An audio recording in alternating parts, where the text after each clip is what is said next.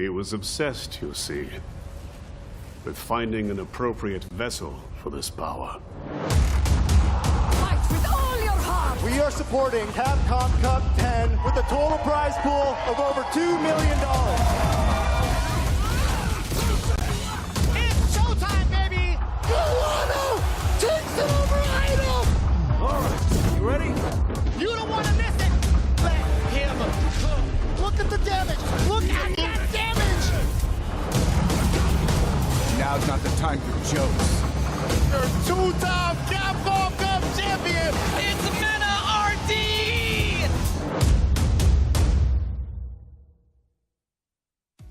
RD! Welcome to the last chance qualifier for Capcom Cup X. I am pleased to be here after bringing devastation to the group stages. Now we get to witness the devastation of the LCQ.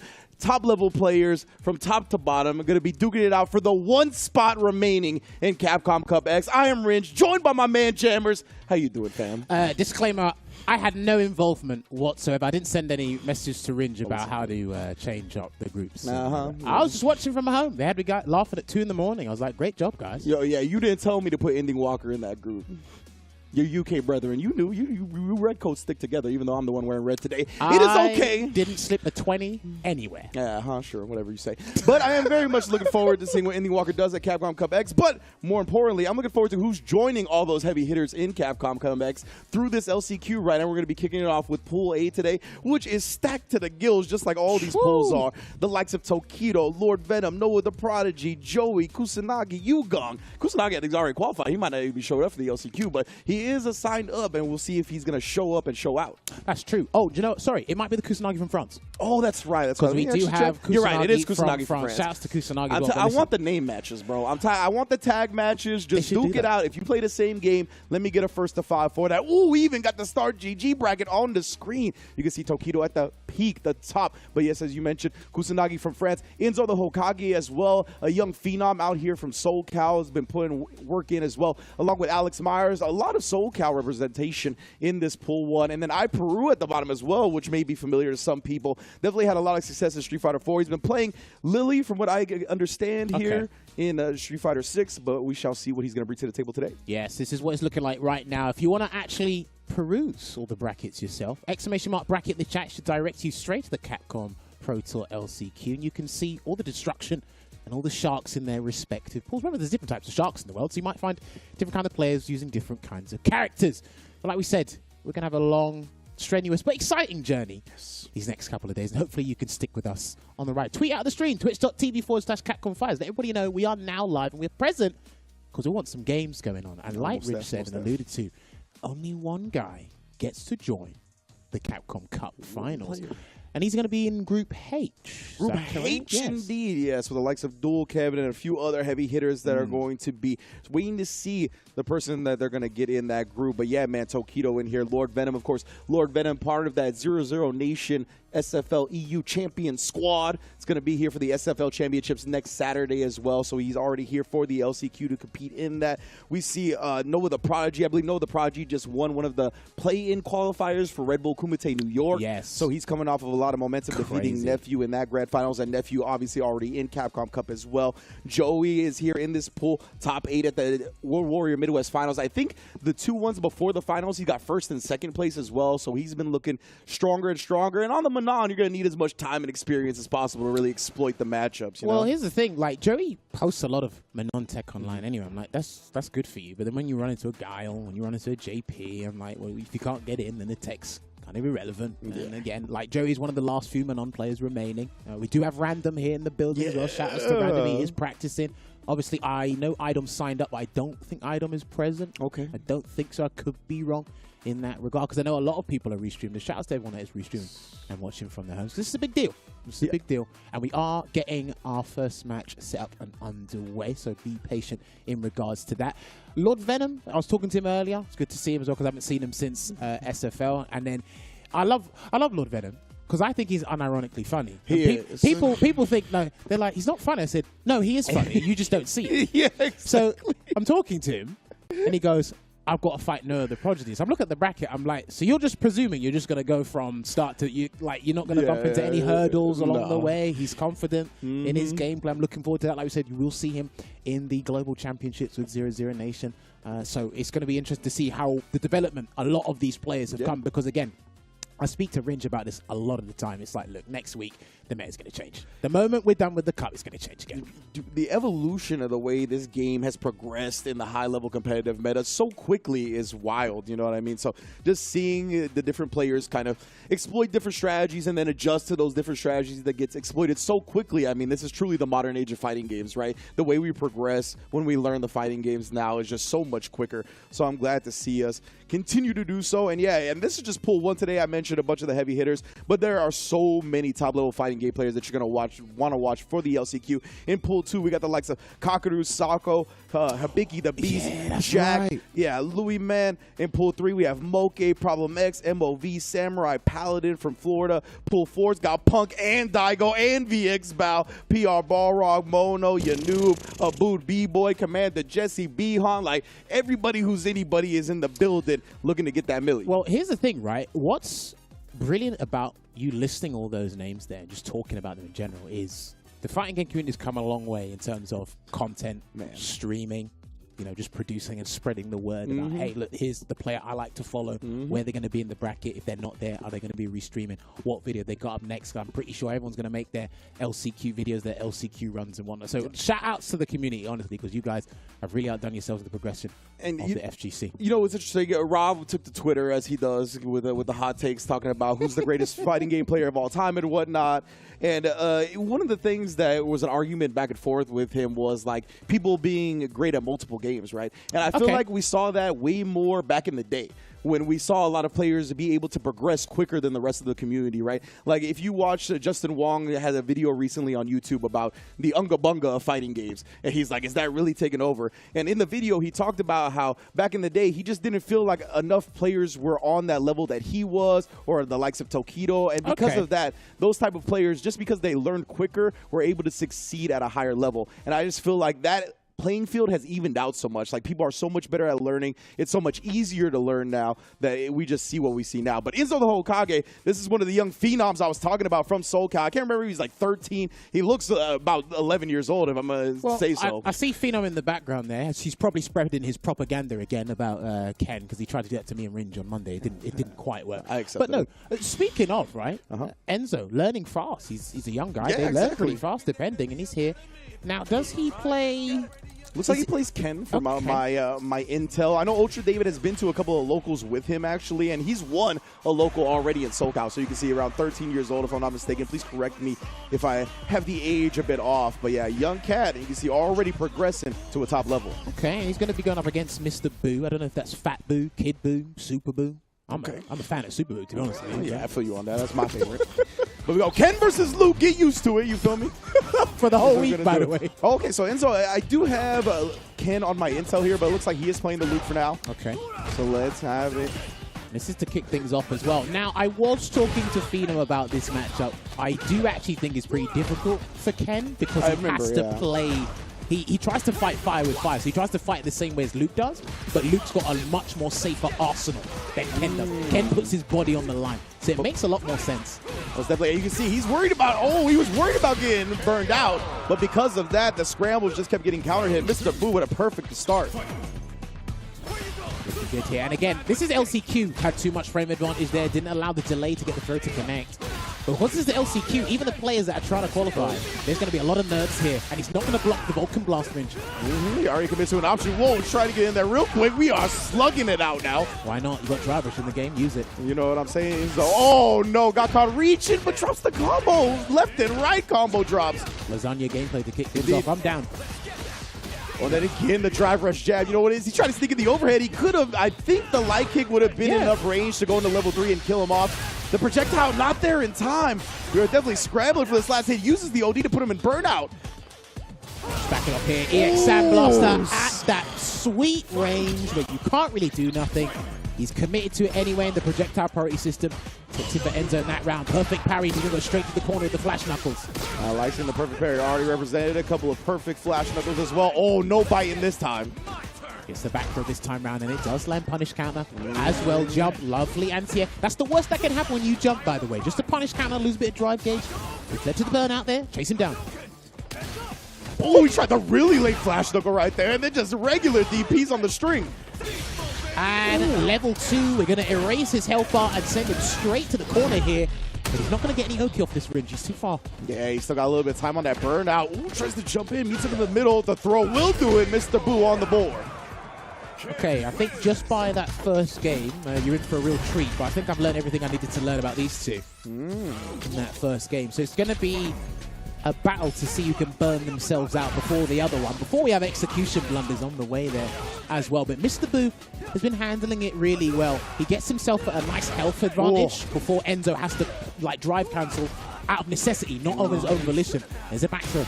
Yeah, just pressing the back throw off to get hit by the jab. Ended up working out for him for sure. And then we get the punish with the light kick. Great range on that. Obviously with punish counter, easy link with the drive rush. Got him. Committed to the parry. Yeah, gotta be careful with the wake-up option on the parry because, again, meaty throws are as legitimate as can be in this game. Drive rush into the roundhouse, and we stared at each other for 2 seconds like the first date. He's getting real intimate right now. Tried the jab again. No. Get off me with the level 1. Keep your distance. I don't like you that much. They wait to jump, both of them. Yeah, if they're not gonna jump, there it is. Wow, okay. Oh, the flash knuckle finally dodges it, but yeah, not in time to punish the DP attempt. Told you Good job doing game. the jab DP, right? Recover quickly. Yeah, you learned everything you needed to know. I learned everything I needed to know in that first game. It do be like that. Driver's jab comes up a little bit short, but oh no, the DP on the string again. Tried it. Double drive rush into the level 3. That's going to do it. All right, looking good there. Okay, so the names were backwards. So my intel was correct before. Enzo the Hokage is the Ken player. He's able to take it 2-0. Young God moving on in winner's side. Well, luckily, we only mentioned the characters and not the names. Even we can get a bit mixed up exactly. sometimes. But no, honestly, I'm pretty impressed by what Enzo's come up with so far with Ken. Pretty confident. Looks like Mr. Boo was a bit too overzealous in regard. And sometimes when you give every player, you know, the full allowance at the start of the day, some people will just burn it. Yeah. Then they'll ask later, where's my money gone? It's like, well, I gave it to you. After that, it was your own choice. But I do like his wake-up choices at times, Mr. Boo, but I think he was too reliant on resources as opposed to his own ability as an individual, if that makes sense. Yeah, I get you what you're saying for sure. There was definitely a lot of times where he was looking to gamble on things, and hopefully those worked out, and he could kind of ride it through there rather than like try to play a solid ground game or just a traditional footies type game. And we saw Enzo, right? The young man reactions. I don't know if a jump in was not DP. There was like a flash knuckle that dodged the DP once, but besides that, that aerial was controlled. Indeed. So yes, look, that was a snippet, a little teaser as to what's to come today here. So that means we have Enzo the Hokage. He has progressed, and he will be going up against, when I do find it, he'll be going up the winner against Joey and his next match.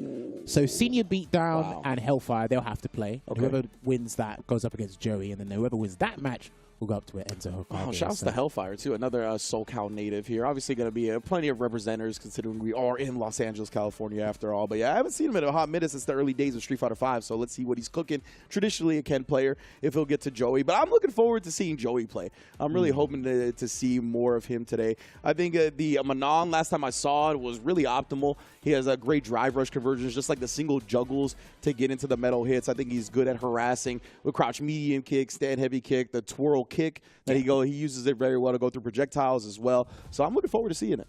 Wait, I can't wait. I don't play her anymore, but I always like watching a little bit of Manon, and I always try every time they give her a new costume. Obviously, I played her for a little bit, and then put her down, picked Rashid back up, and I said, all right. But judging from what I've seen in that gameplay video of Ed's, there might be a certain mechanical feature that I like that he has. So I don't know. I might press some buttons. If you haven't gone and seen the gameplay video, please go and check it out. It's brilliant. Good breakdown. Most definitely. Yeah, man. Ed, I love the stage too. Ed on the horizon, most definitely. It's going to get real spicy, of course, with Ed and Akuma following shortly after. The wrath of Akuma will be upon us, my man.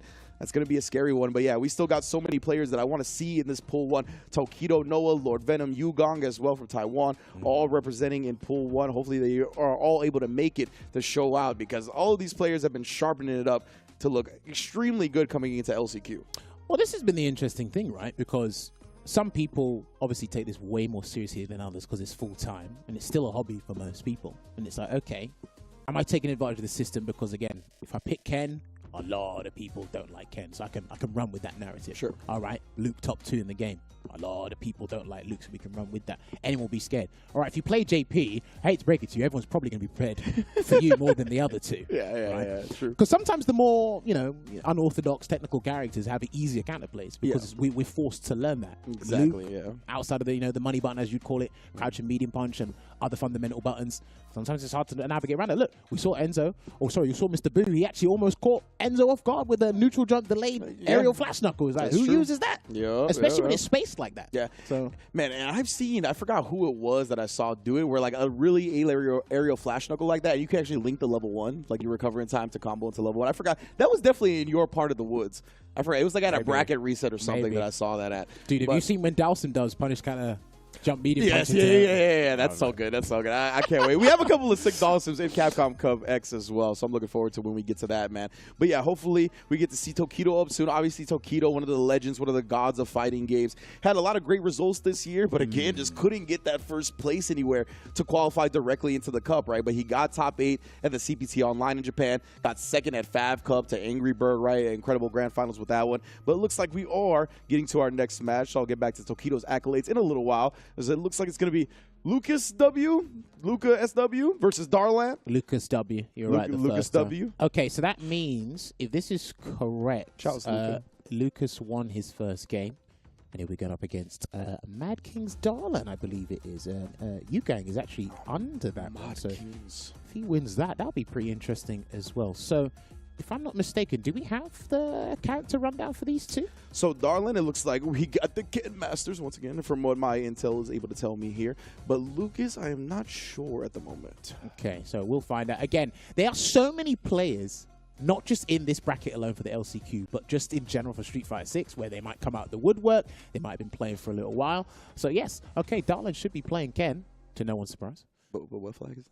Oh, I'd love to tell you. Oh, my NI geography was failing me, so I tried to sneak one into He tried Jammers. to answer his breath. No, do you know what? I have... Jammers no, it's not either. Peru. Hold on. It's not... If I'm right... oh, man. You might be. Hold on. Yeah, but we're trying to nail down exactly where Darlan is from, because he is one of the international competitors here for the LCQ. We'll find it. We'll find it. So we're trying to nail that down right now. I definitely want to make sure everybody gets their just due, you know what I mean, so that we can see how much of an international event this actually is, and everybody coming, traveling thousands of miles just for a chance to get into Capcom Cup X is a story in and of itself. You know? I might be right. Oh, I might be right. You might be right. You might be right. I might be right. It might be the proof. Like, I could be wrong. Yes, if I'm right. Please correct us on the Twitters if we are wrong. If you're more familiar with Darlan than we are. He is here. He's already won his first game, or as Lucas won his first game. Lucas won his first game on the DJ, I believe, because the intel I do have for Darlan is a Ken player. All right, so Ken versus DJ. Now, you know what? I was doing a little more research on DJ, and I was just shaking my head in disgust because of how brilliant this character is. A treasure trove of benefits. I don't think there's a drawback unless you're the actual player, and there's human error in life.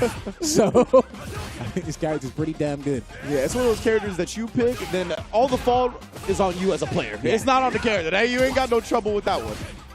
But yeah, man, DJ definitely a scary character for sure. I like to call him anti-meta. Really good, really big damage off of fireball trades with stuff like that. The OD air slasher as well, the heavy slasher.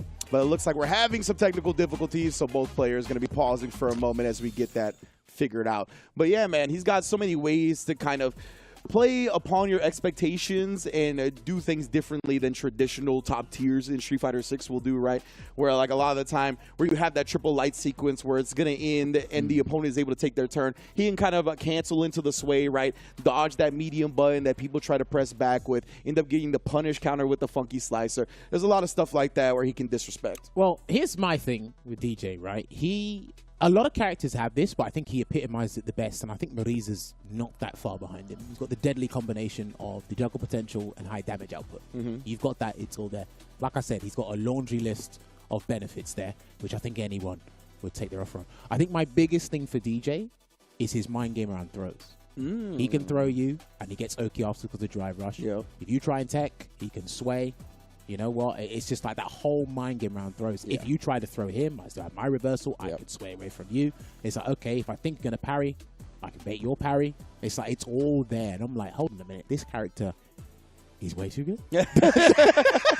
I was like, wait a minute. The way this man can manipulate the throw situation, and the throw situation is so prominent in this game, right? Because as you mentioned, there's so many ways to get into a strike throw mix-up off of the knockdowns you get in this game, especially with DJ with the distance and speed of his drive rush. So yeah, being able to see that, the air slasher fireball game, I think is so That's probably good. the best projectile in the game. It's joint fastest with Guile, but it might be the best because it can combo from far away. Okay, requires a little bit more resources, but up close, it gets a little jab conversion as well. So it's like, you're probably looking at the best OD projectile in the game right now. Yeah, exactly. And that's where his damage and hits kind of get made up for not having a crouch medium kick drive rush, right? That's where the balance kind of comes into play, where he's able to get this damage in certain areas that other characters can't, but he has ways that, of course, are going to lock out characters as well. So let's get in. We have our technical difficulties figured out.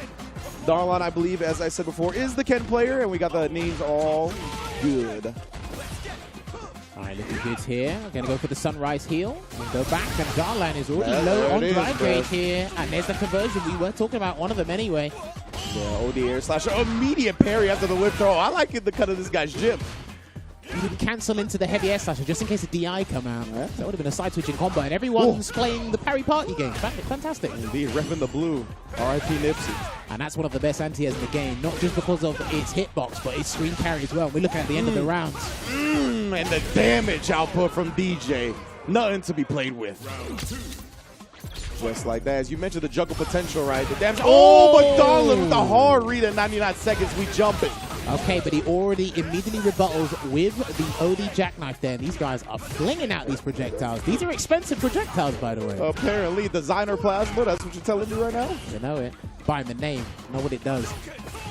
Drive rushes in. Misses his back roundhouse, but he does get a conversion. Hey, I'm just able to knock him down with the crouch medium kick. He's fishing for it. No whip punish attempt from Darlon right now. Does cut him off with a stand light kick. Burnt out for Lucas now. He's got to be worried because he's in the corner. Ready with the anti and the knee hop there, and another throw tech. Let's see if he can try and stun him. Hasn't even gone for it. Darlon going to be nice and patient. Not trying to risk the DI. He did see Lucas was locked and loaded on the meter, so patient and just stringing him up. Huge punish, and he didn't go for a drive rush cancel, but he will get a conversion straight to the corner here with the Shoryuken Ringe. Indeed, it should have been a huge punish, but dropped a little bit prematurely. Lucas finds his poke out. Oh, we're popping off. He might have to wait a little bit, yeah. He has to wait for some dry gauge to come back before these guys commit. Lovely anti-jump throw. There you go. Next hit will get it for him. Nice recognition right there, being outside of the range of the next light. Getting the punish counter with a crouch medium punch of DJ. Put himself in burnout, so use this level 3 to get that timer back. And this is interesting. DJ's one of the best characters until he burns himself out, and he transitions to one of the worst characters under certain conditions. That was a nice whip punish. He actually could have comboed, but it doesn't matter. Drive impact was there. You had no answer for that one. Now, this is one of the interesting things about DJ's game plan, or just pivoting things in his favor in a round. If you use level 3 and you're near burnout, and this is on your own volition how you spend your resources, you could probably lose because you don't get any legitimate option until level 2, but you've already spent it for level 3. Precisely right. You got to be really careful. Know the next steps in your burnout process to make sure your timer can come back before being put in that position. Gets a forward throw. Walks up and tries to throw him again. He had the audacity to tech there, Darlan, but he gets the triple flash kicks back to the mid-screen. Indeed, I like that. Darlon just going to take the target combo, the fake fireball. That was scary for a second. Stand heavy kick, going to drag him to the corner. And he's going to take one grab. Will he take another one? No, he tried to hold up, but he has to take a punish counter throw for his troubles. Lucas is actually panicking right now. Indeed. Oh, he keeps trying all these things on Wake Up. I like the meaty OD fireball right there. The level 1 would have got stuffed. Even that's just like it's something against the other characters because DJ would just got stuffed anyway, right? I think he was still being obstinate between holding up and taking the throw. He didn't know which one to pick. What was the safer choice? Air slasher. He's walking in and closing him. In that space there, that could have been punished. If that drive rush came out any earlier, that jab would have been caught. He's still teching. That's punished. That was legit, by the way. That is -6 on block. Precisely, yeah. The stand light kick from Ken is 5 frames. Quite fast, goes quite far. Perfect parry into nothing. Perfect parry into a target combo. This time he got the drive rush, so he got the slow down, nice and easy recognition. He's not going to jackknife maximum. He's not going to do it. He's got too much low drive gauge. He's in the amber. Yeah, it is scary. He'll burn himself out if he tries it. What's going to be the option? Oh, no, just runs into the stand fierce. I guess the loser's bracket is the option he's taking. Darlon coming through with a 2-0. Well done. Good performance there. It started off a little bit shaky for him, you could tell, because again, when DJ gets that first interaction, that first drive rush in, that first huge damaging combo, you're like, oh boy, we're in for a long day. First to two, but long day there. But he managed to turn around, slow it down a little bit as well. A little bit obstinate in certain areas, but I like the fact that at one point, he started to mix it up with empty jump into throw, and we saw where Darlin's mind was at. And it's the thing with charge characters. You know, if you're not ready, you're not charging. Yeah, exactly. If you're not ready for the anti-air, you're probably not charging. There was a point, and it's lovely that the production team showed that replay real quick. He did the anti-air with the jackknife Maxwell. He did have a good round from that. And sometimes I do feel for certain players, their rounds are determined by their anti-air abilities. Absolutely, right? It's one of those things that could completely stop the momentum right there. People are just running over you, thinking they could do whatever they want, jumping all willy-nilly. If you're able to kind of slow that down a little bit, steal the momentum, it'd be a lot better for you. See, and this is an interesting thing for me as well. And we'll actually talk about this throughout the LCQ, and I probably will regurgitate it numerous times throughout the Cup as well. We have a thing in this game called horizontal dominance. In layman terms, that's the ground game. Yeah. Right? But there's an extra layer in the ground game with drive rush. If you don't want to spend your bar and you think you're losing, what do? You jump. And then he goes to the risk reward of jumping. The guy who's jumping has got a much bigger reward outside of certain anti-airs in the game than the guys looking to anti-air. And if you're already allowing them in from that entry point, well, you're in serious trouble, because then you go back to the the arbitrary ground game that we might be playing. Yeah. Which is crazy for some of these characters and players too. That's a great point. Yeah, I mean, even we saw at the end right there, right? Especially when you're low on drive meter, then that ground game becomes even scarier when you have opponents like Ken or JP, these characters that really bully your drive meter with the stand fierces and whatnot, right? The onus becomes you have to make something happen. And I think that is one of the big tales about success in Street Fighter 6 is those players that can make something big happen when they're low on drive meter. Whether it's going to spin the rest of their drive meter, but they get to go on offense, or make some type of clutch decision that preserves that drive meter and lets them build it back up, whether it be a reversal super, a clutch jump, whatever it is. Well, again, like the less resources you have, the more expensive things become. Listen, the things you're paying for, the price is still the same. It's still the same, but it becomes less expensive. Oh, my man. This dude, Kusanagi, was the one that could not drive. I was driving behind him on the venue. This dude was in the middle of the road at 2 lanes. Wait, is it him? I was like, what is going on, brother? Damn. Well, to be fair, just for the Americans that have never left North America, if you are planning to go to Europe, please be careful. Yeah, so apparently. I know the Italians can't drive. Yes, I've called you out live on camera. The French have a new definition of driving. Yes, I called you guys out on camera as well. I've heard stories about Spain. I'm not quite sure because I've never been to Spain. But yeah, basically what I'm saying is some people think Need for Speed is reality. I understand. Well, hopefully Kusanagi controls his character better than he controlled the whip. Oh, yeah, I have like no doubts about that. He probably practices anti-air more than he practices how to park his car. Probably, I don't know. But it's going to be a good one. He's obviously very strong. He was in SFL EU this year as well, repping the Luke. Is he still repping the Luke? Yes. Okay. He's one of the best Lukes we have in the European region. He was actually part of a 8-man bracket to qualify for the last chance qualifier for the Red Bull Kumite that's going to be happening in New York next month. That's the one that Mr. Crimson won. Kusanagi was there as well. We had Kusanagi feature on this set show not too long ago, going up against Lionheart. Shouts to Lionheart as well. Kusanagi's had a pretty good competitive season.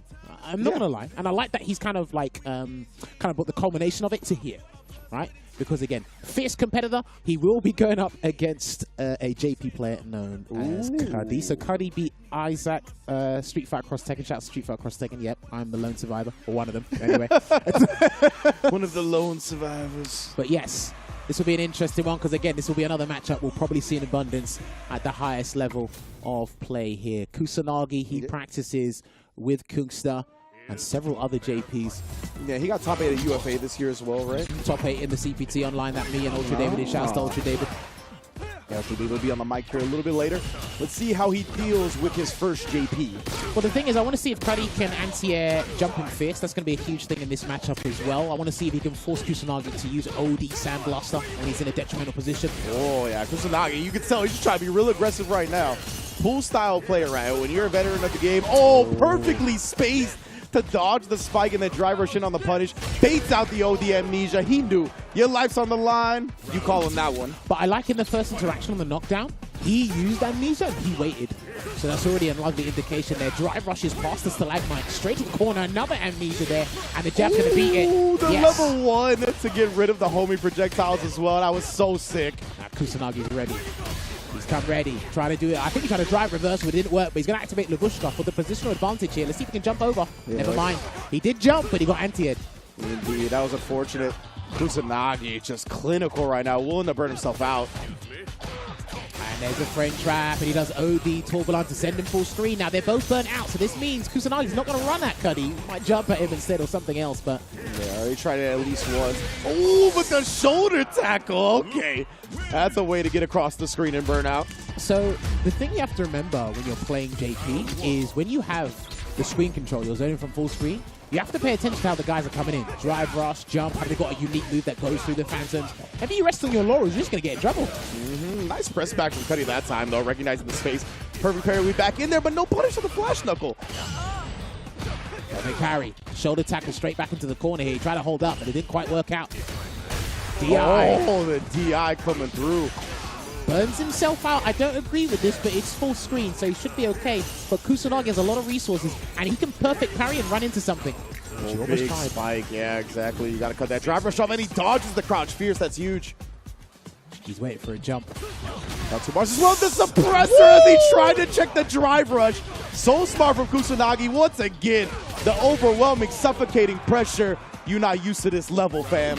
The crazy thing is, when they drive rush at you, the Luke players, you don't know if it's going to be Suppressor or something else. So it's like, there are harder reads to catch Suppressor, but it's too much of a risk. Way too much. Oh. Extremely difficult. I mean, that's why Luke is one of the best drive rush characters in the game, in my opinion. The ability to bring yourself back with Suppressor. With HP Flash Knuckle just overhead as they meet in the middle with the green. Gets the target combo. That back medium punch target combo has been paying dividends for Cuddy today. Not going to lie. And he's going to use interdiction and set up a nice situation here. But he does need to be careful of a level 1. And it's not even on wake up. He tried the OD command grab again, just cutting them off with the same button. Kusanagi, though, yeah, he doesn't have much drive meter to play with here. Which is why he's not being overzealous at this point. But if he can get in range of something there, got him. Oh, indeed. Tried the down forward heavy punch right. A huge commitment. Perfectly timed drive rush into the whip punish for Kusanagi. Moving on in winner's side. What a stellar performance for his first game of the day, I believe, there, Kusanagi. Again, let this be a lesson to everyone in this bracket. Kusanagi, one of those players who's come ready to play. Might not be ready to drive, but he's come ready to... He's ready to drive rush. Yeah. Yes! You know what I'm saying? I gotta... There you go. We're here all We week, saved those for James. James is right there. You save the drums for James. Okay?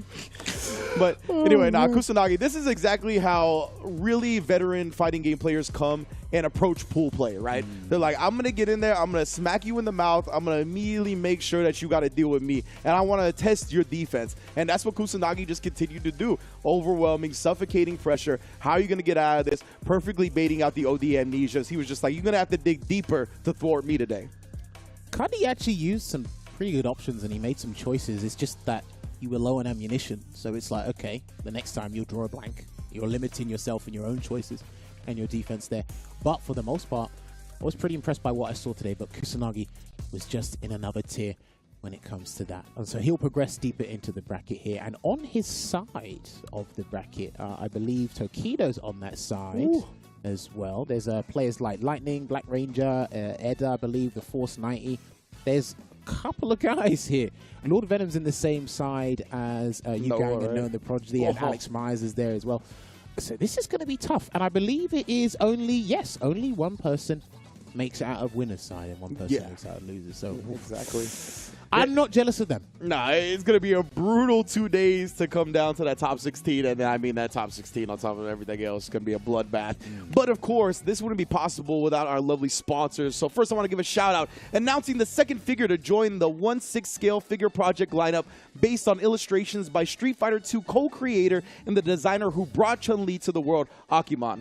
The figure is based on an illustration by Akiman at the request of Momochi Hama Chozai Pharmacy, originally published in 2022. a new full-body version of the illustration that shows Chun-Li's beautiful and dignified standing pose from head to toe was created specially for this project and will be faithfully brought into figure form by Japanese figure manufacturer Max Factory. The figure is set to stand at an impressive 300 millimeters in height, showcasing highly detailed modeling throughout, directly communicating with Akiman himself throughout the production process for the second installment as well. Max Factory is set to bring the original illustration into a new dimension with this high-quality scale figure adaptation. Stay tuned for more info about the project coming soon. 11 out of 10. I'll give you that. That was That's brilliant. what I'm talking about. He read that verbatim. That's an inside joke. Don't worry. We'll tell While you that. Mother Base was in our ears. Well, yes, while Mother Base was in our ears. Now, I came here yesterday, and I've been a bit disheveled since I've come here. And one of the things I didn't do is eat breakfast. However, there is food in the building. We've got a new sponsor, apparently. It could be fueled by Pagoda. This is what it is. Now, this is what they've told me to say. And I ain't getting any more money for this. Let's put the egg rolls in. Crush your cravings with Pagoda snacks. So that was such a disparity in what we had to read. That was brilliant. We're crushing cravings, but Luke looks like he's getting his egg roll crushed right there. That was quite the shot to What, with pick, the free drink? Yeah. Holy smokes. But I can't wait. I'm actually getting hungry. I know we got some in the building. I'm very much looking forward to trying those later. But what I am looking forward to the most right now is going to the bathroom. We're going to take a quick break, everybody. Don't go anywhere. Get some snacks, and we'll be right back with some more matches.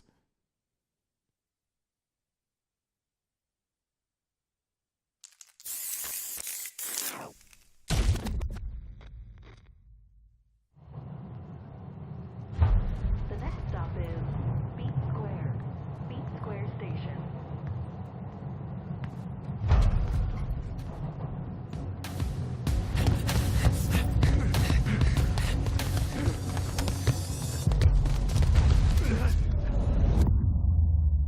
Bring it on.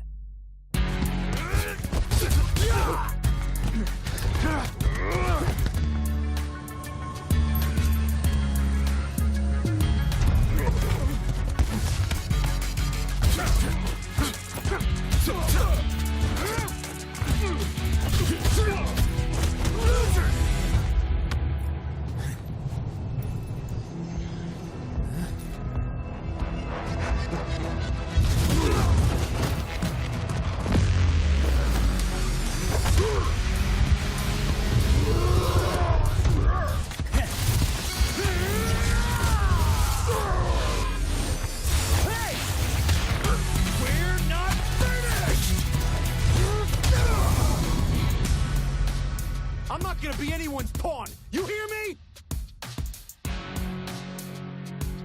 Show up again and I'll punch a hole through you.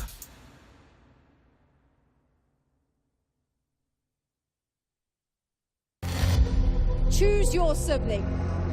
It's Angry Bird or it's Big Bird. You can't stand in the middle. The middle is fighting pride.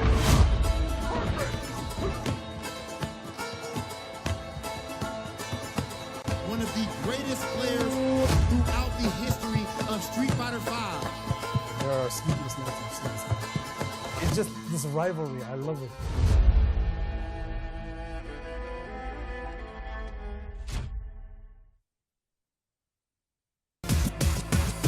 This is my moment. Coming for it all. Just show me my opponent. Wanna be great. I'm a legend in the making. And this is mine for the taking. Cause I got what it takes to be on top. I'm number one cause I don't stop. Hard gas, no brakes, high stakes. I don't act tough till I tussle, let them fold ya. Hope you ready for the fight. Reign supreme. Put 'em up, let's go. You ready or not? When it's all said and done, I'ma be on the top. 3, 2, 1. I'm ahead of the game. They'll remember my name. Non-stop. You ready or not? When it's all said and done, I'ma be on the top. 3, 2, 1. Let's go. I belong in the number one spot.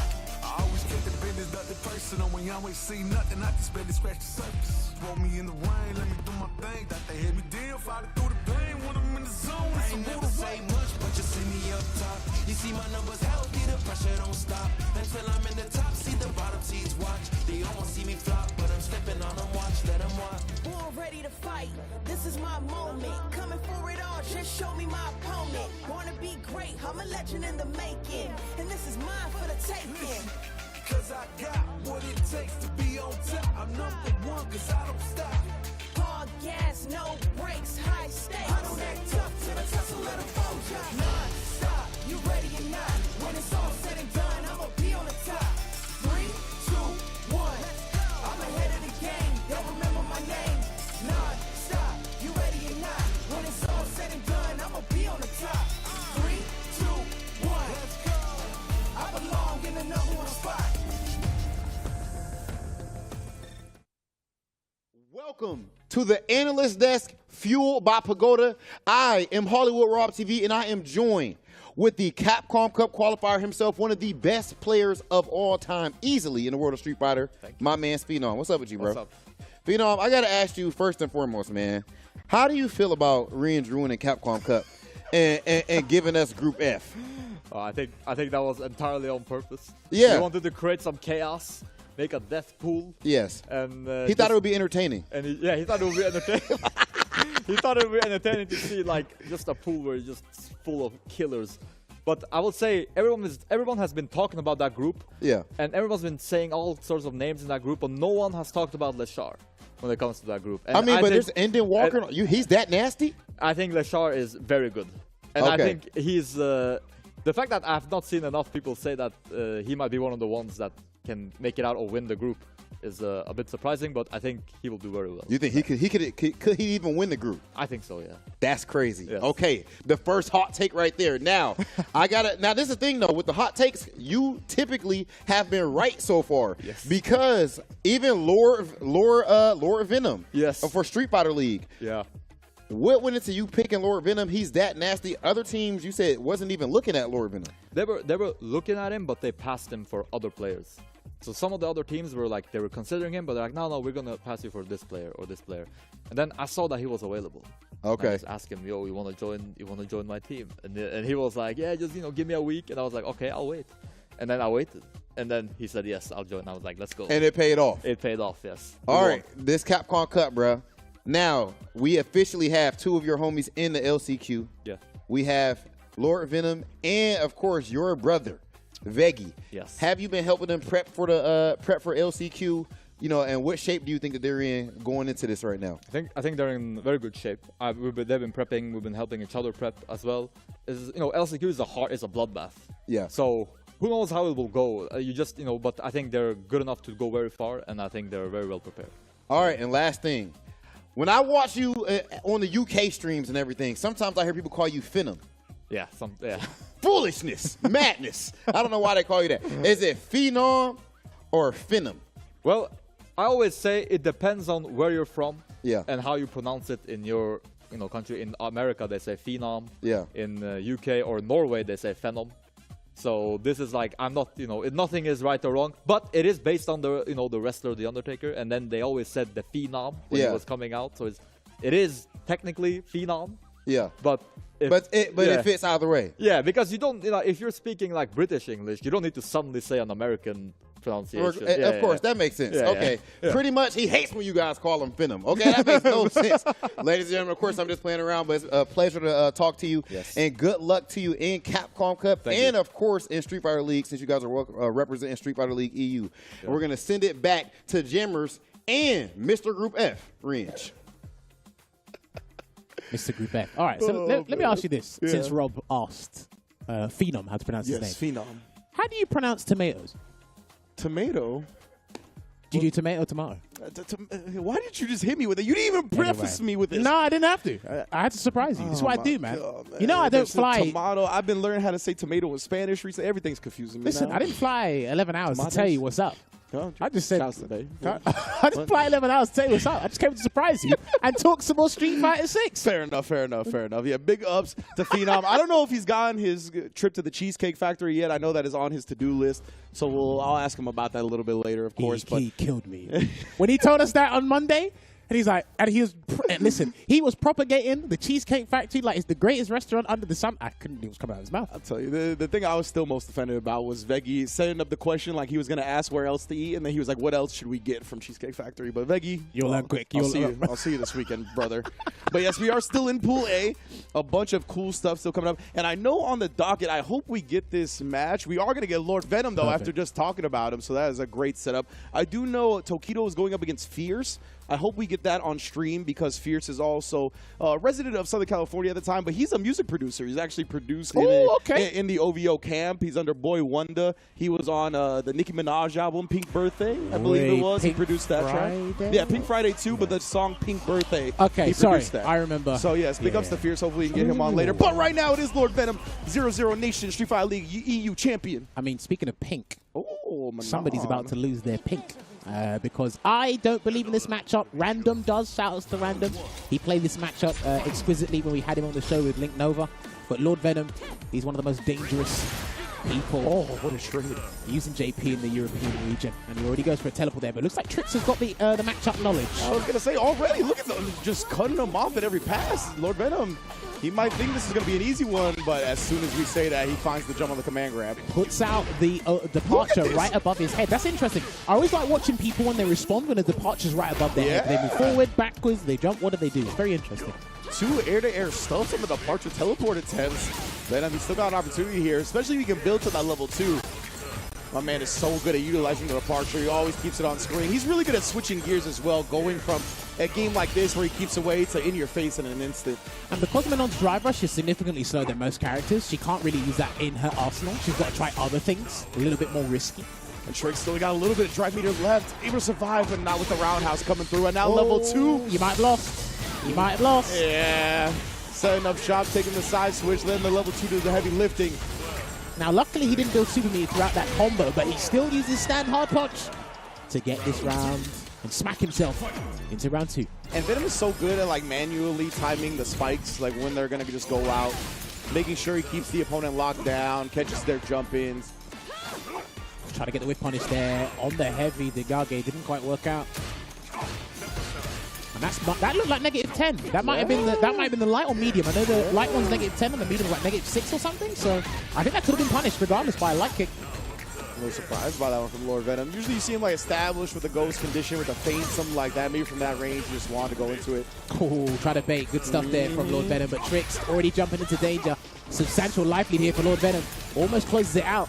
Yeah, he's going to have level 2 here soon as well. Doesn't even need to go into it. Just catches the low, long range on that crouch light kick. Trix not able to walk backwards for free.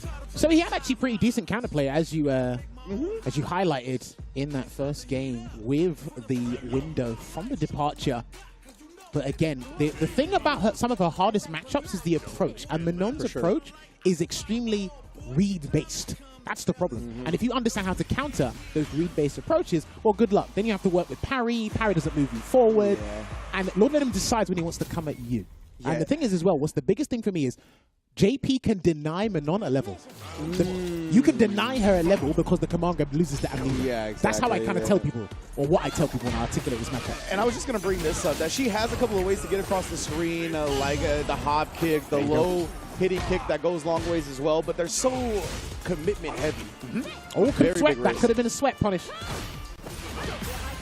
Nice. Another great check, honestly. There you go. The tables are turned now. Threat level is 3. Almost trying to get perfect parry on the heavy Degage. Didn't quite work out. Another perfect parry there from Lord Venom. We're going to swipe our way back to the mid-screen. Yeah, Venom, he loves his neutral jumps. He'll either come down with parry, the late jump, medium punch. It's one of the best things to do against Manon. Neutral jump, medium punch. He's got an answer, but if you empty jump, you can counter that answer. Yeah, very popular strat for Lord Venom. Tries with the OD spikes out, but B into the punch is going to cost her a drive meter, but Trix got an opportunity. Jump, medium punch again, and here comes Lavushka. We're going to side swap, go for a mix-up. Goes for the instant jump light kick and a reset. And we were talking about this. I'm so glad he showed me that, because we were talking about this before, how he's got very deceptive mix-ups. Because once one phantom's out, you're actually allowed another one to sneak it in. And it's like, you can't tell if the previous one has disappeared. And Lord Venom, he's a reset fiend as well. Like, if you're going to die, if he resets you at the end of the level 2, he's going to do it. Whether it be with the command grab, whether it be with that high-low right there, either way. Odin's departure snaps his fingers and keeps Manon at bay as he slowly tries to walk across the screen, but big damage is coming through with the Trig Lab. But it's immediately just smothering Tricks. Not going to get an opportunity to play. Perfect KO for Venom to close it out. That was unfortunate there for Trix, but a dominating performance there from Lord Venom. Again, entered the LCQ because you will see him representing 00 Nation in the Street Fighter League World Championship, I should say. So yeah, like I said, I don't believe in this matchup, but if you've been in the lab as long as Random, or even Idom, shouts to Idom as well, you may have a fighting chance in this. But on paper, statistically speaking, she just hasn't got the proper tools to play neutral with JP. If he decides to approach and you manage to get that 2-frame window for the perfect parry, you can have hope. There is light at the end of the tunnel there, but again, that's one in how many chances that that's going to happen? So if the JP player is not so good, then it increases your chances. But even then, if I'm reading things off of paper, this is diabolical for Manon.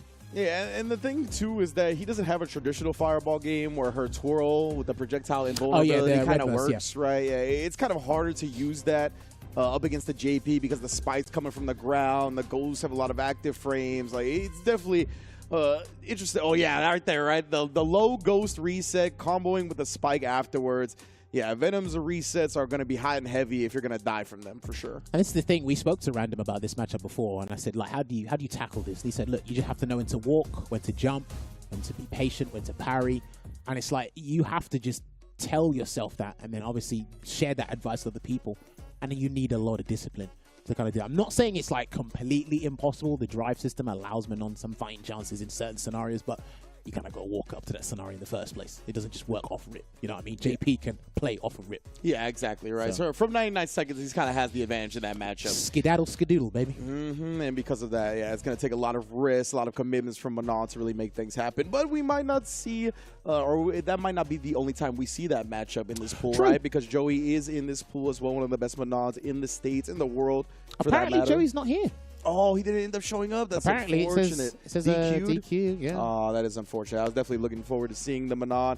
But that is good news for Lord Venom and those that are on that side of the bracket because Joey is a threat. Well, speaking of, if I'm not mistaken, this may be our next match, or it's going to be one of our stream matches lined up. We do have no other prodigy going up against Alex Myers at one point. And then we do have Tokido versus Fierce, Kusanagi going up against Enzo.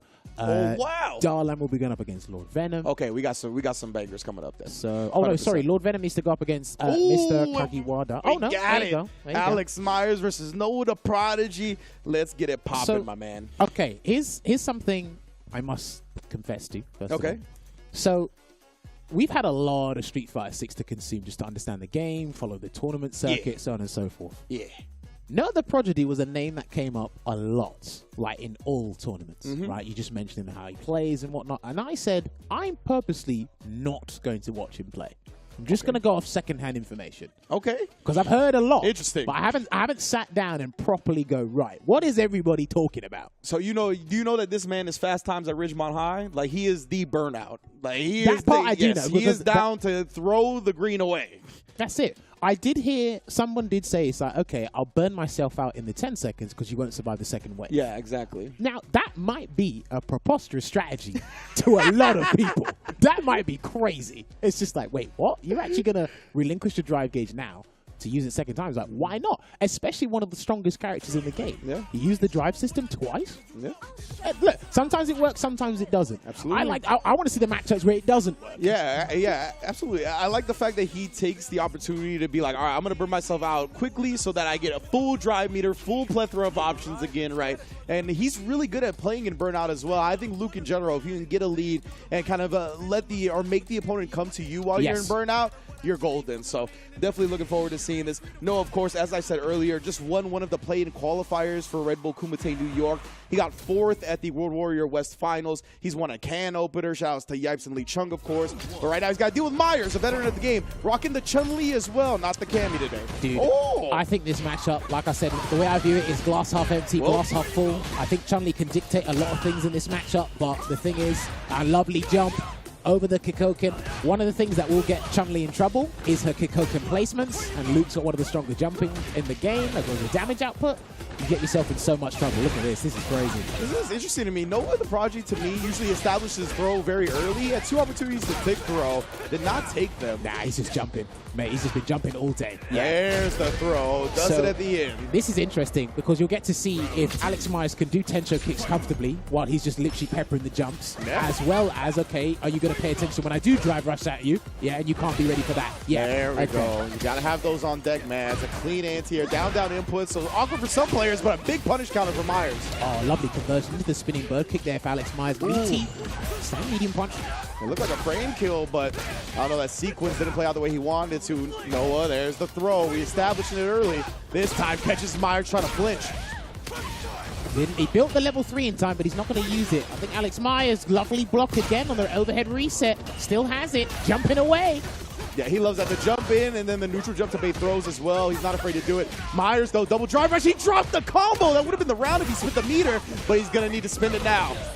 No, he didn't do it. Not even into a level 1. And what is going on? Spaghetti, linguine, pasta, everything's all over the floor. Yeah, both players. I'm not really sure what's going on here. Definitely know them to be much more cleaner characteristically. Drive rush cancel, flashing up in his way straight to the corner here. Will he neutral jump? No, he's going to wait just for a Tencho kicks. The hezzy on the money button right there. Perfect timing, Noah. Barely any drive. Your left star establishing the throw again. Yes, sir. Do it one more time. He might as well. But hey, caught him off guard, and that's going to be it with the Vulcan Blast. And a perfect to end this game 1 here. Now, it seems that all the stories are true. If he's not burnt out, he's definitely in the ambush. So I can see where everyone's going with the Prodigy's gameplay. It works for him. I've got to say, it works. 100%. Again, he tried to let that one rock a little bit longer, catching Myers' fuzzy defensive timings. What a whiff punish that was, though. Rushes in, trying to get a bait and EX Tencho kicks from Alex Myers. It didn't quite work out. Gets the conversion to the Rising Rocket, sorry. Oh, man, he is the Golden Warrior, the Amber Warrior. Back-to-back throws, suppressor? Not even. Jumps again. What was he looking for from Alex Myers there? Noah likes his neutral jumps as well. Bam, but it throws people off because neutral jumping is super powerful in this game, and not a lot of people know how to chase it down. Because what's Chun-Li going to do? Drive rush into what? You're not going to do drive rush into Tencho kicks that confidently. I don't even know if you can actually do that. Maybe you can, maybe you can't. But I mean, now his back's against the wall, right? He can't afford to drop another round in this game. Nice check on the drive rush attempt. Okay. He's not afraid to pop off with the DPs either, especially against drive rush pressure. I don't think he's afraid to do anything with his drive game. It's like he's playing like he's non-existent. You could have just said he's not afraid of anything. Yeah. Just stuff right there. Nice dodge on the throw, though. Like we said, right, he looks to establish the throw. Myers countering it there. Gets the stance cancel there, and that will be the round. Back hard punch, closing it out there for Myers. Conserves his super art meter. And I think level 2 is going to play a big part in this one. He's going to need to save that. Now he's going to try and take the fight to Noah. See his anti-air game. Overheads. Ooh, yes, indeed. There's level 2. Nice job here. Well, Myers is going to set up off this level 2. Safe jump. Do it. Nice, and he called it out as well. Just lands for the throw as Noah tried to parry the safe jump attempt. Burns himself out, but he's going to spin that level 3. Not just yet. Oh, Myers, he got clipped, though. Just maybe trying to hold up. The meaty crouch, medium punch connects. All right, we're going to take an early pit stop to Memphis in the LCQ. Is he going to do Micro Fierce or leave it? Jump in once again. The jumps are really throwing off Alex Myers today, Ringe. Yeah, he needs the Tencho kicks. He needs reliable anti-air answers. We haven't seen it. He's the walk under and the landing frame punish, though. That is one. Goes into the level 2. He's got a little bit drive meter to make this happen. He can safe jump again for free. Oh, he tried to reset, but no one knew. ODDP and spent that last bit of meter to move on and winner's side. Okay. Do you know what's crazy about that? So props to Noah for sticking with his decision. Woo. The reason I said you can safe jump for free is because he had no supers. And the only thing he would have had to do, you already called out the parry on the safe jump. Yep. I reckon he would have to firm that because of that situation, but I love the fact that Noah took that risk there. Again, Alex Myers, I love the fancy work. Like that probably would have worked against somebody else. For Noah, sure. Disagree. Yeah, exactly. He's already looking to bust out a lot of opportunities, like I said, against drive rush pressure on wake up. He's willing to let that ODDP rip. And his reactions are really great, right? He's another really young cat, I think only like 18 years old. He's been playing fighting games since he was 9, legitimately. So because of that, you cannot just bully him with DIs. I rarely ever see him get drive impacted if he has his own DI to respond with or super or ODDP, whatever it's going to be. So great stuff from Noah the Prodigy there. See, the thing is, I think where a lot of players like trip up, or they're their own worst enemy, is you called out, just to reiterate, you called out the safe jump before, or sorry, the parry on the safe jump with an empty jump throw. You should have gone to do the safe jump. Yeah, right. Because you've already established that, hey, look, I can do the empty jump throw. The mind game was already established. And he tried to go the extra layer from that point. I don't blame him for doing that. But I'm like, show him the safe jump. Yeah, sometimes you don't want to get too far ahead of yourself, right? Like, you want to give your opponent credit. I'm like, I'm going to go for the really deep layer of mix-up here, but you don't need it. And yeah, right here, this is where we see the reset attempt. ODDP, as soon as he landed, just... Yeah, he was already committed to the rising uppercut there, Noah. So good stuff there. He advances, so he'll be going up against Oscar next. So he's actually getting closer and closer to fighting Lord Venom. Lord Venom has got to fight Darlan, so that'll be JP versus Ken. And obviously, Lord Venom faces Phenom on a more than regular basis. Yeah, for sure. Now, we should be setting up... Type wave. We should be setting up the man with the sobriquet I haven't said for a while. The Murder Face. Ooh. He should be jumping on stream. If not now, the next match. Now, I believe that. You would believe, this is crazy to say, right? There are some, there he is, perfect. Let's go. You would believe, right? If I mentioned, you know, certain players to you from the Japanese region, he's like, oh, this guy's been quiet. It's like, no, it's because, again, it's like they have been playing, don't get it wrong. Absolutely. Listen, he's been actually playing even when the Birds and Phenom were down in Japan and Punk as well. Sorry, Nephew was there as well. I believe Punk was there, I can't remember. But he's actually been active as hell, been practicing, been playing. You will see him in the SFL Championships representing FAV. It's very interesting, his reasoning for picking Ken. That is very interesting. He said, I played Luke long enough. I want to try something different. That's funny. He didn't stray too far from the nest. Absolutely. I mean, he's a Shoto player through and through at the end of the day. Oh, dude. Of course, he's going up against Fierce. So, James was telling me about this matchup when we were doing CPT UK, and he's like, this is dog water. This is... Because when Kimberly's trapped in the corner, what does she do? What on earth do you do? Yeah, exactly. She's definitely going to get bullied if she's in that corner. But Fierce already in a great throw bait, nice and early. And like I said, Fierce, really successful music producer from the OVO camp. Underboy Wanda has a track produced on the new Nicki Minaj album. And he is a very accomplished Kimberly player as well, one of the best we have on the West Coast. But he's going to have to deal with a fighting game god in Tokido. Just commits to the drive rush off the crouch medium kick, and that's one round in the books already. And I love the way he ended that combo, by the way, because when you do the Dragon Lash Flame towards the corner, right in the corner, you get Oki. Even if it doesn't kill. So. Yeah, and then Tokido's brand of Ken, I mean, he's such a strong ground game player. I mean, he plays around that stand heavy punch, stand heavy kick range better than any other Ken I see, really. Already in there, trapped in the corner. What on earth is Kimberly going to do to get out of this? If you're not going to jump an elbow drop, good luck, my friend. Godspeed. He loves that, too. The stand heavy kick and immediately into the stand light kick as you try to take your turn after blocking the stand heavy kick. Meaty on the Fierce, all patented strats. Get off me. Level 1, you're going to get rid of the canister, and you got no more canisters left for the mix-up, so Fierce is going to have to play some earnest neutral with Kimberly. I don't like that I put those two words in the same sentence. Guys, I like him poking with that light kick, though. Again, you got to press buttons in that range that are going to be quicker than these stand-heavy kicks and stand-heavy punches. But the crouch medium kick, yet again, coming through for Tokido to put the first game on the board. All right, Jinrai Kyaku is going to close it out for game 1 there for Tokido. And this is the crazy thing about it, right? Like, it's already a disadvantage there for Kimberly watching this matchup alone, mid-screen. In the corner, but it's like you really got to be careful how you spend your resources. It's already going to be extortionate for you in some regards, but in a losing matchup, it feels like it's just like a never-ending nightmare. Yeah, Tokido, you can see just trying to inch his way into that crouch medium kick space. Been so successful for him. Good throw tech as well. That's very plus. Okay, gonna get the overhead there, runs in, and then goes to the drive rush, stand heavy kick, but nice walk on the elbow drop there, nice and close. And we're gonna convert it to Shoryuken. Yes, we are. Super clean, yeah. Preserving the drive meter with the combo choice as well. Very smart from Tokido. Yeah, you're not escaping for free. Run cancel after the crouch Fierce for the back throw. Whip punish. Crouch confirmed, my lord. See, and there's a sweet spot for Ken in the corner against most people where you can avoid stand beating kicks, crouch beating kicks, and even some sweeps. Yeah. And after that, well, again, Godspeed puts out the canister. What's this? Oh, just throwing out the mix-up attempt. He was cooking up something. It didn't quite work out. And we're going to get a burnout here from the level 2. So your dry gauge, you're going to get confiscated, good sir. Yeah, I love the combo choice from Tokido right there. Now just harassment with the stand fierce. The Jinrai Dragon Lash is 0 on block as well.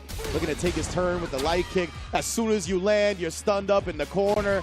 So smart. Even walking forward for the optimal drive meter build. See what he does. He's got a level 1 or 2 he can throw out just for Hail Mary. I think he tried something. It could have even been a TK Tatsu on defense, but this is it.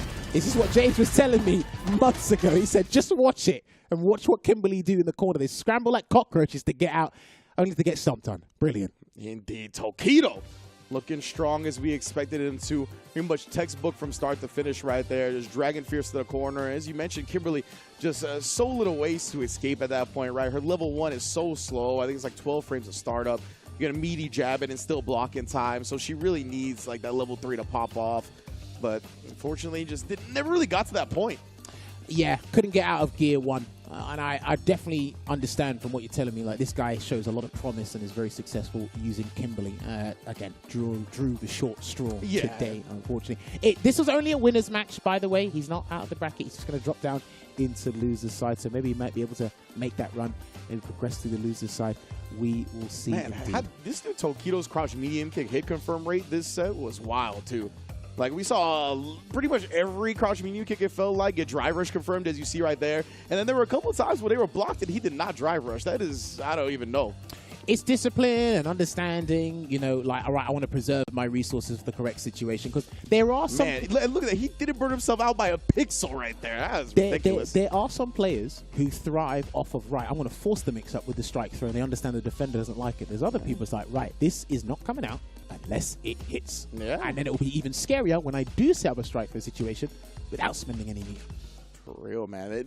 And some of these players, they just have like a sixth sense with their hit confirm rate. It's wild. I remember watching Big Bird and Bonchan when Big Bird was in Japan, the Birds were in Japan, and he was literally like complaining on stream, like, how does Bonchan hit confirm every single crouch medium kick? Like and then there was one where he didn't, and he was like, you know, but for the most part, it just seems like these top level players, whether it's the sense of seeing you standing up, having that sixth sense of knowing when you're going to move and flinch, like, I don't know, man, but Tokido, that's what makes him different. Listen, that's what separates the men from the boys. So listen, if you think hit confirming wasn't in the game, it is. It just cost a little bit of money this time. yeah, it was wild, man. Because, like, feasibly, like the crouch medium kick drive rush, feasibly frame-wise, you should be impossible, right? But with all the other context in the game, we see players are very successful at doing it.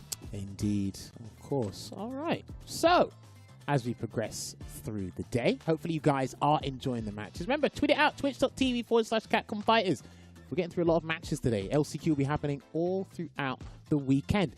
Now, if I'm not mistaken, have we had 3 matches? We have had 3 matches. So, this is new to me. So, I'm looking at this one here. We got to thank one of our sponsors, Maskaway. It is going to show up. There it is. Fantastic stuff. It is the Storm Collectibles has brought the classic and iconic gaming characters back to life with their high-quality collectible action figures.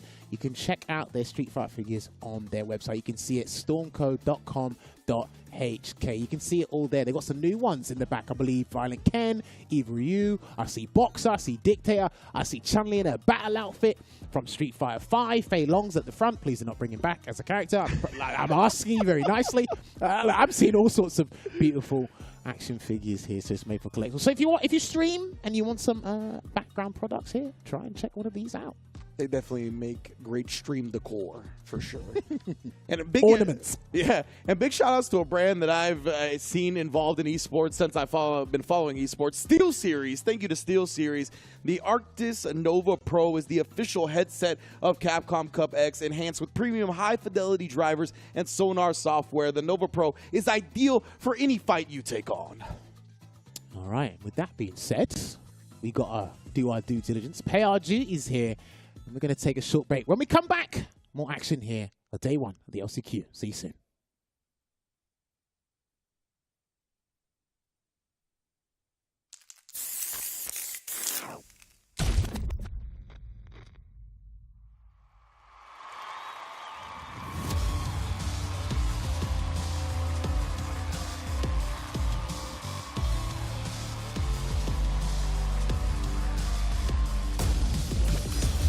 Let's get it! Yeah! Beastful, baby! Sure thing! Let's dance! Hey, where's my bed? Watching all as I command the stage. 1, 2, 3. Make way for the ninja star. From the Bushinyu. I live for battle. A second helping of you. The time for battle is here. So duke it out with me. Shall we begin then? Do you need to take a rest? You enjoy it. I'm game if you are. You'll see. Yeah, we gon' crank it up. Let's get it on. Another mission awaits. Do you plan to fight at all? All right, I'm ready. Your footwork's sloppy. This some kind? Behold this body of work. You are lucky. Yes. I'll show you strong. Allow yoga to guide you. What is it? The power of yoga. I'll show you the power of my kung fu. I'm ready for you. Just bring it! Think you could break my defense? Got you in my sights. Smart choice. Bring it.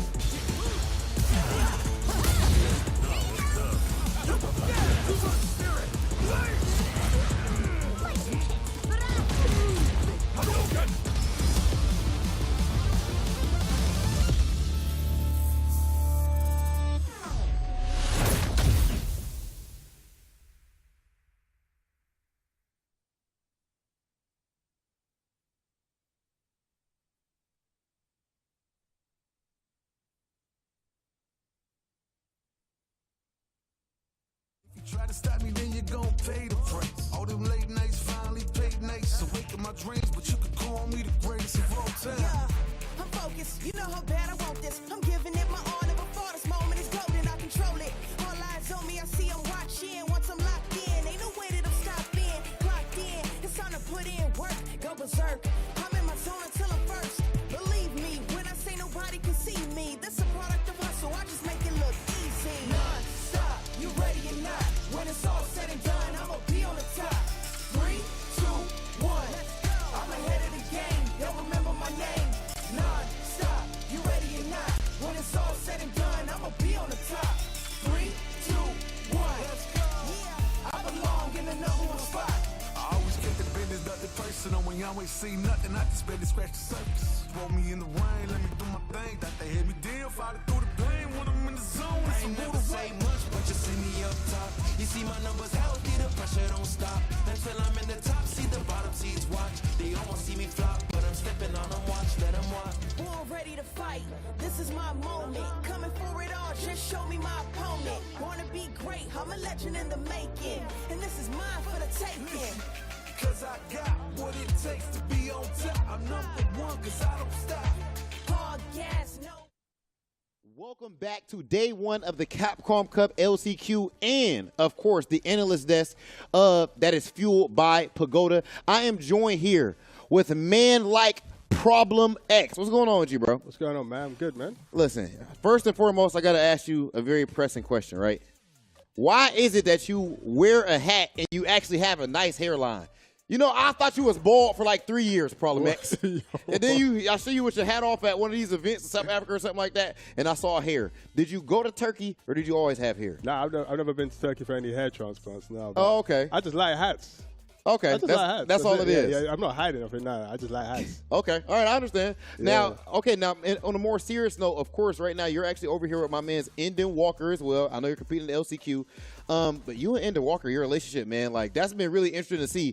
It's kind of like you are already like a legend, one of the GOATs, maybe even the GOAT, you and Ryan Hart of like the European region, and then now you got this new guy coming out of nowhere, and you could have shunned him, but you decided to help him out. Explain you guys' relationship and what made you take to him. I mean, I really like his mentality towards the game. He's got some of the best skill I've seen, and we just click really well. We kind of have a similar approach, and I just think it's good to try and maximize the potential of upcoming talents to keep this, growing and expanding. Okay. And, but yeah, we just really click. Like I find him funny. We have the same sort of outlook. And yeah, I guess it just gelled. I didn't know. It just kind of just happened. Just naturally. Yeah. Okay. And now, of course, problem. This is of course, with the way that the tour is right now, you know, it's only 2 spots for the UK. And in a very rare, unprecedented situation, you actually didn't qualify directly this year like you normally would. But you came here and you're competing in the LCQ. What can you tell us about your journey so far this season, and how are you feeling with this LCQ? You are one of the main reasons why we consider this one of the most difficult tournaments of all time. Yeah, I mean, my journey with the game, I started off, as most people know, playing Lily. Yeah. Because I play characters who I like. Grave mistake. Yeah, I mean, historically, my characters have ended up being relatively top tier, I guess, if you think Bison's top tier. Yeah, you used to downplay the hell out of him every turn back in Street Fighter 5. But yeah, but I actually do start playing characters that I like. Obviously, with no Bison in this game, I have to try and find a new home. And I started off with Lily, didn't quite work. You know, learning the game. You don't know who's going to be good or bad when historically, you don't know who's going to be good or bad when you start anything new. So then I went to Marissa. You know, I saw a lot of Big Bird gameplay. I like big damage. A lot of my friends were telling me this is more your character type. I still play Marissa. But then I also started some Blanca. I was like, yeah, I kind of like this. What character was that again? Yo, listen, man. I'm saying it correctly. Did you say Blanca? I'm saying it correctly. Who is Blanca? What was it? Blanca? How do you say it? Blanca? Blanca. Yeah, it's Blanca. It's Blanca. Blank, he's green. He has yeah. I don't understand. Okay, if you take away the A, how would you say the word blank normally? I would say blank. Yeah, you wouldn't say blanc, would you? You wouldn't say this page is blank. So it's Blanca. You wouldn't say this page is blank. That's a good point. Yeah, there you go. All right, ladies and gentlemen, you learn something new every day. The Blanca extraordinaire himself, Problem X. I mean, your boy, Big Hollywood Rob TV, with the analyst that's fueled by Pagoda. Blanca. Listen. I'll tell you something. So, listen, the production team and the Capcom staff here, you're smart. Do you know why? You got one American and one UK brother over there. You done the exact same thing here, and it's like, well, I pronounce it Blanca. That's right. I don't subscribe to the Queen's English, all right? You guys may have had it first, but I'm not going to listen to you about how to speak it. I don't care. It's fine. Blanca, bro. Bro, when he said he's not green, that got me good. Or he said he's green, that got me good. All right. Anyway, I hope to see some Blanca action later on this LCQ, of course, from the Problem X. Saw Problem X at the bracket reset with one of the filthiest rounds of Blanca I've ever seen. Crazy. With the, I can't even remember what ended up happening. Oh, yeah, it was the knockdown into the hop where he went over and then did the air ball back for the cross-up. Nasty stuff. Comboing into level 3. It's ridiculous stuff from Problem X. Hopefully you get to see that later on. But, yeah, we are progressing through Pool A. We're going to have some bangers on deck, that is for sure. And this is one of them. Enzo the Hokage versus Kusanagi. Again, Enzo, one of a young up-and-coming player in Southern California, of course. I think he's like 13 years old. Going against Kusanagi, who also young from France, already showing out with the Luke. Excited to see this one play out. Well, we will be seeing Luke versus Ken once again. And, of course, whoever wins this has the pleasure of fighting the murder face himself. So this will look pretty interesting here. Now, I'm hoping Kusanagi was able to catch some of Enzo's match before, because, again, what's interesting about this LCQ, or at least this environment, these kind of environments, is you might be unfamiliar, highly unfamiliar with somebody, but it's like, this is where you have to trust your in-game knowledge. Yeah. Situational awareness, spatial awareness, you know, stuff like that. And that's the strat we saw Kusanagi go with in that opening round, right? Where he just kind of overwhelmed his opponent. He's like, since I'm unfamiliar with you, I'm just going to make sure you don't get to play your game.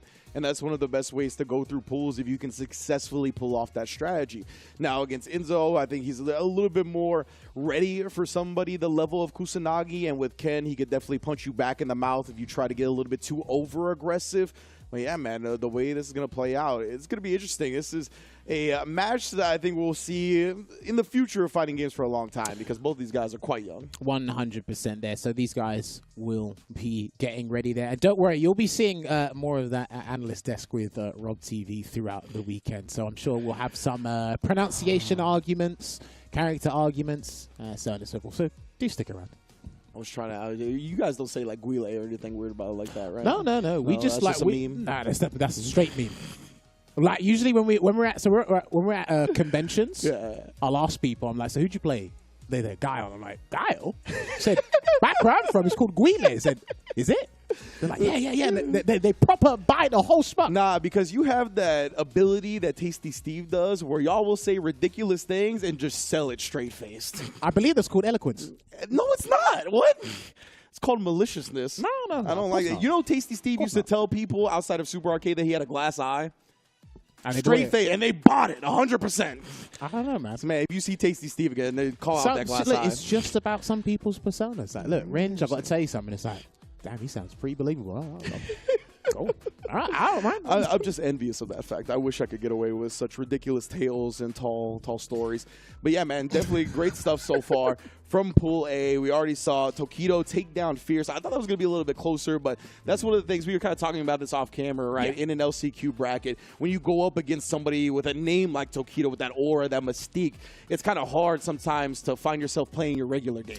Of course, and it's like, are you fighting the name or are you fighting the player using said character? And I think we did see that Fierce tweeted something. Yeah, he said Tokido was amazing. right after. And look, there's nothing wrong with that. No. It's like I said it, and I believe James mentioned it off camera as well. It's like, okay, that was where you lost. Yeah, it's that mentality. He might not have tweeted it first, but that's kind of where it happened. 100%. So we just got an update from Mother Base. It looks like the set is progressing. I'm not sure we're going to get any of it on stream or not, but Kusanagi is up 1-0 right now on Enzo the Hokage. Okay, so we'll try and get that on camera as fast as possible for you guys there. But again, do not forget, ! bracket, and you can peep all the other brackets today. I believe we are going... there you go. Perfect. Right on cue. Shouts to the production team. Perfect. So like we said, Kusanagi is one game up here. Now, Enzo's style was brilliant against Mr. Boo before. But like I said, the matchup's still the same. Luke has a much more safe and less risk-averse approach. Yeah. Whereas Ken, he doesn't do things in trepidation, but he needs to force something to happen. Yeah, So. and like getting into that range where he wants to press his buttons can be a bit scary against Luke because of the greatness of the Sand Blast. Then moving forward with the stand jab, the stand medium punch, the stand heavy punch, all those type tools. And Kusanagi already striking first blood. Oh, reaching. You're going to learn today, young man. All right, gets the combo ender into the grab here. How's Enzo going to try and escape the corner? Good discipline on defense there. As you are disciplined, listen, when nothing's happening, something's happening in this game, I promise you. My man was cha-chinging right there, just pressing that money button in the corner. Trying to walk in and maybe get a sneaky grab there, Kusanagi, but to no avail. Oh, he got the counter hit, but no confirm right there. He didn't want to burn himself out with the drive rush confirm, and as soon as he saw the Jinrai, OD flies. Guaranteed all the reversals, the majority of reversals in the game do punish that by default when you throw out that Jinrai there. Even if you do no follow-up. Yeah, exactly. Like that. The medium is -7, right? So as long as your DP is 7 frames or faster, you can punish it. Whether it's a follow-up or they just let it rock. Oh, didn't get the cancellation there into the shoulder attack. I'm not sure if Luke can actually do that, but stand fierce into run Shoryuken. Yeah, I'll take it. He's preserving the drive meter with that combo. Decent damage still, but yeah, no free jumping here. Hey, Kusanagi's just overall ability with Luke is fantastic to watch. Is that going to be a level 3? It has to be, surely. Yeah, when he's going to burn himself out, he's definitely going to end up spinning it. Doesn't want to give Kusanagi another opportunity in this round. Take it to the final. We'll take that indeed. Kusanagi's fine with that because Enzo has no super meter to work with, and he's one game up here. So if he wants to be malicious at round start, he can do so. And that's exactly what he does. Classic Alpha Academy strat of baiting the meter. See if it pays off for Kusanagi. I like how these guys' feet firmly planted on the ground, disciplined, and gets a strike throw there from the drive rush cancel. Who's got the perfect parry? Yeah, you don't want to DI it right there, right? Because Kusanagi does have level 3 to cancel into. Throw again. He'll probably be trying to bait him into doing that. Maybe a later point in this match. Who knows? Got the corner now. He's got to make something happen. You saw the walk back. Good DP on the cross out and able to jump, or excuse me, throw him back in the corner. Kusanagi just trying to find a comfortable way out. It might have to be a drive rush cancel. If he gets there, there it is. Yeah, that's not exactly what he wanted. Whoa, But take whoa, it. And he comboed off of it. He's going to kill off of that ridiculous call out on the flash knuckle. Dude, do you know he actually looked up huge side relief. He went like that. Do you know what? I felt he thought that he got the timing wrong, but because of the active frames, I need to check the active frames on that because that was actually insane. And he got a full combo from that. I can't believe he leaked crouch medium kick. Hey, where's Phenom? You're telling me your character is not top 5 from nonsense like that? Why are you bringing that up? Keep your propaganda to yourself, Jammers. Never. Never, ever. Oh, okay, it's safe though. Yeah, gonna be -2 for the loot. It's 4 active friends. My man, I don't even know if Takamura is gonna get a higher placing on a high fight from that one. Maybe. That was nuts. Gets a throw though. Kusanagi trying to make amends. Oh no, back to back. Give me a drive meter. Is that a roundhouse? He's got to move forward. Yeah, Enzo has got to keep moving forward in this scenario, but unfortunately, trying to sneak in these Shin rides. Ooh, dodges that one. Kusanagi got his drive meter back. We got to make something happen. You only got a pixel, and there it is. Points the finger guns at him with the OD Sandblast. Puts himself on set point. In terms of decision making, you were extremely limited in what you can do in that scenario. Yeah. So you just had to waste the white flag. Love the light kick right there. Recognizing when you can press that light kick after the single blocked crouch jab is very important with Ken. Parry, not into a roundhouse though. We could do a roundhouse immediately after that. Yeah. Oh, speaking of which, tries to inch closer and get a throw. Kusanagi with a slight walk back, drops the flash knuckle. We are scrambling. Well, be careful. So as level 3 as a threat. Yes, indeed. Jumped in, but too far away. Rare footage of crouch media kick not connecting for a change. Ooh, drive reversal as well. Kusanagi trying to put it to the corner. The classic strat right there, level 3. Put him on life support most likely. But yeah, you see that. To close out rounds, people love doing drive rush low with the drive rush cancel, even if it spins on their meter. He's going to wait. Oh, the throw tech. He's still alive for now. Both players nullifying their projectiles. Oh, catching some. Yes, going to the CA. This is huge. He's actually going to be closer to refilling his gauge now than Kusanagi. Yeah, he's accelerated the recovery process here. He's still got to wait, Enzo. And he goes for a Dragon Lash instead. Oh, and he tried to press after. It was plus frames because of the burnout state too, but Kusanagi not afraid whatsoever. That was a good set. I'm not going to lie. Enzo got close, man. Constant back and forth. At times where I thought the guys should be patient, they said, no, I'm going to go for the gusto and risk it there. But boy, I really enjoyed that from those 2 young players there. Insane. You know, the only replay I'm trying to see is him crouch fiercing the HP flash knuckle. Do you know, I legitimately thought he pressed it, but he thought that he mistimed it. It could be. But that's what, in the player cam, that's what it looked like. That's the way he reacted, I bet. But he still pressed crouch and meeting kick afterwards. So I like the readiness towards that scenario, you know? Yeah, like I don't know if it was just like him reacting that quick in the moment, if he was subconsciously ready for it or what, but it was really sick to see him convert that. Well, we had numerous scenarios in this set alone where Kusanagi was kind of like goading him into like, yeah, do a DI, do something else so I can cancel my heavy flash knuckle. Yeah, he level 3. And more players are starting to be a little bit more astute as towards like, I'm going to do something else. We haven't quite got the perfect parry timing down because perfect parrying charge moves is pretty difficult to do. It is, for sure. But like these guys were ready. I think it's just about here. Yeah, it's going to be right here. Oh, the crouch fears hitting so late. The counter hit on top of that, allowing him to link afterwards and got the kill. That's when you break somebody's ankles and they drop to the floor and you hit the basket. Nice. Like he made sure it was a clean clip. But a good response from Kusanagi following that as well. Still sticking to plan A, still being super disciplined in that regard as well. When they were both burnt out, was pretty interesting how they fought because again, this matchup is all CQC. So you're just trying to like fight and scramble your way to get the lead so the other guy doesn't do much about it, right? And we saw that in the closing moments of that set. Lovely drive reversal there. The full commitment into the combo, into the Pale Rider. And then yeah, this is where it got pretty interesting. And I see more and more players, maybe because Enzo's young, I see more and more players being kind of comfortable with like, okay, like I've only got 2 cards left in my hand. We just got to work with them. I can't draw anymore. We just got to work with them. You know what I mean? So really interesting stuff.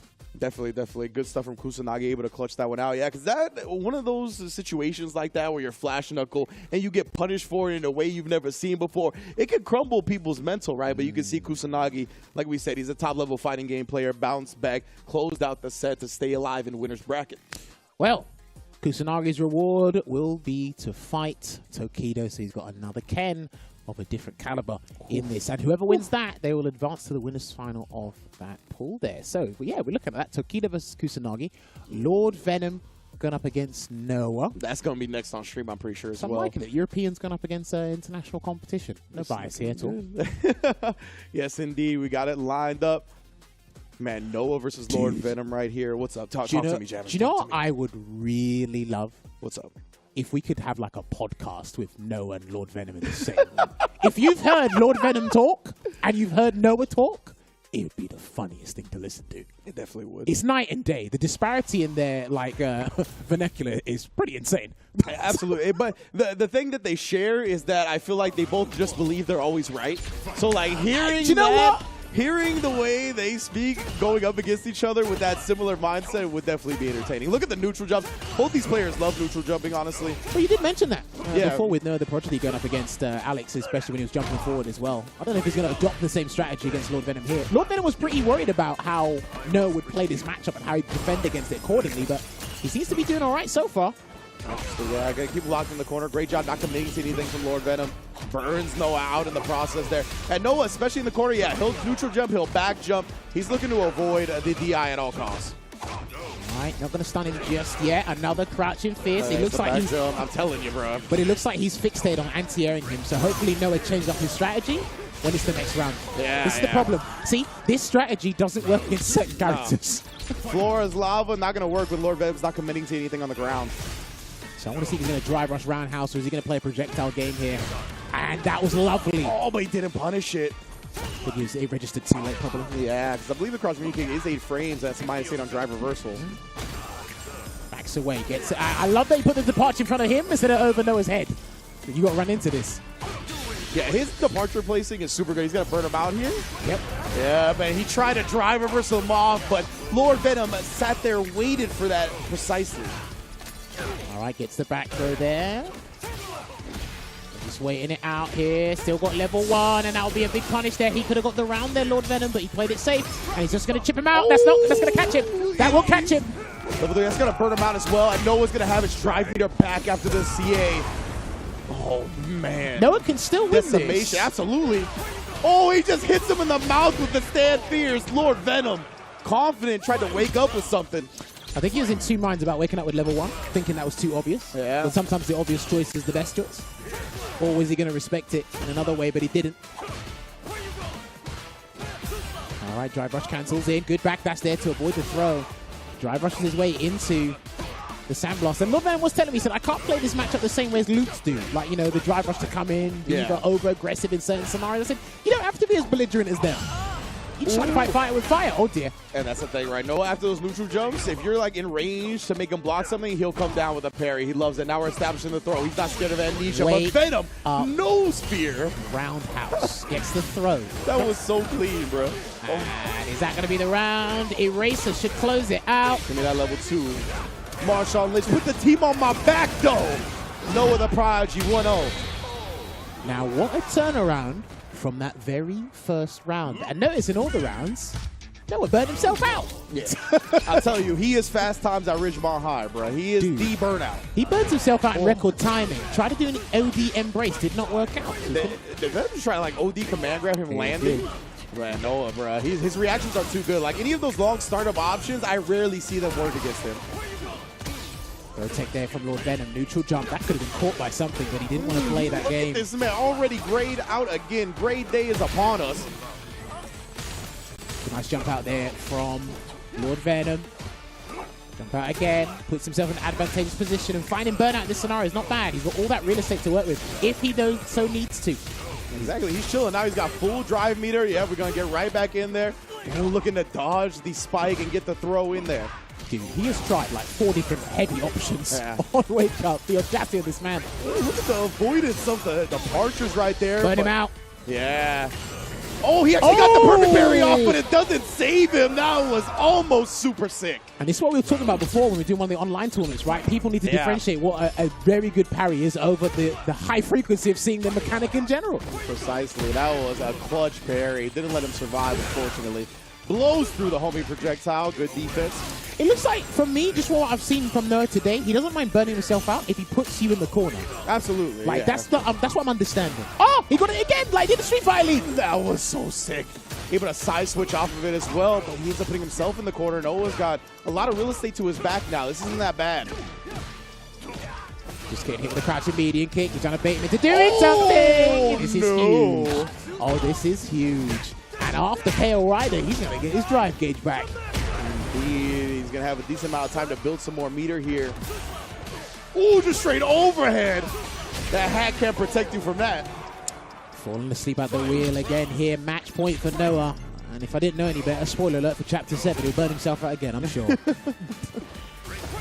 Let's see, tried to get in real quick, but OD, yeah, Venom's got to really try to establish putting the ghosts on the screen, the departures, spikes. Yeah, this close quarter combat, I don't like him just drive rushing in like that. He's doing it again, though. He's trying to fight Noah with his own strategy. And it's like they're two different characters, but Labushka has been helping out. It will help him out here again. Yeah, this is huge, honestly. Being able to put Noah in burnout. But here we go. Noah even actually back jumps towards the corner. I'll tell you, man. Oh, that was no. Good. That was very fortuitous, but we'll take it anyway. He only has Vulcan Blast to work with, and because of the combo drop, he got some back in the corner. Reaching, and Lord Venom doing the teaching this round, the tied up.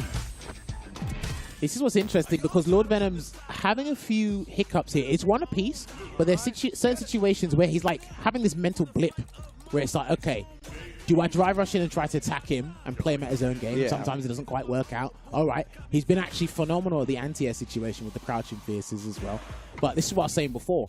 JP players can't get too comfortable with the zoning game because you don't know when the guy's going to get that jump, when he's going to get that drive rush or something else to knock you down, right? And I do think Lord Venom is really good at switching gears between staying patient and being away and then going in. I think he really wanted to burn Noah out. That's kind of why he went in and when he did it the last round. I mean, Noah's doing half the work or 3/4 of the work for you.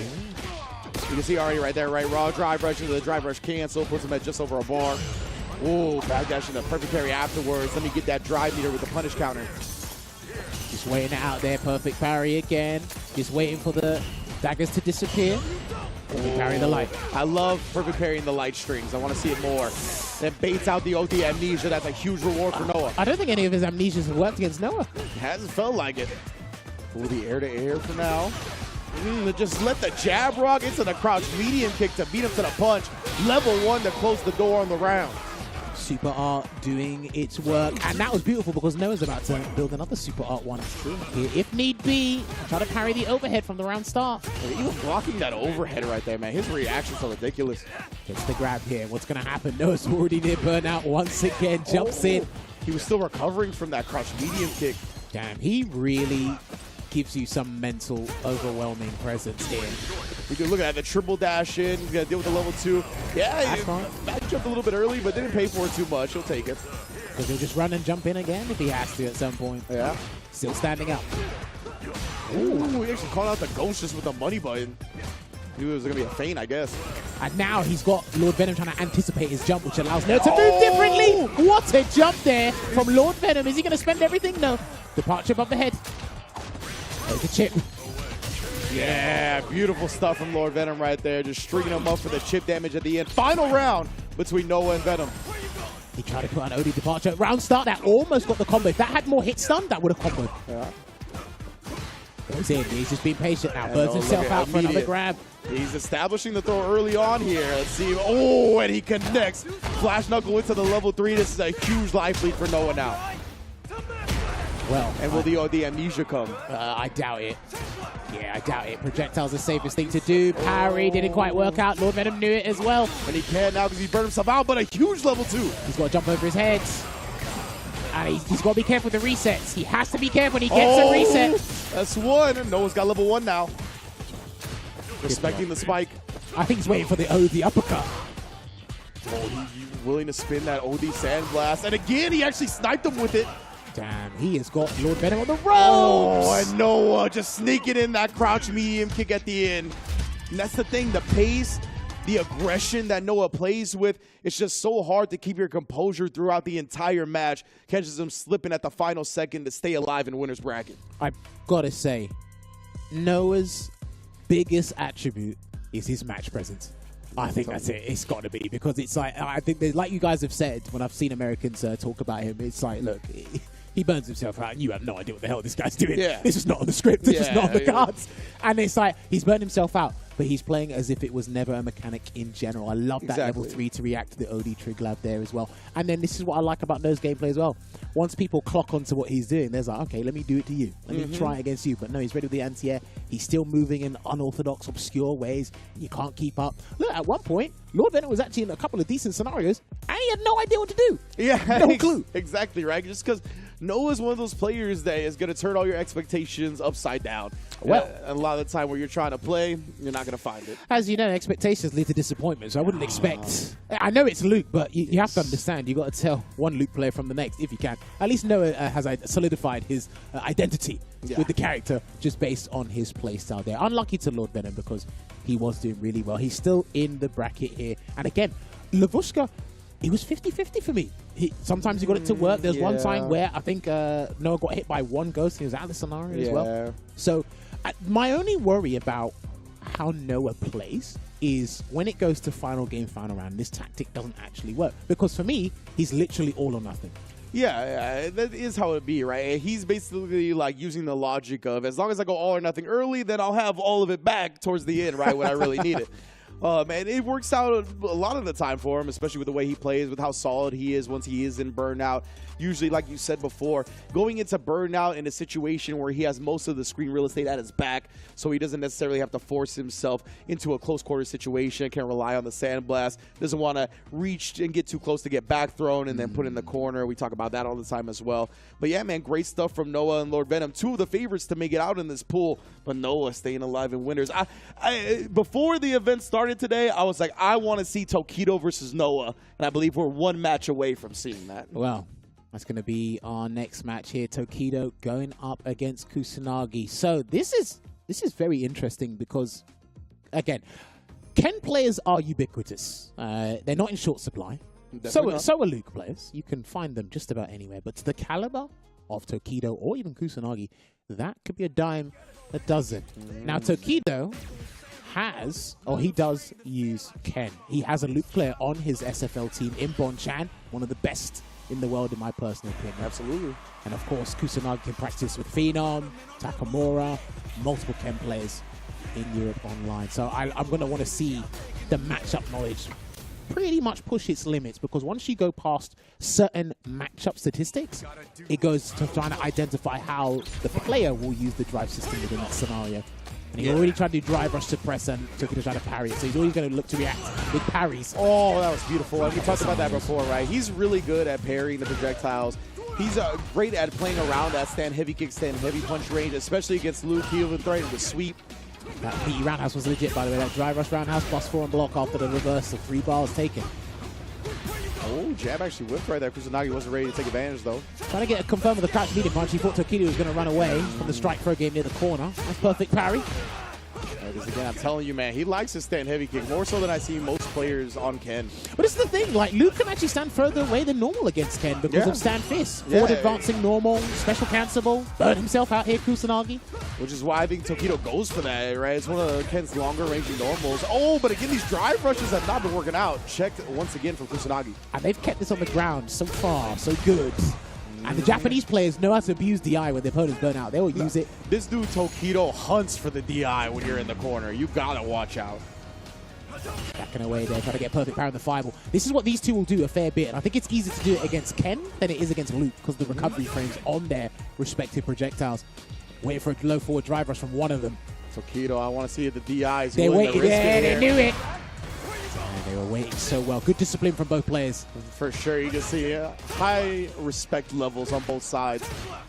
17 seconds. It's been a slow and steady game. Oh, and again, a perfect parry. He's going to be able to steal the lead with this one. He didn't build to level 3. That's what he was trying to do. He can still get out of this. Oh, he got the backdash. What patience from Tokido. I wouldn't even say he cracked under pressure there, Kusanagi. That was just a decision he made. He thought another throw was coming. And again. He's been so good at that. So Kusanagi's going to have to switch up the Sandblaster strategy or not use it at all for a little while. Let's see. Nice. Again, I love seeing the parries on the light strings. I want to see it more and more. All right, we're going to flash knuckle our way across the screen. Going to get some decent Oki here, range. Indeed. Nice block on the overhead. Just tapped it. And then level 1. I don't like that. Here comes the fireball trap. Get off. No, okay. Oh, nice job. Just waiting. That's right. He can do that as well, can't he? Delayed back throw. Colossal life lead here for Tokido, but we just need one. Yeah. Ooh, the last hit of the ODDP. I love him calling that out right there. If it's a true block string, then the DP won't come out. If it's anything else, that DP blowing through it. Well, now that he's shown him there, and that's probably a crucial time to show it there for Tokido, he might have to do what some of the more players are doing, which is heavy buttons into the drive rush cancel to get more blocks onto early, exactly. so that you can block the reversal in time. So you might have to start doing that, Kusanagi, now that we've seen Tokido do it. Oh, the whiff punish from Kusanagi, though. Ching. Goes across the screen there, goes for a meaty, heavy impact. Good block there from Tokido. Is this throw? Nah, this is huge for Kusanagi because he has him in the corner. No level 1 from Tokido as well, so no easy side switch off of a reversal. And I noticed that Kusanagi, after a couple of jabs, maybe 1 or 2, he's really trying to stop Tokido from getting any momentum from jabs. We're trying to confirm he's going to stay planted on the ground. Oh, lovely shimmy once again. Tokido is really strong at recognizing when like his crouch jab is max range and goes into light kick as well and stuff like that, right? Pressing back with a crouch medium kick. The back that step from Kusanagi works out this time. And that's why I said it's probably better for Luke in regards to when Ken does it. But hey, the screen carries all the same. Oh, well, apparently it's supposed to be a driver. Maybe didn't come out, I assume. And this was beautiful, right? You know you can actually react to Ken's fireball with a drive impact if you're at a particular range. But people don't want to risk that just in case it doesn't work out. Yeah. Drive rush cancel. And at the back throw, when you're in that sweet spot, like almost mid-screen range, Ken's love the back throw. It takes you all the way to the corner.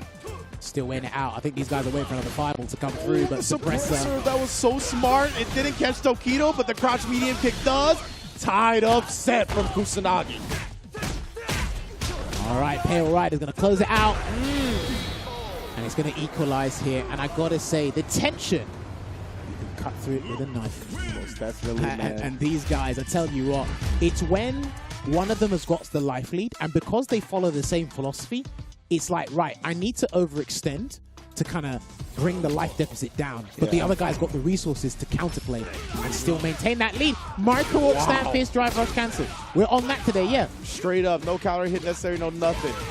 I said no prerequisites, just go straight in. Everyone's got a plan to get punched in the mouth. And that was punch counter damage on the throw as well. Tokido trying to stuff this momentum with Kusanagi with a wake-up reversal, but jump into parry. Knew Tokido would try to make him block something when he landed. Dude, that drive gauge damage from that sequence was insane from Kusanagi there. And again, slight life lead here. Not going to try. See that range there? He can drive impact.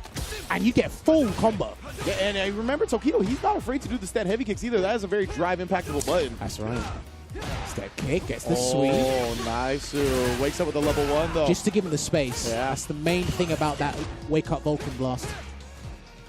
Just hold your ground. Yeah, just hold your ground. Let's see, Tokido. Oh, just a knee Jinra just trying to walk forward on him. Busts out again, but he's alive this time. It looks like he beat the delayed crouch medium punch. Oh! Step kick. My man was rearing back. I said, let me step kick your Sandblaster start up there, and that puts Tokido at match point here. And again, so clean, man. I love seeing it. And he's got the perfect range where it'll just work. And Tokido loves that as well. Like the empty jump and the crouch jab, trying to catch people, perfect parrying for the safe jump timing. Roundhouse again, looking for the punish counter, bringing it out there with malicious intent. All right, now we're starting to jump because we're getting antsy because it's the closing stages of this match. The throw loops coming in. Kusanagi, oh man. Abusing the throw. He tried the hezi right there, and Kusanagi took advantage of that moment. He'll do it level 3. He will build it. Let's wrap this up. It will be the CA version as well. Now, Tokido's got a plethora of choices, and the safest one is actually to hold down back. But I wonder if he's going to do that. They can only start that way. And he didn't. Oh, he tried to escape through the air, perhaps. Perfect parry on the overhead. That's going to spell the end. Tokido, winners finals of the pool. Woo! Now that, I got to say, another stellar match we got here. And that was only in Block A. Kudos to Tokido in that last situation there, because there are times, I know a lot of players don't practice perfect parry, but there are a lot of times where there are some moves that you're like, let me try. Just let me try. It's a tight window. Yeah. I think it's a QT event. Let me catch it. Exactly. And I saw him crouch to stand, and it's like, okay, let's try it. Yeah. And that's what he got. He got the perfect parry on that overhead there. But I got to say, his perfect parry throughout this set alone was fantastic. Immaculate, right? That's definitely a huge difference maker in this set. His ability to consistently answer the sandblast with perfect parry in the stand heavy kick to get punish after punish, that really changed the tide of the match. I think what's interesting for me is when you perfect parry, a powerful fireball like Sandblast. You then ask the question, are you going to be deterred from Sandblast, or are you going to continue to do it? Or are you going to do the OD version? So it makes it more difficult for me to not perfect parry, because now I have to hold parry, right? And it looks like Kusanagi wasn't completely deterred.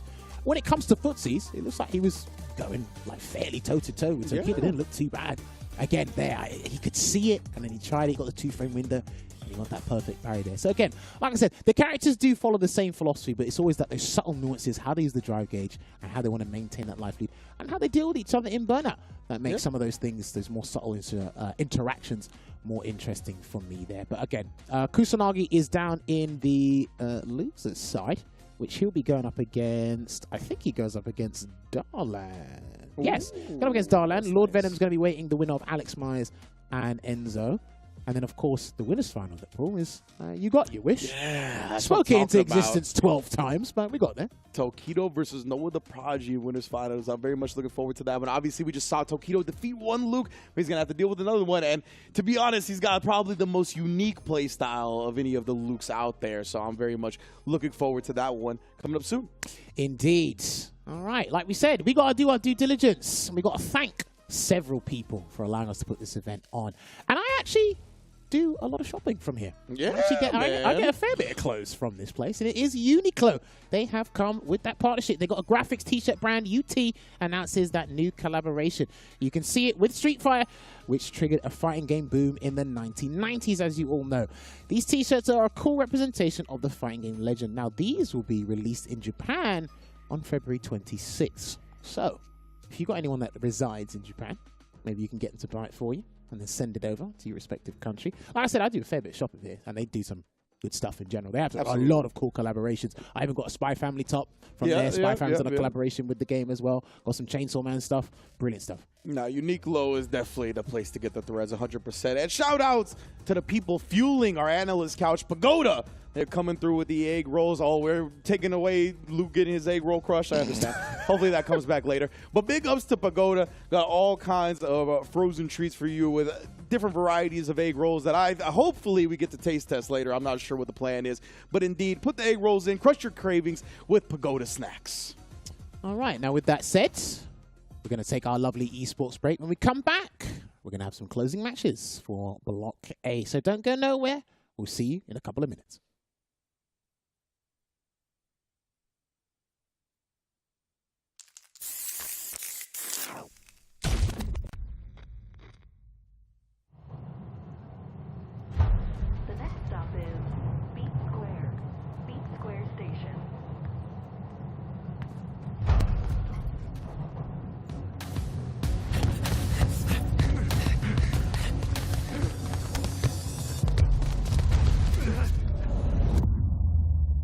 Bring it on.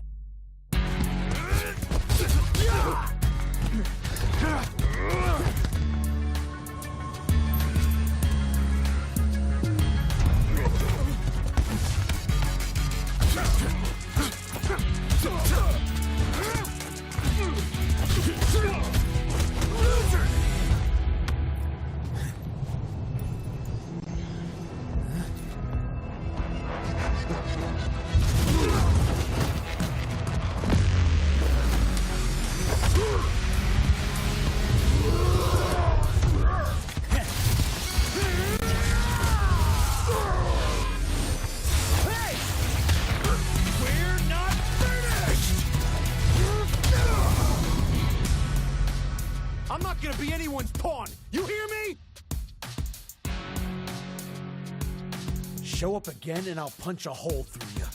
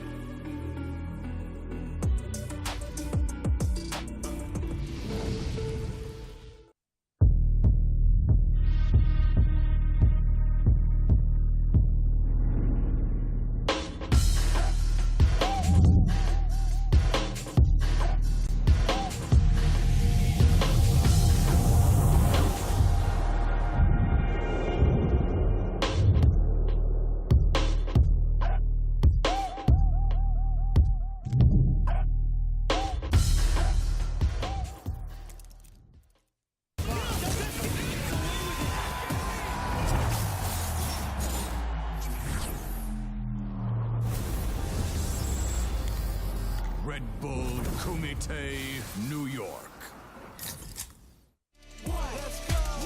I belong in the #1 spot. I always kept the business, nothing personal. When y'all ain't see nothing, I just barely scratch the surface. Roll me in the rain, let me do my thing. Thought they hit me down, fight through the pain when I'm in the zone. I ain't never say much, but you see me up top. You see my numbers healthy, the pressure don't stop. Until I'm in the top, see the bottom seeds watch. They almost see me flop, but I'm stepping on them, watch, let them watch. Born ready to fight, this is my moment. Coming for it all, just show me my opponent. Wanna be great, I'm a legend in the making. And this is mine for the taking. Cause I got what it takes to be on top. I'm #1 cause I don't stop. Hard gas, no brakes, high stakes. I don't act tough till the tussle let them fall ya. Non-stop, you ready or not? When it's all said and done, I'ma be on the top. 3, 2, 1. I'm ahead of the game, they'll remember my name. Non-stop, you ready or not? When it's all said and done, I'ma be on the top. 3, 2, 1. Let's go. I belong in the #1 spot.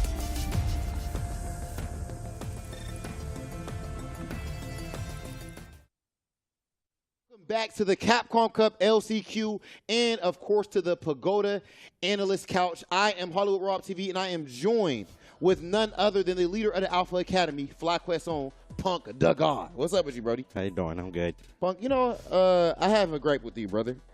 You are always one of the most entertaining players. You like to talk your trash. I feel like I haven't seen you pop off on anybody in a long time. What's going on? You're going soft on us. Well, there's no offline events, really, that you can go to a lot, so I feel like there's not too many opportunities So that's to where do you that. were really, okay, you like to pop off up close in person. Yeah, I mean, you pop off in your house all the time. It's just kind of, you just look stupid sometimes. you look stupid sometimes. Like, you just popping off to your computer screen. It's not the same thing as looking at the person and yelling at them in person. Yeah. Okay, so, you know, I got to ask about now, of course, we are offline for LCQ. You're playing later on today. It's you, Daigo, which that's already ridiculous, VX Bow, and PR Balrog, not to mention the other players, but we focus on who we focus on. How do you feel about your pool, man, and, you know, how have you been prepping for it? I feel pretty good. I did some training earlier today before I came here, so at least for VX Bow and Daigo, I was training for it or practicing against those characters, trying to find stuff out. So I feel like I'm coming in very confident. I feel very excited, honestly, for the LCQ. I feel like I've never been in it, so it just feels exciting. It's a new kind of tournament for me. True. So I'm just very excited to try my luck and see if I can be one of the lucky people to win one of these tournaments. All right, and if you do win it, you're going to be doing it with a play style that is completely different than what we see from the meta of Street Fighter 6, man. Like, you're not somebody that really leans heavily on the mechanics. You like to play extremely slow. Why is that? You know, what goes into you picking the strategies you go with? I don't know. I just feel I'm just stubborn, honestly. It's not even like I feel like doing perfect parries and stuff is good. It's like it helps you win matches. You should do it. Yeah, you should do it. But I just hate it so much that I feel like I don't want to do it. I don't want to join them. They can do it themselves, but I'm not going to join over to that crew. I'm gonna win the way I want to win, and if it works, it works. If not, then I may have to keep on trying to win that way. All right. Now, this is a question that, of course, right now you trying to win LCQ, you trying to win Capcom Cup. But we taking that out of it. There's a debate that I started on Twitter. Some people mad at me about it. I want to ask your opinion. Now, hypothetically, if Punk the God didn't win Capcom Cup, if Mina RD won, right? That's 3 cups before anybody else gets 2. It'll be back-to-back cups in 2 different games. Would Mina RD be in the conversation for greatest fighting game player of all time in the debate? Off of that alone, greatest fighting game player, or just Street Fighter. Street Fighter player for sure. He probably be the best, honestly. Well, fighting game player is a little bit different. I feel like because there's so many players who won like a Capcom Cup and then went and qualified or won another World Tour in a different game, or they won the Evo in a different game. So I feel like it just gets a bit hard to say, like, just from winning in one game specifically. And Mena's not won Evo yet. He got very close this year, but he didn't get an Evo yet. So I feel like without an Evo, it's very hard to put you in the greatest fighting game player of all time. Yeah. Okay. Well, I got to respect that coming from one of the greatest fighting game players of all time. The most talented Street Fighter player that I have seen personally. Is always a pleasure talking to you, my guy, Punk the God. And that is it for us for now from the Pagoda Analyst Couch. I'm going to send it back over to Renge. and gemmas. Sir, thank you, Rob. Television. Was you all right over there? It sounds like his mouth gave up halfway through saying my name. I don't know. But one of the interesting things about that interview to me was how Punk was like, I'm not going to really give myself over to certain things that can be abused in the play style that seemingly has led to success. It is interesting to me because he is the person that I think more than anyone dictated how the high-level meta was played in Street Fighter V. Yes. So seeing him be like, no, like I'm set in my ways, like he established the way the game was played at a high level in the previous game. He doesn't really want to abandon that here in this game. But like you said, some of these mechanics are so good. Perfect parry is such a useful tool in so many scenarios that if you don't want to give yourself over to it, you're letting some things slip through the cracks. Do you know what? If it was, well, first of all, he's getting older. So as men get older, they stay in their ways. We've all done it, right? We've all done it. But another thing is, I understand not wanting to, or being obstinate about not using one or two tools, but the problem is he's like kind of going against the tide against integral tools. Yeah. Now, I've always said this as well. I said, yo, what's the problem with perfect parry? Okay, some people bring out the pitchfork. So I said, all right, you upset parry, you upset the yeah, but like, right, are you upset at parry or you upset the frequency? There's a difference. Because again, look what when we watch Noah, right? If he didn't perfect parry that Phantom from level 2, you'll be like, oh, he's lost. But you're like, oh, wow. Like, it's all under the certain conditions, right? Then you might give it a little bit more leeway. Speaking of. Oh, and here we go. Yeah, Noah stepping up to the plate yet again. This is winners finals of Pool A. It's going to be Tokido versus Noah the Prodigy. So, sorry to cut you off there. My biggest thing here is I hope Noah's watching against Kusanagi because it looks like the perfect parry game against Sandblaster from Tokido's end is, like you said, it's immaculate. So is he going to adopt that strategy or is he going to go back to Burnout in record time? What I'm looking forward to, is that Noah really likes to force the close quarters combat, right? And like I said before with Tokido, he's really good at playing around that stand heavy kicks, that heavy punch range, more so than most players, especially against Luke because he can kind of outrange him a little bit. But Noah just wants to get in your face. So I'm very interested in how this one plays out. He just doesn't mind that drive gauge disadvantage, right? No, he doesn't. You can still play the fighting game. You're just limited in terms of your options. Burns himself out there. And is he going to go for the side swap? No. He will flash knock a long way to the mid screen. And we'll apply some pressure there. I did mention it at the start. Tokido's not afraid. He is on point with the Sandblast pretty much every time you show him one. And now Tokido sending him bird watching for a second. What you gonna do when you get your drive gauge back? Oh, backdash, interesting. It looked like they both backdashed. No, Tokido is OD good at throwing overheads. I don't know why he could do it so frequently, but he does. Just backs away here, and Noah's in burnout for the second time. In this very round, yes. I hope you don't get stunned twice. We shall see. He's got 2 bars on deck, and he just tried to walk forward on Tokido. Again, trying to play against people's expectations, right? You don't expect someone to be aggressive in that instance when they're in burnout from that space, but Noah's different. I think it's just a case-by-case thing, because there's some players you watch Noah, and it works in such an extraordinary manner. There's other people, it doesn't quite work out. Try to bait a reversal there from Tokido, didn't quite work out. There's the neutral jump we know Noah for as well. Tokido finally got caught, not holding down back. All right, tried to take his turn back there with that jab, and good interruption. It was costly, but it stopped a perilous situation. And Tokido, he tried the back throw, right? Whenever people drive rush out of the corner, they mostly always look for back throw, but that time he was looking for the HP flash knuckle. He knew Noah was going to be plotting on it because he had the level 3, right? Great risk and an even better reward for Tokido. Just going to weigh it out here. Wait for that dry gauge to come back a little bit more before he commits to something here because he doesn't want to give Noah any chance of putting Tokido in burnout here. Gets the sweep. Ooh, okay. I don't know if you can late cancel that, but he got the medium flash knuckle on hit. Good backdash there from Noah. Have to get his drive gauge back. Oh, nice job. The reaction there to DP after the drive rushes, neutral jumps, and then just a walk back. Let me get those ankles. As soon as he got his drive meter, he burned himself out again in an instant, but he closed out the round with it Noah style. Do you know what it is? It's like, I imagine Noah's a straight talker. Forget the preamble, just get to the point. Oh yeah, get to the point. We breaking it down. No filibusters necessary. He's like, I got the round, didn't I? Exactly. That's it. I kind of love that about him, I'm not going to lie. Look, I mean, Tokido doesn't have too much of a meter advantage either, so don't feel too bad about spinning that level 3.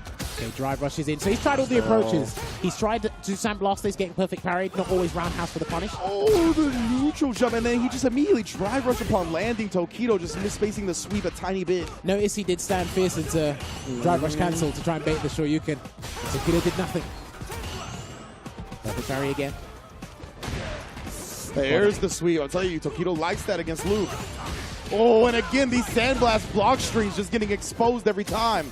That's a late tech there, and immediately into the DI. Wasn't expecting that. After the tech throw, Noah's usually good at reacting to the DIs, but even in this instance, caught him off guard. I mean, you ain't got no DI when you're burnt out, my friend. Yeah. Good recognition right there as well. The OD fireball still -2, I believe, from Ken. Oh, damn, that stare down was crazy. No anti-air. He wants to bait the neutral. Another throw tech there from Tokido. Things are getting tense here. Noah really wants this round. He hasn't got a level 3 available either, so it's going to be a little bit more arduous to get it. But Tokido gets his level 3, and that should close it out with the combo on the Dragon Lash to the Shoryuken. Tokido has been a sniper with the crouch medium kick so far in the LCQ. Big round closing hits, all stemming from that button. Crazy stuff there. Again, similar to when we were watching Tokido go up against Kusanagi. The Luke players, they've got their run. They're actually having a lot of good opportunities, a plethora of opportunities as that as well. It's just no discipline in that close clutch moments, you know? Yeah, but you see, look at the perfect parry on the sandblast, even raw this time. And yeah, you see, Noah likes to establish that throw, but Tokido's been avoiding it, whether it be tech throw, whether it be backdash. Again, his perfect parries against Sandblaster. You can tell he's been practicing against a number of Lukes, even Bonchan included. I love that. Again, that same jump is just to the crouch jab rather than actually coming down with the jump heavy punch. Catching the backdash right now. He is cooking up Noah. No drive rush cancel there. Rare footage of him not trying to burn himself out. Yeah. Insane. There it is. He gets the hit confirmed this time round, and he will get the conversion across the screen. He's just trying to bait something out from Tokido, but he hasn't been willing to actually wake up with anything. Delayed tech there again. He backs away. Yeah, there you go. Still trying to do it, and that is a clean punish. I think he tried to catch Tokido just standing up, just for a split second there to get the knockdown. Maybe he thought Tokido would walk back, trying to put himself in an optimal footsie range, but nice down back. I like Tokido's throwing out Shoryuken when he knows what the button is from the drive rush cancel. He's not just doing it. He's identified the button. Get that stand jab not working out here. Almost near burnout here. What is Noah going to do? Is he going to force situation again? Oh, and again, he tries to go to the sandblast, but Tokido's so good at it. And only using the level 2 as well, because he knows he can burn him out with it. Of course. Preserving the meter, optimal at every angle. Dude, the fact that level 2s can consume one drive stop is huge. Yeah. Still waiting there with the delayed buttons. Anti-air Shoryuken. Tokido hasn't jumped at Noah, by the way. It's always been the other way around. Yep. Noah doing a good job at least escaping the DI in the corner, but again, identifying the medium from the drive rush cancel. He said counter hit that time, so it looked like Noah threw a delayed button. Perfect parry on the Sandblaster. Oh, he actually caught him. Stunned him up, draining that last bit, and he goes for the reset on the overhead. He shouldn't do it. CA, he's not quite in yellow rage. It doesn't look like he's going to die from it. Okay, good call there, Inch. It was 3 hits before that. That's why I was thinking he would do it. Oh, he tried overhead again, recovered in time not to get punished. Dude, he's got back away. Oh, the neutral jumps are so scary.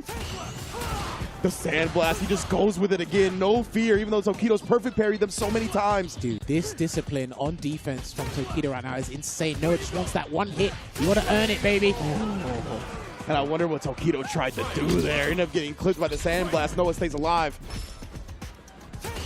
Still waiting there, and again, this is where Noah can actually pile on the aggression, and that's exactly what he does with the drive rush cancel. Yeah, but he loves these like neutral jump into a parry as soon as he lands, and he'll drive rush out of it if necessary. Oh, he got him with the throw bait there. Not a huge amount of damage, but it's still got to keep in the corner. We're looking at a Dragon Lash, not even a Dragon Lash side swap. Goes it back across the screen. Jab. Oh, he wants it. And then he identifies Tokido's willing to down back, so he throws again. Burned himself out in the process. He got level 1. Oh my. Did you get the punish counter though? Yeah, now Noah, he can't land and parry because he's burnt out. Beautiful punish from Tokido. Changed up the punish this time from what he's normally punishing with. Drive rush jab instead, and then are we going to get a conversion? We are, and there's the stun, and that's going to close it out. And I'll tell you what, the nerves get the best of everybody. I rarely see Noah get bullied by DI multiple times in a set. and Tokido was the one to do it. He'll be making it out of Pool A in winner's side. Well played there. Advancing to the top 16, I believe. Yes, that is correct. Top 16 winner's side here. Again, a repeat of what he played in the winner's semi-final against Kusanagi. Slightly different tactics, because depending on how the pilot decides to employ offensive capabilities there, we saw that was a significant difference with the Prodigy. The perfect parry's on point with the Sandblaster. Changed up his punish once or twice. I like when and where he used OD Shoryuken, because I don't think one was blocked or whiffed. I think they all hit. So that was really good identification there when trying to use OD Shoryuken on defense from Tokido. Yeah, Tokido just looked super on point the entire set. Again, the ground game is just so good. I was wondering how he was going to respond to getting put into a bit closer quarters than he's used to fighting against Luke. But that is, I think, where Ken does better in the matchup than having to play at that stand heavy punch, stand heavy kick range. So you can see Tokido really flourish after being put in that same position multiple times. I love that overhead reset right there, Noah, with the cheeky stuff to put him extremely close to winning that round.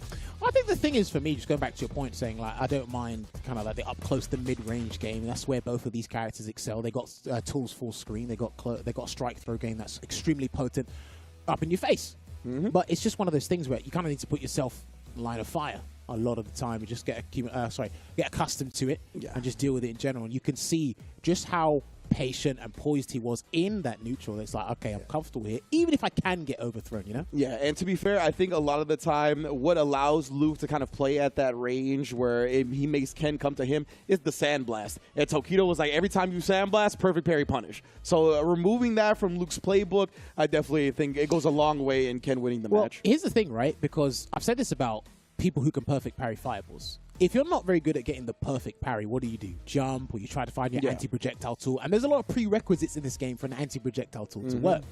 The universal answer is to perfect parry the fireball, but to get a clean punish, you've got to do something. Have you got a forward advancing normal?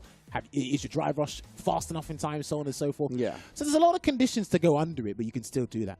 The more confident I see you are, because Ending Walker's really good at doing it, especially against Guile, right? Perfect parrying is like, right, I'll get in and surprise you, because you're not used to people. The vast majority of your opponents don't perfect parry fireball, but now I am. The whole game's changed now. And they know that range where the opponent likes to throw fireballs, but that they're close enough to wherever they perfect parry, they can use that forward advancing move to then get the punish, right? And normally, as the person throwing the fireball, you don't take that into account. You're like, oh, they're outside of range to punish me, like unless they jump. And it's like when they see the perfect parry come, you get that forward advancing drive rush or the special or the normal, whatever it is.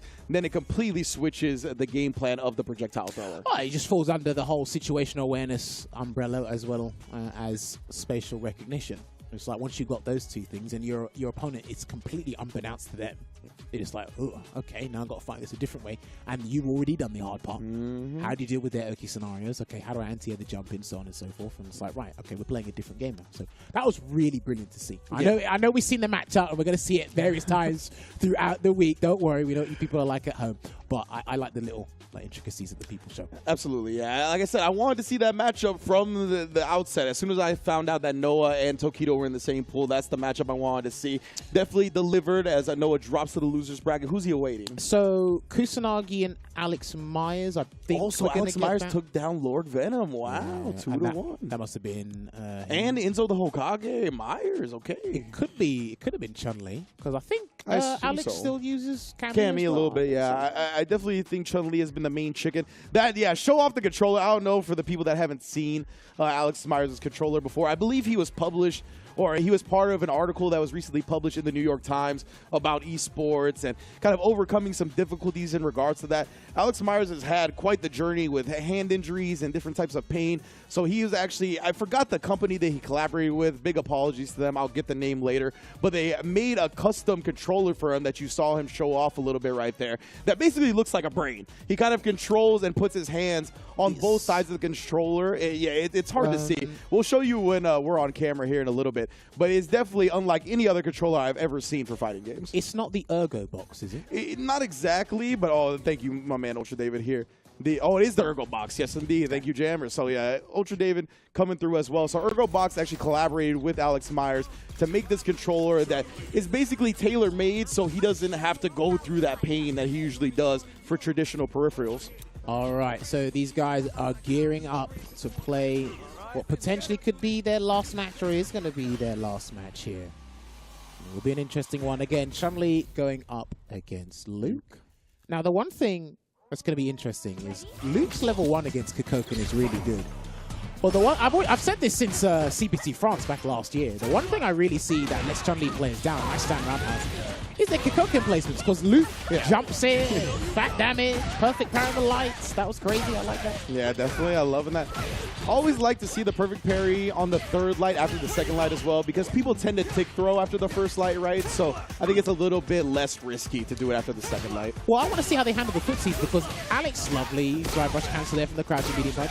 Alex Myers has to be careful using stand roundhouse. It's a very good button from Chun-Li, but I think crouching medium punch can catch at certain angles. Okay. And that's not a standing button. Yeah, exactly. The stand roundhouse is really good when you're standing or using a standing button. So the footsie battle here is going to be crucial, and you can already see it. The guys are trying to find that range. Yeah, Myers, he was trying to inch towards him, but Kusanagi cutting him off with that crouch medium kick to close the door on the first round.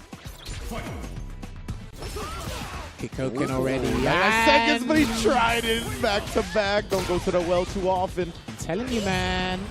That's, yeah, I was going to say, that's only -2. It looked like Kusanagi maybe trying to backdash, thought a throw was coming. I like the jab, though. Stop him from running away. Gets the conversion to level 2 here. We're going to get the screen carry. And Chun-Li has some of the best Oki scenarios in the game, by the way. Just by all the knockdowns she gets. You can put a meaty Kikoken, drive rush behind it, safe jumps, double dash. She's phenomenal in the Oki department.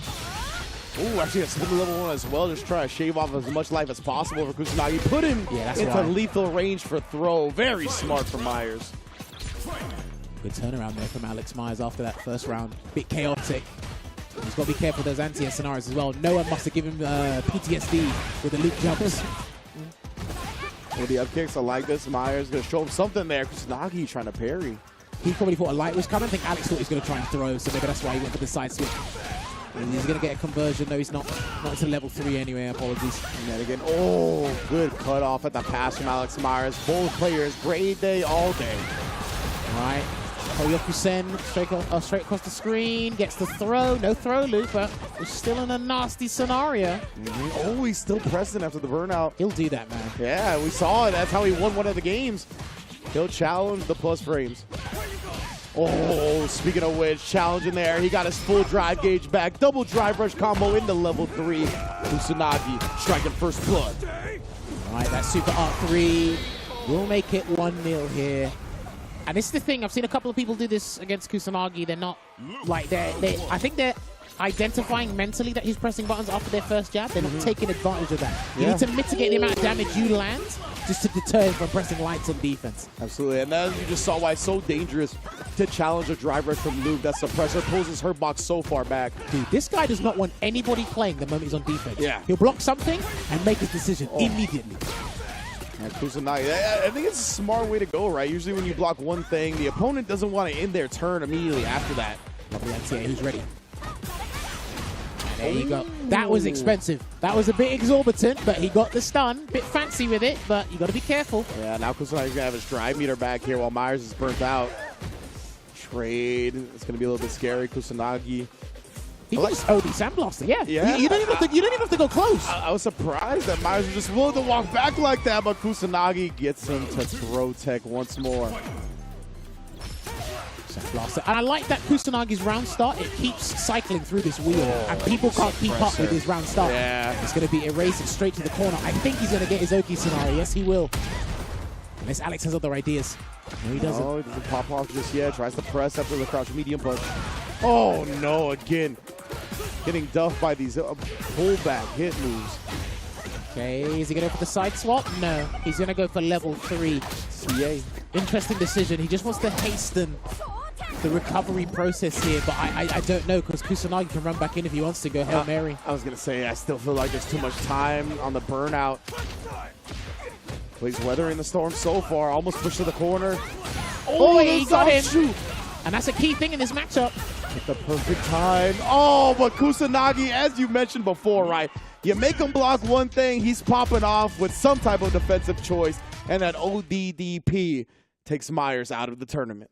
It's just a crazy thing, and then again, I keep bringing this up. You gotta go back to Ridge's video about the lights. Yeah, it's something that people will respond after 1 jab, 2 jabs, 3 jabs, they'll let it rock. But even then, even if he did the second jab, the DP would have, like, blown through Exactly, it. yeah. So, and it's just hard. And then you do jab and then try and delay the bait, and then he does crouch and medium punch. It's very hard. So the mind game revolving around light attacks in this game is scary. And the stronger your character, the more, like, kind of, like, frightening it can be for you. So I think Kusanagi just had the better read on Alex when Alex had his Oki scenarios. Yeah, and it could be an overwhelming mind game too, right? Because like the deeper you go with the decisions around when to challenge on light strings, what to do offensively, like it just goes deeper and deeper because every single option you can have is an answer to an option the opponent could do. Yep. You know what I mean? So it is a wild scenario. And Kusanagi, I mean, he just navigated it so well, willing to pop off with the defensive choices, and Myers just couldn't quite get a read on him when it came to that. He had a good read there with the Hazanshu. And Hazanshu against Sandblaster is actually a key thing in this matchup if you rely on Sandblaster a fair bit. I think that's one of the few Sandblasters that Kusanagi actually used. Yeah, and this is the thing, right? So just going back to when Tokido was playing. So the prerequisite for Ken is to run Shoryuken. You're not going to do that unless that's actually going to work. Yeah. Hazanshu works in a totally different manner. So you're allowed to throw that out and it not quite work out and still be in a somewhat safe scenario. That's why it's kind of more reliable than run Shoryuken. It's not necessarily a prerequisite. It's just that I can do the move. If you bait it successfully like a DJ or parry it on the right timing, then hey, Bob's your uncle, right? For sure. All right, man. So Kusanagi going to be moving on. Does that mean he has to... Okay, so Mirror we're at match. losers finals. Mirror match. So it's going to be losers finals of Pool A. This is going to be the end of the pool for our next match. Kusanagi is staying seated because Noah the Prodigy is coming up next. And as you mentioned, yes, this is going to be a Luke mirror. Very interested to see. Who did Kusanagi lose to again in the winner's side of things? Tokido. Oh, it was Tokido. So good. Tokido able to defeat both Kusanagi and Noah the Prodigy, taking down both of the strongest Lukes in this block to do so. And now we see who out of the two will make it out. So, now, mirror matches have been funky in the past. Oh, yeah. Historically. A lot of people try to avoid them. And I'm trying to spread the goodwill of mirror matches in this game, only because of the drive system. That's it. I've spoken about it with James. I've spoken about it with several other people. I was going to say, I feel like this was kind of one of your narratives from the beginning. You were like, the mirror matches are a bit more interesting because of the system mechanics. Yeah, I actually enjoy watching the Gao mirror match. I might be like that. World? Yeah, I might be one of those weirdos. I actually enjoy watching the Gao mirror match. I don't want to know what else you're into. That's all I'll say about that. I don't know where you were going with that conversation. Anyway, but yes, another one that's kind of taken interest recently is the Luke one. Because again, there's a projectile. You can try to overthrow the projectile priority system. Vulcan Blast is going to be more vital than Pale Rider in this one, in my personal opinion. Yeah. And then the hilarious factor in the Luke mirror is how they respond to each other's drive rush cancels on block, because they both will do it. Yeah. And here's another thing. Just by watching these two today, Noah is like the floor's lava. He likes to kind of dominate with that aerial superiority with Luke's Hammer of Justice and neutral jumping. Hammer of Justice. Listen, Kusanagi has got some Round, fantastic bro. anti-air, so it's almost like yin and yang in a mirror match. Crazy to say. I want to see it, man. All right, here we go. It's going to be losers finals, the last match of Pool 1. Noah the Prodigy and Kusanagi. And Noah, like we said, Flora's lava. He is not afraid to risk the jump-ins. And Kusanagi responding with a Noah-like ODDP on the first knockdown. These guys are slugging it out from the beginning. Drive rush jab conversion into the flash knuckle. Yeah, because Kusanagi tried to check the drive rush with a jab. If it was crouch medium punch, probably would have worked. The block as well. He's trying to get a perfect parry. He thought Noah's going to press a button. Look at this. Oh, and then the suppressor after drains the drive gauge. My goodness, Noah. So it looks like this matchup is going to be determined by raw drive rush, anti-airs, and jump-ins. See, I want to see if we can get some perfect parries on the Sandblast as well, because Luke's got a plethora of ways to advance himself forward, but we have a perfect parry on the drive rush cancel. Good backdash there from Noah. Trade. I'm not sure what button Noah did to trade there, but push him away. Nice cross cut. Rising uppercut. The overhead block, super good. Can get the flash knuckle perfectly. I like it. The guys are disciplined on defense. Another DM may come out soon. Cross cut. Yeah, but at least he gets out of the corner. Noah is willing to eat that damage. There's his throw. Closing the gap there. No second throw. Try to bait it with a suppressor. I'm telling you, he likes to establish that throw and then try to bait around it. Oh, thank you! Kusanagi actually had the level 3, no cancel. He built it just in time. Really? Yeah, he didn't have it when he done it. He built it just in time, but that's going to be game one. Was it with the absorption of the DI or when he got hit by the DI? When he got hit by the DI, then he got level 3. Oh, man. Kusanagi. It's a slight miscalculation. Beautiful stuff from Noah to recognize that and DI the flash knuckle. Because I don't think Noah would have committed if he didn't know that it wasn't. That's what I was going to say. I only saw the bar once it was already level 3. Yeah, of course. I don't blame you. There's a lot to keep track of in this game. Man, what ability from Noah, though. We see Lucas get away with bullying with that HP flash knuckle without level 3 so much. So I'm glad he really checked it. I think for me, perfect parry. No back throw, though. Okay, interesting. Ah, he was looking for the drive gauge damage instead of the positional advantage. All right, there you go. The uppercut. Ooh, nice backdash. Yes, indeed, to avoid the throw. Noah, just a bar to his name here. He doesn't have a lot of health left either. Burnt out. Got an uppercut through that, and he gets a drive impact. Gonna keep it nice and simple. These players are forcing the issue, bro. Dude, everyone's forcing something today. Yeah. We are not trying to sit back and wait. We feel the pressure. Neutral jump again. That was a very awkward range to neutral jump I'm telling you, bro, Noah loves it. And then he just lands a parry, a drive rush for right there. He tried to whip something and tried to parry Kusanagi's whip pleasure response. Suppressor in the neutral, dodging the button perfectly. And a back roundhouse gets a clean hit, and that's going to be Super Art 3 to close out this game 2, and it's going to be 1-1. Those are the scores on the doors. That man got speed ran in game 2. Kusanagi waking up. I don't think he minds, you know. I don't think so either. This is the most I've watched Noah play Street Fighter 6, by the way, but just by watching him play, his demeanor, his gameplay in-game, I don't think he minds about this all-or-nothing strategy. You know? Absolutely not, yeah. Good stuff from Kusanagi. Actually even willing to spin the extra drive meter. That was interesting. Ooh. What a whip punish indeed. Puts himself on a pixel. How's he going to play this here now, though? He's gotten his turn. Yeah, just stay back. Let your drive meter come back, but just as I say that, gets clipped. Well, this is crazy, right? Because remember, when you drive rush cancel, your recovery doesn't start until the combo. The sequence is ended. Yeah. So. Yeah, Noah, he's real thirsty for that throw bait. Pops off on the drive rush cancel pressure. Man, both players great out here. Both players with level 1 responses available as well. Oh, back-to-back throws. No fear from Noah. Recognizing Kusanagi has down backed a lot on the wake-up. And the wake-up level 1 wasn't going to kill Noah in that round anyway. Yeah, so that was fine. That was a situational awareness towards the risk-reward scenario. Perfect parry. Try to get suppressor. He wanted to reset the damage. Yeah.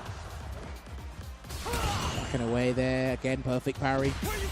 So, perfect parrying OD projectiles is weird in this game because nothing happens afterwards because you got to get the second hit. Yeah, so definitely is weird. Noah escaping the corner. That's huge there. And again, dodging the crouch medium kick. Kusanagi starting to get a little bit more frisky. Burn out. Throw tech there from your boy. Neutral jump again. And Noah is at the huge advantage here in terms of drive gauge. Indeed, and Kusanagi burnt out here. He's got to be ready. Oh, he's not, though. He allows the DI to happen. Oh, no perfect flash knuckle, though, so damage left on the table. Wax on, wax off with a perfect parry. Dude. Let's get my level 3 out here. I love that he done a delayed parry instead of a delayed jab because it worked out.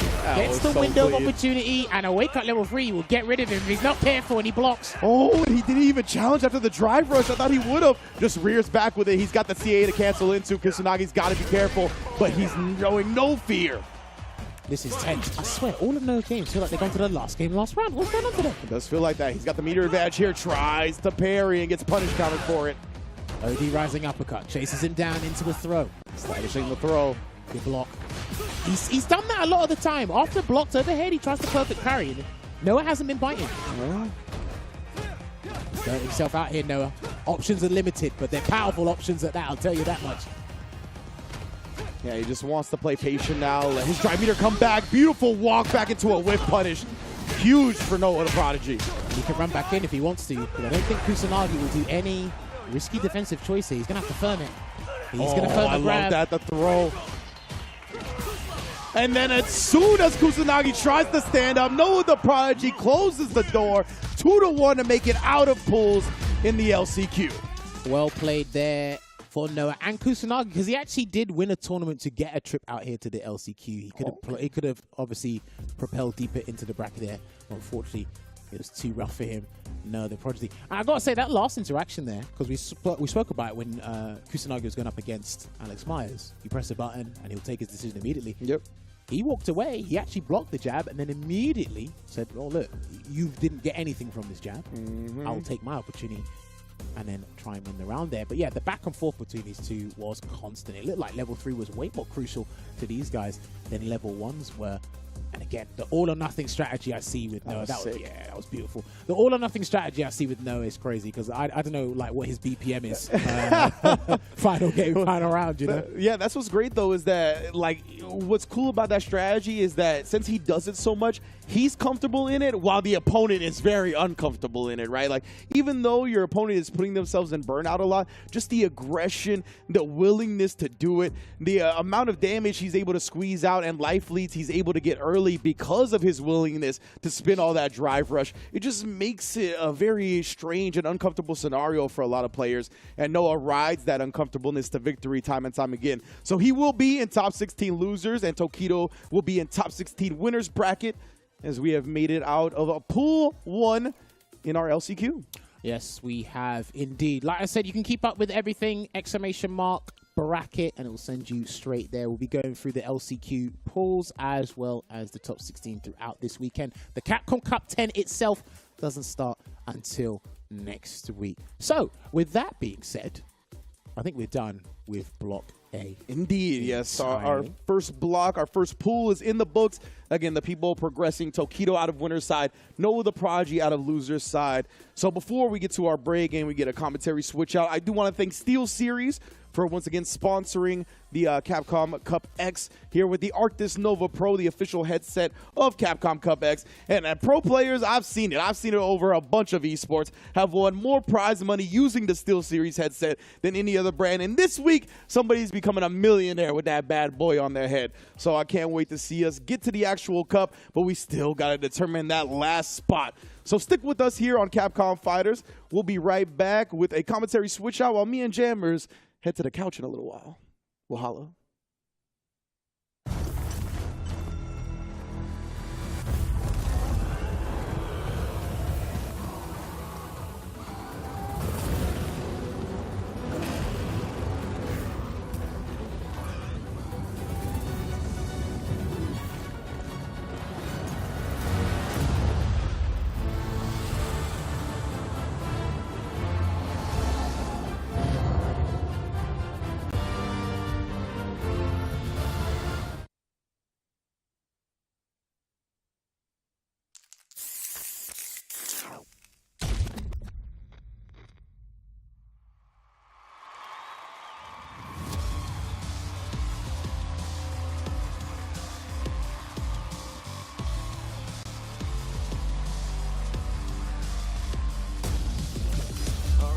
Get it! Yeah! Baseball, baby! Sure thing. Let's dance. Hey, where's my bed? Watching on as I command the stage. Undo button. Make way for the ninja star. From the Botinu. I live for battle. A second helping of you. Time for battle is here. To duke it out with me? Shall we begin then? Do you need to take a rest? Do enjoy this. I'm game if you are. Yeah! We gon' crank it up. Let's get it on. Another mission awaits. Do you plan to fight at all? All right, I'm ready. Your footwork's sloppy. This of mine? Behold this body of earth. You are lacking. Get ready. I'll show you strong. Allow yoga to guide you. What is it? The power of yoga. I'll show you the power of my kung fu. I'm ready for you. Just bring it. Think you could break my defense? Got you in my sights. smart choice.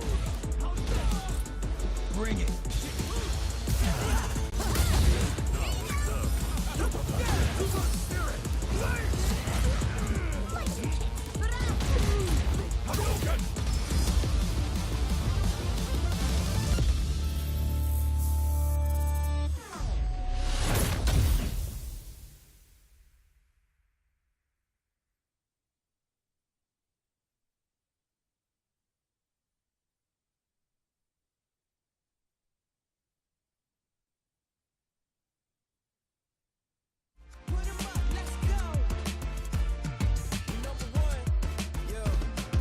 I've been laying locked, training for this moment my whole life. Cold nights, in the rainy days, hope I get mine. Spend mine for the accolades in the empire. I need that title in my possession. Once again, it's on, it's my time to shine bright. And if you try to stop me, then you're gonna pay the price. All them late nights finally paid nights. Awaken my dreams, but you could call me the greatest of all time. Yeah, I'm focused. You know how bad I want this. I'm giving it my all, and before this moment is golden, I control it. All eyes on me, I see I'm watching. Once I'm locked in, ain't no way that I'm stopping. Clocked in, it's time to put in work. Go berserk.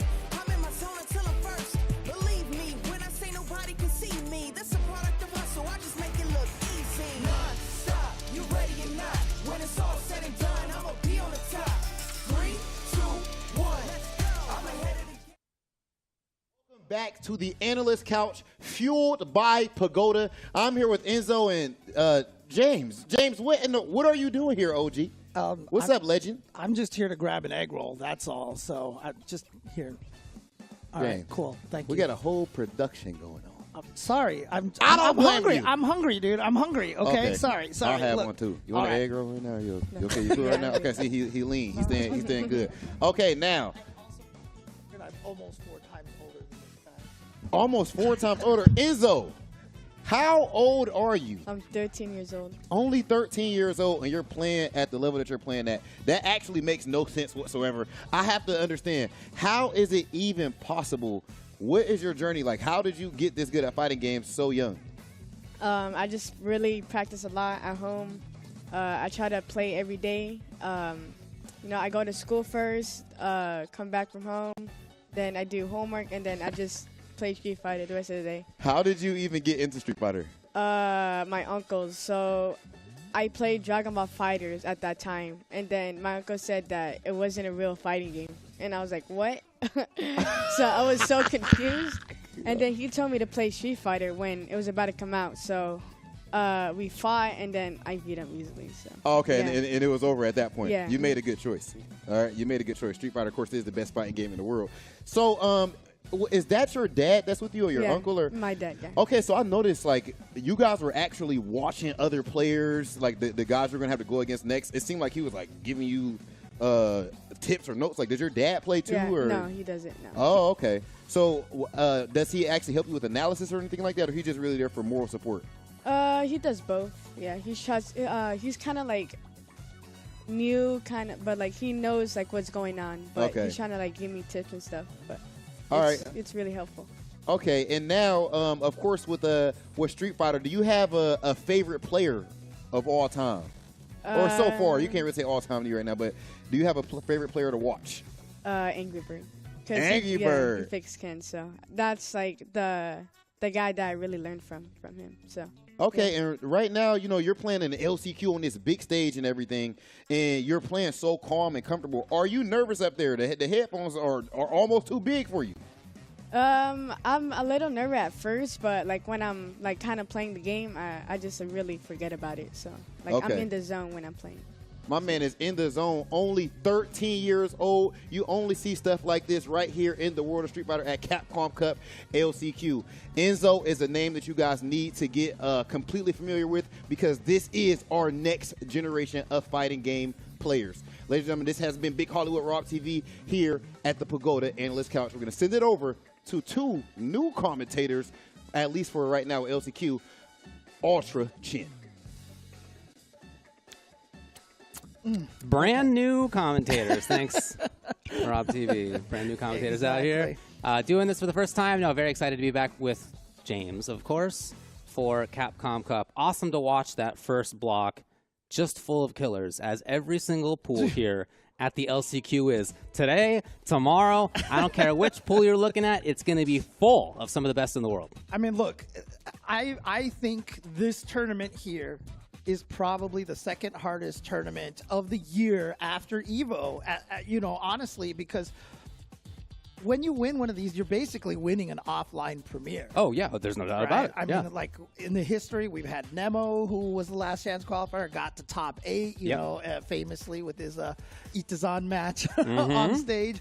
And, of course, who can forget what Zen did last year? Sure, of course, yeah. I mean, he just came out here and blew up everybody, and all of us were like, who is this guy? And, you know, that's one of the beautiful things, especially about fighting game community, because you got guys like Zen, you've got 13-year-olds like Enzo coming out here, and for me, you know, like I joked, I'm almost like 4 times his age. It's beautiful to see young players like this, especially with the support of their parents. You know, I just talked to Enzo's father, and it's just, it's so Yeah, cool. we see both his father and mother coming to locals with him every week, every other week. You know, they're always out there. By the way, he has won one of our locals in LA as well. We It's clear, we have a pretty good region out here, but he is already very strong. So awesome to have watched that. We are going through Pool B. That's what's up right now. You can head over to the Capcom Cup X Last Chance Qualifier and see exactly what's going on. Here we go at the beginning. This is game 1 for Kakaru. Coming up, he will, if he wins this, he will play against Ritas. Oh, dang. Okay. Ritas, the TO of Salt Mine League. Correct. The longtime major TO. Yeah, absolutely. Also in this pool, a lot of strong players. Flaquito's in this pool. Hibiki's in this pool. Charlie's in this pool. You'll see him up pretty soon. Jack is in this pool. Sako. We have Hambam's in this pool. Harut is in this pool. We have Freezer in here. We have Sherry Jennings is in here. Anyway, they're all like that, I'm telling you. And here now in Pool B, pool number 2. Yeah. We're beginning with Kakaru. And a lot of people Sean White. A lot of people are probably going to ask the question, how is Kakaru not already qualified? But that is just one of the, you know, that's how hard it is this year. Most regions, basically, if you didn't go to France or Singapore, you really only have 2 chances to make it out here based off of your region. But Kakaru, so strong since the beginning, obviously top 6 at EVO. Yep. And he is definitely one of the favorites to take this LCQ. Oh, for sure. Yeah, a lot of us are looking at him to make a deep run in this thing. Tokido already first place in the last pool. He's in winner's side, top 16. I would not at all be surprised. I think that's the odds-on favorite that Kakaru does the same. Yep, absolutely. And again, interestingly enough, because, you know, obviously we had one replacement, and Shadowken joining actually brought us the 4 JPs. But you feel like we would have a lot more of them in here, but putting Kakaru in here into the tournament may be the most dangerous JP of them all. Yeah. Just somebody who feels like he knows everything about the character. Oh, yeah, using that spike right there to get the pressure, but nice back throw for Sean Y. Obviously, here trying to cause the upset. Oh no, just got He's in hit. a pretty tough spot. Yeah. Other side, he's got a character who can blow through stuff, but he is stuck over there. Yeah, that's one of the ways to do it. But look at that side switch. Caught Sean off guard here. Didn't quite kill. It's possible here for Sean if he gets the right hit. Oh, if he just... He still has level 2 HQs that baited. No, you Oh. got it. It was the crash of the game kick. He's got the level 1. He might not even need it. Look at this. Sean coming in here, grabbing a round from Kakaru. I had to look up at the top right after that round. It is a C up there. We're not modern China. Ooh, perfect parry. Yep. And now you are a screen away and got to deal. Oh, what a perfect parry. Let's go. Sean, wow, right back at you, Kakaru.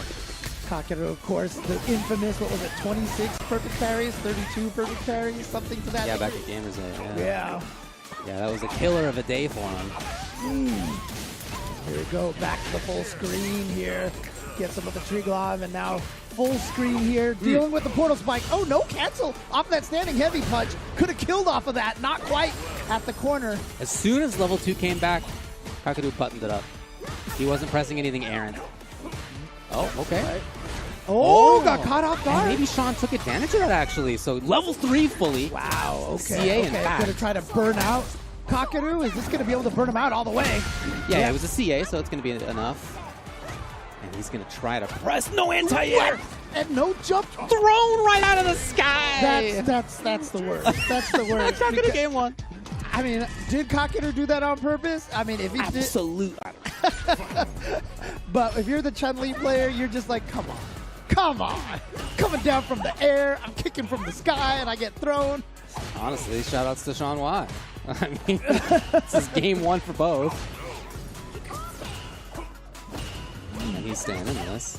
Oh, Kakeru just holding onto the parry button, feeling comfortable. Yeah, now back to this quarter position over here. Gets to set it up for himself. Oh, no, yeah, you're going to get juggled by both of those. And there's that standing heavy punch. So nice to have a button that juggles and knocks down without a drive rush. Gets right in there, able to juggle into the level 1. Mm-hmm. The interdiction gets so much damage off of that. All the way to the corner.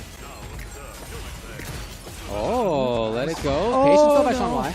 And yeah, he's going to be able to link with the drive rush. Going for full combo. Sets up again the portal spike. There it is. And yeah. Already in trouble health-wise. Yes. Oh, I level think this 2. is over. I think you're right. And it is. Game 1. Closer than Kakeru would have liked. Game 2, much more what he wanted to have going on. Not so much for Sean Y. He's going to go down the loser's side. Again, Kakeru versus Ritas in next round.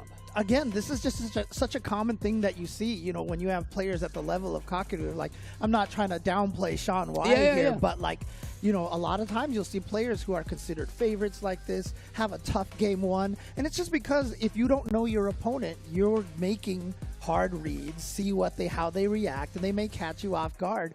But then you take that knowledge, and then the next game all of a sudden becomes that much, you know, more predictable for you.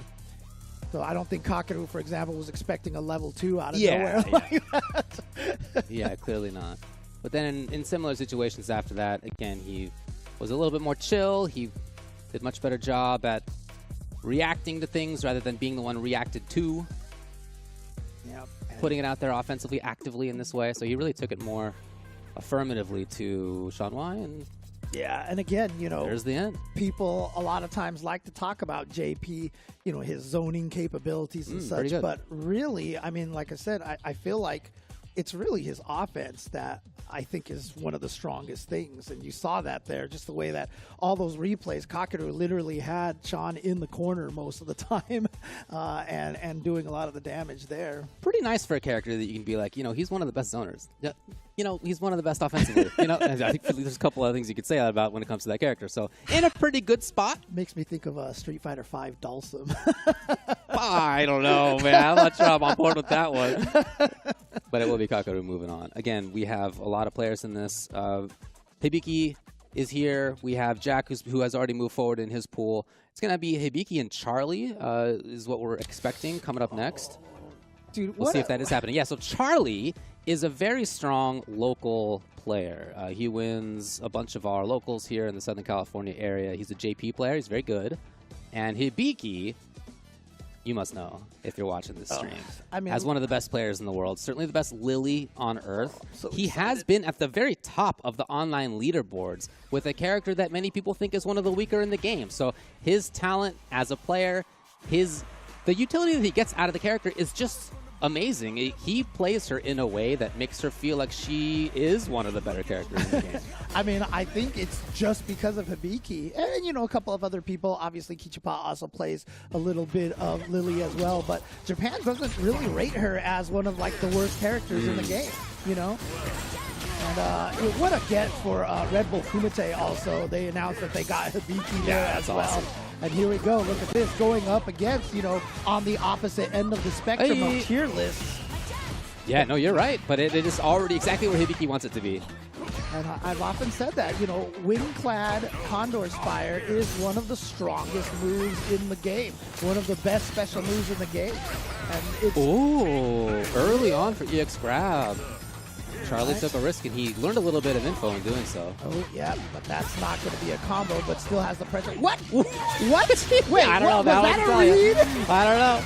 some geniusry coming out of Hibiki, but you got to play like that if you're going to make it work with the character, and he does in game 1. And that was the only command throw he went for, was right at the very, very end. Except for the one that he wanted that he got jump into fierce. Oh, okay, yeah. I'm No, thinking no, of- he was trying to jump fierce. He clearly read that jump. All right. Oh, here we go. Another command throw now. Bring it out a little bit earlier this round. Charlie trying to get some space between him and his opponent, but it feels like that's already gone. Oh, and now finds the opportunity to land the drive impact, builds a little stock of the wing pad right there, and now into the level 2. Is this going to kill? Not quite.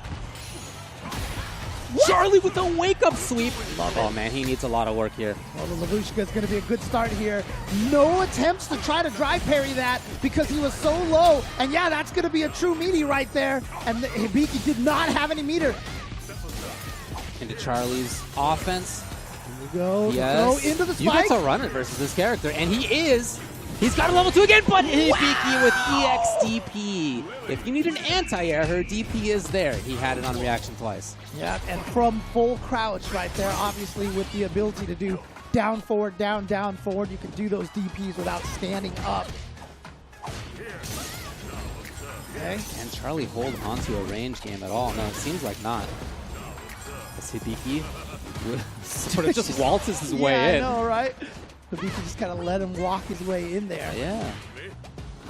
But again, you know, one of the toughest things about this situation was oh, what a sweep! Again, less punishable than most sweeps, but still, what a decision at that point in time. Back to a bit of patience. The cane comes out. Charlie back to distance. He'd love to wait a little bit so the drive can go back. No. Good check, good check. But that was Charlie just trying to find a surprise offense, and now that's going to burn him out. So this is a tough situation here. Is he going to go for the drive impact? No. Just goes for pressure instead. Great little confirmed by Hibiki. EX isn't enough. It is. Match point. Ow. There you go. Look at this. Hibiki doing exactly what we were expecting here, making this character look a lot scarier than a lot of people give her credit for. And that's the beautiful thing about this. I mean, we have Ending Walker with Ryu, Snake Eyes with Zangief. If you're a character specialist in this game, you can do some serious damage. Charlie tried to press after his own sweep. Oh, okay. Yeah, there we go. Hibiki tried to press a button right there. Try to stop the drive rush. Yep, Going for the take drive away. gauge damage. There It is enough is. for burnout. Oh no! He missed the timing of the meaty throw, and as a result, he's going to get burned out. So it's going to be hard for him to take advantage of the burnout situation from Hibiki. He did a great job at expecting Hibiki's patience there, but Hibiki again harassing with down fierce and great button at a bunch of different ranges. That's one thing about the character. She does have some really good normals in that range. We saw that come into play again and again. So Hibiki moves on, and you know who he's going to play against next round. It's going to be Jack in the next round. Oh boy. The old Capcom Cup LCQ. Yeah, again, there's just basically no shortage of killers in these pools here, and every one of these matches are going to be wonderful. Hopefully we can get as many of these matches for you guys on stream as possible. Oh, man. But again, I mean, one of the things that you can see that Hibiki does really well with Lily, I mean, he just has the ranges on her normals so well. How many crouching fierces did he land on Charlie? Yeah, it's a good button. It really is a good button. I think what most impressed me was just his ability to move forward and be a wall at the same time, just classic grappler player mentality. He had the anti-airs. The only 3 or 4 times that they even were needed, he had them, right? Every single time. Yeah. And that meant that he was able to move forward. He had really good timings with parries and just with patience as he moved forward, and he consistently did. He didn't make it easy for any kind of zoning to come up from JP, so shout out to him. And He's also, pretty too, one of the things, I mean, a lot of Lilies also are very reliant on OD Windclad Condor Spire. Right, sure. That is an open invitation for drive reversals Sure, because it's basically a balance out on how much gauge you're spending. But from what I saw from Hibiki, he had a lot of regular OD Wind Spire, so if you actually drive reversal that, you'd be at a deficit. And so, yeah, just really, really He's really smart good. play. Yeah. He's a very good player. Again, in this pool, also, Sako's in here, Hambam's in here, MJ Gamma is in here. Haruto, again, another strong local player, is in here. So, you know, you can always expect the LCQ to deliver when it comes to that. That's been the case for a long time, not just Capcom Cup, obviously, whenever there's a big Pro Series going on and there's a last chance qualifier, it's always hard.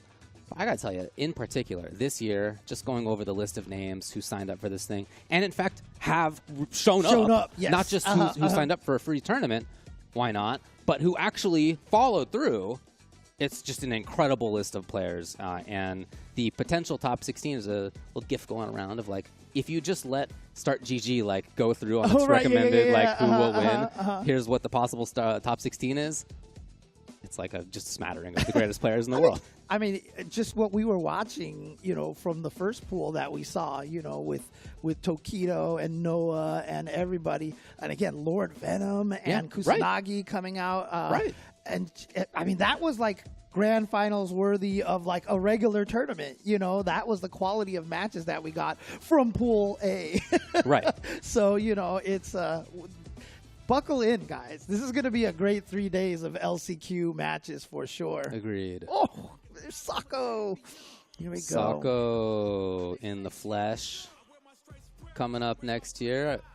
Top level player since absolutely forever. One of the 5 gods of Japan. That mythical list that someone just kind of made at one point in time and has been almost canonized into FGC history. Just about as old as you can possibly be and have grown up playing fighting games. Like he is at that age where like he's of the first year or two where that's even possible. And he's been doing it for the last 30. And he is the OG tech monster. Yeah. He has combos named after him. He has the Super Turbo T-Hawk was called the Sako Tick. I remember that. So many things named after this guy. And why it's cool to see him use Chun-Li because Chun-Li very technical in this game. And, and I like that. Oh, no. Yeah, on the other side, Hambam's a really good player. He's good in 5 as well. Happy to see him up here. Kind of harass. Late on the D. Not late on the DP. He was right in time. Yep. Oh, no. Missed the flash knuckle. Oh, a little bit of patience from Hambam. Backing off a little bit. Sako holding onto this spot as well. Ah, here he is. Waltzing in. Oh, great jump out of the corner. That's what happens if you autopilot a shimmy. A lot of the times you can get jumped on like that by a cross-up attack, and that's what Hambam did. So Hambam here with round number 1, looking strong here. Oh, and now the shimmy. Oh, wow. Interesting timing for a perfect parry right there, but it works out. It's not a lot of risk to that at that range and that timing. Pretty common in high-level play. Sako has brought it out already. So just like in the last round, he's got Hambam into the corner, by the boxes. Let's see if Hambam can find a way out of the corner. You can see Sako not being as aggressive, doesn't want to get jumped in on again, but look at this. Again, misses the flash knuckle. He's hoping to see Sako again get baited on the throw tech. Nothing like that came. So Hambam is definitely inputting it there just in case. Saw a fireball or something like that. Here we go! And this is going to hurt so much right here. Look at this damage. He gets the glow again. Look at this. One grab will do it. This is so scary. He fakes it! Exactly! He fakes it! Exactly what Sako was worried about. Yeah. Instead of going for a shimmy in that situation, he just went for the low because, you know what? Sometimes you can try to get away by walking backwards to get away from the throw. And that's what that crouch light kick was. Make sure to punish that. Oh, something we saw a lot from Tokido as well, and it's becoming more regular in general. You can perfect parry Luke's fireball. At this range, he's stuck. Yeah. Unfortunately for Luke, he doesn't have like a slow fireball to throw that and then chase afterwards. The Sandblast is always going to be fast. Which is certainly great in a lot of ways, but it does have this downside. Yep. And Dan takes advantage. Again, a burnout will come. He seems okay. Oh, okay. I thought he was going to go for the side switch earlier to that. That one, he just went for a safe jump setup. Oh, challenge! Oh, there's that perfect parry. And Sako, can he kill off of this? Because he's willing to spend bar, yeah.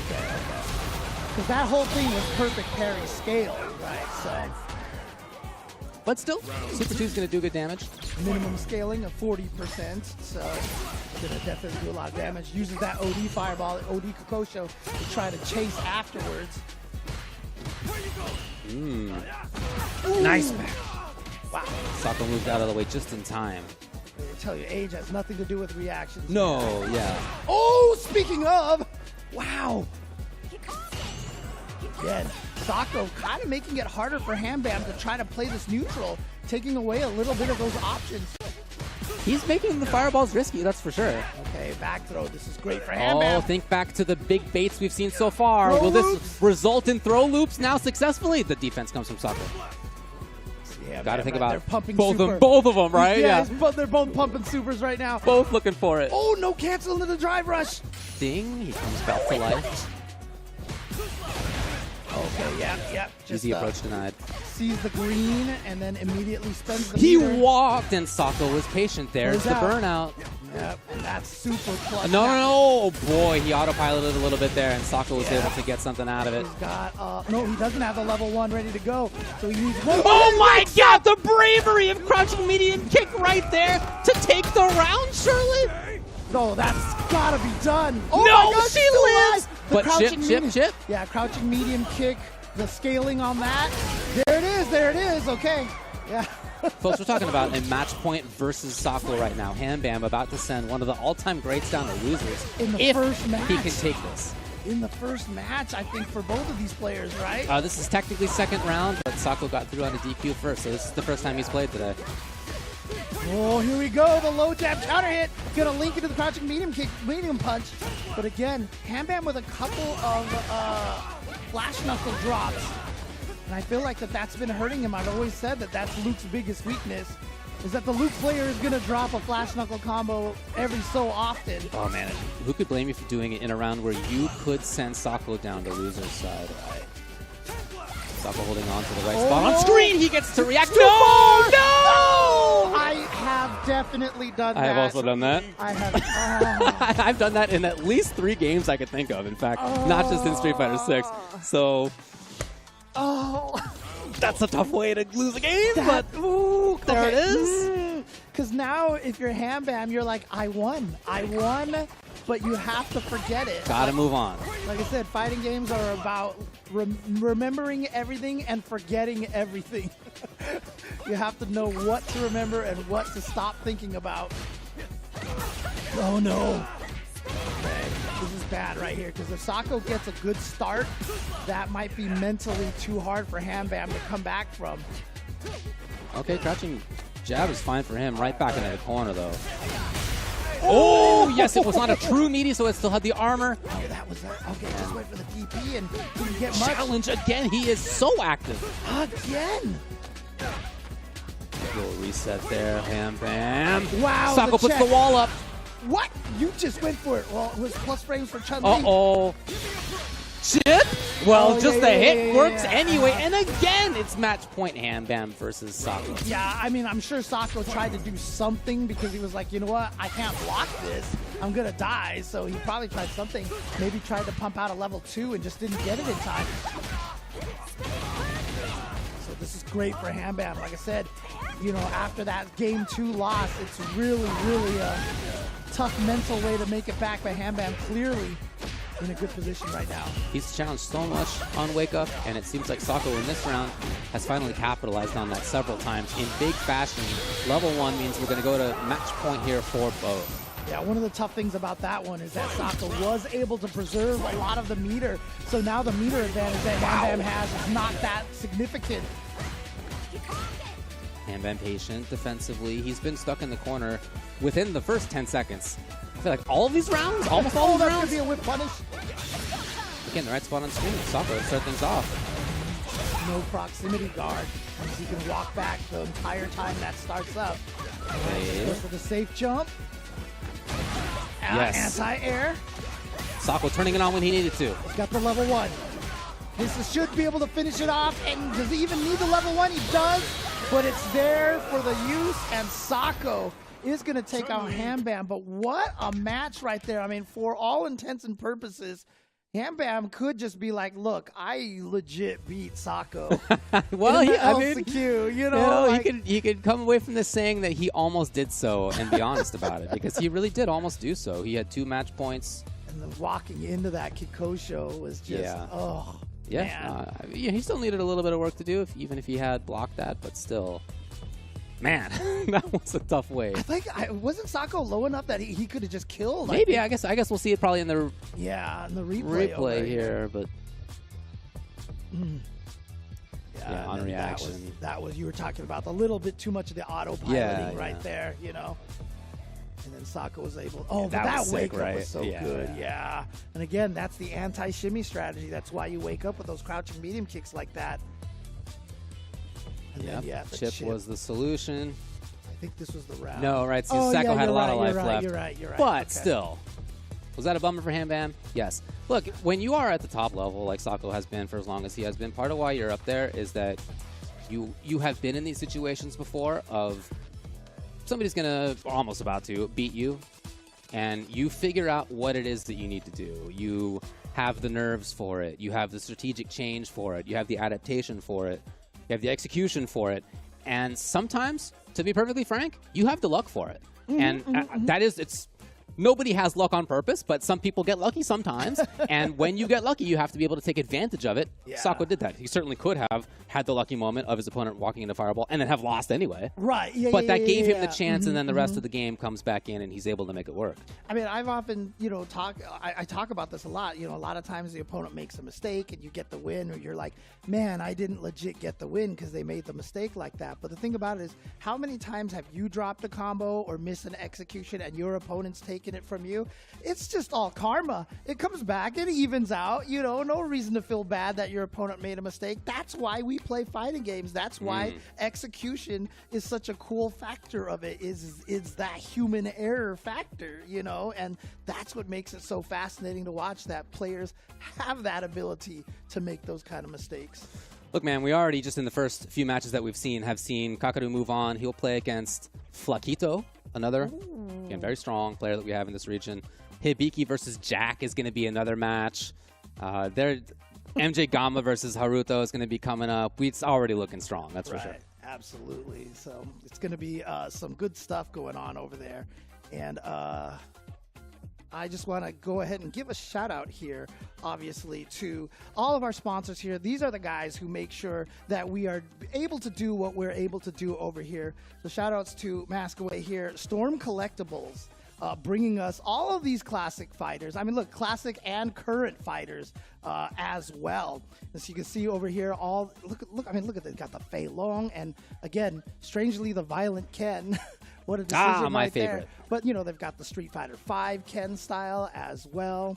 And, with Luke over here, I'm sure that hopefully at some point in the future, they'll be bringing us a lot more of the Street Fighter 6 characters as well. But, I mean, look at that. They got Hot Ryu over there as well in the back. So, really awesome stuff there. So, check out their Street Fighter figures on their website. You can see the website right there, or just use your mobile device to take a pic of that QR code. And that'll take you directly there. And if that wasn't tasty enough, if that didn't whet your appetite quite enough, let's talk a little bit about what Pagoda is bringing. Pagoda, let's put the egg rolls in. I mean, according to Ringe, that's what Jamie is doing right now. So, yeah. Great. I mean, again, like, I just grabbed one of those. I mean, I told the Pagoda guys over here that I'm pretty sure I have a package of their pot stickers in my freezer right now. Yeah. So wonderful stuff. I mean, look, if you are like me and have reached the world of, air frying everything, this is the perfect way to go here. Grab a bunch of their egg rolls and pot stickers and such. So crush your cravings with Pagoda snacks. Let's crush the ad break as well. We're about to go to a break here. We have, again, I mentioned some of the matches coming up for you next. You are not going to want to miss this. Stick around. What's up?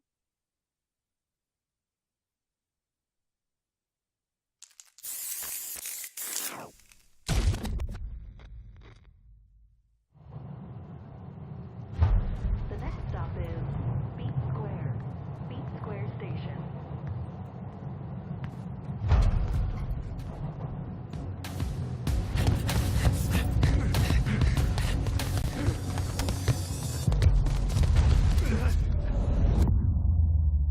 Bring it on.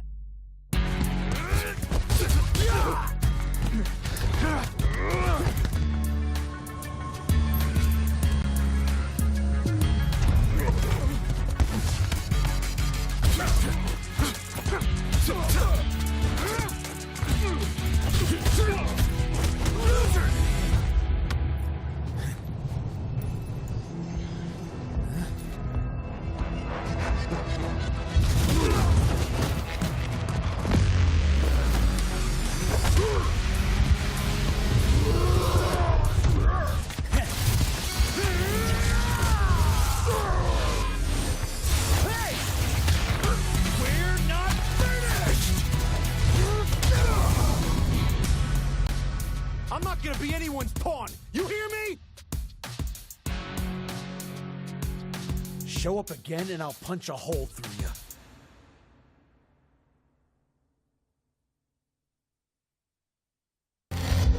Choose your sibling. It's Angry Bird or it's Big Bird. You can't stand in the middle. The Middle East Fighting Pride.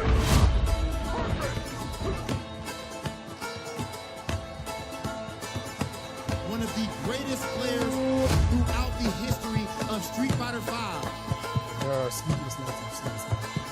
It's just this rivalry. I love it.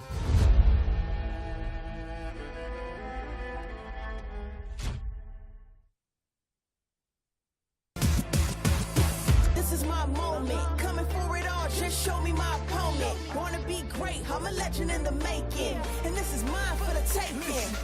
Cause I got what it takes to be on top. I'm #1 cause I don't stop. Hard gas, no brakes, high stakes. I don't act tough till the tussle let them fold ya. Hope you ready for the fight. Reign supreme. Put 'em up, let's go. You ready or not? When it's all said and done, I'ma be on the top. 3, 2, 1. I'm ahead of the game. They'll remember my name. Non-stop. You ready or not? When it's all said and done, I'ma be on the top. 3, 2, 1. Yeah, I belong in the #1 spot. I always kept the business, nothing personal. When you always see nothing, I just barely scratch the surface. Roll me in the rain, let me do my thing. That they hit me down, fight through the pain. When I'm in the zone, I ain't never say much, but you see me up top. You see my numbers healthy, the pressure don't stop. Until I'm in the top, see the bottom seeds watch. They almost see me flop, but I'm stepping on them, watch, let them watch. Born ready to fight. This is my moment. Coming for it all, just show me my opponent. Wanna be great, I'm a legend in the making, and this is mine for the taking. cause I got what it takes to be on top. I'm #1 cause I don't stop. Hard gas, no brakes, high stakes. I don't act tough till the tussle let them fold ya. Non-stop, you ready or not? When it's all said and done, I'ma be on the top. 3, 2, 1. I'm ahead of the game, they'll remember my name. Non-stop, you ready or not? When it's all said and done, I'ma be on the top. 3, 2, 1. Let's go. I belong in the #1 spot. Welcome back to the Analyst Desk, fueled by Pagoda. I am joined with some of the best talent in the game today, Renge and Saint Colo. We've seen Renge already. Saint, where you been at today, man? I just flew in, baby. I ain't got no sleep, but I'm out here. I didn't know I was doing this, but okay. Yeah. You're looking good, man. I always look good. Okay, so now look at him. You see how he feeling himself? You give him an inch, you take him out. That's how it should be. You know, have a little confidence. Okay, listen. So I gotta ask you, man. Right now, how you feeling about the LCQ, brother? That what did we just see? Was it Ham Bam and and Sako? Bro, what happened with the walk into the super? That's what. Oh man, it's one of those things too. They even mentioned it. He was like, "Bro, I've seen this happen at least 6 different fighting games at this point." Yes, right? yes. That super just you don't see it. You don't long. see it like you never really see it whip. So And you think know it's exactly gone? when it. Yeah.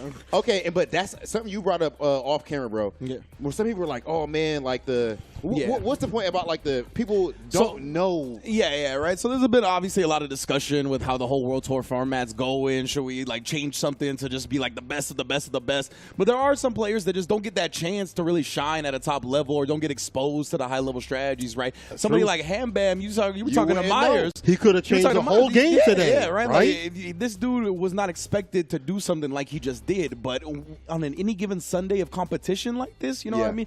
Like people can rise to the occasion and stuff like this could happen, and that could honestly propel them to a whole different level of fighting game career. Ham might go later on today and be like, let me practice my combos, get even more tight and things like that, get even more dangerous. Like this is why these brackets in the way that it is, that's why it matters. Now I gotta ask you, now because we're just shooting on Capcom Cup in general. All right. Is there any specific player that you are most excited to see at Capcom Cup? Like I'm not talking about LCQ. Yeah, just like out of the players who are already qualified. Because mine is Snake Eyes. Yours is Snake Eyes? Oh, man, for that's sure. kind of mine too as well, just from the character itself. But also, I guess I would like to see, honestly, I want to see Nero the Boxer. I want to see him cook up after what was said on Twitter. I'm sorry, Luffy, you my boy, but I'm trying to see Nero clap back like that. You know, I'm trying to see him make it out the group and say, look at me. They'll be worried about me. I like how Nero's talking on Twitter. I don't know if you've seen it. Nero and when Ender Walker posted, he's Yeah, like, look, Ender I Walker see too. all y'all talking about Group F as if Minute and Angry Bird about to have an easy time. Yeah. I'm Who not else about seen to it? make it easier. He talking crazy. Look, I don't know if you were around after our lottery stream, but I said, I was like, I would not be surprised if Ending Walker and Lashar make it out of that group. It could. Straight Hey, up. man. Straight up. That would like, be. those two are that good.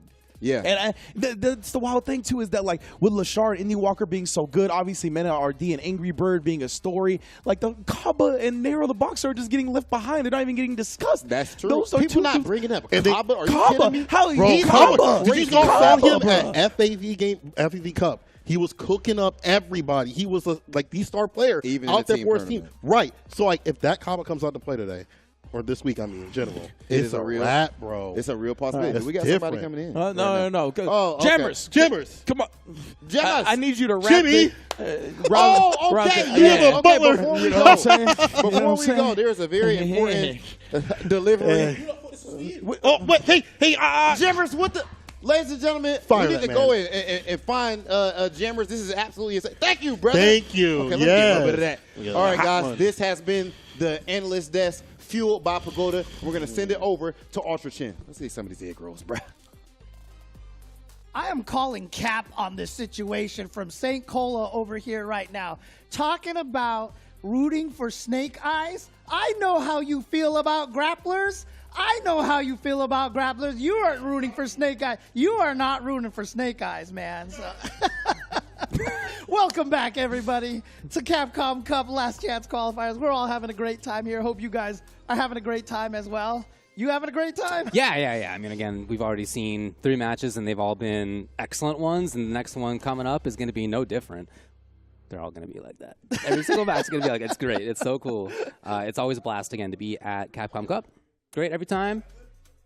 Always great to be at the LCQ, I think, in particular. Oh, yeah, because yeah, although yeah. Capcom Cup, like the larger Capcom Cup, is fantastic, right? They're great players from around the world. There's also a lot of, like, known knowns, and you just don't know what's going to happen when it comes to the LCQ. There's a frenetic feeling about it that I feel like is difficult to capture in other contexts. So this is MJ Gamma versus Haruto. 2 very strong players who have gone really far in big majors in the past. Awesome to see Gamma make it out here from CDMX in Mexico. His very strong JP. And then on Harry's side, this is the guy who made me realize that Ryu is pretty good. Even before, like, Ending Walker was doing big things in big stage, Paladin and stuff. This is just from sort of the local perspective. I was like, man, like, Harry's been great for a long time in fighting games, but the stuff that he does with Ryu, it's very spacing trappy, and it's really cool to watch. You know, We'll see if he gets a chance, though, as MJ Gamma starts out super fast. I mean, you were talking about, Ending Walker a little bit. Like, I feel like Ryu is his best character, even when he tries the Ken and the DJs. Like, there's something about the way Ending Walker plays Ryu, and Ryu has that ability, and I love the fact that he still has that. They brought back the third strike, Ryu hits like a truck kind of mentality, and I love that.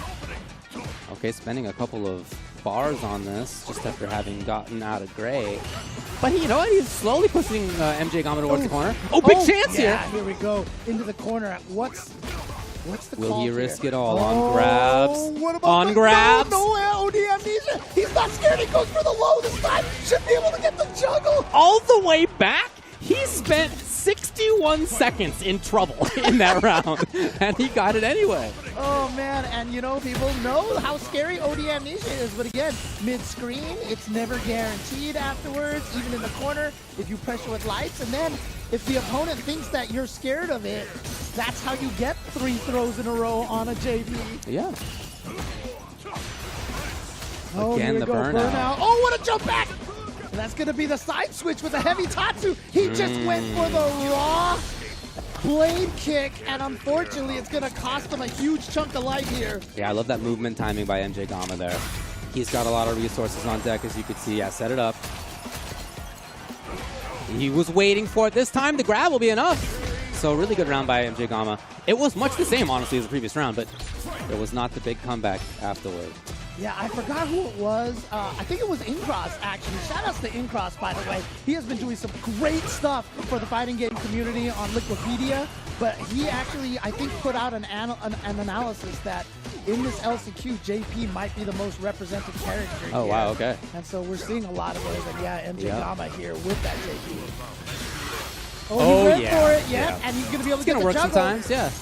No, he didn't actually go for anything further than that. The spike will come out. MJ Gama still fighting from the corner here. Trying to be patient. He has seen Harry attack in a lot of big jump again. That's how he won the last time. The one jump in to lead to that corner pressure, and this one right into the Shin Shoryuken.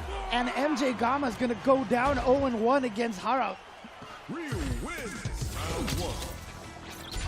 Yeah, you know, LCQ is always a big moment for Harut. Last year he got, I would want to say top 16, or maybe it was 17th. It was something like that. He always goes far because he's a great player and just doesn't really get to travel as much as some other players do. This is his chance to show it. Right now in game 1 he did. MJ Gama, again though, as he has, he starts out this round well. Yeah, I mean, you know, you heard them talking about, you know, our fellow commentators talking about on the couch there, you know, the format here, getting a chance to show off as many players as possible. You know, we get to see players like Harold. Obviously, he's from SoCal, but we also get to see players from all over the world. It's the Olympics. It's the Olympics. Right. Oh, man, nice catch. MJ Gama all the way through. He's got to take a risk. Why not? Here comes Haruto. Oh, what a jump back light punch, fast frames right there. He's in burnout. That's usually a win condition for JP, but not in this situation. No, he didn't have the... Got him! Is it enough? It's match point Haruto. Again, he makes the big comeback. Go. Match point. Oh, man. His movement forward through a lot of these ghosts is killer. It's made Gama not want to do them in ranges where JP would love to. Yeah, unfortunately it was JP, the boogeyman that he's throwing out aren't working, and there you go. And see, there we go. So. Oh my god, no! I don't know. Some kind of screw up. It's on Gama now to take advantage. As like I said, think back to that Sako round. When Sako took advantage of it, will Gama do the same? I think he was trying to jump Tatsu, but he just did jump heavy kick. And so as a result, MJ Gama gonna take this round. And this is brutal here. Again, I always talk about this mental kind of situation. Yeah. Obviously, these players are good enough to overcome that kind of stuff, but, you know, the mental aspect of these fighting games cannot be overstated. Yeah. To the other side. He tried. Yeah, he's not giving up on any of those interactions. Ooh. The burnout comes again. Yeah. Ooh, wow. Just went for the light one. Wasn't plus frames in that situation. Opportunity, yes. Knockdown comes. Haruto. Oh, there it is. What a read. reaction. Yeah. Very good work. Very good work, yeah. Not a lot that Ryu's going to do at that range. That leaves him free to block. What a jump out! Okay. And he goes for the heavy DP instead of the heavy Tatsu. I thought he was going to go for the side switch. He's going to get the hit over here. He's going to go into the level 3. Is this going to kill? No! But it is a burnout. This is Chip. He can't get overzealous with this. MJ Gama, he's not going to cut it for him. As Haruto seals the deal, sending Gama down to loser's side. Winner of that, as a result, will play against Sako in the next round. Did he just dash up light Tatsu in his face? Gotta get that chip, man. What a decision. Beautiful stuff right there. And yeah, Haruto right now. What a comeback in this round. Yeah. As we saw multiple times, I'm sure we'll take a look back on the replay here. And just so many great decisions. And honestly, the one round that he lost in game number 2 was just due to some strange, I don't know what he was going for. He accidentally had the double jump situation. But he has looked so strong here. And again, we've seen Hibiki winning with Lily. And here we see Haruto winning with Ryu. You know, again, all these characters, they're so... Every character in this game is capable of winning. Oh yeah, there's the mistake right there. But I mean, that's the important thing. When we talk about characters from past fighting games, when we used to talk about low-tier characters, like, they just couldn't win. Yeah. They just couldn't win. Like, if you picked a character and your opponent was like, oh, Sagat in Super Turbo, you're just like, well, that's just game over. But in this game, no matter what character you pick, they have the ability to win. Yeah. And that's the important thing. That's the difference when we talk about the tiers and the balance in this game. Sure, which, of course, still exists. Every game has a tier list. There are better characters, there are weaker characters. And over the course of a long season or a long tournament or whatever, having a stronger character is going to be more helpful more consistently, right? It's about being consistent in part. But any individual match, of course. Right. Of course, anybody can do it. Yeah, no, that is a cool part of this. So as a result, as I mentioned, Haruto is going to be playing against Sako in the next round. And I also mentioned, man, this is round 2 and 3 of Pool B in the LCQ. Kakaru versus Flaquito. Again, a really strong player. Oh, that's where we're headed? Fantastic. Then after that, Hibiki versus Jack. Then Sako versus Haruto. And then already in the next round, actually, is going to be Sleep and Sheep. So whoever wins Sako versus Haruto is moving on there. This is to get into winners semifinals even? Not even into winners finals. Wow, but here we already busting are. out the Jamie here. Okay. I mean, again, the Ryu, the Lily that we've seen here. And this is the power. I mean, look, I've been a low-tier hero my whole entire life, right? One of the biggest strengths of being a low-tier hero is very few players have the ability to practice against you. Because you don't have a lot of the Jamies and the Ryus and the Lilies that can play at the level of these players that are at this event. And so there is actually a secret little advantage that way. That said, when you're at Kakaru's level and you have access to as many strong players as he does in Japan, he's going to know this. Yeah, for sure, for sure. Oh, I mean, he has just punished everything. Flaquito has gone for nothing but hard reads and risks. I mean, there was 2 sweeps that was blocked, and there was the ODDP right there. That sweep is a pretty common idea for Jamies at that range. Okay, here's finally a drink. Oh, no. From that far, then Kakaru was just ready to blow that up completely. What is, if intentional, interesting hard read? I don't know. Ooh, okay, this time it actually works. He does burn himself out. He's going to be able to get the full combo off of this. Yep, get some. He could go into level 2. That's true. I don't know. Oh, it's a nice jumping timing. It's got level 3 as well. The next hit. Oh, perfect parry. Uh-oh, here we go. Gonna find a side switch combo here. Yep, there it is. To the other side. Now, what are you gonna do? You're burned out still. That's gonna be a punish. Oh, drop. Okay. Woo! No, it was a combo. It was a combo. Yep. It was a combo. And that throw was actually gonna win it for Flaquito. So if he had blocked that standing heavy punch, it wouldn't have been a combo and he would have been dead. But getting hit by it actually worked out in his favor, and here's the level 2. Rocketing to the top of the views for a temporary period of time, Jamie.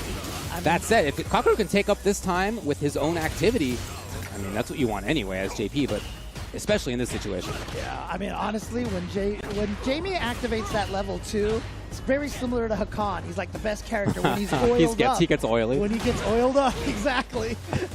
I'm going to call him Oiled Jamie from now on. Just carrying around a whole bunch of olive oil. Oh, I heard it. It's tea. It sounds like oil. Tea. It's just tea. Come on. You played World Tour, right? Makes a real. Oh, I did. Yeah. It's a family herbal remedy they want into that. Exactly. Oh boy, punish counter. It's going to be a big hit, but of course, a lot of scaling on this because of the perfect parry situation. Oh, Kakaru with I think a little bit of an execution error there, but he ready. Yeah. There's a little more work on this. Yes. Not quite. Oh, wake up buttons. Wake up buttons. Here we go. How far can Flaquito take this? We're going to see another crazy comeback. Too far away. Force the issue with activate. Maybe that is what his idea was. Yeah, he wanted to step into it. But good spacing. That was like Street Fighter V recognizing you want to activate into V-trigger, and so you're like, you know, I'm going to stand right outside of your range. Yeah. Ooh, nice reaction with that DP. Catching the neutral jump. Flakito trying to hold on to a spot on screen where he doesn't let Kakaru get out. Yeah, but those disjointed buttons from JP with that cane, so scary to approach against.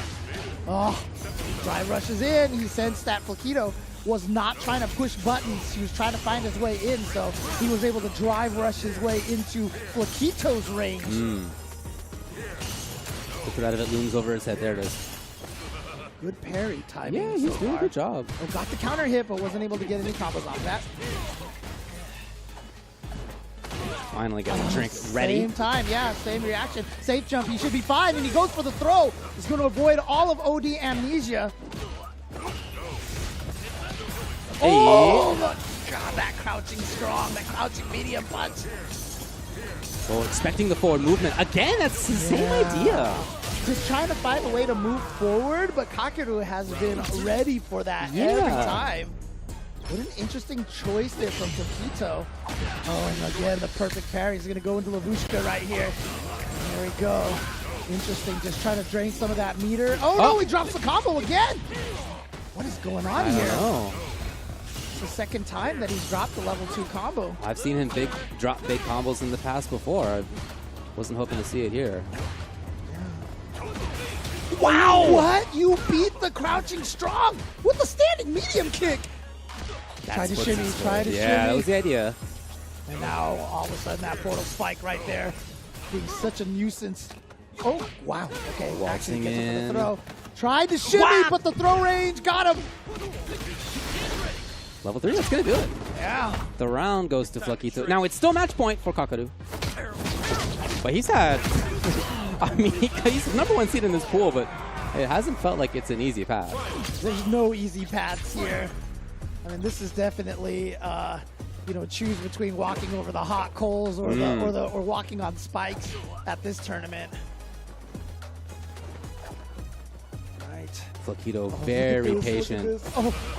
And they both tried to drive rush. There's something in human nature, right? Like, yeah. How many games has that happened in where you just are patient, and then all of a sudden you both snap at the same moment? Exactly. That's gonna be, yeah, okay. Did he punish it in time? Oh, actually, that was the OD one. So it's gonna be safe. But now thrown into the corner. This is the problem. And he pressed buttons on Wake Up, which he's done a lot, and they've been successful. So Kakaru this time making sure to take advantage of that. Sets up a portal, doesn't need another. No, that's not going to cut it. And Flakito, I'm sure knew, but you might as well try it. You never know, I guess. And there he is going down to the loser side. It's Kakaru moving on. So he will play. Again, we're not in winners finals. That was to get into winners semi-finals of this pool. Yeah, again. The other side of that match, Kakaru plays against either Hibiki or Jack.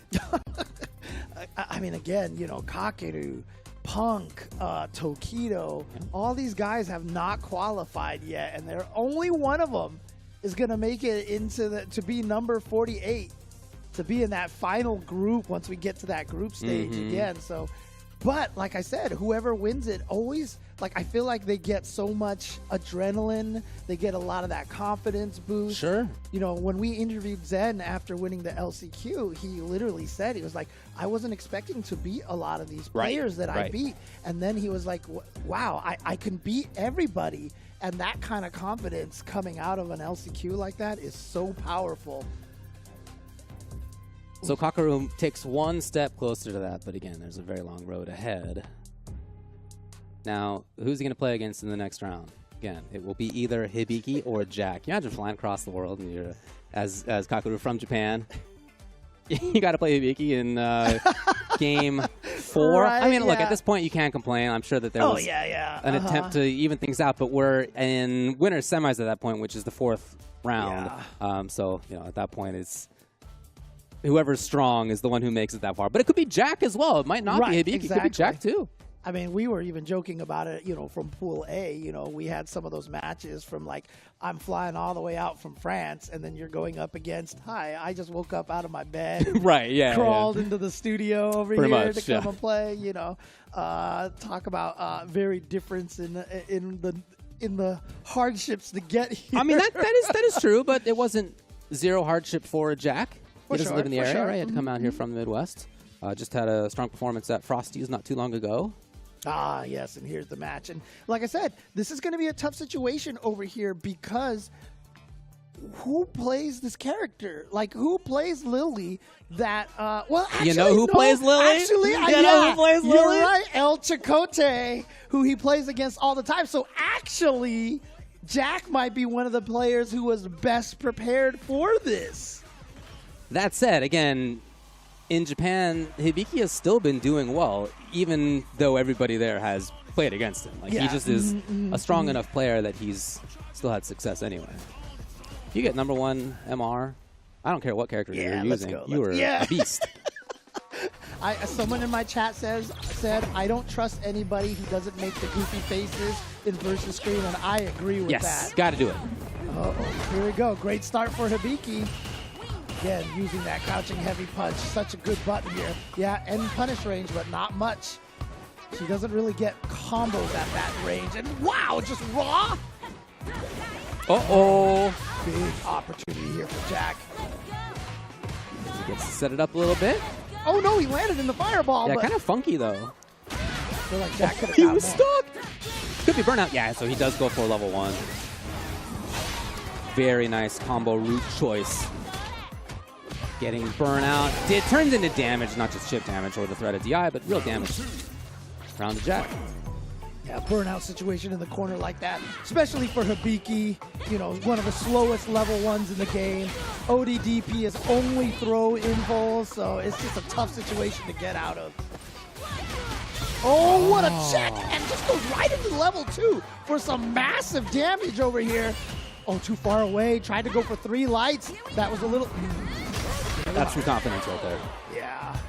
Look, as grappler players, both you and I, nothing feels better than getting your opponent to freeze and walking up and SPDing.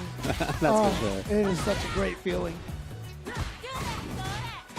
Go Jack in the corner. Okay, I talked about the drive reversal being a good strategy against Hibiki. Against Lily. Jack had held on for too long. Oh! Actually did one of the ones with the attack at the end. Jack was expecting the light version. Here we go. DP, yep. Couldn't catch. Now you gotta watch. Ooh, wow, that really hit down there. Jumping heavy punch from Jury just hits at such a nice angle. Setting it up. Again, it's Hibiki who really has a lot of control. It feels like all the button timings and spacings he's going to be able to solve it on this. Level 3, he does! Yep. And there you go. Gonna catch him with the full level 3.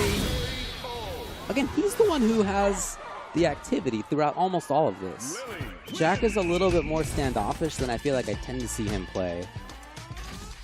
This is a player who had a reputation of being the guy to put himself in burnout a lot of the time, to blow his way in, to be active. We haven't really seen that in this match so far. Ooh, there was maybe an attempt. Yeah, the checks right there.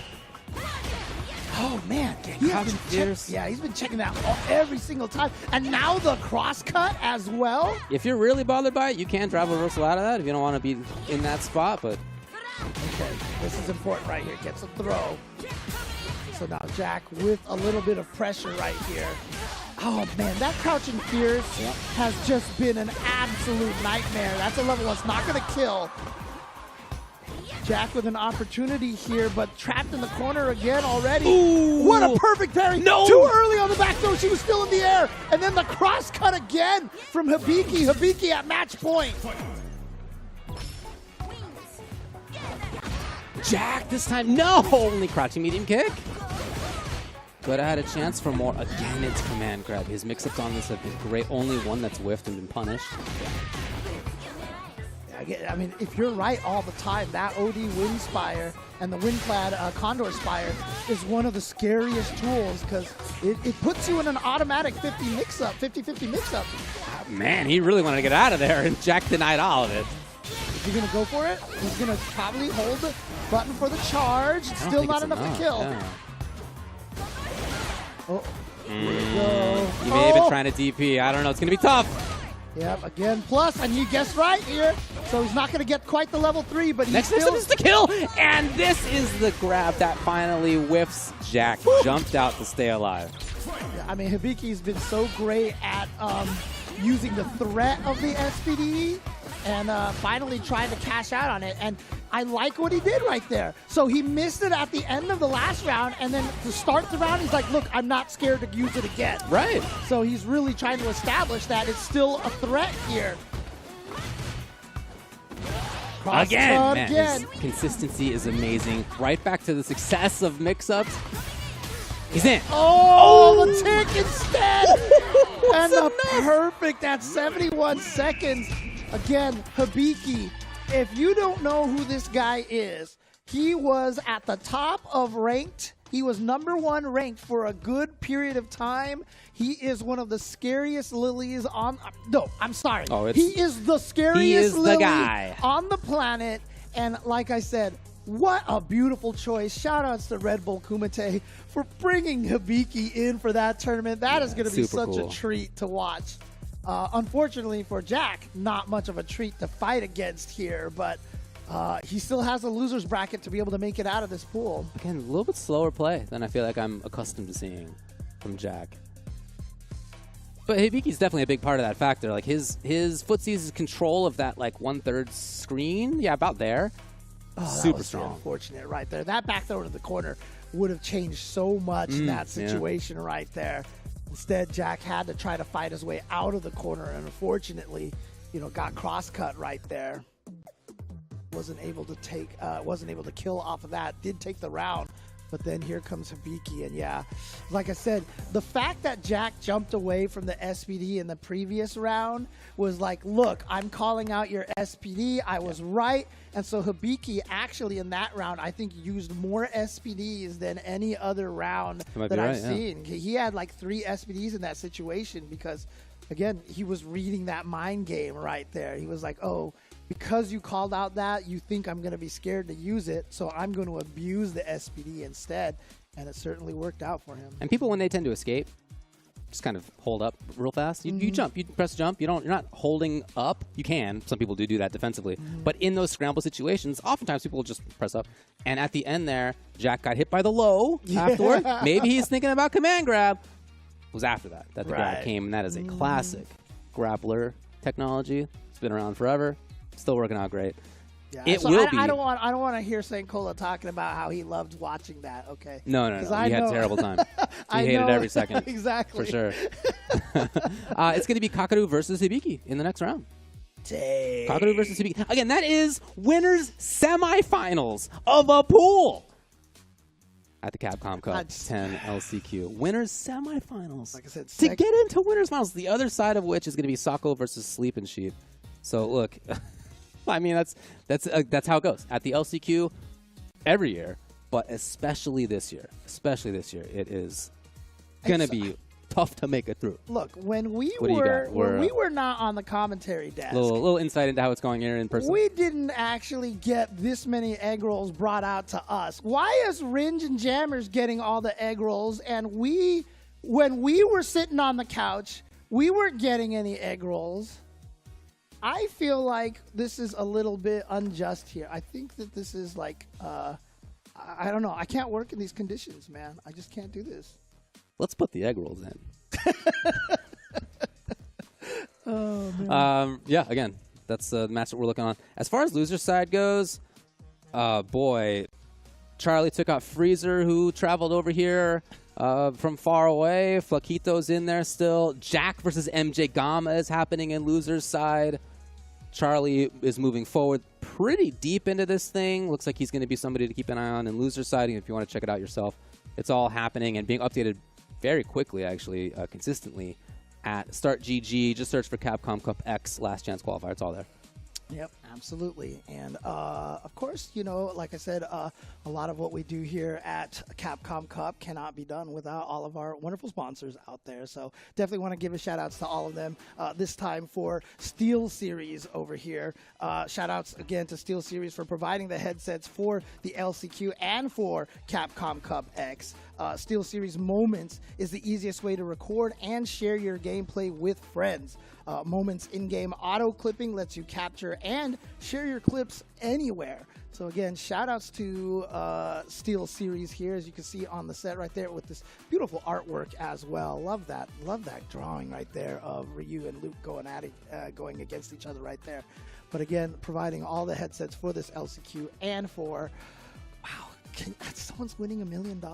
Oh man, that's true. That's not too far away. $1 million in just over a week. Yep, exactly right. But before that happens, still have a lot of stuff to get through, including this pool, which again, not even in Winners Finals. Coming up after the break, we're going to have Kakaru versus Hibiki.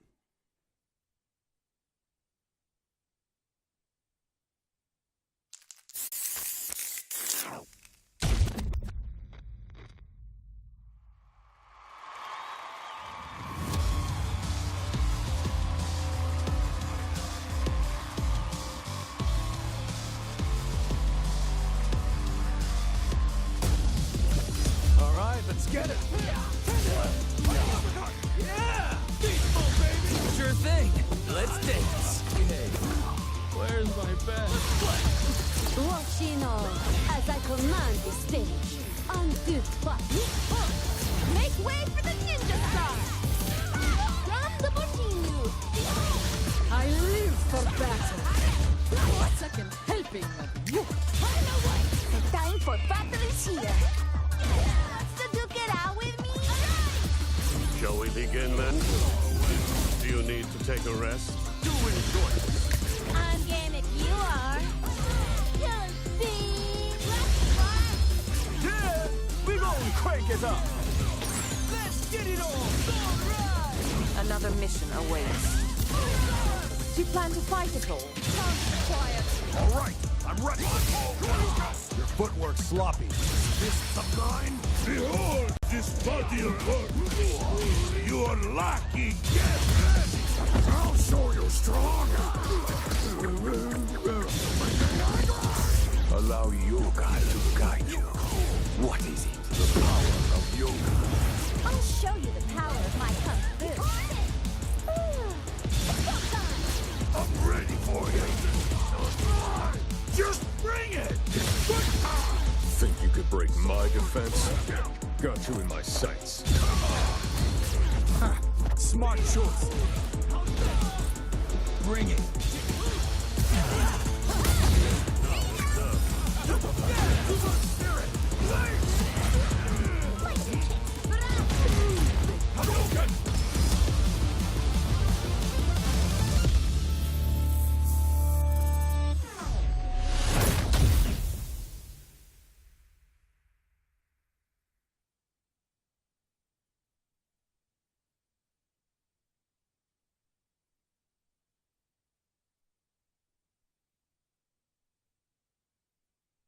Try to stop me, then you gon' pay the price. All them late nights finally paid nice. Awake in my dreams, but you could call me the greatest of all time. Yeah, I'm focused. You know how bad I want this. I'm giving it my all, never before this moment is golden. I control it. All eyes on me, I see I'm watching. Once I'm locked in, ain't no way that I'm stopping. Clocked in, it's time to put in work. Go berserk. I'm in my zone until I'm first. Believe me, when I say nobody can see me, this a product of hustle. I just make it look easy. Non-stop, you ready or not? When it's all said and done, I'ma be on the top. 3, 2, 1. I'm ahead of the game. Y'all remember my name. Non-stop. You ready or not? When it's all said and done, I'ma be on the top. 3, 2, 1. Yeah, I belong in the #1 spot. I always keep the business, nothing personal. When you always see nothing, I just barely scratch the surface. Roll me in the rain, let me do my thing. Thought they hit me down, fight it through the pain. When I'm in the zone, I ain't never say much, but you see me up top. You see my numbers healthy, the pressure don't stop. Until I'm in the top, see the bottom seats watch. They almost see me flop, but I'm stepping on them, watch, let them watch. Born ready to fight. This is my moment. Coming for it all, just show me my opponent. Wanna be great, I'm a legend in the making. And this is mine for the taking. cause I got what it takes to be on top. I'm #1 cause I don't stop. Hard gas, no. Welcome back to the Capcom Cup LCQ Analyst Couch, fueled by Pagoda. I am joined with the head of the Salt Mine League and another phenomenal player from Germany, Random. Of course, my man's Ritas. What's going on with you guys?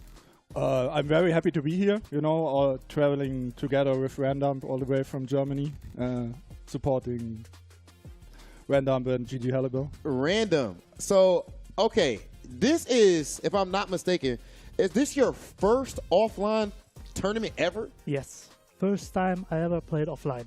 Wow. At all. And you actually, how did you end up coming here to LCQ? Like, what was the story behind that? Well, Ritus held a series of tournaments, and the 8 winners of these tournaments would play a final top 8, and then the winner of that top 8 would get flown out over here to the LCQ, and I won that top 8. So yeah. Congratulations. Okay, and you play later on today.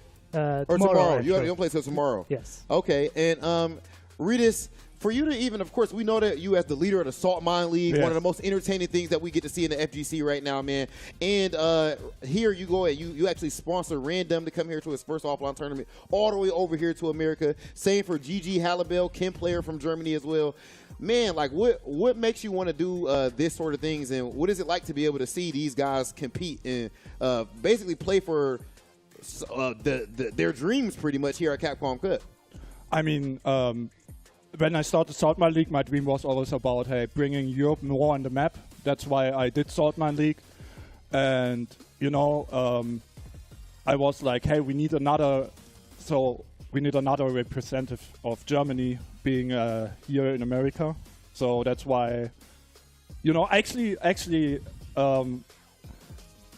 I wanted just another European to be at the LCQ, but of course I'm extra happy that actually a German made it to all the way through, and I also believed in him that he can make it, and he actually did. So yeah, that's really cool. Random, so far, how has it been how's it feel playing offline versus playing online? I know you played casual so far. What's that been like for you? And even I just saw you meet James Chen and Ultra David. And what's it been like playing offline and meeting, I guess, some of your favorite players and personalities? I mean, it's surreal, right? You see this always on the screen, so for once, seeing it in real life, it's amazing. It's a whole other experience. It's so much better. Yeah. So fun. So much fun. Random, I'll tell you what, man, we are all extremely excited, which, by the way, it's Random. R-A-N and then D-U-M-B. It's not random. Don't call my man's random, okay? It's Random, completely different. We are very excited to have you here. Ritus, thank you so much from me and the entire FGC for what you do for all of us, especially for what you do for the EU Saltmine League. It's extremely entertaining, and it's dope as heck that you have Random and GG Halliburton out here. Random, best of luck to you in your LCQ pools tomorrow, brother. And that is it for us. We're going to send it back over to Ultra Chin TV. Yeah, awesome to see him here and talk a little bit about the qualification process of how it is that Random got to come to the LCQ. You always love to see things like that where communities come together to get people to go to something like the LCQ. Right? Something we've seen over the years. It's always great to see that people coming together, coming here in person, offline, where he's right. It's always better to be in person. Yeah, Exactly. It's awesome. It's great to hear him talk about that. And, I know they didn't mention it here, but everybody in the chat, a lot of people have been talking about this, but one of the best Manons in the world right now. For sure. A character that, I remember when the game first dropped, everyone's like, dude, this character, like, why does she get to keep all of her medals? This is so Those were a couple of weeks there. Yeah. And now people are like, Manon could use some help. But, again, we've seen with the Haruto, with the Ryu. I mean, I'm going to repeat myself over and over again. Hibiki with Lily and Random with the Manon. He is going to do some massive damage here in this LCQ. So I can't wait to see those. But again, that will be tomorrow. For today, in Pool B winners semifinals. Repeat. We're not talking about this is not the top 8, folks. We're not in grand finals. This is Capcom Cup LCQ. The strength of this tournament is at display right here as its winners semifinals of the pool between Kakadu JP and Hibiki Lily. Yep. Two of the best. Like you mentioned earlier, flying all the way around. She's got some of the best faces. Although I understand not using the JP faces. Yeah. I really think JP is super cool looking in this game. I also think that his faces are not among the top. Well, I mean, they did it on purpose. Yeah, for sure. He's stoic, right? But no, it makes sense. Yeah. I mean, Lily just going, It's so good. Yeah. It's just amazing. So, oh man, And it's already where Hibiki wants it to be. He's got corner for himself. Oh, that's gonna. Oh no, it was too far away. So he's not gonna get the full combo off of that. His spacing on those is just immaculate. So good. It's so good. Oh, but speaking of perfect parry, and Right. not Now gonna that's make somebody the who knows mistake. the matchup, right? Yeah. I mean, again, I know Jack knows the matchup well, but there is Kakadu ready. If you can perfect parry that Condor Spire, that really puts a wow! What a whip punish, and then the bait, and he should be able just to take the round here. Doesn't even need to spend any of the bar. And Kakadu, like I said, was one of the favorites to be able to take this LCQ, not even just this pool. Oh, yeah. But Hibiki, he was #1 on ranked in the world for a reason. Back to the range. Now, we saw Hibiki play against Charlie earlier, and we saw his anti-JP just kind of walking, being at the right spot consistently.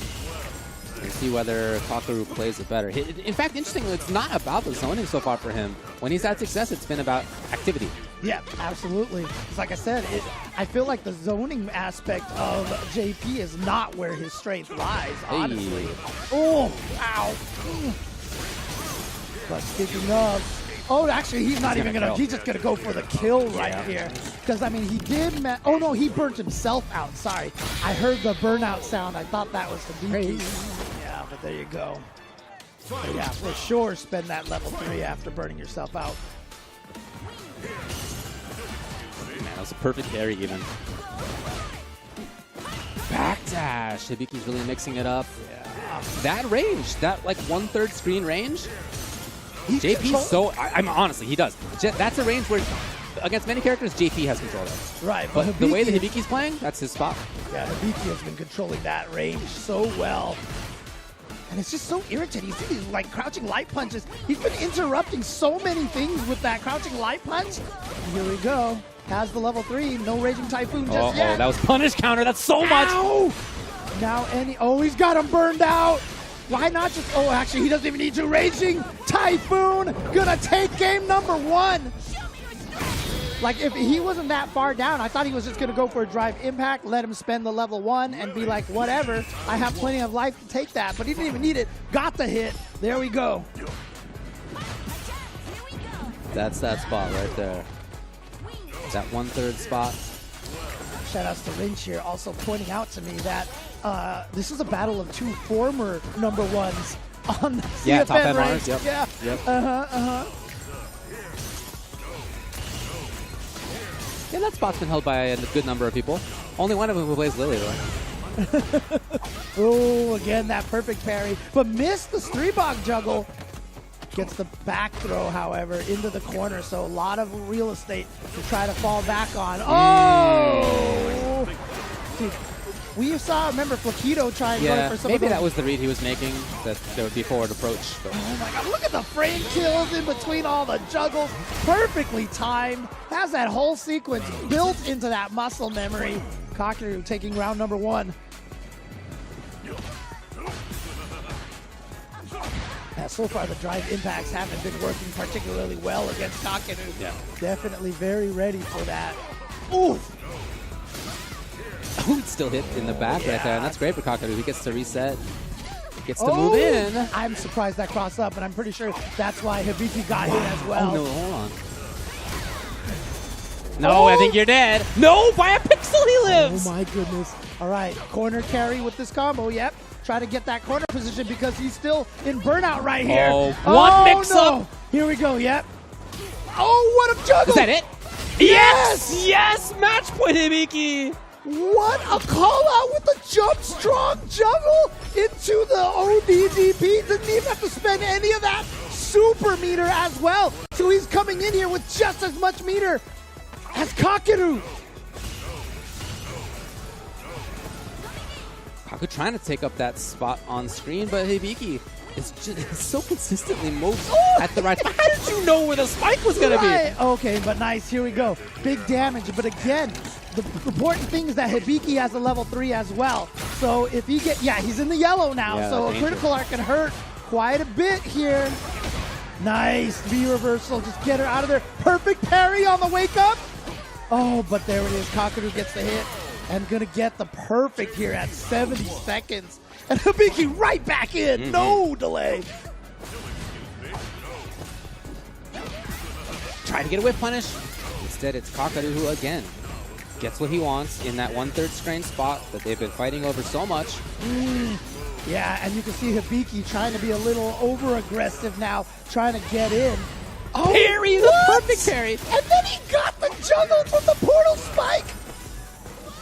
Oh no, that is surely the round. Again, a perfect. It's match point, Kakadu. Yeah, Kakadu right now. I talked about it earlier. Even against another great player like Hibiki, sometimes it takes a game to read the timings and read the patterns. And you can see, you know, I talked about the zoning, but Kakadu is making this zoning work really well against Hibiki right now. Oh, okay, no perfect parry here. There it is. Just feels like Hibiki can't get anything going against all the blue coming out of Kakadu. He's ready. Uh-oh, Lavushka coming into play here. No attempts to parry. Just gets hit. Oh, but actually still alive. Didn't get the second hit, so it's not going to get through the armor. Can he kill off of this? No, he goes for another setup. Oh, boy. Oh, boy. Here we go. Oh, boy. Oh, boy. The big command grab attempt came out. Kakadu was already in the sky, and he will move on into winners finals, where he will play against Sako. Wow. It does not get any easier. Sako, the next opponent for Kakadu here in winners finals of the That pool. was winner semis. Yeah, it was winner semis. I know, you said it like 9 times, and I still didn't believe it. My brain still wouldn't process that. Ya. Oh my gosh. And so Sako's on the other side. So Sako took out, who did he just take out? He just took out a player called Sleepin' Sheep of SoCal as well. That was a 2-1, so it was not free, but Sako did make it through. And, you know, I often talk about the Singapore match between Moke and Kakeru. And the way that Moke played against Kakeru with that Chun-Li almost made it look like it was a bad matchup for JP. So I'm wondering if Sako, you know, studied that matchup, has a lot of that ready to go as well. Moke was just checking with so many stand light punches, trying to fish for those counter hits, and the crouching medium kick range, because he can drive rush cancel his Chun's crouching medium kick and get big damage. But he got, like, he was just almost eating Kakeru's crouching medium kicks, because he was like, you can't drive rush cancel this. I can take this damage. And so he was playing very aggressive at that range. And I'm curious to see if Sako is going to try to repeat that kind of strategy against him. We'll find out. In the meantime, let me tell you that Jack is out. He was sent out of the tournament by MJ Gama, 2 games to 1. Yep. I mean, not that, you know, obviously MJ Gama's excellent. Had good results in the past. Right. So, he's definitely a strong player for sure. And then Flaquito took out MJ Gama. Wow. So Flaquito's still in. Okay. Charlie's still in. With the Jamie, I wonder? Good question. I've also seen him play DJ in the past. And when I heard him to him on ranked, it's like usually DJ, but I don't know. I guess we'll see if he comes back up. Charlie will play against Hibiki as well. That's all in loser's side. And again, in winner's side, in winners finals, it's going to be Kakadu versus Sako, which is where we are headed next. See, I did it again. Like, you're like, Charlie's going to play against Hibiki. I'm like, but that doesn't make sense. Hibiki was in winners finals. He should be. Oh, wait, that was winners semis. Yep. Man. Oh, man. We got to look. Yeah, nice. Again, you can follow it yourselves. It's Capcom Cup X Last Chance Qualifier. Search for that on Start GG. So there's a bit of a look at what we have going on here. This is just Pool B. Every pool has players of the like Kakadu and Hibiki and Sako and so forth. Like they all do. You saw the previous one that Tokido came out of. On winner's side? On winner's side. Noah the Prodigy coming out on loser's side. Yep. Taking out some big names in that one. But here we go. Kakadu versus Sako. And like I said, I know Chun-Li can fight this match pretty decently, you know, from what I had seen from Moke in this matchup at the Singapore event. But again, Kakadu, you know, that's the thing. After Kakadu lost to Moke, how much you want to bet? He was like, I'm studying the heck out of this matchup, right? So he's been doing a lot of work all the way across the Pacific Ocean. And for Kakadu, it is Hibiki and then Sako. as his matches that he has to play against, feeling all the way abroad and very much at home at the same time in terms of his opponents. But it is Sako versus Kakaru. One moves on into winners top 16. Both of them rocking the costume threes here. A lot of good ones. All right. So here we go. Let's see how Sako handles his neutral. Wow! Using the foot speed just to walk up and get the throw. Let's see, there you go. Not much that JP can get off that crouching medium kick. So let's see if Sako continues to bully at that range. Oh, nice. Yep. That's why you go for the fake Torvalon. For sure.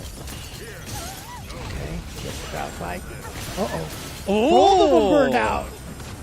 But Kakaru with a much better spot. Nice Great block on the overhead. That's a 50-50 mix-up there. Oh, what a delay! What a delay! I think he was trying to do a combo, and because it missed, it might have been negative edge. But he's going to get the Lavushka. Should be able to get the kill out of this. Wow, still alive. Okay, finally. There we go.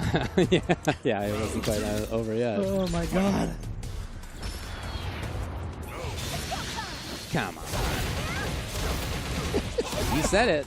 Ages and reactions. You could do both. Every time I talk about how bad my reactions, they're like, it's because you're old. I was like, no, my reactions were bad when I was young. Yeah, so you it's can do okay. both. I don't know if that was what he was looking for. Sako, again with the reactions, by the way, took advantage of it super well all the way into the corner. The delayed towards heavy kick right there. Gonna be, well, not quite enough to kill. Didn't go for the path to lead to the level 1. Figured he had enough of a life lead that he can get the finish without spending any meter. And he did. Oh, that's huge. Oh, no, he drops it. It wasn't a punish counter or something? I need to see the replay on that one. How did that combo not hit? Unless he just was a little too slow on that. Yeah, I think that's what it was. Very rare situation to see Sako dropping. And yeah, you try to parry those spikes right there. It's a perfect time to teleport, punish the parry. That constant battle around this spot on screen right here. Sako in and out of that range. Oh, Kakaru's taking advantage. Yeah. Wow, good range, and he gets the punish counter on the landing frames, so he can link into the stance right there. Old grade JP. Here we go. He goes for the double. Look at this mix-up. What happened there? There were so many stomps. What is going on? He's got another one set up right here. Just goes for some frame kill, but then tried to bait out the OD amnesia. Oh, he has a chance. Kakaru could have gotten to the level 3 on that, and this is where it is. It's gonna be. Yeah, there we go. Woo. But yeah, he just did stomp, stomp, and then the delayed third stomp into another jump heavy kick. That was crazy, but Kakaru right there finding the hit into the level 3, taking game number 1. Well, like I said, Kakaru one of the favorites to take this LCQ, but it has not been easy at all for him. No. Hibiki and now Sako giving him some trouble. We even saw Flakito giving him a little bit of trouble a little bit earlier on too. That's just the level of play that we see from so many of these players here. Ready for parry. So Sako is in trouble. Doesn't even have level 2. Yeah, he would love to get out of the corner if he can, even if it's to take a hit, but not there for long. Oftentimes we say against JP, getting burnt out is like a win condition for him. It's just so hard to deal with it. Now you're going to get caught by the OD portals after the throw. And again, the corner pressure from JP is just terrifying. Little delay on that part of why it worked. Again, I don't know. Man, he has not been able to find a way in. And even with that drive parry, oh, that was a real ghost.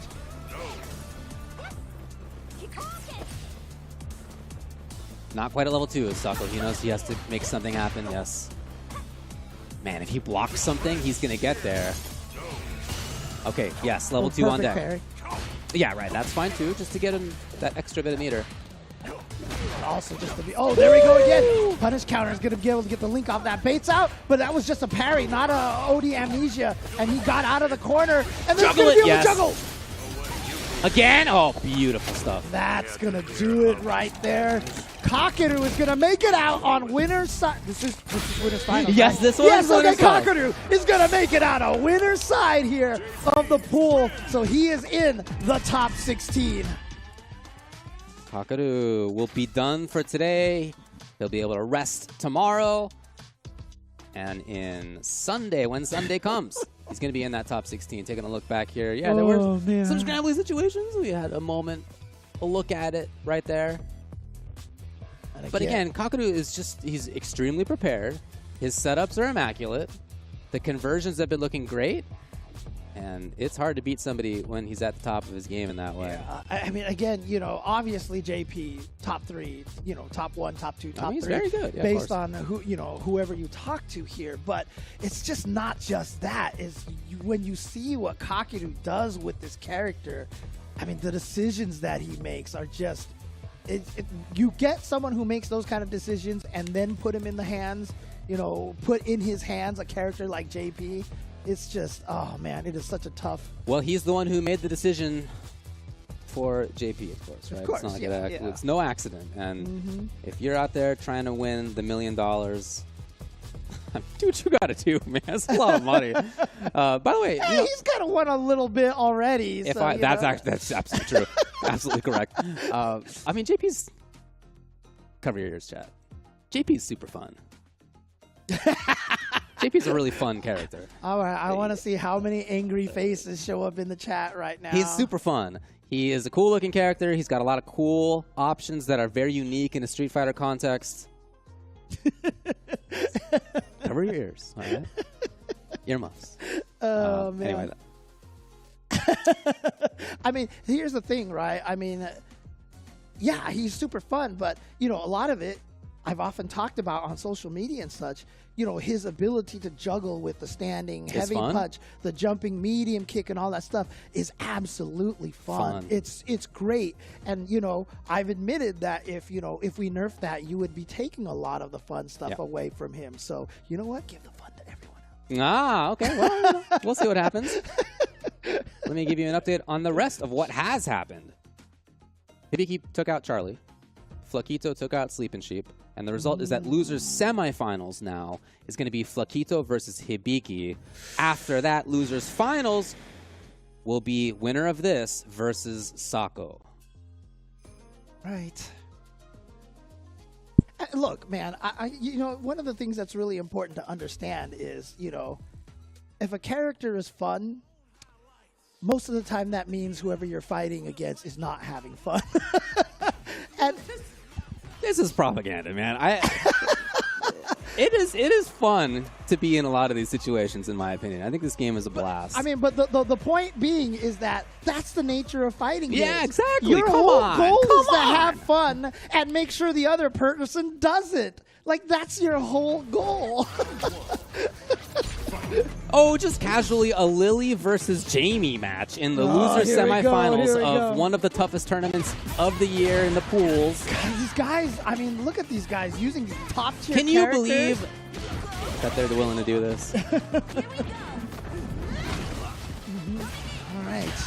Oh, again, that crouching fierce. I mean, that button has basically been money. Like, someone makes a clip of this. I just want to hear register noises every time he throws out that crouching heavy punch. Look, the character has some troubles for sure. There's some things that I'm sure that Lily players would love to be better. It's going to do it. But she honestly has some great tools at the same time.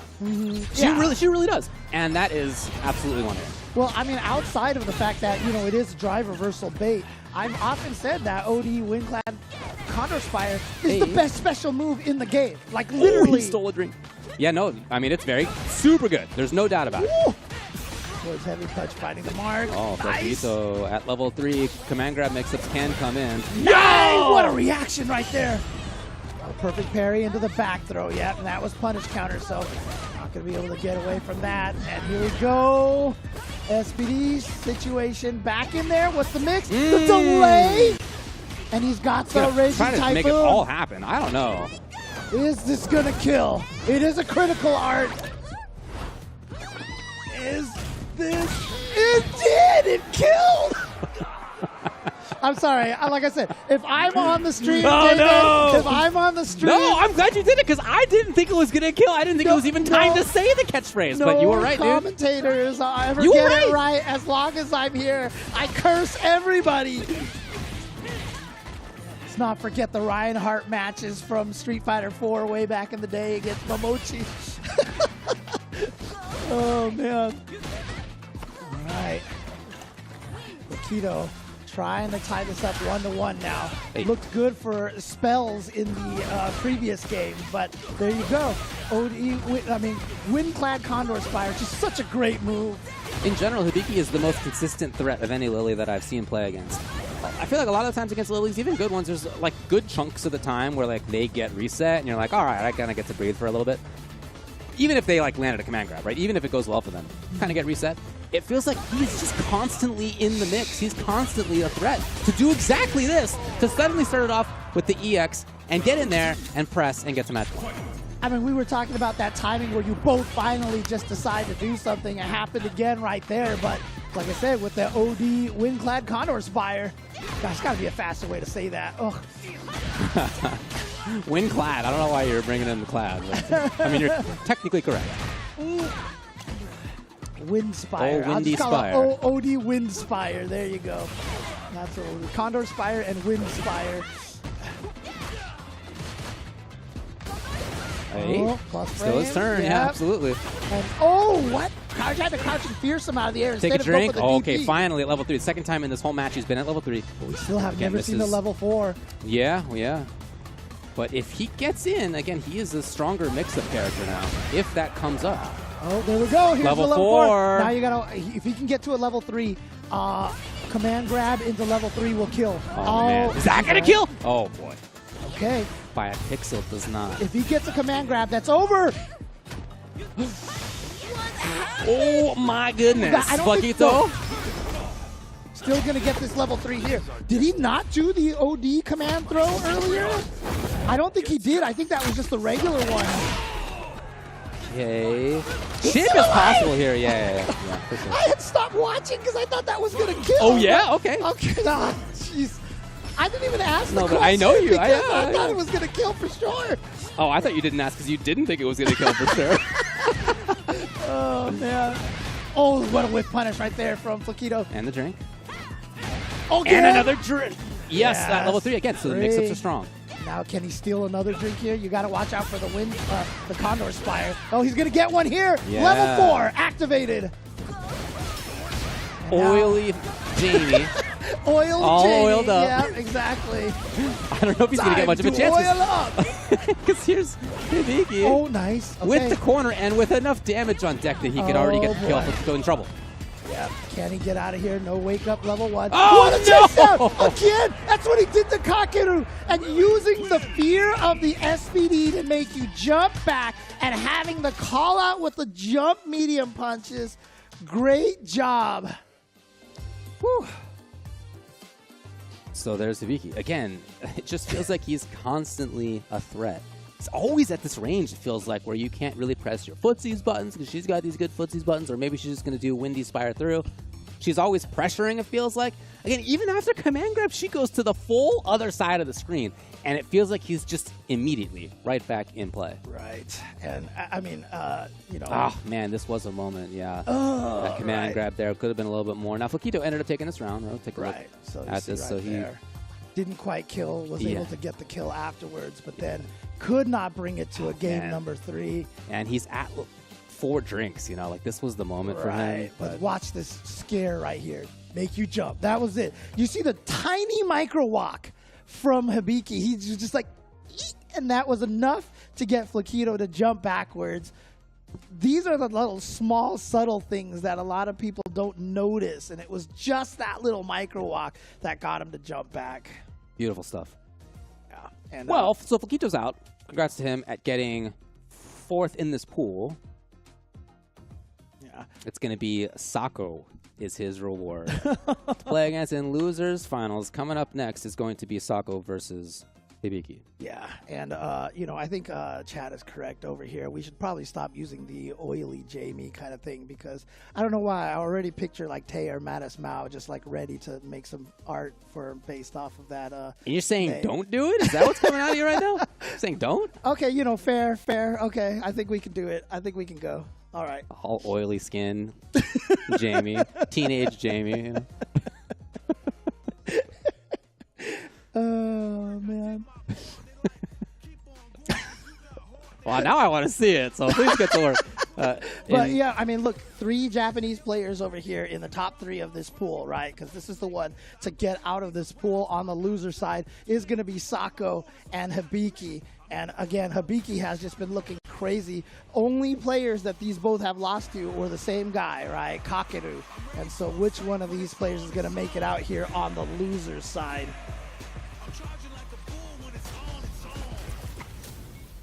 Yeah, again, this is Pool B. Already on winner's side, Kakeru. One of these on loser's side. We'll play on Sunday for top 16. Oh, yeah. See, this time went for the SVD again. After if it's a Windspire like that, it's plus, it's either command grab or stand light kick. That's it. That's the 50-50 that you have to deal with. Obviously, if you have an ODDP, you can beat both of those options, but then she could just bait that out and blow you up for it. Interesting wake-up tool. Ooh, good throw tech. Hibiki at distance, no wind to his name. Oh, no. Oh, okay. All right, here's a chance to charge up right here. There's one. So now you got to watch out for that OD Spire. And he's so good at just finding the random time. Come on. That wasn't, wow. That wasn't random. No, that was reaction to Fireball. Absolutely. Yeah. I mean, the projectile invul as well. I mean, you got a horizontal, remember when, it's like, can you imagine in Street Fighter V if Urian's EX Chariot Tackle was plus on block? I hear you, man. That's what it would be right there. And projectile invul. It is really good.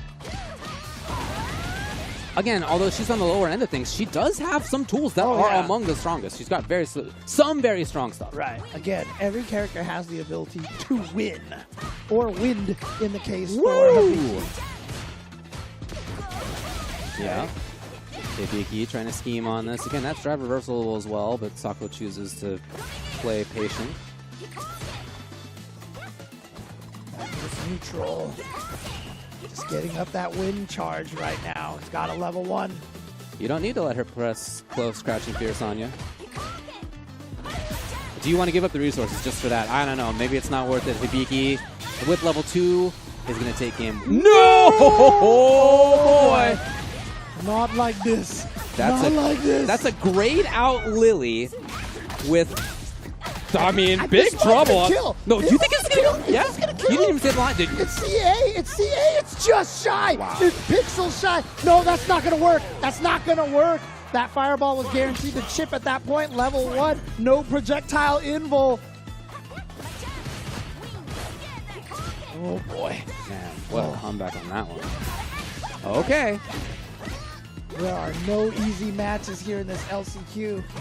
Every match has just been absolutely down to the wire here. Even when they're 2-0, they're the theoretical close to 2-0. Perfect parry!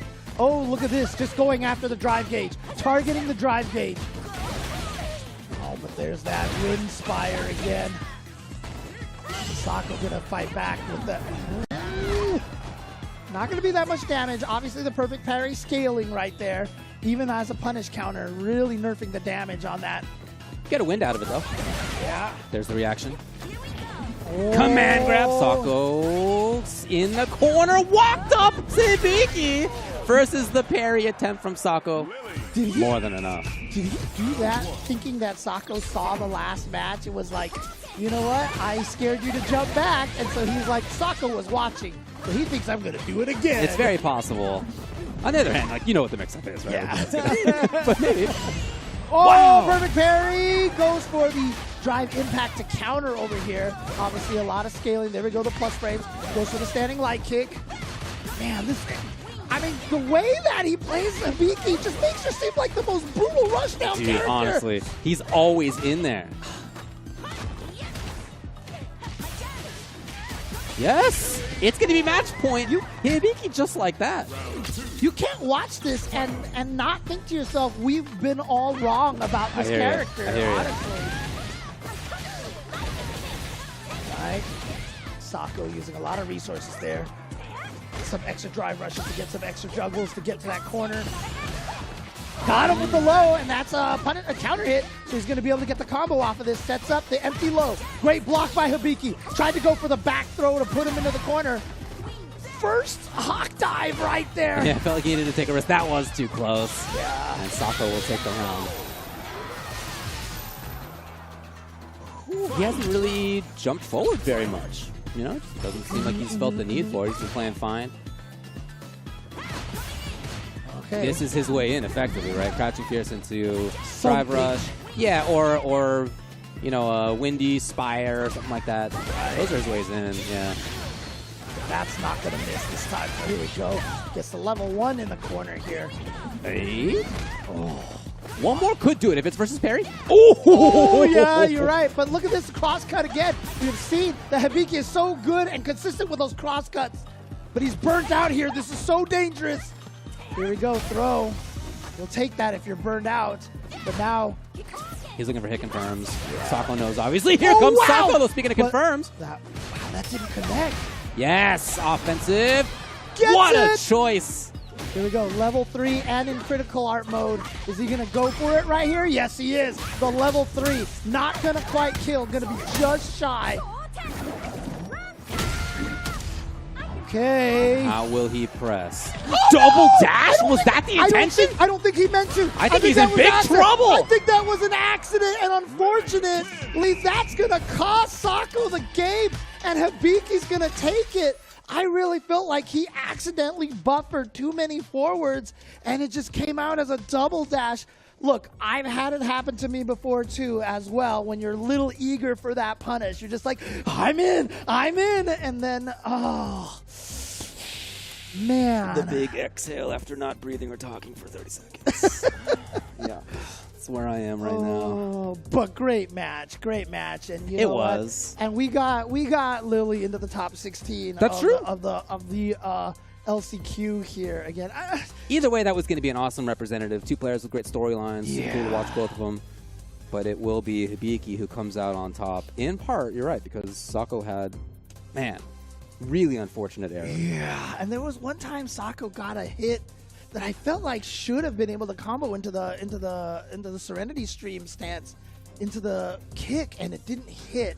I don't know if we're going to see that situation, but I'd have to see it again. I don't remember exactly what the cancel into it was. But yeah, I mean, again, just Chun-Li just has so much oppressive power and such great normals, and it really felt like Hibiki was winning the neutral almost, the majority of the time. Yeah. Man, that was a bummer of a way to go out. You could see Sako's response on the top right. Not what he wanted, obviously. So he's out. And this is what top 16 losers looks like. Now, we've only played 2 pools. Can't show you a whole lot yet. But we do know that on the top side there, Noah the Prodigy came out of Pool A, and Hibiki, Pool B, again in loser's side. And again, I mean, 2 pools. I mean, LCQ's running 3 days here, right? Yep. So we've got, this is 3 days of just ridiculous action over here. Man. Obviously, once we get to the 3rd day, it's just going to be the top 16 at that point. As you can see here, check out the schedule.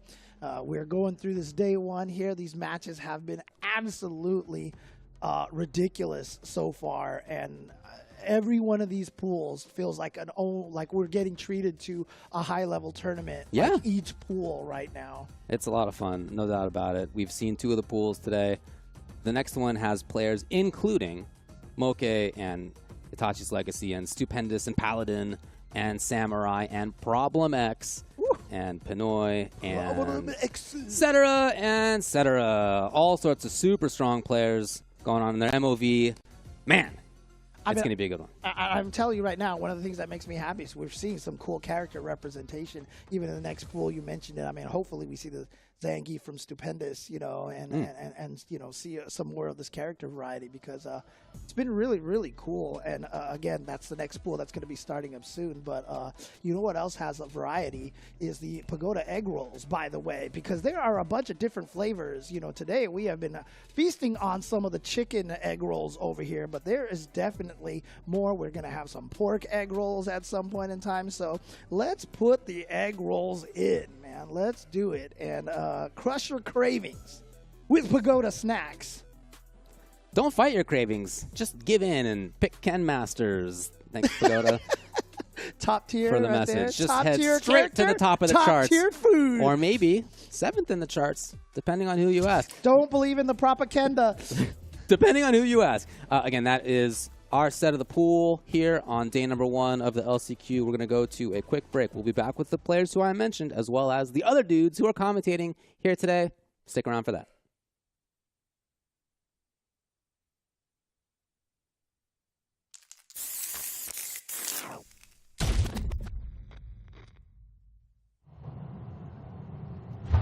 The next stop is Beat Square. Beat Square Station.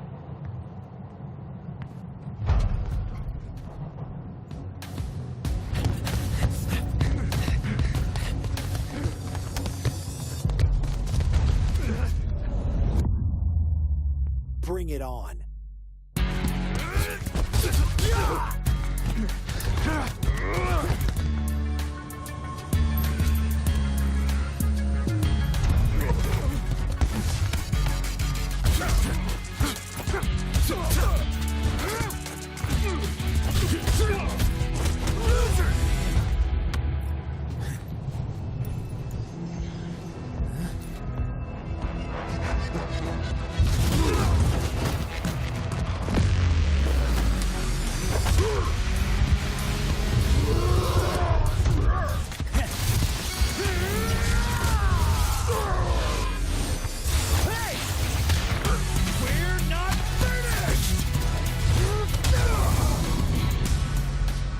I'm not gonna be anyone's pawn. You hear me? Show up again and I'll punch a hole through you.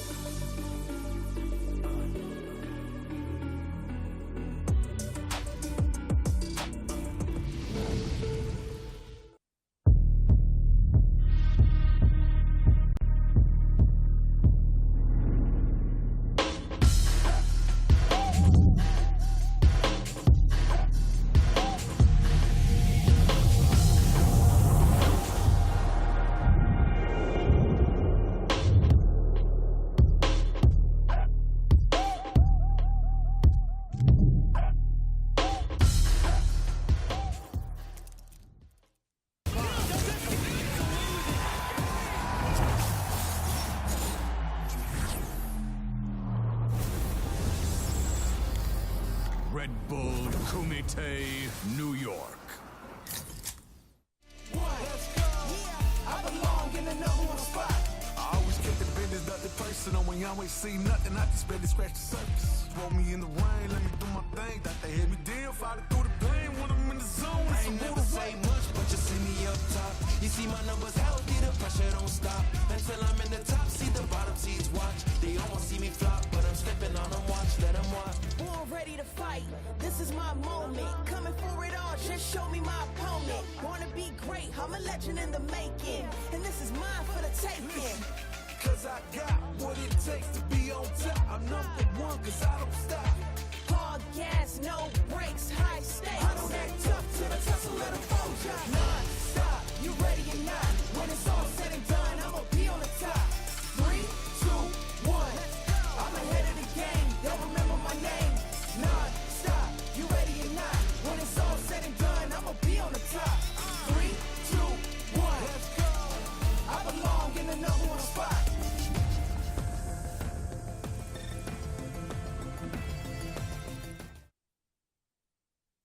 Say, man, welcome back to the Analyst Couch, fueled by Pagoda. I just want to make sure you guys know just how talented and varied our fighting game community members are. I am joined right here with my man's Fierce. What's going on with you, bro? What's good, man? How you doing, bro? All right, so I'm doing really good, man. And the reason I bring up talents is because Fierce is, of course, actually a music producer, produced for Drake, Jack Harlow, Offset, even some that you can't even say on camera yet, man. So the Fierce, of course, that's a fighting game term in itself. Mm-hmm. Does your tag, your producer name, come from fighting games or from something else? It actually comes from something else. My mother was a rapper back in the day, so I took that, and honestly, I just use that for everything, to be honest, yeah. Okay, yeah. so you know, there's like a stereotype sometimes with fighting games, right? Yeah. Or not fighting games, I'm sorry, gaming, not fighting games, but just gaming in general. Some people would think like if esports, it's like some, you know, basement, you know, the whole nerd stereotypes and stuff like that. People don't know how to dress, so on and so forth. When in reality, things aren't really like that anymore. Like, would you agree? Some people probably be surprised to see somebody like yourself in the fighting game community. Yeah, I get that a lot. People see me and see the way how I am, the way how I dress, you know, and they think that I don't play fighting games or I'm not, you know, the nerd stereotype, but they Stuff changing nowadays. Stuff changing, yeah, for sure. Okay, and of course in LCQ, you already played, you went up against Tokido on stream, and you had a hilarious tweet. You said Tokido asked you after the match, he beat you, and he asked you, were you nervous? And what you tell him? Bro, I was like, man, you're just good, bro. Like, what you mean about nervous? Like, based off what? Like, that tripped me out. I'm not gonna lie. What was that funny. experience like that, like for you though, man? Like running up against Tokido. Have you ever played like a Japanese, like, you know, God player like that before? At EVO, I played Sako. We had a pretty close set, and you know, I felt good at how I played. So I went into the Tokido match, you know, just knowing that, you know, it was gonna be hard, you know, because Japanese players are very, very good. But yeah, man, that when he asked me that was funny. I'm not gonna lie. Yeah, that's surprise. Like that's mad surprise from the ass. Like you fight against know. Mike Tyson, he beat you. You're like, hey man, was you nervous or something? You okay? I know. Okay, and now I gotta ask for Capcom Cup in general. If you had to make a pick, it's hard.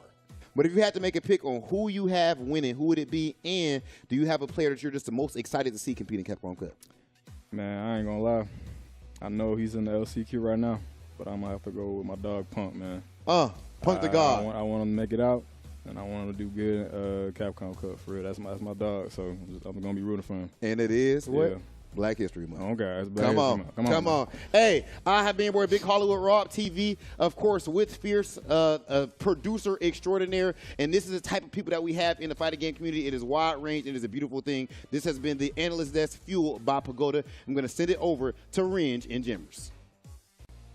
Welcome back once again. Love hearing Fierce, getting all the type of different personalities on the couch, man. I heard that Pink Birthday track too. I like that. But we are going to get into Pool C now, which has its own list of heavy hitters. We just saw Habigi versus Kakaru. I was over on the couch marking out that was a winner's semifinals match. Kakaru looking in prime form. Man's hit 2400 MR first, brings himself to offline, bringing that gameplay. But of course, we're all done with that. Now, let's get to the players that are going to be in this pool, Jammers. Yeah. It's going to be star-studded, fam. Crazy stuff. So we've got like the likes of Moke. We've got Problem X. MOV's name is here. I haven't actually seen him today. Hopefully he is here. Samurai. We've got Paladin, one of the strongest Ryu players in the US. Itachi's Legacy is down here. I remember he actually did a good performance at Texas Showdown. With the Nuki back in SF5, I believe. And then obviously we've got Pinoy. We've got a guy called Kuwait. Pinoy's in this. And I think I did hear, I could be wrong. I need to double check this. I'm not sure if Satoshi, the Japanese Ken player, I believe is. I don't think he's here. Okay. His name was down, but I'm not sure if he's here. But we are looking at the bracket on your screens right now, ladies and gentlemen. So Problem X, he's waiting the winner of Mateo 32 and Pinoy. Itachi's Legacy going up against Stupendous. Chris King going up against Moke. Okay, so we're looking at Paladins awaiting the winner of Kirby Light and Guapo Kami. Hopefully I didn't butch that name.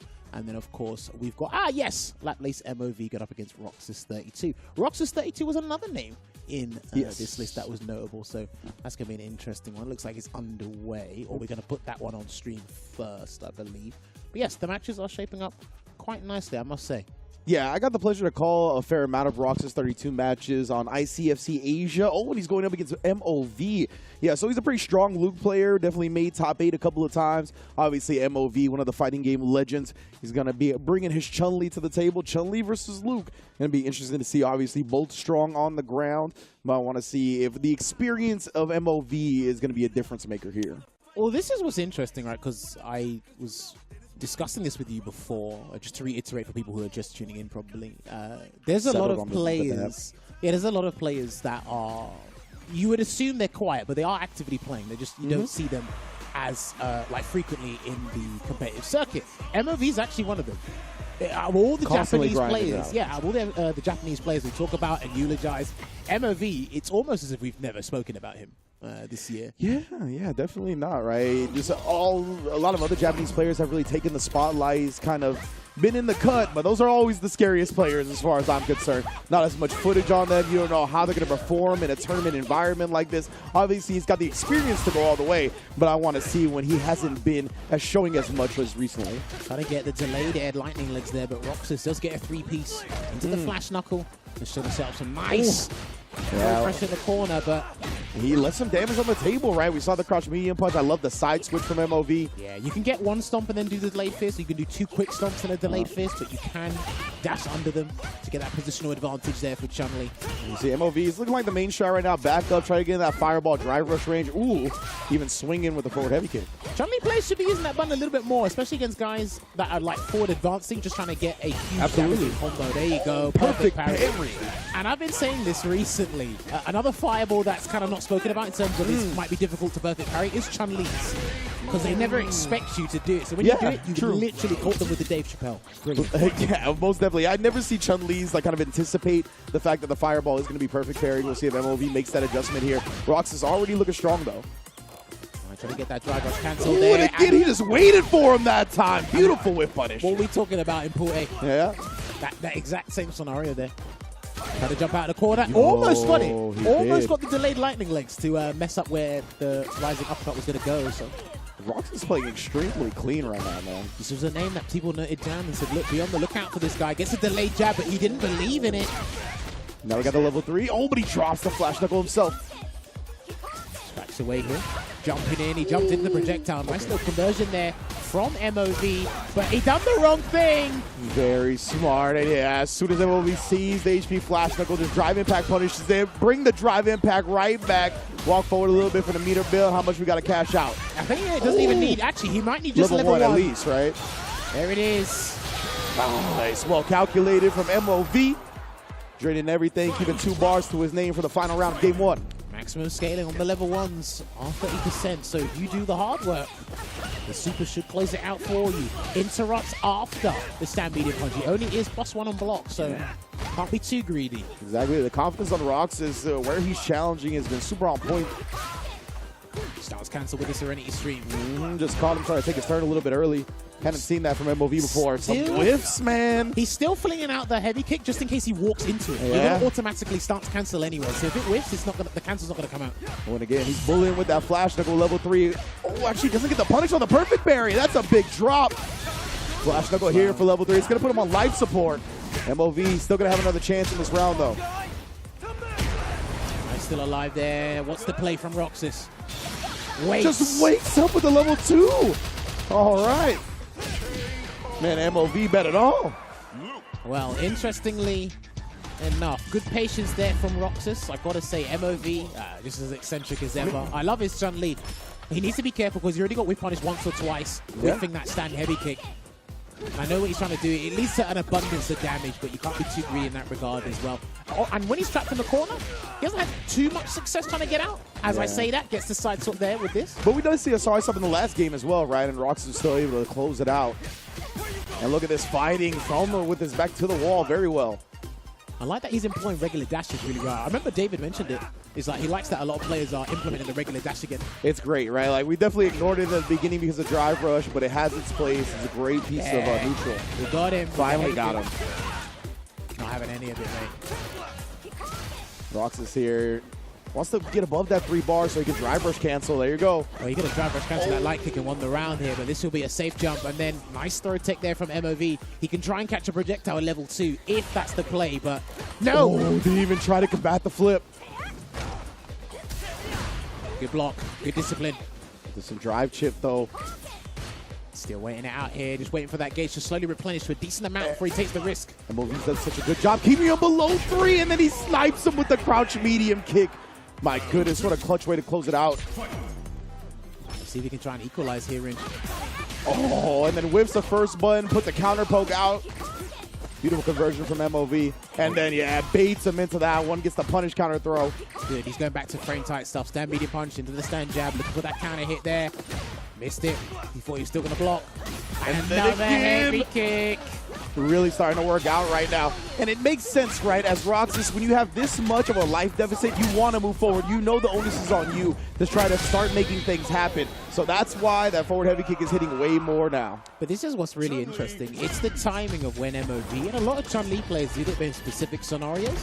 It's when they decide to press that heavy kick, because it's like, I know in this scenario, you want to reduce the gap between me and you. You want to get in, and you want to get in that threatening range, but this heavy kick actually moves me toward you. Yep. And like I said, I'm automatically going to be looking to cancel it into the Serenity stream anyway, so it's one apiece. And like we said before with Chun-Li, she has got some of the best buttons in their respective categories. One of the best stand right punches, one of the best crouching medium kicks, one of the best heavy kicks. You name those categories, Chun-Li's got to be in the top 3 conversation. Easily. Oh, trying to get a side switch there. A sneaky one at that with a down foot heavy kick, but didn't quite work out. B putting out the fireball, just trying to bully him down. Oh, getting the whiff, but he can't get the whiff punish in time. That's costing him a lot. He's done it with crouch medium punch. Nice uppercut there. He might have to just go for a Hail Mary sweep or something. See if it works out. Sets up a throw. And there's the lightning kicks there. Didn't say punish counter, only said counter hit. Indeed.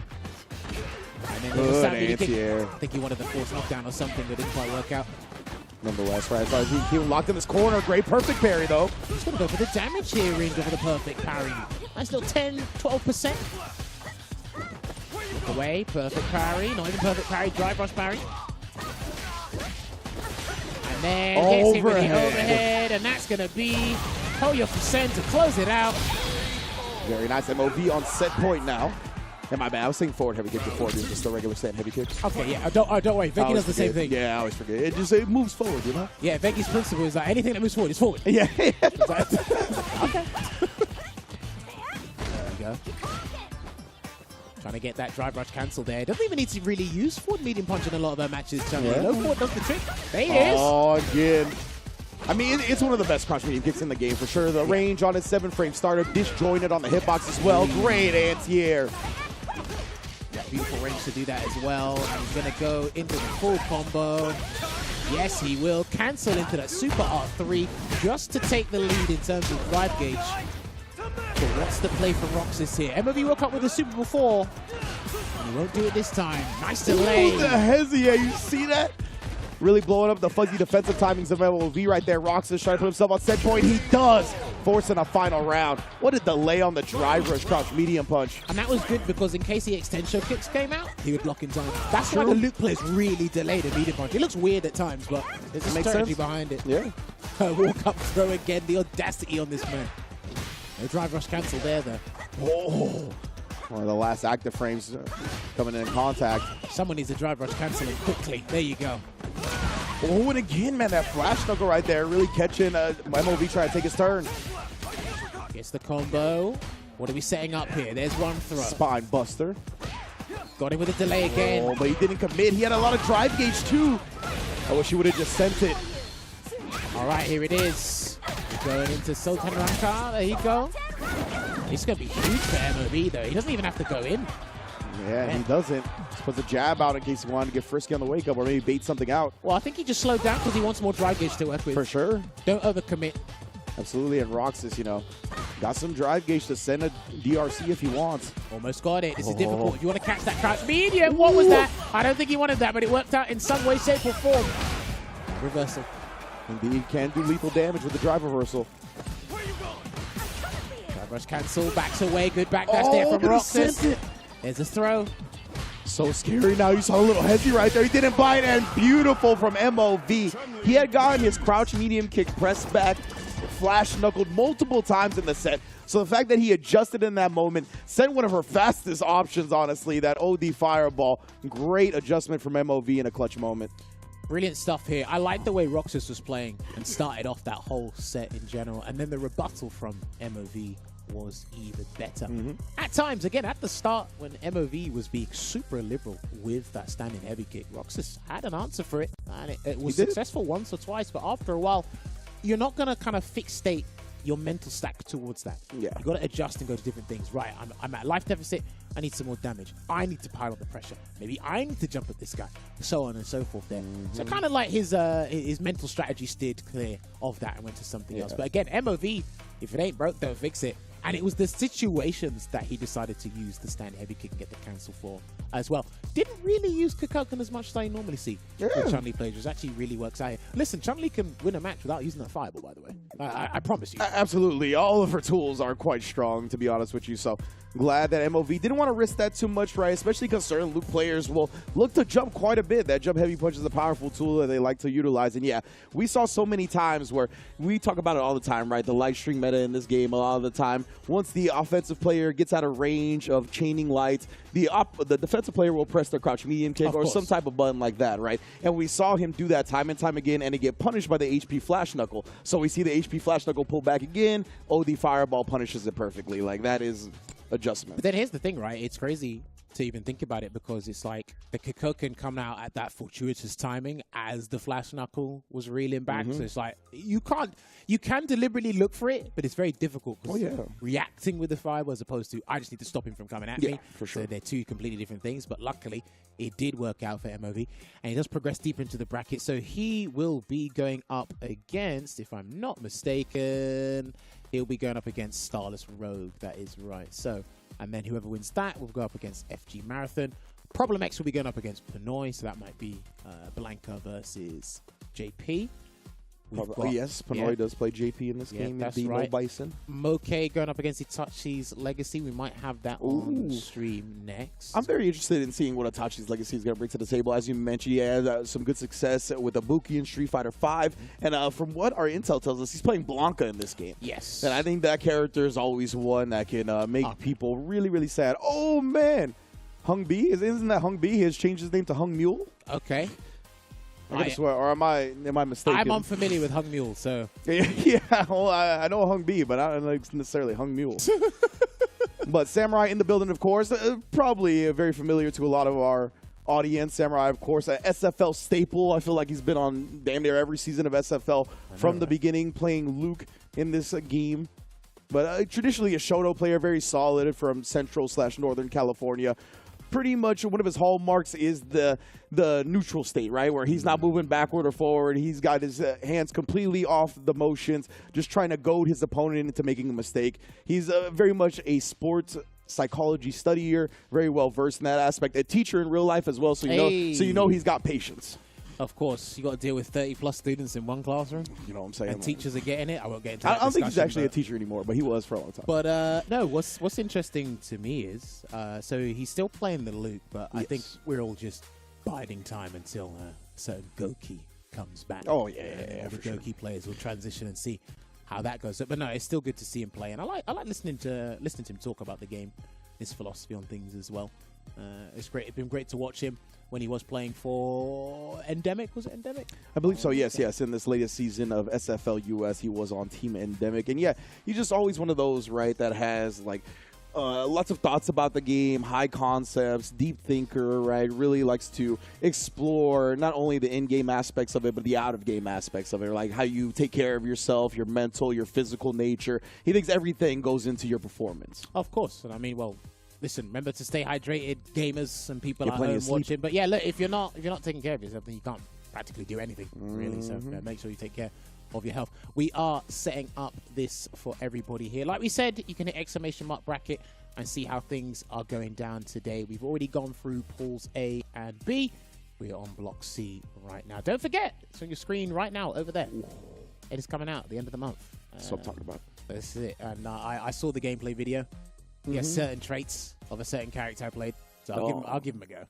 I'm interested. I'm interested in the flicker stance the most, to be honest with you. But you mentioned Samurai playing the Akuma. Also had a pretty filthy Ryu in Street Fighter V, right? Used that as an alternate during SFL, and we probably got the filthiest Ryu in America also in this pool in Paladin, right? I believe out of Florida, if I'm not mistaken. I'm very much looking forward to seeing him put some bodies in bags later. But right now, okay, so there's got to be Hung B who has changed his name because Hung B used to be a T-Hawk player in Street Fighter 4, and I think even before that, I think in Street Fighter 2, if I'm not mistaken, he played T-Hawk a lot. So we are seeing him with, of course, the character that has some traits that is basically the spiritual successor to a T-Hawk and Lily. I mean, if we could get confirmation if this is Hung B from the Voice of Reason, that would be really Mother cool. Base. Let me know, or if anybody wants to hit me on Discord or Twitter, please let me know.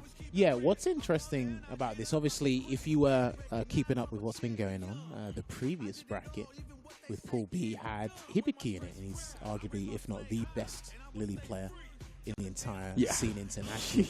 And I think all of his matches were thoroughly entertaining. I think it had a lot of people out of their seat with Kakaru, Sakanoko. It was a good match there. There's another one I can't remember he had. But listen, that was some good stuff here. So, listen, hopefully the Lily players in today or this weekend's LCQ can follow suit here. Yeah, absolutely, man. I really like to see Lily going just in general. We like to see the character variety, right? And this character, she's definitely got some juice, obviously some struggles as well, but you can see what Hibiki's doing, right? Made top 16 with the character. Definitely, and you also have the pro of just knowing the matchup better than the opponent's going to know the matchup because there's so little Lilies that are playing at a high level. So, of course, he's going to be more well-versed in this matchup against Luke than Samurai is up against Lily. Well, we'll see, because once you figure out certain things, it all falls back into the line of fundamentals, right? And Lily does have these fundamental difficulties. She's got actually good buttons, I do feel. She's got probably the best OD move in the game with the amplified Kondo Spire. But again, there's prerequisites towards getting there. And even then, when she's got you in the corner, I think the magic happens for her, similar to Rashid. The magic happens in the corner. Mid-screen, you're struggling a little bit and got to work your way to the corner. And some SoCal OGs have confirmed that this is Hung B for me, so shout out to Sanchez, of course. Hey. And of course, no invincible reversal too. That's a bit of a struggle in this game under certain conditions too. So. But you know, I'll respect that he wants to go by Mr. Mule today. Take it. Yeah, but Samurai already looking so clean, right? And this is, like we said, the hallmark of his gameplay. He loves just like standing back, making the opponent come to him. He's so good at playing against expectation. And look at that, just waiting for him to land, catching him with crouch medium kick. It wasn't a punish or anything like that, but maybe trying to advance forward when it's not your turn. Yeah, and he thinks that Samurai's going to overcommit or even try and whiff something there. But once he understands he's got a healthy life lead, no need to. You got to come to him. And in that chance, gets a whip punish there. You see that bait out? He's like, yeah, I dare you to try to whip punish this button. Ooh. Buttons into OD Spire. Gets the Tomahawk Buster. Again, just pressing buttons back here. Samurai showing no fear. Poking with the stand medium kick. Sandblast game looking on point as well. See, he doesn't want to overcommit to it. Just in and out and snipes him with the crouch medium kick yet again. The thing is, let me wait for this round to finish and then... you can talk now. It's done, bro. So, we're going to end it with Eraser there. I think the biggest issue I see a lot of people have, and it's actually like very easy to fall victim to this, is once Luke takes the lead, you automatically, subconsciously fall into playing his game. You deviate from your character's win condition of their game plan. You try to, all right, let me whip on this button, let me do that. Is that nope? And then you end up getting hit by crouch medium kick into drive rush. Maybe you get whip punish with crouch medium punch into drive rush. I think Hung Mule should try and take it, but try and just sneak in a couple of Condor wins. Very smart, right? If he's playing like a wall, if he's just going to walk back and make you come to him and put different obstacles in your path, you're going to have chances to store up the win for sure. Yeah, get the Condor win, and then you can be ignorant with, that's it. Just do that. And then you can force your way in, right? Nullify a lot of that wall he wants to put up. There we go. We in here. But then what's interesting as well is when he sees you charging up the wins arbitrarily, he'll feel obliged to come to you. So you got to force something to happen. Drive rushes in. Set up plus frames. Yes, sir. Samurai taking first life right now. Didn't want to spin because he would have been burned out. Damage there from Lily as well. Oh, nice job. As soon as he gets above that 2-bar threshold, he lets the OD fly. Again, he's still walking forward. He's trying to get a drive rush cancel so he can close out this round range. This might be another time to maybe try to sneak in a win. He tried to sneak in a jump because he saw the Sandblast instead. Samurai burnt himself out. It's the stat medium punch. Throwing out the DI. Not done yet, but he's burnt out. And he went to level 1 to burn out Hung Mule. Very smart from Samurai there. And the DP, a little bit too jump happy. Samurai's really gotten into his head with the Sandblaster timings. Yeah. Hung Mule's jumping at weird times, and he's not even trying to do the Condor dive to mess anything up. No. So definitely just show Samurai some different options. Make him think about more of, wow, that forward fierce now. Not going to let you stock up for free. We punish there, gets the perfect parry, and we're going to go across the screen with the Avenger. So perfect parry. Crush counter. Not even punish counter with the way that crumple went. 3 to Condor wins. You got to be careful of that OG one, because they can go through Sandblasters if you're not careful. Yeah, drive reversal. He got that pretty late as well. Oh, you can actually do a jab there, yeah, and then get the force knockdown and get a juggle from that. Yeah, depending on the option you go with, after like the multi-hitting moves, you can interrupt before the second hit comes in. There's big gaps with the parry. When you get perfect parry, the gap's way bigger than you think it is. Exactly. But it is kind of hard if you don't practice against that. So yeah, and there is options you can pick that will lose to the next hit, so you do have to know it. Ooh, stun, that could be. Oh, man, sending them bird watching, drive rush. Oh, you dead, bruh. All right, there we have it. Samurai gonna be taking this 2-0. I know they still watching, but it's done, bro. Okay, there you go. Hey. I was looking at it. I keep forgetting the last part was 10%. Everybody wanted to doubt me. They stood sitting. Jammers was like, wait a minute. Come on now. There you have it. Come on now. James already clocked off, bro. What you mean? But no, I'm just playing. Samurai coming through, taking it 2-0 over Hung Mule, formerly known as Hung B, artist formerly known as Hung B. Coming through, like I said before, T-Hawk player by Legacy, obviously playing the spiritual successor. Always love seeing the Lily players, but Samurai, that is a Shotokan master right there. And I mean, Luke, he's got characteristics of that type of character for sure. Fireball, DP all day, every day. Played this character plenty in Street Fighter V by the end, obviously carrying his talents to Street Fighter VI tremendously. Yeah, like, again, it was a tall order, asking Hung Mule to try and overtake Samurai in at least the aspect of a matchup that Luke excels in a number of ways. And I'm not saying Lily's buttons are bad, it's just that I think he should have taken advantage of the fact that when he was being patient, get the Condor win. Let's force something to happen here. All right, he did try to jump. 1 or 2 of the jumps felt a bit too obvious. Others is like, okay, even I thought that like Samurai was going to fall for it and then get with the jump in there. But it just led into impatience, which ultimately led to his demise. Yeah, I really like, because you saw, you mentioned how he should start stocking up a little bit more, and he did. And then, I don't know, I guess the Sandblast really started to annoy him, and instead of like wanting to play this game where he could sneak in the stocks a bit more, he was like, I'd rather risk the jump on a Sandblast. He could just never find the right read. Samurai did a really good job switching up his timings and his rhythm, and I mean, that's why he's so successful. Look, man, sometimes tools are there to annoy you, not exactly to do big damage in-game. It can be big damage. The threat of the tool is as strong as the tool itself, well, right? There you go. Write that down as one of the quotes that we need for fighting games in general. But no, you know what? We are getting through these matches swimmingly. So we've just had that. We are still waiting for... So Moke versus Itachi's Legacy, Paladin versus Samurai, because Samurai just won that. So that's going to be Ryu versus Luke, I presume. Problem X versus Pinoy, and of course, Laplace MOV going up against Star Wars Rogue, and the winner of that will go up against FG Marathon. So. Ooh, all right, my man. Still got a lot of heavy hitters coming up. I need to see some Blanca action soon, bruv. I'm in the mood for some ignorance, all right? You'll see it. I need my man Problem X up here, Itachi's Legacy, one of them. I need to see some ignorance. I'm seeing too many solid footsie. I saw some Chun-Li, you know what I'm saying? We're going to see some more. It's going to be Itachi's Legacy is actually in the building, though. That's what I'm talking about, Mother Base. All right, so this is what we are looking at here. He's even got the Akatsuki jumper on as well. I see you there, Red. Oh, this man, he always got something Akatsuki on, I'll tell you what. That must be his favorite outlaw group ever known to man. Crazy. Outlaw group. Right, listen, man. I've never heard them put in that classification, but you ain't wrong. I'm not saying you're wrong. I'm not saying you're wrong. I just never heard them classified like that. But yes, so Moke, what is there not to say about him? One of the best Chun-Lis in the world. Depending on who you ask, he might be the best Chun-Li player in the world. He had a good run at Singapore. He had a good run at France. Obviously, his team made it to the playoff stage in SFL Japan. I think they lost in the first match, not the second one. And again, he's been putting out a bunch of tech videos, how to deal with certain moves, what you should be doing against parry, some things that Chun-Li can do. He's doing a lot for himself, man. And I'm very surprised, that he didn't go to Rashid when Rashid dropped.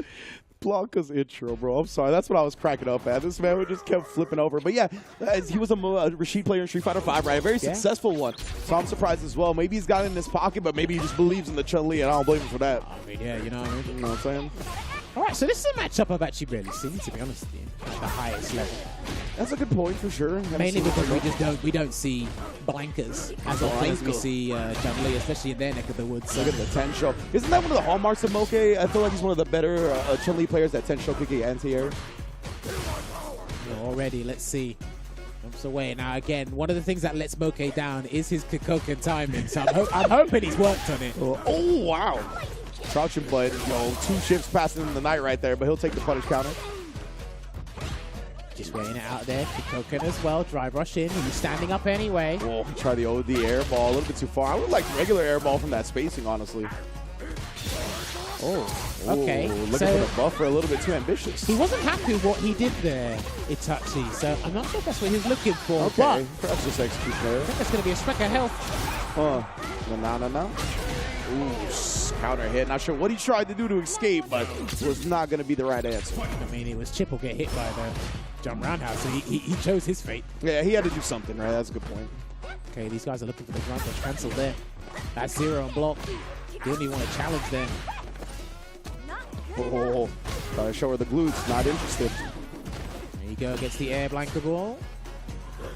Backs away, and he's low on drive gauge. So he's going to be a little bit patient there, but he wasn't. And Moke, he's caught on to the fact that he's really reaching for those crouch buttons as he walks forward, right? So he walks forward a little bit, jumps, punishes it perfectly. All right. Oh, back no. Oh, okay. It's going to be chip out anyway. Just stared into Blanca's eyes for a second before coming for the chip. You know, I love the choice that Moke did. He did a combo into Kikosho early, which left Itachi's legacy at like half a gauge on drive gauge. And that's a good thing you can do. You don't have to always use a super to burn them out. Just put them in a dangerous spot where if they get the parry the wrong timing, they burn themselves out. Or you can just press the button, they'll burn them out. So you can always set up the burnout scenario. It doesn't have to be the super that does it. For sure. But putting them below a bar might as well be as good. Oh, beat him to the punch. I like that a lot. Moke again setting up his counter pokes. Deep hit. Oh, stop presenting, bro. She's not interested in the butt stuff. There you go. And puts out the blanket Chan. This is big damage here. Take advantage of it, please. Drops on another one. Let's go. Let me get the chaos, the shenanigans. Oh, yeah. My man Ado, which way? Keep going, Itachi. Oh, no, he didn't have any drive gauge. No, he didn't. Yeah, he couldn't get close. I think he tried to do a drive. Oh, no. Bro, you can't lose this round. Oh, I thought he might have been alive with a pixel. Bro, you can't show me the whole act and drop the final part. Oh, it's so unfortunate. Thank you, Itachi's legacy, though. I really needed to see some Blanca shenanigans. Oscar, you shall receive. Walk up throw again. Really looking for an opportunity and gets the command grab to force something to happen here. He can dash in after this. Man got intimate. Oh, I don't know if that's supposed to be like the cross-up airball setup. Backs away here again. He's always low on drive gauge. Yo, the Tensho kick actually whiffs. It's a big punish counter. Burn him out. You've got to burn him out. Surely. Oh, no, it's the rolling cannon follow-ups that do the drive damage. Yeah, that's it. Oh, just holding up escapes. My man's bouncing towards you. That's going to be a burnout now. What a choice there from Itachi's legacy. Just weighing it out there. There's a cancel. Much better here from Itachi's legacy. There's a couple of buttons he was whiffing before that he actually didn't really need to use. They're kind of irrelevant in the scenario in this matchup. But now he's whittling it down to like 2 or 3 buttons, which would be much more problematic for Moke. Oh, what a great shimmy. Catches Moke swinging. He's still not challenging after that. No. Okay. Playing it safe, I suppose. And he's always low on drive gauge. Yeah. So he forced himself to play patient a lot of the time. Nice slide right there. As soon as you see the drive rush comes out, maybe committed to it beforehand, but burns him out and then sets him up for the DI. So let's get it, bro. What's the mix going to be? He might have to drop another plushie. Oh, no. What? Okay. He didn't get what he wanted, I suppose? Yeah, I have to imagine something just didn't come out. Maybe that was the time for the next plushie. Chase him down. That looks plus on block. Not even going to trifle with that. He can take the rounds. Let's go. Double drive rush. Got a level 1. Yes, that's the juggle. Oh, not enough, though. Oh, how much magic you got in this pixel, Moke? What level spellcaster are you, dog? Hold on. Just blocking it out here. He's about to put his level 2 Itachi's legacy, but the standing medium punch closes it out, and it will equalize here 1 apiece. So the issue has been in a particular range where Moke has tried to take initiative, when it's either to extend his lead or kind of equalize in terms of their health gauge. Actually, medium punch has caught him. Yeah, Itachi's Legacy, he's done a good job kind of stopping the approach, but he's got to be careful because we already saw Moke, nice anti-air, walk forward and jump one of his big buttons earlier. You've got to be careful. There's wake-up parries as well. You're losing a lot of health from doing that. He's presenting the glutes, not interested. Forward into the Kakoken here, looking to close this one out. And there you have it. Very quick, perfect round from Moke right there. Put himself on set point. Wow. Now we could be treading into precarious scenarios here for Itachi Legacy. Gets a jump, and I said this wait a minute. At the start. I said that's what gets Moke in trouble, but luckily it's only happened once. I think we're Gucci. But if Itachi's Legacy can really ride this round here, that means he can go into the next round. Never mind, he's going to use the Lightning Beast now. He's got to wait, because if he gets hit by Kakoken, it makes the Lightning Beast irrelevant. That's going to be a huge punish here. But is he going to go for the side switch or just the safe jump? Side switch. Yeah, and he wasn't having any of it. He popped off. He's going to be able to extend the juggle a little bit because of the Lightning Beast. That looked like a safe jump setup. Yeah, a really funky one. Blocks it out. Oh, I respect it. I do. Getting some chunks of drive gauge back. For the block, the cross up actually connected. Rainbow was actually thrown off Moke because the first one. Yeah. Oh, and he jumps the Kakoken again. Jammers, you got to keep your mouth shut, bruv. I've been watching this guy for months. I said, how is he losing? Is that what's getting the fireballs? Keep your projectiles to yourself. You know what? They just don't stay patient enough to wait for the heavy Gigantia. Yeah. You just think, nah, he's not going to jump again, is he? Oh, man. He's going to try and not put himself in that position again here. Just smother Itachi's Legacy in the corner. Like, buy himself some breathing room with the DI. Last round, yeah, he's going to twist it up with the trajectory of the Rainbow Rolls.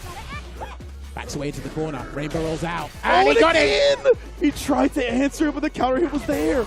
Oh, and then the landing. It wasn't even punished, but still caught Moke. Gonna get some Oki here. And he wakes up with buttons. He did not believe in that safe jump, but the level 2's gonna take him to the corner here. And he might actually have to set up a safe jump. It touches like he's close to Lightning Beast. He has it. He just needs an opportunity. Oh, but he gets opened up. Double drive rush. He's not gonna get that opportunity. Moke advancing in winner's bracket. There you're gonna have it. Level 2 to set up shop, and then the level 1 to close it out. Close, but no cigar. He's rubbing his face because he knows. And I think he goes back to that scenario where he did the jump, and Moke woke up with a button. He said, I'm not believing in this. I've never seen it before, but I'm not believing in it. But what a back and forth. In the first game, if I didn't know any better, I would have written Itachi off. Execution errors, throwing out buttons, unnecessarily, haphazardly. He did not need to use them. And then over time, he got better, found his groove, and what a sequence he did with the plushies in that first game where the level 1 didn't actually close it out there. That was so sick. And yeah, it looked like he ended up getting some type of execution error when he had another opportunity to really go into a full Blanca Chandal sequence. Very unfortunate not to get to see that one, but look at that. Oh, it was the second game. My apologies. It wasn't the first game. There you go. Look at that. That's getting on high fight for sure. Okay, yeah. And then what happened here? Yeah, I think he was just burnt out. I think what let him down as well was his parry timings. And there's a lot of situations where you scramble and it's like the guy just threw you. Yeah, there was a lot of parries that ended up either getting thrown, and he just didn't get a lot of perfect parries, right? Even when he did parry certain things, like obviously that's protecting your drive gauge, but it's not the big swing in momentum that you really want. And then we were seeing a couple of signs of doubt from Moke because he threw a couple of fireballs. The rainbow ball. He didn't know where the pot of gold was, bro. He could not find it. Well, what? The first one whiffed. So, sorry, his first anti against the rainbow whiffed. Then the next one just hit. And then this one, it said, can it hit? Because he tried, and it was really late. But yeah, look, even then, I told you, man, you got to watch out. When Moke plays, you just biting your nails that when he throws out a fireball, is the guy just going to happen to jump? That's really what forced the final round was 2 perfectly timed jumps from Itachi's Legacy. Right.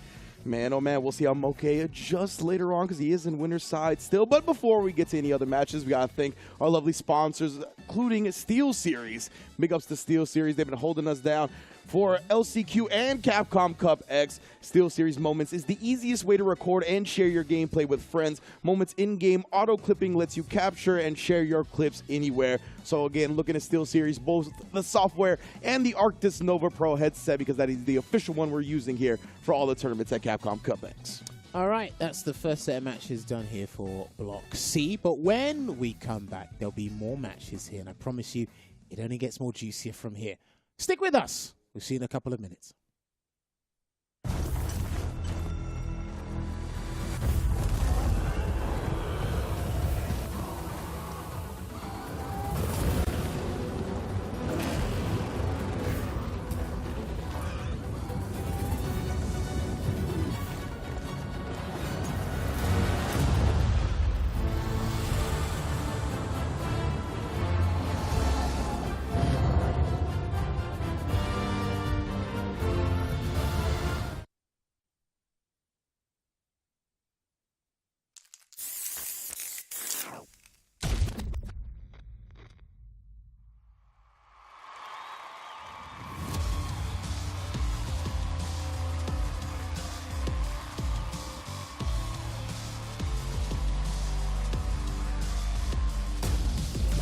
All right, let's get it.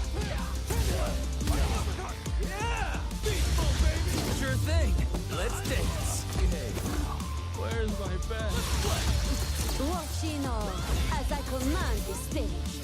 1, 2, 3, make way for the ninja star. From the Botinu. I live for battle. A second helping of you. The time for battle is here. So duke it out with me. Shall we begin, men? Do you need to take a rest? Do enjoy this. I'm game if you are. You'll see. Yeah! We gonna crank it up. Let's get it on. Another mission awaits. Do you plan to fight at all? Quiet. All right, I'm ready. Your footwork's sloppy. This top line? Behold this body of work. You are lucky. Get ready. I'll show you strong. Allow yoga to guide you. What is it? The power of yoga. I'll show you the power of my kung fu. I'm ready for you. Just bring it. Think you could break my defense? Got you in my sights. Smart choice. Bring it.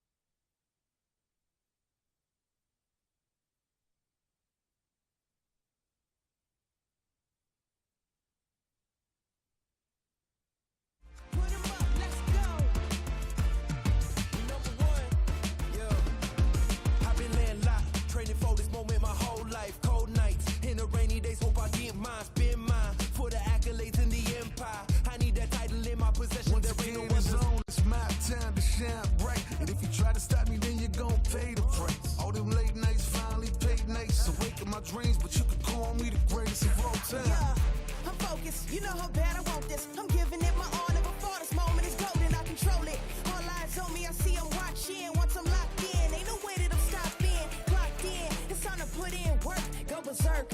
I'm in my zone until I'm first. Believe me when I say nobody can see me. This a product of hustle. I just make it look easy. Non-stop. You ready or not? When it's all said and done, I'ma be on the top. 3, 2, 1. Back to the Capcom Cup LCQ. We're at the analyst couch, fueled by Pagoda, and I am joined with my brother from the Midwest and Capcom Cup qualified, Dual Kevin. What's up with you, bro? What's up, Rob? Kev, first off, man, I gotta ask you, watching the draft in general, outside of even just the craziness that happened, right? What was your feelings, you know, tuning into the draft, trying to see what your fate was gonna be? I mean, it was just like anybody else who was on it. It was stressful, you know, like who's gonna be my pool, who's gonna be the threats. I have the unknown, the LCQ winner. LCQ, right? that's crazy. I'm paying very close attention to this bracket right now, bro. Especially the contenders who are most likely to win, the favorites, right? So I'm paying very, very close attention because while I do have the LCQ as the unknown that's gonna be in my pool, at least I have like the most recent footage of them. You know. That's true. Yeah. So I'm seeing the bright side of it. There's a bright side to it. Yeah. Somewhat. Yeah. So. Even though they are hot. If you win LCQ, you kind of on fire at that moment. Yeah. But you get to see them play 100 matches. Yeah. Puts me a little bit east to like try to fight through it. And, you know, and regardless, you're supposed to beat the person in front of you. So no matter who it is, you have to take it as you're going to win. Okay. You know? And, you know, regardless of me more recently moving out to Cali, you know, in the end of the day, what it's all about. You know, we didn't help to build up from the mud, and that is our region in the Midwest, right? So I got to ask you about that specifically, man. You know, of course, you are representing us right now. What can you tell us just about, like, your journey from the Midwest to get up to this point? It's not that easy to get this limelight and whatnot coming from where we come from. No, it isn't. I mean, damn, back in the day, I mean, bless online for being great. Because, man, we had to drive hours and hours and hours to get the actual competition. A lot of entrants within these local. Yeah. And that just got tiring, man. I feel like I got a little bit strays of gray hairs coming out now. I feel like I'm getting old. I'm 28, really. I'm not that old. But I feel like I'm getting, like, FGC old. You know, I've been driving for years and years from different states, 3, 4, 5 hours, 6 hours, sometimes in a day. So it'd be like 10 hours in one day of driving. Still, thank God online makes it easier for practice, for training purposes. Very accessible for not just me, just for the community as a whole. So I feel grateful for that. Okay, and I got to ask you something for all the people in the chat right now that's trying to get better at Street Fighter, okay? Everybody knows Dual Kevin when it comes to being solid, when it comes to having some of the best anti-airs in the business. You are right there in that conversation. So I have to ask, how do you go about that? You know, when it comes to the mental stack, are you focused on the jump in at all times, or, you know, what's going on with your mental stack? Why are your anti-airs so strong? When I practiced it first in Street Fighter 5, I remember I had like specific drills, like very, very specific, like to the T, where like I would block a button and then like try to confirm a low forward. This is when low forwards were confirmable, right? Confirm a low forward if I were to press immediately after blocking a button, but if they happen to jump, this is me setting the AI to do multiple things. If they were to jump, I would anti-air. So confirm if the button hits, but if they jump, I'm ready to anti-air. So then at that point, I feel like I did that drill so many times that it became second nature. So I'm really not thinking of it sometimes. It just happens. Like you've trained it to that point. Yeah. Like the muscle memory kicks in, you surprise yourself. You know, due to the drills that I kept doing constantly. So it worked out that way. Yeah. Yes. Consistency. Yeah. Consistency, drills, etc. And if you guys follow that sort of thing, then maybe at some point you could be sitting on this couch right now and competing in Capcom Cup. Maybe even next year. But right now we got more Capcom Cup X action, and that is it for Big Hollywood Rob TV and Dual Kevin. We're gonna send it back over to Ringe and Jammers. Much love to Rob. He'll take any excuse to talk about the Midwest. I respect it. Listen, I respect it. If there's anyone who makes more noise than the Dominican Republic, it's the Midwest. So you gotta give him his flowers in that department. But no, listen, love Dual Kevin. Can't wait to watch him because I'm a huge fan of his Rashid. Absolutely. Luke is Luke, Yeah. but I'm a huge fan of his Rashid and how far he's come. I appreciate the Chili's gift card for not putting him in Group F that he just gave me. Good looking out, Dual Kevin. Appreciate you, bro. But yes, we're going to be continuing on with our matches here in Block C. So I've just caught wind of the bracket. Problem X beat Pinoy 2-0. So he'll be going up against MOV. It do be like that. And our next match should be Samurai versus Palun, if I'm not mistaken. Whoever wins this... Oh, yeah! So whoever wins this will be going up against Moke. So... Damn, that is quite the lineup of matches we got. This is what the pools for LCQ is delivering. And remember, this is just day one.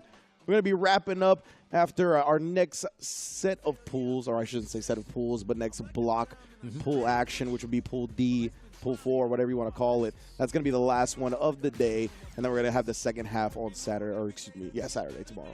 So, with Paladin, one of the young prodigies of the US, heck, for the scene internationally. I think he's 16 or 17 years of age. I think most people kind of saw him make the waves when he had that online set with Punk. I think he beat him 3-0, 3-1. He's actually been playing a fair bit of Street Fighter 6, been putting out some tech, understanding, you know, how delayed fireballs can really help in certain block strings. And again, what's been hilarious is with fighting games or with the legacy franchises, you have to give them a new look to entice new people to come into the game. Funny that the youngsters picked the old guys. For real. Yeah, Ending Walker 2, right? Like, Yeah, oh, Luke, the new face. Yeah. The new kids will pick him. I like that guy with the headband. Yeah. World Warrior. Got the gi on, the black belt. You know he means business. I bet someone in the office said, well, I guess that didn't work. Anyway. But man, I'm very excited for this too, just because Samurai, I feel like he kind of embodies that Ryu style of presence, right? The stoicness, the World Warrior, the training of your mind. And he played the character a fair bit himself. Now he's got to stare into the eyes of the best Ryu in North America coming for this LCQ spot. Well, here's the thing, right?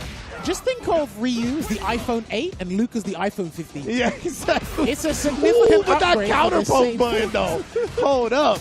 The drive rush buffer behind it, Paladin be cooking, bro. He does really well in the Florida locals as well. Man, this is not to be trifled with. And you know what's funny, right? There's a couple of combos. Oh, the overhead. Go ahead, Canvas. No, there's a couple of combos and situations that Luke, it always gets spoken about, but Ryu can do the exact same thing. And there you go. There's the stun. Charge up the dungeon. Oh, the bird watch. Okay, I think Samurai's in for a rude awakening. I'll tell you. You see the way he adjusted his black belt after that? Nah, Ryu's here not to play. Reversal immediately. Gets that standing medium kick there. Again, similar pokes. The drive rush cancel. First sandblast, get perfect parried. Meaty counter hit combo confirmed. My goodness. Paladin is ready, and that was the only way to counter that meaty fireball there because Vulcan Blast was not going to work. Low on drive gauge here. The confidence with the way he walks up and presses stand heavy punch. There you go. Gets the forward throw here. You wake up, delay jab. Drive rush, he actually gets Oki from that because you're plus 23 on frame advantage knockdown. So some characters can dash, but you can walk up and get something. Samurai, tapping that parry put him just a chip away from burnout, and now he's in it. He can threaten him with level 1, I think. That's what he can. But he's got to be super close, Paladin. Ooh. Oh. Counter hit confirms just for the stand medium kick. Paladin's about to have his drive gauge back. What are we going to do with it, though? Oh, he just commits, but Samurai lying in wait. Perfect response. Listen, that scenario is a low-hanging fruit. I would have taken that opportunity as well. It just means it's one step further away from level 3, but Vulcan Blast is a huge, one of the best anti-projectile tools in the game, actually, I must say. Most definitely here. You know the back throw is coming whenever they drive rush out of the corner. Trying to switch sides on you. Trying to get that confirmed on the low forward there. Is Paladin, and we walk our way back to the mid-screen here. This is actually really good. No resources spent, and we are back to the mid-screen. Give me them ankles, bro. Take him there. Oh, that backdash. He almost got caught out. Yeah, Samurai didn't respond to it with anything. Lucky for Paladin. There you go. Get the Vulcan Blast on a perfect parry. I think he's fine to parry there, but when you're in this range, low forward stand, heavy kick range, you've got to get that perfect parry. Yeah, absolutely. He's trying. Gotten it once or twice, but he's just be more consistent. Finds it that time, but just couldn't do anything beside it. Parry again. This time. Those crouch medium kicks. All right, next game. Just been catching Paladin, trying to inch his way in. Maybe he can try to inch his way in, back up a little bit, look for a whiff punish perhaps, but right now, Samurai is sniping. Well, here's the thing. For Paladin, he's got to figure out how Samurai slowed that game down. After that first round, how did it all flip on its head? Yeah. That's it. And there was he represented the hop kick. I'm not sure which command normal that is. Forward heavy kick, it's forward heavy kick. So he represented that one time. It didn't actually go over the crouch medium kick. There was no crouch medium kick from Samurai's side, but I want to see that more. There you go. Harassing him with the mediums there, and then trying to make sure he has as little as dry gauge as possible to work with, even for the cancel. Beautiful perfect parry punish right there. Samurai so patient to start this round and really different from the way he played previously. Still walking in that space, and you'll see, you'll see this with the Shotos, man. Once they're in that mid-range, they're going to be looking to perfect parry into something just to get that knockdown. Oh, these fellows are posturing right now. Postulating the possibilities. Would get that crouch medium punch working out for Paladin. No overhead this time, just tried the medium. Blow up Samurai's throw timing, it looked like.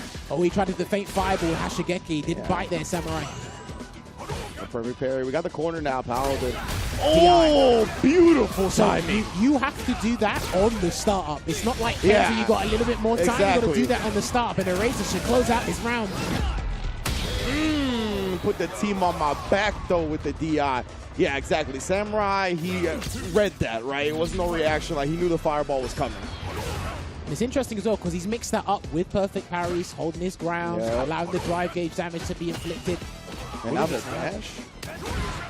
Okay, good cross cut. Well, that might have been an autocorrect, so. to get the trade there, and then almost. I'm not sure what he was looking for there, Samurai, but he was blocked. Oh, nice job. Baiting him into the parry game, the throw counter. Samurai willing to burn himself out. My own terms. Ooh, he's not having it. It's a low-hanging fruit, and he's just not having it. Paladin a little bit too thirsty for the DIs in the corner. Oh, but Samurai lands on the fireball. Clean this up, man. Samurai pulled the face, and he's like, what? Nah, respect. Because not many people are ready for those kind of situations. Get a full juggle, especially in the corner. Shouts to the juggle potential in this game, but it's not DJ. That's right, I said it. Or JP. All right, gets the 3 beasts into the flash knuckle. Is he going to worm his way out of this situation? No, Samurai's going to allow him out. He said, come to me. Yeah, he's more than content to just put up the wall like we said, right? Luke is so powerful when you make the opponent come to you. And look at that switch up. That's a walk forward spine buster, then the crouch medium kick. Like we said, he has been clinical. He's been surgical with that bad boy. And that's exactly what gets the victory. That was the quintessential example of spatial awareness and how to manipulate that space by lulling your opponent into that false sense of security, allowing them out of the corner and say, hey, we can still play. It's like, no, you can't. I want you here so I can think you can play. Remember, PvP is all about feeding your opponent false intelligence. The better you can do that, the easiest thing can be. Unless they're a really unconventional player. Then I can't help you from that point onwards. But I got to say, Paladin had a fine start. And then did he win a round after that? After the first round, I think he got maybe one more round. Maybe. I can't really recall like that. But yeah, you can see. And he won that one round with the DI in the corner, and then he never got another successful DI in the corner. Samurai was constantly ready with his own DI with level 1. Just wasn't happening anymore. Yeah, and then he closed it out here with the eraser. And I've got to say, again, the patience, the spatial awareness, the fact that he was ready to commit to a decision. Because he might not have known that the DI was coming. He might have reacted 1 or 2 occasions, but I think he goes, right, I'm probably certain that Paladin's going to look for the DI. And like you said, because the first round was an easy stun, we rock with that. We run with that game plan. It's like, right, let's take it. Sometimes it is hard to do, but when you just think about threatening the stun, especially because remember, combos in this game have immense screen carry. They have tremendous screen carry. And when you put them near the corner, you don't have to DI. It's easy. It's there. Yeah. And slow hanging fruit. But it's like you got to learn to threaten it a little bit and like let them kind of forcefully make the mistakes themselves, you know? The moral of the story of the last set was the threat of the tool is as strong as the tool itself. That's the moral of the story here as well, man. It is truly one of the things that you have to master when it comes to fighting games and playing at this level, because when you're playing high-level competition, they know all your options as well, right? Yes. So you have to play with that information and play against their expectations, as you said. Feed them false information as well. Make them think that you're going to react a certain way in a certain situation and continuously do so till that clutch moment where you need to react differently, and then they're not expecting it, right? So, with that being said, as I look at my tablet over there, Paladin will be knocked down into the loser's bracket, which means Samurai will be gone up against Moke. That will be Chun-Li gone up against Luke. And we've seen plenty of that today. Don't worry, we're going to see another one here. So up next, we should be having, if I'm not mistaken, Problem X going up against... That's what I'm talking about. Okay, so obviously, I speak to Problem X a lot in and out of the game. Like, he's been real with himself this year, obviously, because if we go back to the first year Street Fighter 5, he did make it to the cup, but he, like, got there by the skin of his teeth. He was using Alex, and then, like, switching between Alex and Bison at the time. This year, obviously, and he had an interview with Rob talking about it before until Problem X corrected Rob in his pronunciation. Brilliant. It's like, look, it's like, I tried Lily. Didn't quite work out. Then he made a change after Game is 8, committed to Marisa and Blanca, and then obviously committed to Marisa fully for SFL EU until he got one feature, Blanca or so. And then after that, he was switching again. He's been dabbling and learning the rest of the cast, taking Ending Walk under his wing, really been getting better. His offline performances have been substantially better than his online ones. It feels like that, definitely. If you go and look at his like record in Street Fighter 6 for the past 8 months, his offline results have been way better. And he said, look, maybe in this first year of Street Fighter 6, I've just got to be the LCQ guy. That's what he said to me. Hey, I've just got to be the LCQ guy. Like you said, when someone's putting themselves in that mindset and they're very real, they understand the accomplishment, the obstacle that they got to climb. I mean, Problem X definitely got the mental fortitude to carry it out. We did. Now, we did see this matchup earlier with Moke and Itachi's Legacy. They put on quite a show, so hopefully these guys can follow suit. Yeah, I'm very much looking forward to this. I love that. Oh, both of these players just chilling for a second. And Problem X, he's not taking that time to throw out a plush or anything like that. Well, here's the thing, right? You got to be careful with Kikoken because I know Dalsim can do this as well. Nice little throwback there. Yeah, Dalsim can react to this heavy kick to go under Kikoken. I'm imagining Blanca's slide can do the same thing. But you have to position yourself correctly for that to work. Oh, the anti-air actually lost. He tried this, that heavy kick, it looked like. Their footage of that not working. Brilliant. Oh, man. Yeah, the 9 active frames. But what a check on the dry rush. We ain't going nowhere. And he loves that button. When it comes to the groundwork for Blanca, he loves crouching medium button. I think it's got a frame of this joint, if I'm not mistaken. Oh, well, look the what happened. Kikoken exposed, and now he's got the lightning beast in the corner as well. 3 Blanca chance to his name. There's 1. I'm going to block this one out. Give me your legs. Next There's 2. Oh, hands and arms inside the vehicle, young lady. Oh, you might be dead. Yeah, you're dead. Oh, no. I thought you could have got another one after that. But, hey, perfect KO. Still works out there. Well, I think Problem got all the intel he needed. For real. Look at, oh, my goodness. I'm game. Oh, is he going to do the setup? He's going to do the setup? No. Okay, he's just throwing the Blanca Chan deep. Okay. I thought he was going to do the coward crouch into the cross-up air ball. Not yet. Oh! And that ground bounce! That was wild, bro. Could he have doubled off of that? That Blanca actually dunked Chun-Li. You know what? That button, that forward fierce is something. I believe the dunk contest is tomorrow. Can we get Blanca entered? You might have to free of charge. Oh, wow, the activity, bro. That's got a lot of active frames. That crouch heavy kick is outside, fam. Oh! And that's going to work because the plushie would have saved him from punishment. Dude, Problem X is in a mad one today. He is playing out of his mind. Look at the perfect spacing on that, and then he canceled into the coward crouch jump air ball. All right, gets the conversion from the EX spinning bird kick into the Tensho kicks. What's the stance cancel going to be? Into the overhead. Another one. Just to mix up this time. There we go, blow straight past it. And that would have stopped, if he'd done the air blanket, we would have lost. But that's going to be the round anyway. Yeah, you don't want to mess with Chun-Li's anti-air damage, bro. He didn't even need to spend that bar. But I think where his mental state is, he done it. Yeah, he didn't need to spend that bar.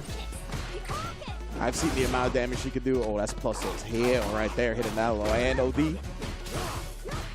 No one's perfect parrying that today either. No. Lights into electricity. It was scary trying to perfect parry after. I like that attempt. But you can tell MOV a little unfamiliar with that situation post-block.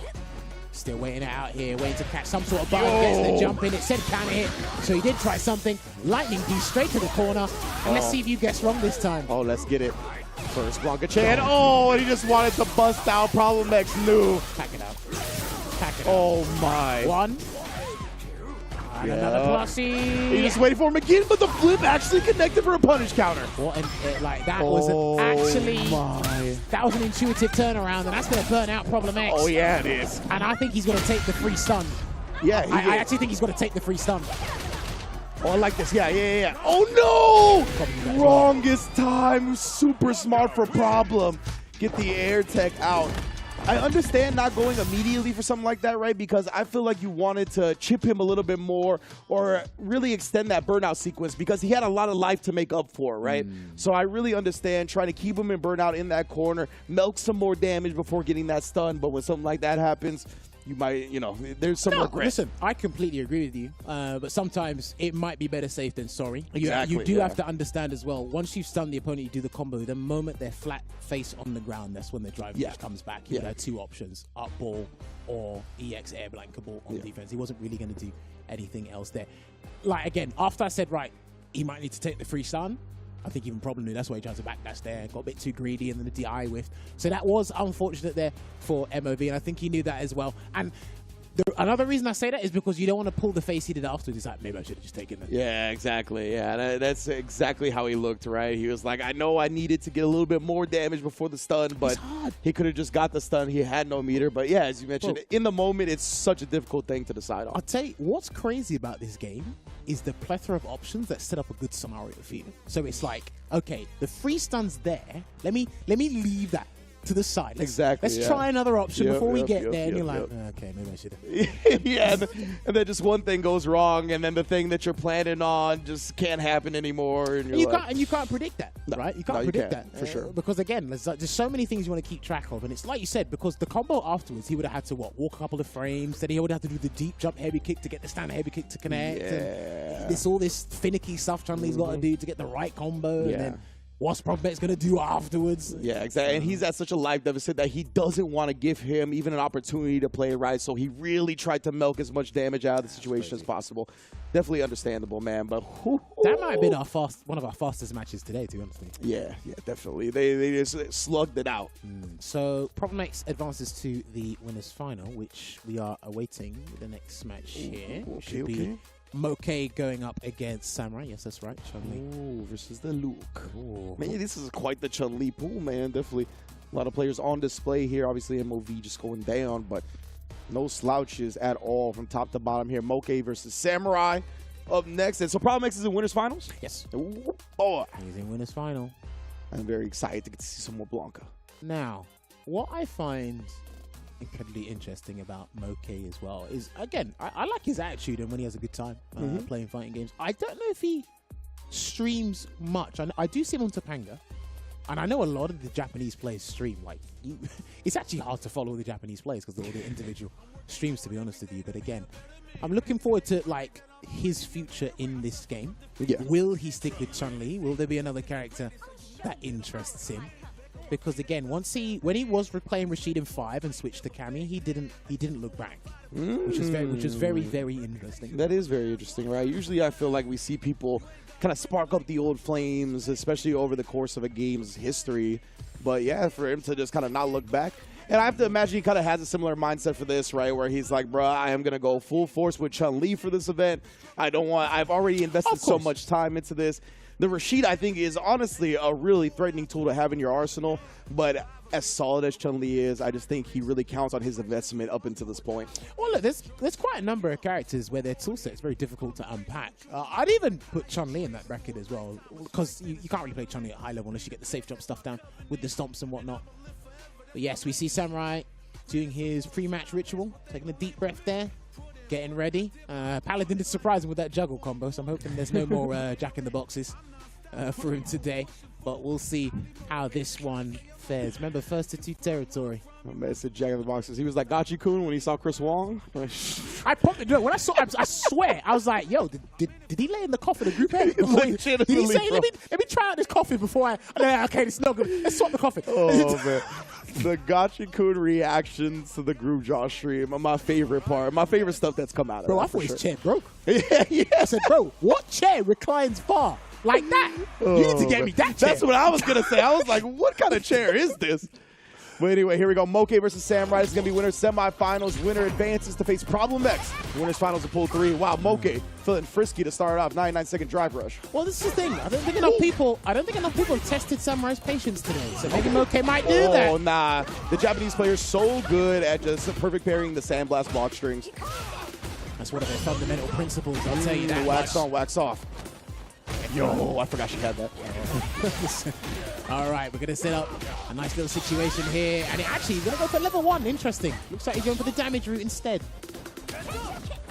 Big damage here. And then, avoiding the 10 show. That looked calculated. It definitely did. When we talk about it, Moke is very good at the 10 show kicks with Chun-Li, so using that advantage. He gets them in. What in the world? How did that whiff? I mean, it was fortuitous. It worked out. Going to go for some Moke here, Samurai. Rush cancel, a nice walk away, and his delay button. I speak to Sengan about this all the time. Shout Sengan. You press the delay button and the guy happens to press his button either. Yeah. Happens all the time. Yeah. Let's see here, Moke. He's throwing a lot of fireballs, but I'm a little scared. Well, I promise you, once I point it out, you will never unsee it. I'm just getting a little scared. I won't lie to you. Good take though. Samurai plays super good defense, but there's another perfect parry on the sandblast. Oh, and the money button cash out on him.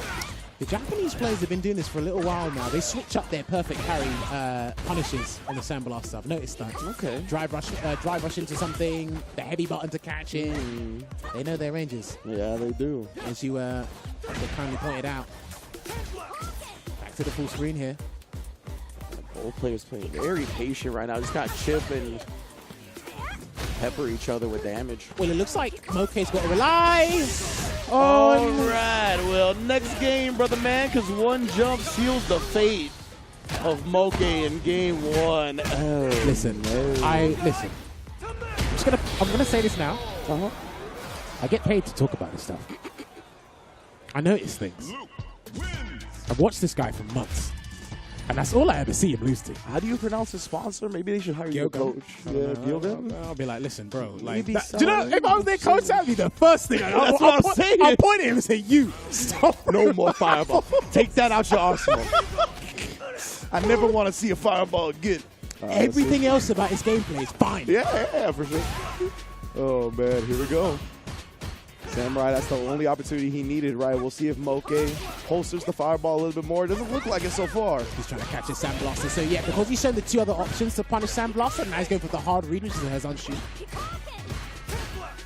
All right, still waiting there. Try to go for the Serenity Stream stance cancel into nothing. Oh, no escape this time for the Flash Knuckle. Put that pressure on him. You know he wants that last bit of drive gauge Samurai has. But but Samurai's just going to walk away. Give him that false illusion saying we can play some footsies here. Gets the whiff punish with the low forward. Popped off with it, just barely surviving on the drive gauge too. Well calculated. I like that drive rush into the Serenity Stream just to see what if he was going to check or not. He didn't. Oh, yeah, he didn't commit to the Tensho kicks that time. That was allowing him to recover and punish on the ground. Nice adjustment from Moke here, level 2. He's not playing. Nah. Yeah, I think it was going to be a slither of health if he dunked Kikosho, so he's not playing around. And to be fair, Chun-Li is one of those characters where because she has extremely lengthy combos, you'll build the whole bar or some absurd amount of meter. And Big Bird has spoken about the super meter gain in this video game we play. Yeah. Gonna get the counter hit conversion into the tackle. Oh my goodness. Just even after whiffing a button, he's ready to throw something else out. Counter poke the Purns with punish attempt. Stand medium kick there. Just gonna drive. The fireball yet again. Moke. Oh my goodness. Samurai is gonna send this to a final round. All because of a Kikosho. It's okay, Jammers, I understand. He loses 50% every single time. And do you know what's interesting?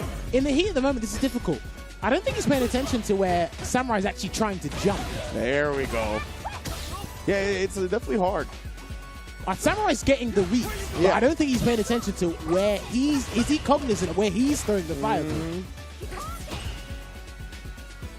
Yeah, Moke's got to be extremely careful now. I think in that range of being able to be jumped in on, just delete it from your arsenal, but at the same time, you can't take it all the way out, right? Dude, it's a pretty damn good fireball. Yeah, exactly. There we go.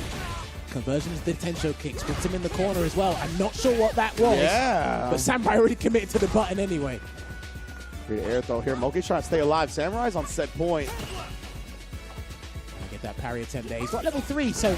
Oh, dear. Then he dashed after the fireball and ate the jump in. He said, let me spice up a bit. For real, he can't avoid it. But wait, the crouch medium kick is here. Link that up. I love that combo. Level 3 will seal this game and force a final one. All right. There we have it there. Looking good here for Moke. And unfortunately, Samurai actually lost with a full CA. Man, I cannot believe he threw fireball that forward into the jump in. I don't know, man. Like, Salt's dead. Let me put some paprika on that. Let me try something else. Oh, man. All right, here we go. 1-up, Moke and Samurai. Winner of this advances to face Problem X in winners finals of Pool 3. Almost. He had the right version. Yeah. But it was the wrong Sandblaster. And now he's empty jumping now. He's got him shook. Didn't catch that brutal swipe there, did he? Gets that that looked like a low crush. I don't think it has any properties to do that, but... It just looked like it. Yeah, visually speaking. Didn't look like that. Nice stand light punch. And you know what? Sometimes I feel he should adopt what Valmaster does. Valmaster never uses heavies. He just does lights, mediums, and tries to prepare for the next sequence. Nice. I like the pop off on the drive rush pressure. Moke hasn't really tried to beat anything out. Ooh, the dash under and the landing frame punish. Beautiful from Samurai right there. Oh, he didn't choose to close it out with level 1, though. In burnout anyway. He's dehydrated here. Shouts to Yipes. He's blocking out. Thirsty. He'll threaten with a level 1. Oh! He tried to toss. Good block. He gets his drive gauge back after taking this grab. All right, the green's up. The government bailout. Shout out to Logan Sama. Oh, and then put the finger guns on her. Took 1 round away. Pew, pew. There you have it. Remember, this only puts the person in loser's bracket, not out of the tournament here. Gets a conversion into the level 2. He's going to have to set up something nice. What's it going to be there? That's the question. And he gets it. An immediate jump heavy kick as well. That's where people get their foot off the pedal. Yes, sir. And now Moke smothering Samurai in the corner here. But just as I say that, the crouch medium kick sniper gets a meaty grab. He's going to have to chase him down from this as well. Didn't actually get the punish. Great block in the overhead attempt. The grab there for Moke. Ooh, Zanshu, speaking of snipers, he brought out the op with that one. Final round. Right, he's shown all three options to counter Sandblaster now, so now he can just do a variety shape here. We're starting to cycle through. Yeah, just mix them all up. Oh, actually landed on the fireball, now ready for the juggle. Lost out of pressure with the rising uppercut again there. The Samurai. Scary now. Will Moke bait it out? Will Samurai take advantage of that bait out? Next opportunity.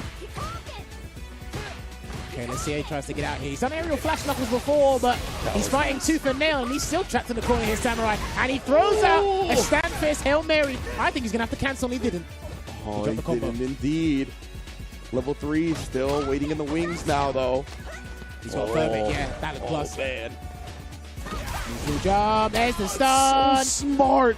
And he's got everything. He's got everything in the tank. Yeah, I think as long as you don't drop it, it's empty over, all your savings. You got to crack that piggy bank. Invest in this W. Invest in your future. Moke going to winners finals of Pool 3 to face Problem X. There you have it. Closed it out there. Unlucky there to Samurai, because when he was trapped in the corner, he really did try to press something to get out. But to no avail there, so well played. I'm telling you, man, good back and forth between these guys. Perfect parries, counterplay, hard reads. We're getting everything in this LCQ, I must say. That was unfortunate. He's had a couple of tension kicks that haven't worked this weekend. Feel like I remember at the beginning of the game the Chun-Li players complaining about like the Tensho kick hitbox. So, you know, we do see some of the weaknesses of it there on display in this set, but wasn't enough to deter Moke from actually taking the whole set himself. It's incredibly solid play towards the end. Really, again, adjusted his fireballs for sure. Didn't get jumped in on towards the end of the set. That was really the big difference maker. Well, the thing is, if they're getting jumped in on because of their fireball, what's happening? There's too much space in the neutral. You're not pressuring, they're not pressuring you. Yeah. Like, we've gone back to this neutral game to allow them to get the hard read. Again, like, Chun-Li's fireball is one of the better projectiles in the game, but, like, Chun-Li is almost a flawless character. Like, you could argue she is an extremely flawless character. But when I see people losing with the character, I'm just like, well, the guy just happened to jump. Yeah, exactly, right? And you really want to pick apart why they're losing because of that, right? Because a lot of the times there's not some big weakness or gap that you're like, okay, this is why this character struggles. So because of that, you really want to take a closer look at the context of the matches. And that's what happens to Moke a lot of the time. He ends up losing, right? And yeah, as you mentioned, Chun-Li is so good in other aspects that you can put the fireball on pause. And, you know, the walk speed is still great. The normals are amazing. So you'll be all right. And that's exactly what happened with Moke there. Beautiful adjustment. Well, again, sometimes you watch first to twos or first to threes, and the guy who won, he didn't look like he was winning throughout the set. It's like you were losing in so many aspects, being second best in so many departments, and somehow you still managed to come out on top. It's just crazy to see. But hey, listen, well played to Moke. Honestly, he advances deep into the bracket where he'll be going up against Problem X, and obviously the winner of that. This is Pool 3. I need to double check how it pans out in the top 16. They should give us the bracket towards the end of the pool, so I'm expecting that for sure. You know what else I'm expecting? Some egg rolls during this break. You feel me? Baby. Pagoda in the building, and they are fueling our analyst desk, and they're fueling this apparent, you know, my man Luke is not going to have children in the future. But let's put the egg rolls in. Crush your cravings with Pagoda snacks. It's going to be a good time. I've already been grubbing on the egg rolls over there, so, you know, I'm looking forward to getting some more. Well, I mean, I did bring some for you guys after they actually told me in the back I had to return them. I had to give you a death stare for you to turn around and hook No, me up somebody with an egg literally roll. was out there. Oh, word? Yeah, and they said, you better turn. Oh, so my death stare didn't work. Okay, Jammers, I'm going to remember that. Like, I just walked past you guys and said, well, these men actually thought it was for them. No respect being shown. Okay. Anyway, it's good food. You guys should I'm going to put you in Group F next time. I want you to know that. All right, everybody, we'll be right back with the conclusion of Pool C. Do not go anywhere.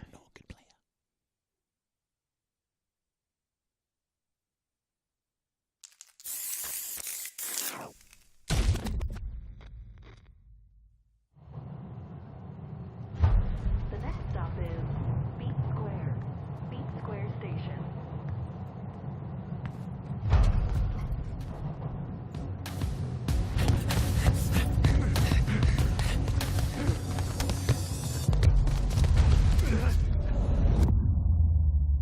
Bring it on.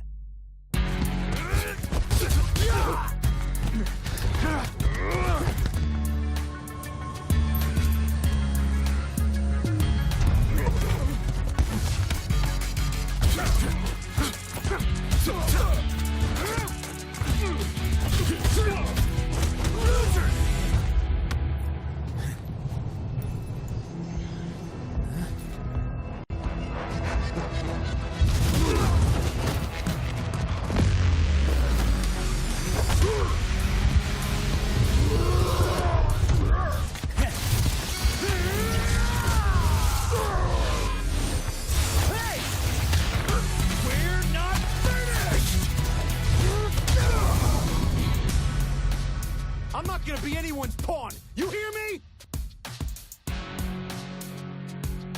Show up again and I'll punch a hole through you.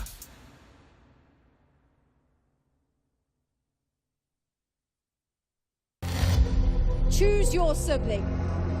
It's Angry Bird or it's Big Bird. You can't stand in the middle. The middle is fighting pride.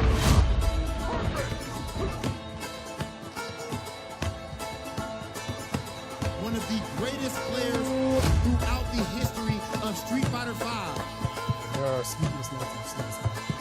It's just this rivalry. I love it.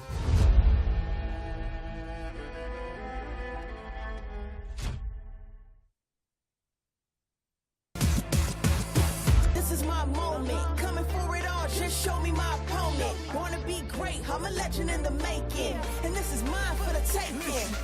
Cause I got what it takes to be on top. I'm #1 cause I don't stop. Hard gas, no brakes, high stakes. I don't act tough till the tussle let 'em fold ya. Hope you ready for the fight. Reign supreme. Put 'em up, let's go. You ready or not? When it's all said and done, I'ma be on the top. 3, 2, 1. I'm ahead of the game. They'll remember my name. Non-stop. You ready or not? When it's all said and done, I'ma be on the top. 3, 2, 1. Let's go. I belong in the #1 spot.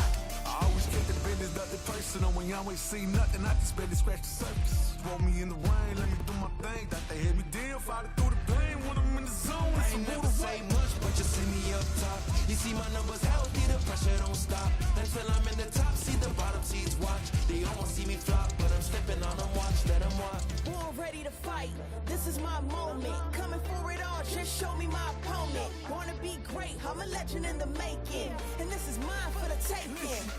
Cause I got what it takes to be on top. I'm #1 cause I don't stop. Hard gas, no brakes, high stakes. I don't act tough till the tussle let 'em fold ya. Non-stop, you ready or not? When it's all said and done, I'ma be on the top. 3, 2, 1. I'm ahead of the game, they'll remember my name. Non-stop, you ready or not? When it's all said and done, I'ma be on the top. 3, 2, 1. Let's go. I belong in the #1 spot. Welcome back to the Capcom Cup LCQ and specifically the Analyst Couch powered by Pagoda. I am joined here with one of the voices of Street Fighter 6, Vicious. What's up with you, bro? Man, I'm chilling. I got here a little late, but I did see a lot of the bodies fall as soon as I got here. It's pretty exciting. You know, I've noticed these egg rolls right in front of us, and I feel like there's too many on the stack. You need some. I feel like I need to, like, my brother, please. See, like, this right is what I'm bottom. saying. You Come understand? on. Like, I'm about this. Okay. I am of the nature. Yes. Of the culture, even. Exactly that. I understand. So you're going to do this with me? He does it with me. I was actually very surprised. Mm. I'm actually very surprised. But I'm glad to be here in Were general. we supposed to actually tap? It's fine. Okay. I'm just surprised. You know, never tap that egg rolls. Listen, You man, never tap You're egg trying rolls. to get clipped right now. That's what it is. I'm saying. They're trying to clip it and ship it. I'm trying to be serious. With that being the case, okay, please partake. And first, can we get a review real quick? Oh, what flavor is this? It's fire. That's the flavor. It's fire, Vicious. But I got to ask you about something specifically. This Capcom Cup. It's a little hot, actually. $1 million to first place and everything, right? Mhm. Okay. So we seen how crazy Group F is. You know, we see what's going on with LCQ, Kakaru, Tokido, Punk, all these guys, right? So first I have to ask you, who do you think is the favorite to take it? I'm putting you on the spot. I know it's hard to call. And do you have a player that you're most excited to see? I can already see you shaking your head like you're about to try to. All right, so I'm a big fan of Kakeru, right? My introduction to him as a person, introduction to him as a player, being able to watch him over at the grand stage, over at like Gamers 8 and a various amount of different events over in Japan, and actively watching his channel has really educated me on how good the character of JP is and how far he can take that character. I feel like he's the one that's really invented that character and shifted the meta towards how it should be played, and I think that is mad inspiring. I didn't want to play the character up until he kind of graced that character. You know what I'm saying? Like, he's been at least like the #1 for me for a very, very long time, I should say. But funny thing about Taquito, he almost ran into my car on the way over here because he was vlogging. What? I stopped. I pulled up to the street and I stopped because he was like vlogging with somebody, but he didn't see me, and I just stood there. I wasn't gonna honk at him. I wasn't gonna wave at him. I was like, you know what? You own this street, bro. Like, you do what you want to do. You want to vlog in front of me, in front of my car? You do what you got to do. I'm gonna wait here. But you were stationary. I stopped and I was sweating. I'm like, I don't know what to do in the situation. I don't. You can't beep at Taquito. Because if I beep at him, then he has to edit it out and do it all over again. Yeah. You feel me? It's like, I don't want to disrespect him. But back into him as a player, man, I think it still rings like, you know, when you mentioned Taquito, it's no Capcom Cup without him, and it's kind of crazy to see him here in LCQ position. You know what I mean? I know, it's weird. Even seeing Punk in there, seeing Problem X and LCQ, it's not players you ever see Problem there. X is destroying people right now. He's going crazy. So, but I noticed so my that favorite, you ducked. my favorites right now, obviously Kakeru, number 2. No, not favorites. Who is going to win Capcom Cup? Who's going to win Capcom Cup? Yes. Oh, dang.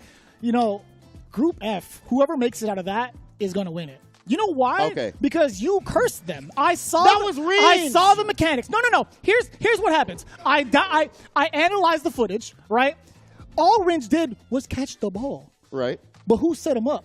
No. Because you made him dunk the alley-oop. Because why the ball? You made him dunk the alley-oop, Rob. Why the You ball? a basketball guy. That sounds crazy. Don't do why the spheres were You need were another moving head around? roll after that one. You need another head roll after that one. Head roll. I'm just letting you know, he is the one who ladies and gentlemen, this has been Raw TV and vicious. Unfortunately, bad decision by me here at the Pagoda Analyst Couch. We're going to send it back over to Ringe and He left me hanging, Oh, too. sorry, Come brother. on, I bro. love you. All right. Bye. That's right. My man said I've been clear on the A roll since dim sum back in the day. He has my back with that. That's what I'm talking about. We saw who put the balls in the lotto machine. That was not me. I touched none of that. I'm so glad I was 7,000 miles plus away from the danger. I was clear of that. I don't know. You see how these lot snake each other on camera? Yeah. That's what I'm talking about. There's plenty more of that to come when the Capcom Cup actually starts happening. But. You know, I really like the way Vicious said about Kakeru, though, and really kind of falling in love with JP because of seeing from the way he played the character. Mastery. Yeah, absolutely, right. And another thing that Kakeru had put me onto, and shout outs to Knowledge for this because that was kind of the adjacent way of finding this out. He likes some Japanese battle rap. I don't know if you know that. My man Kakeru would be watching that on stream. Yeah, definitely tune into that. But you know what's funny, Sick right? production values. Funny how you mentioned that because I was listening to Ed's theme. Somebody goes, "What on earth is that?" I said, "It's German rap." And they're like, "How could you listen to that?" And I was like, "Okay, I can understand why you wouldn't, but because I appreciate hip hop, it kind of just transfers." Yeah, exactly. It kind of just transfers everywhere. Like, it might not be your thing, but it's like, I feel you can go. And Japanese rap's actually kind of serious. No, it's really sick. Like, I didn't understand a word that was being said, but the deliveries, can the feel it. flows, the energy. Same I was thing. like, I could sit here and watch this Because for quite some time. they can listen to 90s hip hop. I don't understand anything. Yeah, exactly. But it sounds fun. But yes, no, listen. And a testament to that, Jen last year said, they asked him, well, how your English is so good? And he was like, because I listen to rap music. So, like, this legitimately translates, It's man. poetry, analogies, eloquence, or elegance, I should say, or eloquence, I should say, all input into that one. But yes, we're going to get back to the matches here before we get sidetracked. Winners finals. That winners final there. Problem X has literally been blown through the competition. He has gone 2-0 against Korn, 2-0 against Strata 86, 2-0 against Pinoy, 2-0 against MOV. And Moke is the only man standing in his way so he can go into the winner's side top 16 of the LCQ. And he already thwarted one Sean Lee, as you said, taking down MOV, so he's got one more to go. Well, hopefully he was paying attention to what happened in that last set there. So, Try to get that Destiny's Child jumping on. That's what you're trying to tell me? well, I mean, he already started off with an EX rolling attack there. We're going to get a lovely little conversion. Straight to the corner. Oh, yeah. Yeah, he's establishing all the rules now. I'm going to let him know. Yeah, Exactly. we'll play later. You're going to have to respect my wake-ups. Ooh, just going to the counter crouch. What a way to side switch after that, actually. And then immediate air ball after getting hit by the fireball. Whoa, wait, punish that's counter. I never really see that say punish counter. Yeah, for real. Okay, yeah, we're not playing nice today. Everybody, oh, he just missed time to parry, and then the fireball actually took the rest of the drive gauge he had. That was unfortunate. He wanted to get the back hard punch into heavy Hazanshi to get that full combo, but he didn't get there in time. And I just got tons of active frames. Ooh, able to bounce away, and he knew that was such a sick whip punish, but Moke, the call out with the wake-up crouch. Anti-aired, baby. Yeah, that was going to chip you out anyway. Great stuff from Problem X. Yeah, that's actually a good call, actually. And I don't think he could have rebutted with his own level 1 in that regards. I'm not actually sure if he could have done that. All right, drive rush in with the low forward, holding the parry. There's the wild lift. He's been using, Ooh, and then he knew how quick he was going to recover. Moke a little unfamiliar with the situation, it looked like. Now, that was a very expensive situation, but the fact that he's been abusing the EX flankable more than the heavy one is a telltale sign. And that's what we talked about before, right? Pairing the multi-hitting moves. Moke knowing the answer there before the electricity can really pop off. Main kicks. Oh, jump back indeed. Lightning coming up a bit short that time. Now he's about to build level 3 here. Oh my, and Problem X, what a confirm that was. Cutting him off at the pass, Blanca ball into level 3. And he is looking as dominant as ever. Looking good here is Problem X with the Blanca. Like you said, he still does play a bit of Marisa, but the way he's committed and studying, and again, he trains with the qualified. Oh, he's done that against MLB! In game 2 as well. In game 2 as well, thing. round 1. Damn. That's something you got to look out for, bro. Yeah, he's practicing with a Capcom Cup finalist, so... And these guys have a similar wavelength. They discuss things about the game. Look sure Chun-Li's come up in conversation numerous times. Good block. You see, after popping off with the OD balls before, right, Problem trying to block it out. Make Moke think about multiple options. Oh, he blocked out. He's learned his lesson. Yeah. He learned his lesson from Itachi. He said, I'm not trifling with that at all. Yeah. And then tries to pop off. This looks like Problem X going to be on a set point. Just like that. And then he's going to get the shout to Earth to close it out, trying to run away with this set. I mean, with the way Moke struggled against Itachi's Legacy, Blanca the Caliber, Problem X, this is looking exactly how we thought it would. This is looking long for man's indeed. Gets the up ball straight to the corner, gets the Oki. That is legitimate frame advantage there. Oh, man. Moke trying to fight back any way he can. Finally finds a desperation hit after pressing on hit. Yeah, he wants to get this, as much screen carry as possible. Take him there. Try to get the perfect parry on the safe jump. Didn't quite work out there for Problem. What a choice. Did get the landing frames punished, though. Could have empty jumped to avoid that. It's interesting. What a counter poke, bro, with the buffer behind it. Problem X is going to close out the set from that distance. That was Steph Curry range on the buttons. Listen, let him know. MOV Moke, he's turning into the Chun-Li Slayer of the day. And another dominating performance there from the boy Problem X. I showed no bias because it was too fast to show any bias. For real, though, you didn't need to. Nope. My goodness. So, what was interesting about that was, today, he hasn't lost a single game. Wow. 2-0 against everyone he's faced.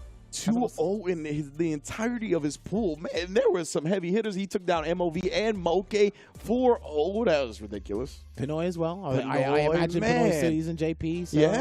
It was all there. And I just don't think Moke had any time to think or try and adapt at all. So unfortunate for him. And he truly, I feel like I see this less and less as online becomes such a prominent part of our scene where there's a separation in level of play from online to offline. 100%. But Problem X, he really seems like one of those players where there is a clear level up when he is in person.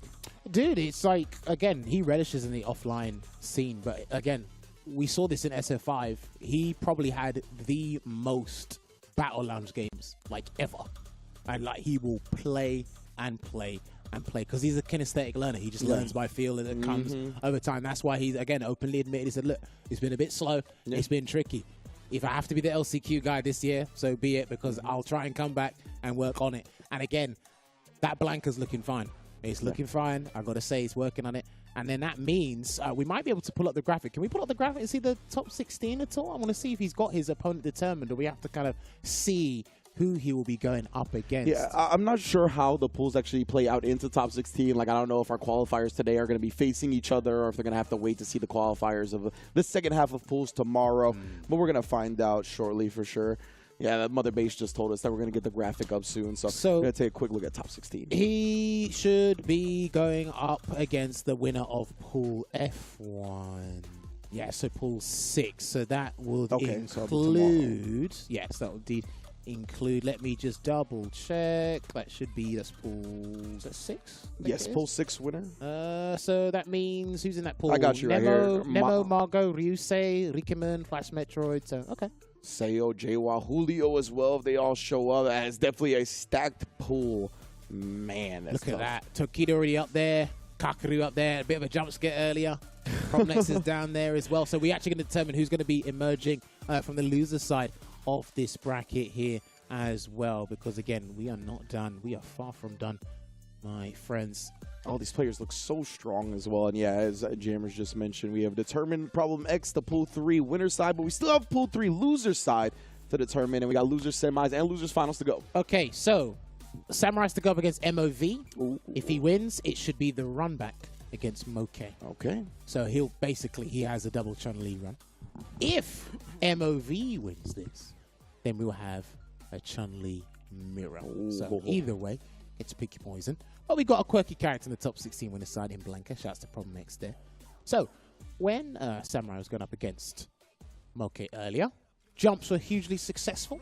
And I'll take that. If it lands tremendous damage, I'll take the opportunity at any given point. Especially if I have the Hammer of Justice.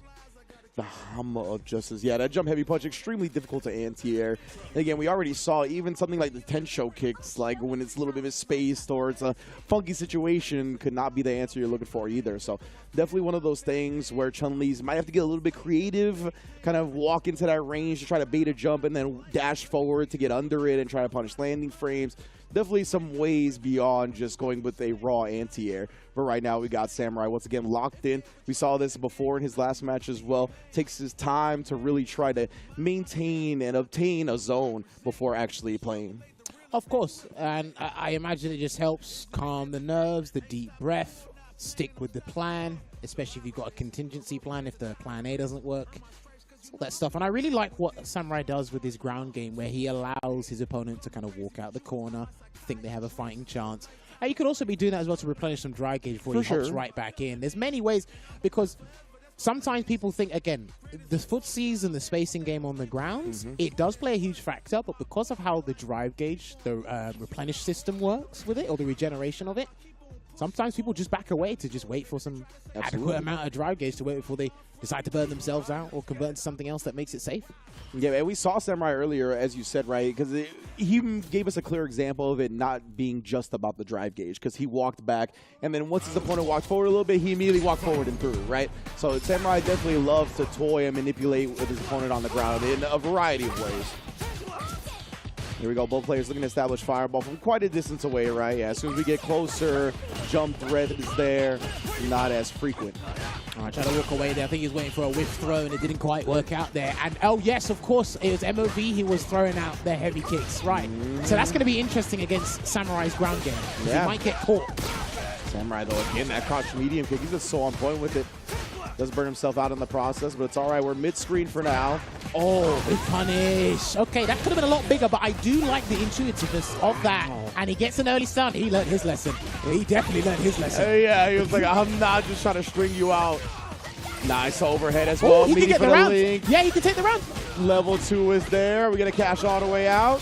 Most definitely. Scared money, don't make money. So we spend it, and we get round 1 of this game 1 here. This is what I was talking about. Her lengthy combos, especially in the corner, they build a stupendous amount of meter to be able to close it out here. And we already see Samurai picking up the pace and trying to be scary. Oh, if he was a little bit closer, that would have worked. That was really good from MOV, though, right? Maintaining a space where he can throw fireball, not worried about getting jumped in on.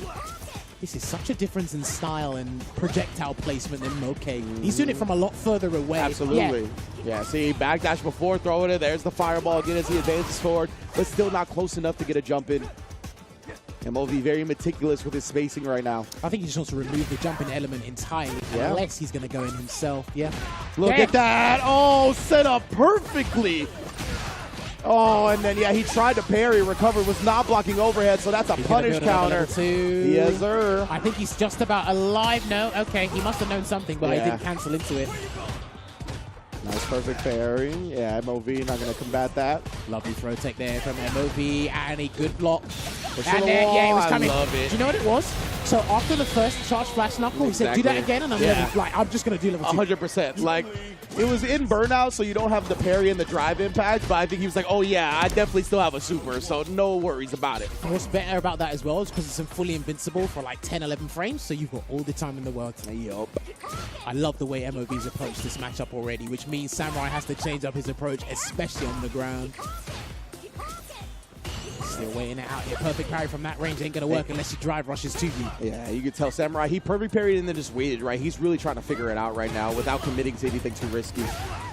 Nice. Check something there, but the Sand Blaster came out 3-piece into the Flash Knuckle.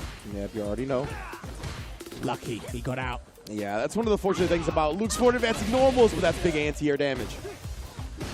Already, yeah. Again, Samurai's trying to learn on the fly and really kind of craft a game plan to switch things up, but MOV is not giving him the chance to do that. So you're going to make this deal with me today. Back away full screen, yeah, perfect. Jump is not a threat. Dash is not a threat. He can see a drive rush until he does a drive rush of his own. The wax off Karate Kid parry. Got him. Oh, yes, drive rush cancel. Drive impact is there. MOV. And I'll tell you something funny about drive impact. When you're 3/4 through the animation, you're like, please, for the love of God.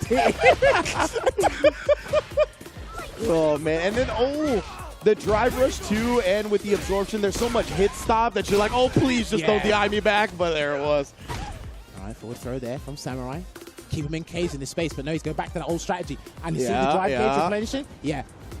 I think that's part of the strategy. For sure, make him come to him. You want to stay healthy on the drive rush, right? Because Luke is so DRC dependent, drive rush cancel dependent, that you want to stay above those 3 bars constantly. Still walking forward there is MOV. It's Samurai with the life lead. This is why the space that Samurai's playing at now is actually beneficial to him. MOV has to come close. Oh, and then it's the clean walk out into the whip punish on the throw attempt. Samurai here, yeah, he's going to hold that meter. He wants it for this next round. Didn't want to burn himself out from that touch medium punch there, and he'll be happy to play from here. Yeah. Do whatever you want. 45 seconds on the clock. We'll wait. Oh, but the moment he tried to walk forward, MOV perfectly placing the crouch medium kick. Oh, he didn't actually have to block the fireball, so he was free to act as soon as he saw the drive rush. However, he got the lead. He's got to do that again and then wait. Because some people are there. Yeah, they're dragging this out. Woo! They'll drag this out. The intimacy, the stare down, bro. I said eye contact's hard these days, you know? For real. Right, rushes in. Gets the overhead. It looked like he let go of up. Yeah, exactly. It did. Minute. Now just annoying him, peppering him with damage here. MOV, this is a significant life lead he's gathered. That's it. Oh, the hit confirmed. Double drive rush cancel. We're getting a Chun-Li mirror and losers finals, fam. All right, and there you have it. MOV taking it over Samurai 2-0. Just when we saw signs of life of Samurai coming back, MOV had other ideas, and I've got to say, the strategy, the player strategy he implemented there against Samurai specifically worked out well. So MOV must stay seated, which means, as Ringe alluded to seconds ago, we're going to be graced with a Chun-Li mirror. Indeed. So we're going to get one Chun-Li into the top 16, right? Loser's side. Moke and MOV, very excited to see this one. And as you mentioned, one of the big standouts that is a difference between their two play styles is the way they throw fireballs, right? MOV definitely prioritized. Who knows if it was just a Luke/Samurai matchup thing, or if that's how he traditionally throws his fireballs. He tries to do it outside of jump-in range. And really, that's a good spot for Chun-Li's that like to do it anyway, right? Because it gives them a greater time to drive rush and get a better advantage. So we'll see if he's looking for that, if Moke tries to pepper it on, because they're going to have the same normals, right? So there's same ranges in terms of effectiveness. So I want to see, especially because of that, how they use the fireball. Well, just going off of what you said literally just a second ago, the normals. Yeah. You could actually take Kikoken off the cards in neutral and only apply it as part of combos. we can actually play a footsie game here, but it's like, okay, he who crouches medium kick first, they might win, but they might lose. Yeah. Right? Okay, we saw MOV use stand heavy kick on the ground way more than Moke did. Moke used it in significant areas. The funny thing is, because Chun-Li's jump is slower than many other characters, you're not going to see that arbitrary jump like you would see with Lu. So you might actually be seeing more Hazanshu's on the ground. Yeah, I definitely think we're going to see some Hazanshu's. You could see that, you might not. They might throw caution to the wind and take different uncharacteristic risks, which I understand that because it is the mirror. And remember, as well, these guys are trying to get into top 16 losers side. So I wouldn't completely play by the book. Yeah, and we've seen that Japan has been very strong at perfect pairing fireballs, whether it be raw fireball or in block strings. That's another thing to take into account here with how they're going to use their tools for sure. Very excited to see this one. Again, this is going to be qualifying into the top 16 for Sunday and loser side. This is going to be Pool 3, and pretty much our last match in Pool 3, 100%. Then we'll be moving on to Pool 4, which will be our last pool of the day here, which includes the likes of, you know, Punk, Daigo, VX Bow. You're not going to want to go anywhere, that's for sure. Well, as we set up this match, like we said, exclamation mark bracket, you can see everything that's transpired today, and you can have a little peek at what the top 16 is looking like. And you can look at some ahead of the brackets for tomorrow as well, because we're going to be here in the LCQ for 3 days before we get prepping for the big babies with the Capcom Cup 10 happening next week here. But we are setting up here, which will be interesting. So MOV, he lost and he beat Polga. Samurai lost earlier, and obviously he beat Roxas 2-0. That must have been the Loot Mirror. And obviously Samurai just lost to MOV now. Moke, yep, he's still waiting here. And then let me see. Let me just peek this real quick. Whoever makes it out of losers here is their opponent's not determined. Yeah. Yes, their opponent won't be determined because obviously it'll be the loser of the. Who are the loser qualifiers so far? So we have No the Prodigy, and I think that's Hibiki. Oh, yeah, Hibiki. Yeah, he also made it out for sure. So next up, we got MOV and Moke, both players lined up. Chun-Li Mirror here. Japan battle. All right, what, Japan rap battle, yeah. Japan. Oh, yo, dropped the beat. Oh, what was his name? Oh, I forgot the DJ's name. I'm sorry, I failed. I can't help you. I can't help you there. Knowledge, if you watch it, hit me on Discord, bro. Tell me what the DJ's name was. I forgot. So, yeah, no, like I said, I think the key things in this matchup for me is the lack of Kokokens we should see in the neutral. Crouching medium kick against herself, that's always funny. I like watching mirror matches because I like to see how they deal with it. Yeah, 100%, right? And like I said, if we were to do like a top 3 list of every button, every button category in the game, stand, light, punch, crouch, medium kick, so on and so forth, Chun-Li would probably be in top 3 in the boss. Absolutely, especially as you mentioned that crouching medium kick. I mean, I don't know what's wrong with it. 7 frames, disjointed hitbox, one of the best ranges in the game for a crouching medium kick.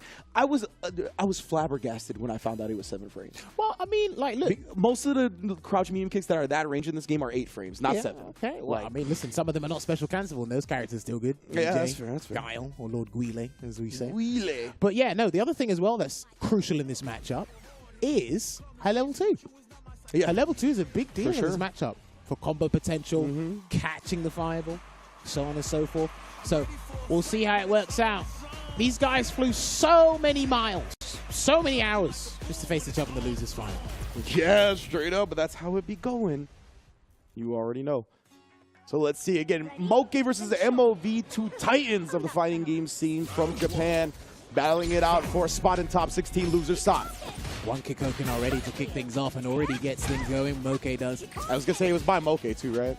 Yeah, he's been the one that's been really willing to throw more Kokokens. Okay, it looks like they're just going to go and throw the gun. I thought this would be a lack of Kokokens, but no, they've been spraying them on like it's salt and pepper. Yeah, I'm telling you, we're going to see the Hazanshu's, bro. I very firmly believe that. Still waiting out here. Low on drive gauge, but the positional advantage is in his favor here. Sounds cancel. It's that. It's when he responds at a certain range. Yeah. Okay. The Koken responses are already looking sharp. MOV not taking any risks, but he's been bullied to the corner. How's he going to get out of this? Oh, walk up, snipe with the crouch medium kick. That's how. Side switch. And that side swap there into the grab and just going to slowly keep him capsuled in this corner. Ooh, beautiful usage of that one. Catching Moke trying to advance forward. No Tensho kicks yet. Okay, trying to get a throw bait. He did. Moke just staying solid with the pressure right now. Shake my hand. Actually throws the button attempt. Blocks it out, and he's got to close it out. I think level 1 should do it. MOV, what a strike throw defense, bruh. That was an incredible strike throw defense. Very hard to determine what he was going to do. He could have died to the throw in the corner, but stayed solid. Look, man, the mileage you get from jabs on defense is insane. It is. Defensive jabs are incredibly different from offensive jabs. Especially Chun-Li. Her stand jab links to her crouch medium kick on counter hit. Yes, crouch medium kick and forward medium punch since they're both 7 frames. Yeah, so either way. Wild, bro. Oh, okay, got the force knockdown on the forward heavy kick. I think that button MOV pressed. Delayed jump back. Here we go again. Just such solid defense from MOV being put in a drive rush tick scenario. Oh, and then immediately just pressing after the fireball. You in crouch medium kick range, you got to respect it. Delayed. Overhead. Delayed indeed, Jammers. I'm glad you pointed that one out. That was such a good way. When you're a fellow Chun-Li player, you know the timings. You know what it's visually supposed to look like. The fact that he delayed it like that just completely threw Moke off. But now what I can't discern is if it's the animation that's throwing them off. Because does it look like something else where they stand and then they just go, right, I'll press it super It late. might be, woo! And there you go, Hazanshu over the Kikoken already. Dunked her off the ground with that one because of the punish counter. And there's a heavy kick on punish counter. That did a nice 30% there, Ringe. Mm-hmm. The impact to the sound effect. Let him know. Crouch medium kick into the drive impact. Moke not ready. Oh, and just a fake overhead that time after closing out the last round with the overhead. MOV switching it up to the low. Masterful. Looking good here. Oh, make this deal with me, dog. You know? Dude, he's made the smooth sailing here, MOV. He is. He's been looking had no clean. trouble. Definitely very little struggle in this set. Jumped in and delayed the lightning legs as well. Valmos used to do as a tactic in SF5. I like that. Especially with people trying to snipe landing frames. Conversion to the light spinning bird kick here. Gets him to block. Still in the corner here. He can fight his way out. And he unshoes his way out. I didn't even know he could do that. Yeah. Going straight over Chun-Li's buns. Yeah. So that's one of the things with Chun is that you have to be a bit more careful on the light streams because she'll press an additional one out of range because of that counter hit links, like you said, forward medium punch, crouch medium kick. She doesn't have to immediately send the drive rush cancel like other characters. Still pressing hard kick in the neutral with such confidence is there. And he gets the conversion straight into the corner and another delayed jump on defense there from Moke. Okay, he went for a regular jump this time round. I think because he thought the delayed lightning legs was coming out. Mm-hmm.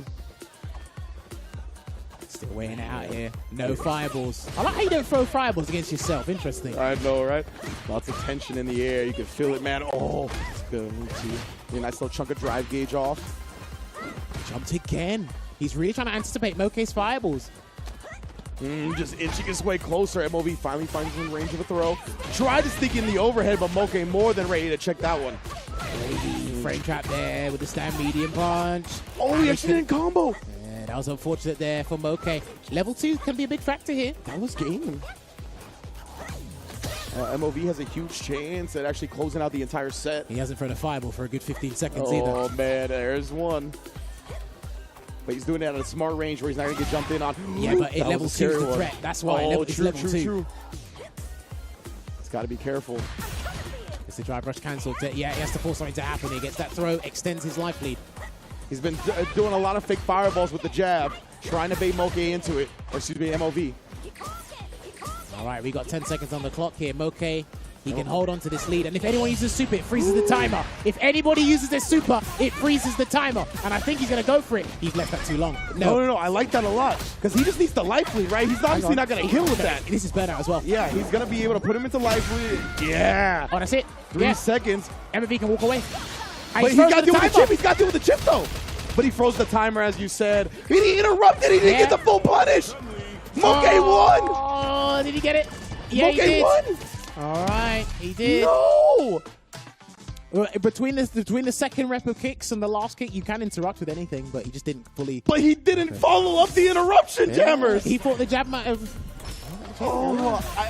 I don't know if he got confused thinking that the timer wouldn't stop on that super because it's not a level 3. I think it's just when it's a super. When it's Yeah, active. you're right. No, you are right. It did stop. I'm just confused. Like if MOV thought it wouldn't. So strange. Anyway, one more game to play. I'm down. Yeah, for sure. All right, there you go. Going to get that conversion. Are we going to set up a nice little safe jump here? We will. Oh, didn't respect it, though, did MOV. And after this one. Oh, he's getting antsy now. He's trying to burn him out. He wants that burnout. Can he get it? No, that's going to be the round. Unfortunately, there. MOV lost that round. It really feels like with the way the last round ended, all the momentum is on Moke's side. Yeah, it's just been a complete 180 with how this set started. Man, completely pilfered that round from him. Backs away here as well. Jumps in. Yeah. Oh, man. Yeah, it really feels like MOV just very uncomfortable at this point. I'll Does get take out, it. though. Okay.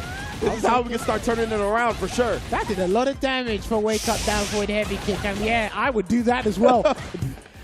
Didn't like Ian that damage whatsoever. Tries to come to the drive impact, maybe calling out a fireball attempt. That's a good on level 3 as well, and I like it. Moke is in range of nothing. Well, I think their health gauge might be tantamount. I actually can't quite tell. Yeah, I feel like MOV's slow. Oh, not anymore. Yeah. He's not. Thank you for answering my question. Yeah. What a whip punish. Looks like there's a nice big hurt box at the foot, which is a stand heavy kick. And he's going to cancel into the level 3 here. He's going to do an abundance of damage and get a tremendous lead to work with here as well. Oh, try to wake up with something. Met him with his own button. MOV forcing the final round. Yeah, I think Moke did a forward medium punch himself. Yeah. It lost to its own button. Yeah, straight up. I see you, you see me. Okay. Oh, baited him into it perhaps. Thought the drive rush would rock a little longer. I don't know. Believes that it wasn't going to be a safe jump there. MOV, no stance cancel from the stand fierce. Oh, man, okay. These guys are slugging it out with heavies. In the last round, too. Oh, he just uses level 1.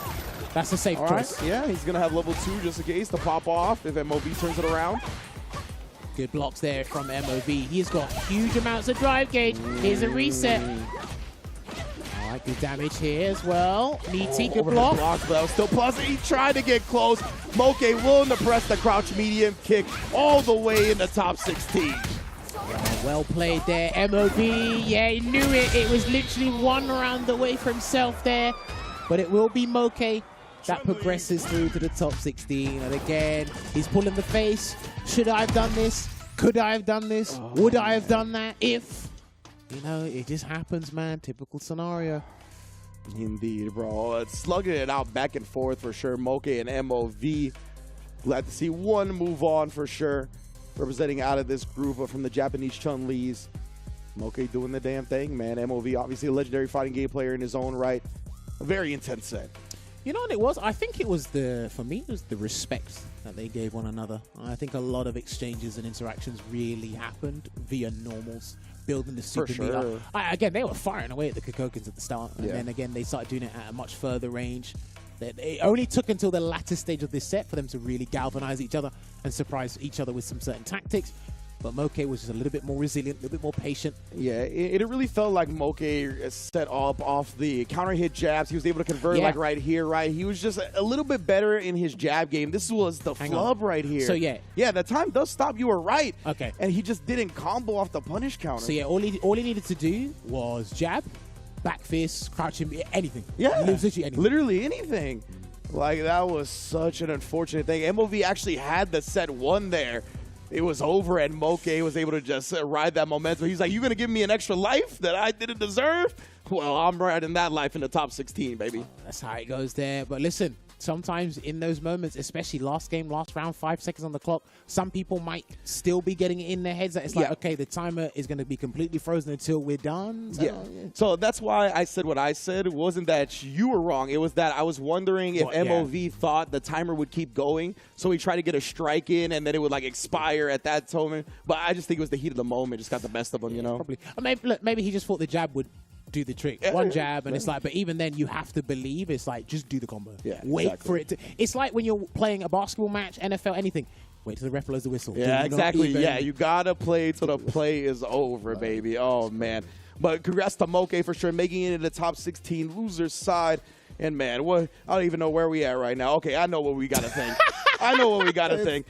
The best headsets in the business, baby. Talk to me, SteelSeries. The SteelSeries Arctic Nova Pro is the official headset of Capcom Cup X. Enhanced with premium high-fidelity drivers and sonar software, the Nova Pro is ideal for any fight you take on, especially when $1 million is on the line. You feel me? You might hear when it says time's up as well. If you don't hear it, then that means you got to do something else. But shout out to SteelSeries. Honestly, appreciate that. And they're going to be the official headset of Capcom Cup 10, which will be in a few days' time. But that'll be it from myself and Rinch. Yes. The day's not done. We might be done, but the day's not done. Keep an eye on it. More jam-packed Street Fighter 6 action on the way. And before we leave, the next pool, don't go anywhere because it's got Punk the God, Daigo Umehara, PX Bow, Dubaigo. Is that what you're saying? Is Pink the God? Dubaigo? Yeah. What are these names? Yeah, you ain't going to want to miss them. You'll get familiar real quick if you don't know. Stay tuned.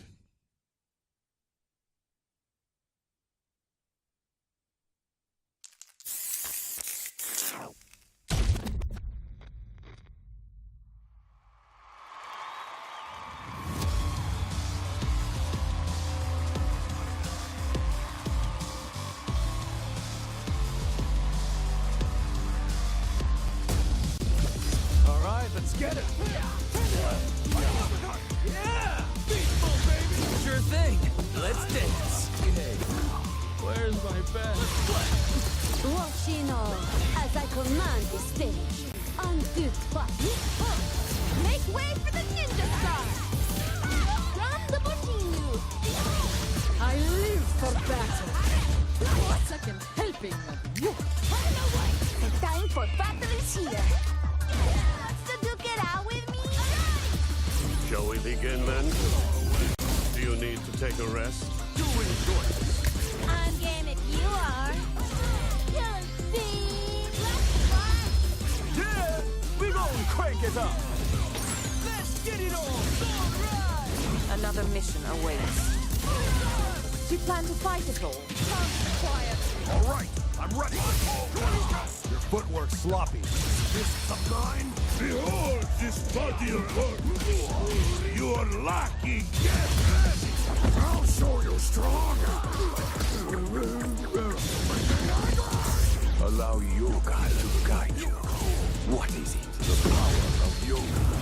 I'll show you the power of my kung fu. I'm ready for you. Just bring it. Think you could break my defense? Got you in my sights. Smart choice. Bring it.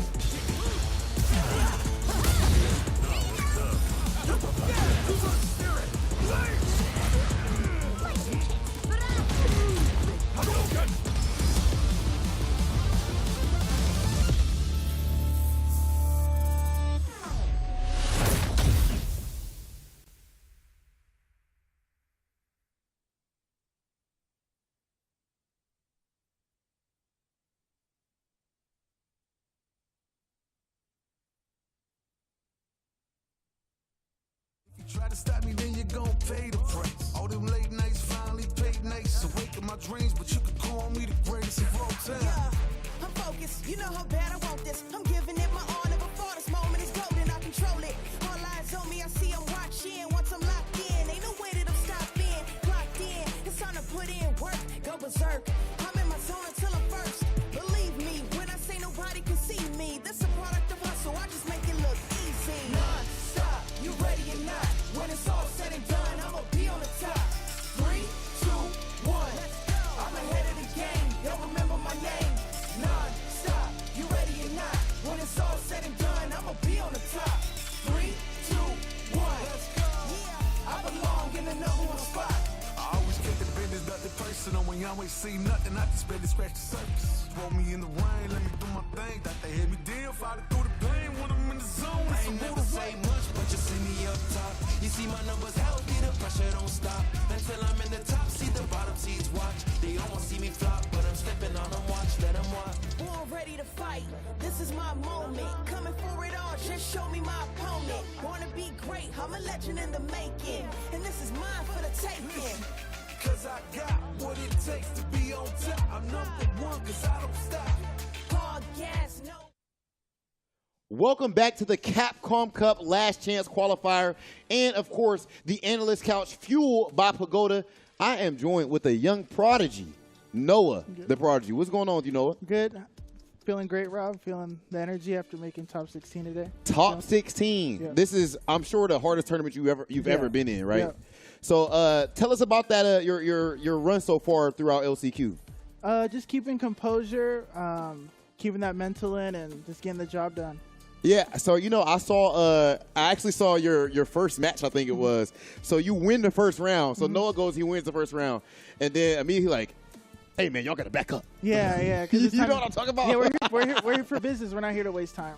Okay, so of course, that another word for you said you had to make sure your mental is in the right place. Another word for that you use, another phrase is lock in. You got to be locked in. Yeah. Where does being locked in come from, bro? That's like a famous thing now. Just growing up, there's so much distractions in the background. Your dad's playing TV, loud music. You got to lock in. Okay. All right, so mom's yelling, yeah, groceries, you gotta lock in. We've all been there. The whole family, they don't care about your match. Yeah. But at the end of the day, you gotta lock in. They That pause spot. the game, but you can't pause the game. Yeah, okay. You gotta lock in. And then early on and everything, right? So we know there's a whole lot of pictures of you as a child being in tournaments. I mean, you're still extremely young right now. Renz talked about how at one point he even saw you were like 9 years old or younger. 6 years old. 6 years old when you started going to tournaments. How did that happen? Just my dad. He just wanted to keep us in a safe environment because where we come from is not really a safe spot. So this was just a way, like he said, like if I can see you in the house and I know what you're doing and you're not doing nothing stupid, this is a good, and he liked the people in the community. Okay, so when you walked on set, you talked about the fact that your pops will be tripping. He's not here at the venue right now, but he said he'd be tripping to see how big the FPC has gotten. Like, what is it like for you? Because you were around. Just from going to like smaller venues, to this is like really crazy. He would be like, whoa, he'd be like, I knew this would get this big. So he'd be like, yeah, it'd be cool for him to see it. Okay, and we have some stuff in common. You know what I mean? Yeah. I think the locking in part. Yeah. I've done some locking in my career, of course. And we both come from a certain place. Yeah. And we like to pop off on people, Noah, the Prodigy. Do you understand that? Yeah. We like to get crazy. So can you just tell me about where that comes from for you? Some people take that as like a negative or toxic thing, but what would you say about the pop-off culture? Just growing up in a good household, everybody likes to talk crap to my family. My mom likes to talk crap. My dad does. My brothers. It's just the competitor. Keep the competitive. Not to be soft, Okay. Yeah. Oh, you said keeping it. He said growing up in a good household, everybody talk trash. Yeah. Okay, I fully understand. But in a good My way. pops the same way. Yeah. Yes, it's not toxic. Yeah, It's just not meant to. Okay. Yeah. And as far as your specific matches that you had there, first, of course, you actually played against Tokido. Yeah. Actually, before the Tokido match, you played against Lord Venom? Lord Venom. That Lord Venom. So I bet some Bison Bucks. Of course, Big Hollywood would never actually bet money. Never gamble, kids. But me and Punk may have bet some Bison Bucks with Problem X that you would win that match with Lord Venom, and you went ahead and did it. Tell us about that match right there. Just kept composure. I know JP, because if JP could kind of get you out of your mental stack, because he's just a lot to deal with. So I just kept calm. You could get over the hump, because I trained with Bananakin a lot, so I knew I could get over that. If I could beat him, I could beat Lord Venom. That's the mindset I have. Okay, and then how was going against Tokido, man? Everybody was looking forward to that match. Just respected him way too much. I should have just played my game. That's how I felt. Okay, and then of course your last match, making it out to top 16. Were you nervous? Nah. Not at all. Yeah, no. Okay, and what's this cool? I hear that there's some type of story. I didn't want to hear it, so we got on camera. But somebody referenced some story about something about you and your dad's car or something like that. Oh yeah, so to go to SCR 2011, the picture of me and Daigo on my Twitter, he had to sell. He had the brand new rims, like a Cadillac rims. Daigo had a Cadillac rims. My dad did. My dad had a brand new Cadillac rims and diamond out, and he had to sell them so me and my brothers we could pursue our hobby and go to. What? Yep. That's actually fire. Yeah. So your pops is into fighting games and everything himself too. No. No. He just likes to see it. Like he just supportive. It's something positive. Nothing negative. it's just a good thing. My mom and dad, they really like it. So Okay, all right. So right now in top 16, right? Yeah. Now you're officially in top 16. That's going to be on Sunday. Do you know what it's looking like? Who it's looking like you're going to be going up against? no, I don't like to look to see who I'm going up against because I just like to go in it and just play my game. Because sometimes people overthink it.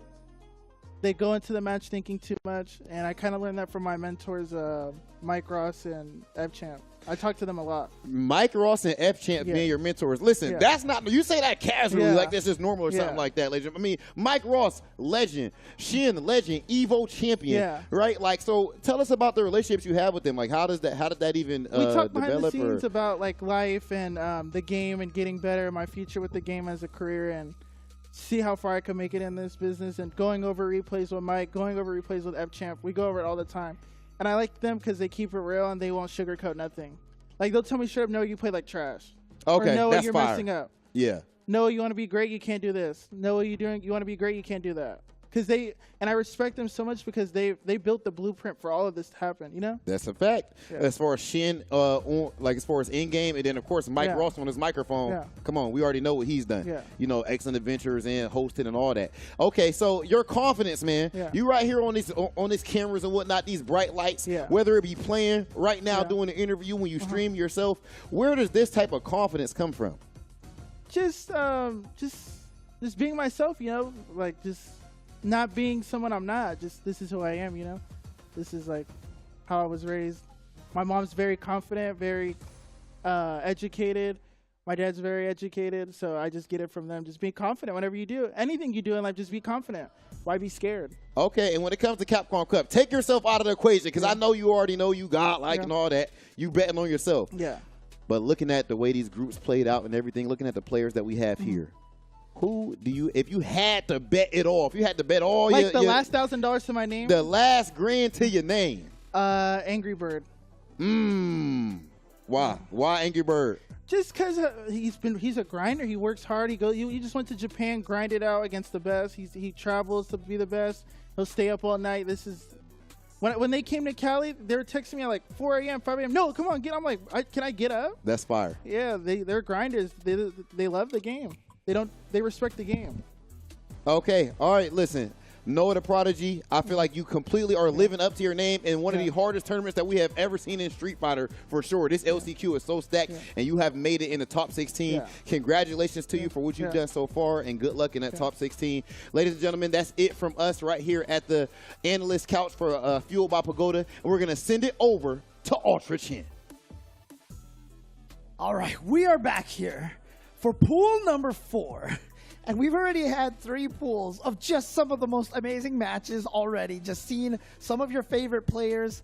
I think this pool is going to have some fan favorites for sure. Well, there's no doubt about that, as well as some of the best players now, and also some of the best players historically. Some of the greatest of all time are in this pool. Yeah, exactly. And look, we're going to take a look at this Take bracket. a look at it, yeah. But, I mean, the two Look names, at the very top, folks. Yeah, the two Fly names Punk. are going to stand out. Punk and then Daigo Umehara. Beast, Daigo. Yeah.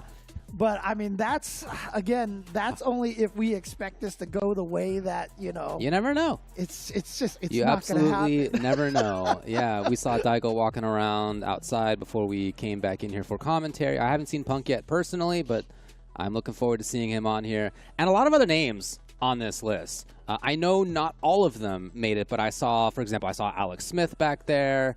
I saw Commander Jesse back there. I saw VX Bao is back there. So a lot of them definitely are here. We'll see if they all made it. But I can tell you at least, man, Daigo's walking back there. You know, the sea sort of spreads as he walks by, right? Like, people don't want to, they want to get out of his way. You know, let him move through. Let him move through. Look, all reports of, you know, Daigo in trouble here in Southern California were definitely false. He is fine. He is here at the venue, and he is ready to play some Street Fighter 6. I hope you guys at home are ready to watch some Street Fighter 6 as you've been doing all day. Of course, this is just day 1 of the LCQ. We got 4 more pools going to play tomorrow, and then the day after that on Sunday will be the top 16. And again, this is the second hardest Street Fighter 6 tournament of the year. Oh, I mean, of the season. I really believe that. After Evo, Only I think Evo. it's just this. Yeah, I think that probably is right. It's one of only 4 offline qualifiers, so it's on a short list, if nothing else. Yes. So, Commander Jesse, coming up here first on the stream. I talked with him for a little while in the back. He has gone through different looks in this game. He's tried a few different characters. Chun-Li, Dalsum looks like what he's loading up with. He told me, actually, he was like, I basically picked between Sim and Chun based on the matchup. I was like, well, who would you pick Sim for? And he named 3 characters. And one of the characters was Jury. Interesting. Was Jury. Okay. So I we'll mean, see if it works out for him here versus Low Trunks. We saw Noah the Prodigy. He mentioned F-Champ. I've seen F-Champ and Uma go up against each other in ICSC Asia's a lot. And yeah, this can, it's crazy because this match feels like it can go either way. It really does. Because this is what you expect the Jury player to do right now. Oh! I really like this start. This is a start that is testing. This is a start that you can do at the start of pools. See if the opponent's awake. See if they're in there. See if they know what to do. Jesse is going to know what to do, although he was caught off guard early. Look, Jesse. Wow. Okay, I really like what Low Trunks is doing here. He's been playing a little bit before that, but Jesse really kind of one of the 09ers of the day who are like super veterans at this point, right? Yeah, I think you'd probably say he played third strike. So, but, yeah, for sure. But he's been very strong in the SoCal scene for a long time. Right. And he took a break for a little while, but he came back and he was strong again pretty quickly. And that's why I feel like Low Trunks testing him with the drive impacts right away. He's testing those old man reactions. Oh, yeah. No, I'm kidding. Again, age not a difference maker there. It doesn't make a difference. But, oh no! I think he thought the fireball was going to be closer, and then he just got shimmied, unfortunately. So they both tested each other. Low Trunks tested on a couple of things. Commander Jesse, in that situation there, tested to see whether Low Trunks would do like a DP or something like that. So they both have learned a little bit more about each other in a pretty close first round. Yeah, again, this is what it's all about. Fighting games are all about testing what your opponent likes to do, seeing what they like to do. And as I've always described it, it's storylines. What do they like to do after this situation? And that situation becomes a storyline. So if you're playing the game and you're not trying to read the patterns of your opponent, you're not playing the fighting game. No, dude, that's what it is about. Very close to burnout. Oh, wow, but recovered in time. Well, Maybe he thought that was going to be a hit. Oh, no, that's bad. Wow, spends the other bar right here. After the level 2, he only has 1 bar, and that just means that the Feng Shui engine is basically gone. It didn't really do anything at all, in fact, yeah. It was basically not used at all. So for Commander Jesse, even getting hit by that level 1, not a terrible situation. He's still playing very slowly. He's trying to play methodically anyway. Ooh. But again, I like what Low Trunks is doing in sort of these neutral situations and some of these attempted pressure situations by Commander Jesse as well. Oh, okay, yeah. Definitely a tool that Dalsum's like to use. Again, Dalsum, one of the characters that can navigate being in burnout. One of the best if he's far away at the time. But, oh boy, the drive impact at the perfect timing for Low Trunks to take game number 1. His pressure's looking good. His awareness up close is looking good. He may be going to Chun, yeah. Okay. Try to fight speed with speed a little bit more here. Again, he's kind of gone back and forth between these two. He's telling me that the focus more on Dalsum's been pretty much lately. Like, that's been more of a recent phenomenon for him. So back to Chun. Chun showed up pretty big so far today. I mean, again, Japan's been saying that she's part of the top 3 for a very, very long time. I mean, in Japan, I think you replace Ken with Chun-Li, and that's their standard top 3.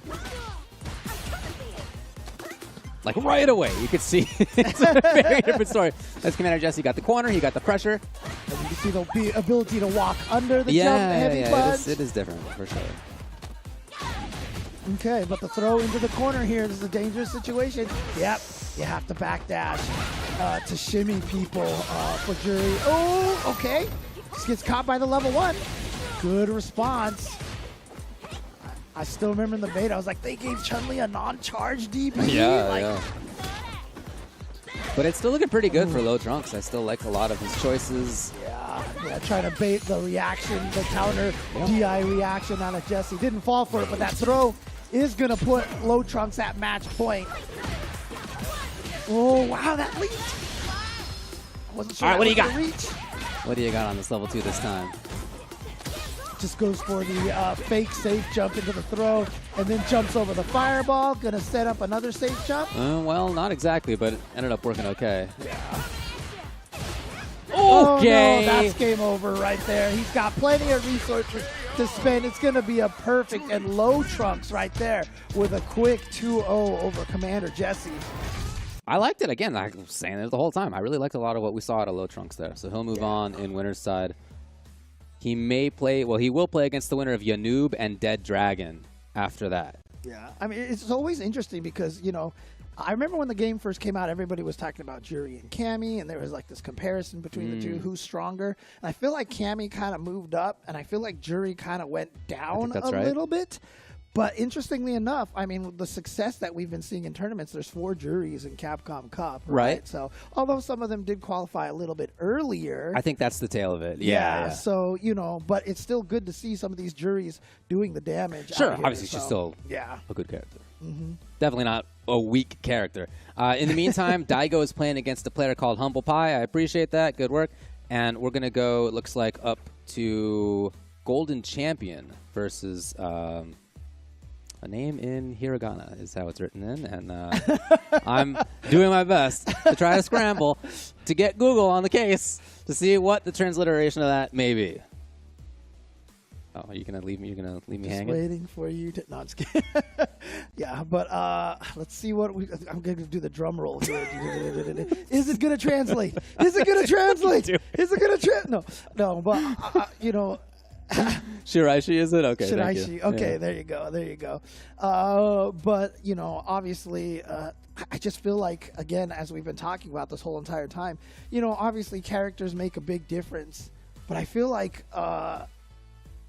so far we've seen in this LCQ just people succeeding with every single character, you know, imaginable at this point. So well, we already in the top 16 have a Lily player, right? That's in loser side. We saw Ryu do pretty good work. You know, sure. Yes. I mean, there's a Ken player in winner's side and there's a JP player in winner's side. There's a Blanca player in there. Yep. Is Blanca weak? Question mark. Maybe. Look, click this link to find out. You talk to me. I've always been saying Blanca is ridiculous in this game. You know, so yeah, I think Blanca's super strong, but. You know, Moke's in there already. We saw that in the last set of pools. That's Chun, of course. And then we had the interview with Noah earlier where he was talking about his Luke victory to get into loser side of top 16. Yeah. But again, Golden Champion going up against Shiraishi. Now, these are two players that I'm not as familiar with. So do you have any, do you know any history background of these players here? Not much. Nope. Okay. No, we'll see. Yeah. And again, this is one of the cool things about it, right? You get to see new players that you haven't seen before, and you get to have them make names for themselves. And so I'm excited to see what these guys are going to bring to the table over here. Okay. I'm assuming Shiraishi from Japan, traveling all the way out here from Japan. I would imagine so. Oh, that is correct, sir. Okay. Nice. Okay. All right, we're going to get this match for you guys set up over here really soon. Again, shout-outs to everybody here. Again, this is a new venue for production here. You know, we've got all this cool setup over here, but, you know, making sure we're bringing you as much action as we can. Great. I think they're doing a great job right now, so it's been some fun stuff so Who's that far. guy on the left side? On the very left? Yeah, who's that guy sitting out there? Nonchalantly looking around. Yeah, okay. Looking around as if he's Dude, not entirely sure what's going on, but nevertheless, once he sits down and gets on the sticks, you know he's going to know exactly what's up. Dude, look, I tell you, man, like, there's never been a tournament where I've seen Daigo where he doesn't look lost. It's so classic. That's been happening for 20 years. Yeah, every time I see him, he just looks like he's knows he's supposed to head somewhere, but he has no idea where it is. The very first time I saw Daigo, it was 2003 or 4 back at the Cal Poly Evo, and he was asleep on the couch, like on the walkway. Like. Well, that was the thing. Daigo sleeping used to be like I know. I mean, when he first showed up to Cal Poly, he was also sleeping on one of the tables outside. I remember, I can blame him, dude. I don't know. That picture's even in like the ST Yoga Bible book too, you know? All right, here we go. In on Golden Champion versus Shiraishi up here. Well, got ourselves a pretty, expected matchup here. Luke versus JP. Sure, couple of strong characters. Yep. Shiraishi from Tokyo. Putting up a bit of a wall on his way out. Okay, so good for him. He's out. Oh, wow. That Dude, actually the made it rarely past the ghost. seen. Yeah. Made it actually past the ghost out there, the Provolone. And now here we go. Oh, my God. Triple spiked. Got the OD trigger on, and then the single one. And now just great distance game right here for Shiraishi. Ooh, no whiff punish right there from Golden Champion. Empty jump. Golden Champion trying. Oh, he hasn't really been too active here. He's just kind of been probing, but it almost kind of feels like there's a little bit of a, like a little bit like he's lost right now. And he's gotten 2 OD sandblasters, but unfortunately that chips him out. And we've talked about how that's like a, burns himself out. And we've talked about how that's almost kind of like a win condition for JP a lot of the time. Again. Yeah, that's what JP wants to see. He wants you grayed out so that he can get the chip damage, he can force you into situations. His already strong stuff, he's got some plus frames anyway that it gets even stronger. Yeah, nice. And again, Golden Champion had a lot of gauge there. He probably could have tried parrying the whole entire thing. Oh, the cross up. Oh, no! Too many jabs. And it's a chance for Golden Champion. Oh, he had another chance with the fake ghost. Good drive parry. Prevents the drive impact wall splat. And now, thanks to the OD, Ghost pushes you a screen away. Forced Golden Champion into a little bit of a jump right there, which Shiraishi was able to handle no problem. Oh, is he thinking about something else? Or maybe just trying to settle himself down? I suspect that there's probably a little more skill than we saw in that first game. Like, there were some instances where I thought he had some nice solutions, but then other instances where it seemed like he was a little bit out of it, and I wonder if that's him trying to settle himself down and get a little bit of that strength back in his head. Yeah, I mean, honestly, one of the things that a lot of people, we don't talk about as much because there's so many of these online tournaments, but you know, talking to a bunch of people, such as Random, for example, you know, coming to their first offline tournament. A lot of people don't realize how the kind of pressures and nerves that an offline environment brings, you know. I remember when we were commentating at Frosty Faustings, like, a bunch of people were dropping things, like, from nerves and stuff, you know. It's so different when you know you're playing right next to the opponent and all these people are watching, you know? Yeah, that's for sure. Again, this neutral game situation here, that 1/4 screen, that has been all Shiraishi. Luke definitely has stuff to say in that spot. Here's the jump. Oh, he's a little bit too far away. Even Luke dive kick wasn't good enough.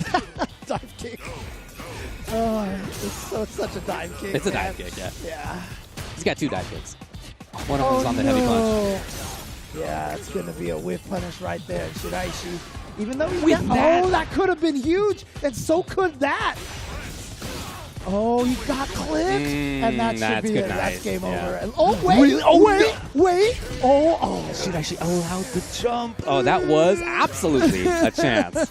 Yeah. A little scramble there at the end. Oh, man. There's definitely an opportunity for him. But now Shiraishi here, back in the driver's seat. Oh, jeez. Just wasn't ready the way for he comes the out teleport. cracks me up, yeah. Just kind of spits him out. Oh, man, I'm going to picture lips up there every time now. Oh, my God.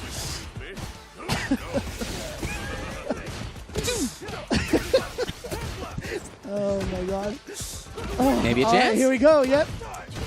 Yeah, there was an opportunity to get a little bit more, but again, it's good for Shiraishi.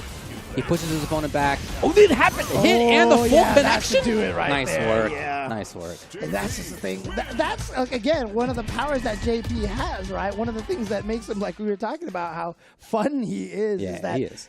His conversions are really, really strong in this game.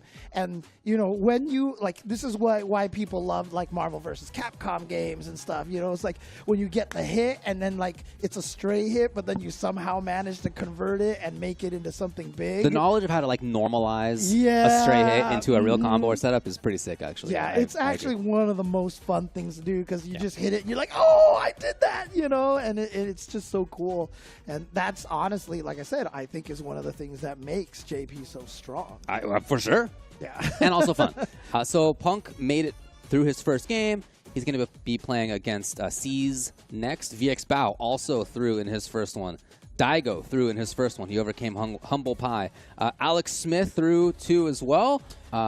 Strong player out of the Northeast who's been a good Street Fighter player for many, many years. Yeah, he was supposed to go up against B Haunt, who was DQ'd here. B Haunt from India, if I'm not mistaken, famous for, I think it was the first week of ICFC when they didn't put any distance restrictions. He entered all 3 regions, if I'm not mistaken. Whose idea was that? I don't know. I hope they never show their face. Oh, really? What? I don't know what you mean. Oh, man. But Alex Smith, again, Yeah. dude, I have been seeing that guy at tournaments forever. Like, even before Street Fighter 4 days. That guy is definitely a veteran in the fighting game scene. So Yep, so we'll see if we get him on. We are expecting to be able to get Punk on. We're expecting to be able to get Daigo up here as well. So we've got a couple of potential matches lined up for you with 2 of the most sought-after players to watch, certainly in this tournament. As many strong players as there are in this, and there are a lot. Right. Every pool has 3 or 4 who could like legit maybe win Capcom Cup, and they all have multiple more that are threats to make it deep as well. This may be the pool that people are like looking forward to. Dude, yeah, you know, I mean, in because that like, way. people want to see Daigo versus Punk. You Of know they want to course. see that. However, keep in mind that they are on opposite sides of the pools. Right, I think right. they were seeded 1 and 2 here, right? And, you know, Daigo has to get through VX Bao. VX Bao, if I'm not mistaken, beat Daigo last year in pools. Obviously, completely different game, but still, you know. Actually, Punk has to get through VX Bao. Oh, Punk has to get through Punk VX has to Bao. get through VX Okay, Bao. my mistake. Well, or my VX mistake. Bao has to get through Punk, you know, not to take sides on that front. Yeah, that's the path. And it's currently Dread Dragon versus Low Trunks. So again, we liked a lot of what he saw. Winner, that's going to play against Daigo in the next round. Okay, nice. All right, okay. Here's see what we got. There he is, the man himself. Fly Punk on the right side of your screen. C's on the left. Yeah, I just, when I walked into the room back there, I saw Punk and Lord Venom playing a long set. Okay, sick. You know, getting some practice in there. I mean, maybe this is one of the reasons why, because, you know, Punk was like, hey, I might be going up against some JPs here. Sure. But again, you know, the interesting thing is, when this game came out, Cammy was one of those, like, hard counters to JP. It's definitely gone a different direction now, but Cammy's still very good at fighting JP. Oh, yeah. Oh, boy. Oh, just a little too far for that jumping medium kick. And there, sometimes you see where the attempted conversion doesn't work. That's one thing that Punk very rarely lets go, just a regular drive rush in. You know what? I'm happy to see that C's tested. But yeah, Punk rarely lets that go. Yeah, just getting back thrown on wake up. Again. Yeah, same thing twice. And you notice that he's checking with the light buttons, too. Oh! It got a little scrambly. Yeah, so here we go. He's in burnout. Oh, man. Labushka could potentially take this. Oh! Wow, he found the gap. He found the gap and got the DP against the teleport. What timing. Wow. Yeah, for real. Oh, boy. Punk hoping to see C's bite on that. Nothing came. Some patience out of his opponent. Oh, yeah, that's too high. Not going to be able to combo off of that. Oh, what a reaction. Let's see. Oh, he's just good. Wow, into the level 2, huh? It's going to burn out, I think. Yep, Yeah, that's there exactly we what go. happens. Oh, nice. Goes for the meaty drill. Would have been even more safe because of the burnout. What a throw timing. All right, what do you got, C's? You have a chance. Oh, got checked. Tried to steal a huge opportunity, and Punk denied it. Nice. Command grab was the intention. Even had the combo into the charge drill over there off of the drive rush. Oh, wasn't quite enough to punish, but doesn't matter. He's it. Yeah, the lips are off screen at that point already. Exactly. You've done it, man. I'm just going to be thinking about that the whole time. Oh, yeah. Okay. Here we go. Into the corner. Oh, boy, yeah. And that should do it right there. Doesn't even need to spend any meter. Didn't have the meter. Remember when they said Cammy didn't do a lot of damage? No, were the people saying that? When the game first came out, yeah, people were like, Cammy doesn't do a lot of damage. Wow. But yeah, we have optimized the routes for sure. Oh boy, yeah. And I love him confirming into the back medium punch. 5 frames right there. And it definitely gets better combos than the lights. No, he meant to DP, but it's going to work. I think he'll take that. He knew exactly what was coming up, and Punk's going to do it. He moves on. It's all right, C's. You don't need to give him the old weird smile. It's all right. I've definitely seen Punk, try to get that last second DP and come out with a super. In fact, even when he was fighting against Venom, he did it one time, and I just saw him shake his head. It happens. It's a very common thing to happen, you know. But you just got to make sure you end your controller at down forward, and then that way less chance of the DP coming out. So Punk moves on in winner's side. I think, again, we're all expecting him to make a deep run here. You never know. And he's made it now into winner's quarters. VX Bao versus Bamboo is happening currently on the other side of their side of the bracket. And if they both win, then it will be Punk versus VX Bao. In winners semis. Again, this is a situation of we were talking about with, was it Kakaru and Hibiki earlier, where it was only winners semis, they're already playing each other. So we could see exactly the same caliber of player in the same situation in this pool too. Yeah, but again, this is the same thing. I mean, the matches, like I said, the players, everything has been great. These pools have all felt like mini tournaments in themselves, and that's going to be the case all day tomorrow too. So every one of these pools is just ridiculously stacked. And by the way, really cool to be here as well because there is this tournament going on, but they actually have a really large casuals area for players to set up, along with a nice projection screen so that you can see the tournament that's going on, and also get there, hang out, and get a bunch of casuals. There's a good dozen setups out there, people just to get casuals on. People are doing that, so it's really nice to see.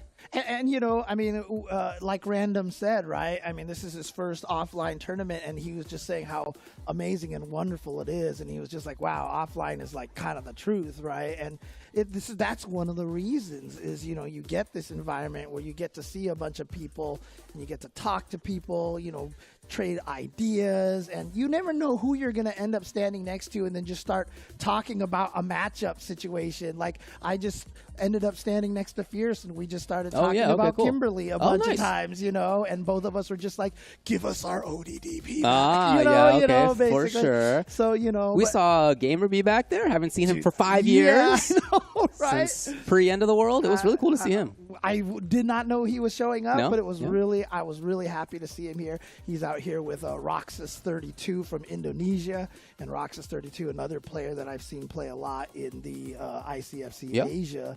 And again, it's just one of the great things about this format of CPT is, when Street Fighter 2 came out, and I always talk about this, I'm the old man here, but when it came out, I mean, seriously, if you weren't around at the time, you don't know how big and global Street Fighter 2 got. It was everywhere.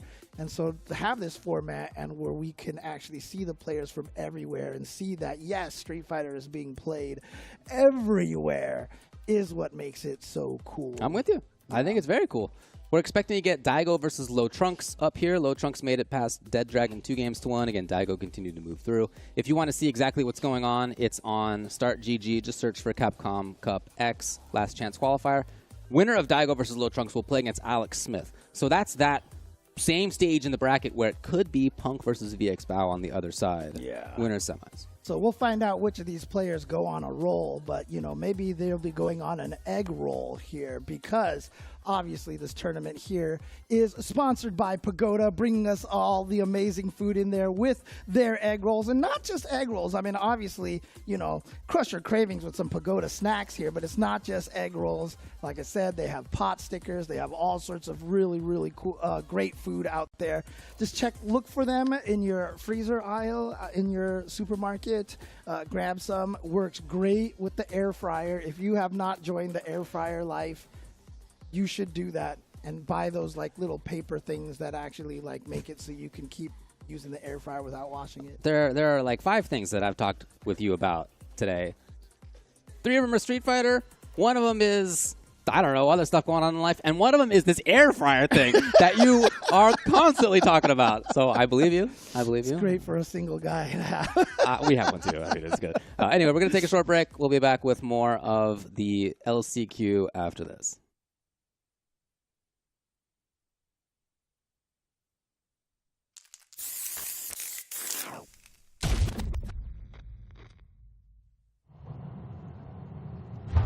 The next stop is Beat Square.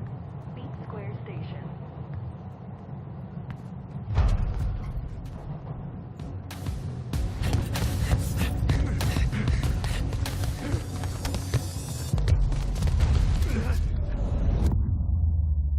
Bring it on.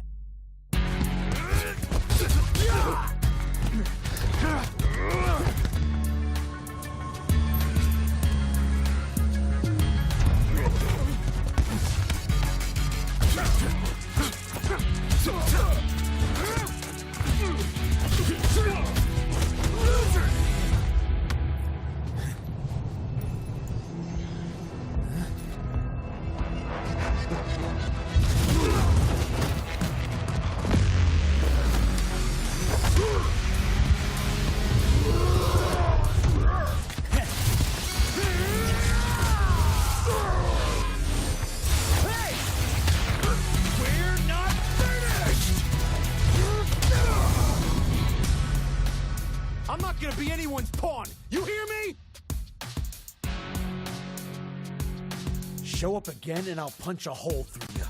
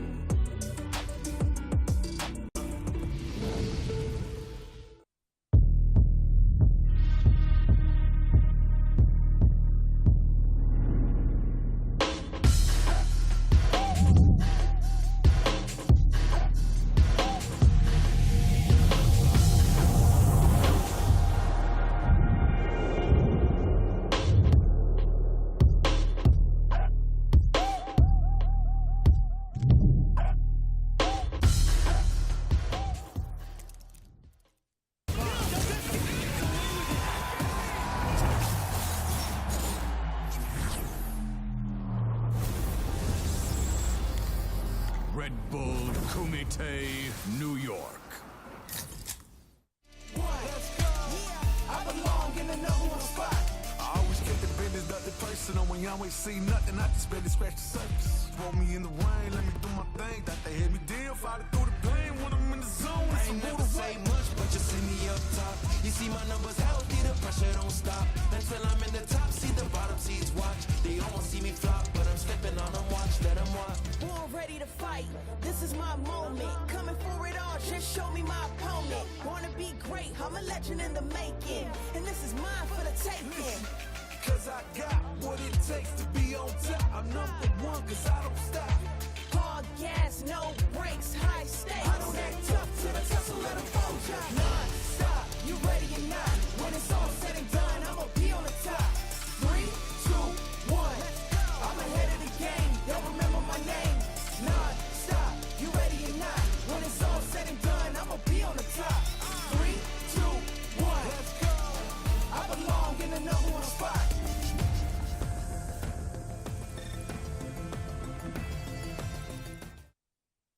Welcome back to the Analyst Couch, fueled by Pagoda. I am joined with Sherry Jennings, FGC legend, and my Hello. friend. What's up? What's up? I'm good. How are you? I'm doing really good, Sherry. You know, it's always good to be joined with you. And, you know, first and foremost, I got to ask, how has the Cup LCQ been for you so far? Of course, I saw you competing earlier. I feel like you had to beat like 2-3 Zangiefs in a row or something like that. How was LCQ? It was quite. It's fun. It's something that I miss, right? Because we don't have too many offline events anymore, Yeah. and although I got washed, I'm still having a good time because after you get washed, you still get to play in the casual rooms, and everyone is here from all over the world. So you just get that unique, one-of-a-kind experience right now. All right, and, you know, with you speaking on people being here from all around the world, you know, you want to be humble and all that, but some of these players wouldn't be here for what? For Sherry Jennings, okay? We're going to keep it $150. And it's a beautiful thing to see what you do with eFight Pass. Phenomenal players. Like, actually, I'm going to let you say, what are some of the players that, you know, are here at Cup? Because you were able to help them to get here.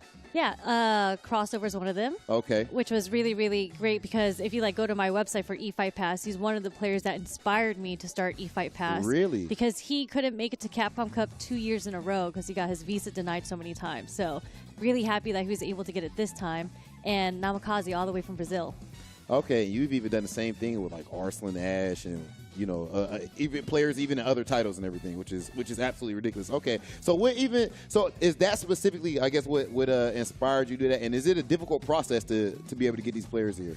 Yeah, I don't want to say it's difficult, but they make it confusing on purpose. Like if you don't read or write English, it's really difficult to navigate through the website. And I'm just there to provide guidance to these players and provide them like the necessary documents to bring to the interview to even give them a chance. Because most of these people in the U.S. Embassy do not believe in esports. They read it and they're like, you're a pro Street Fighter player? Do you go to the streets to fight? They literally ask one of the players that.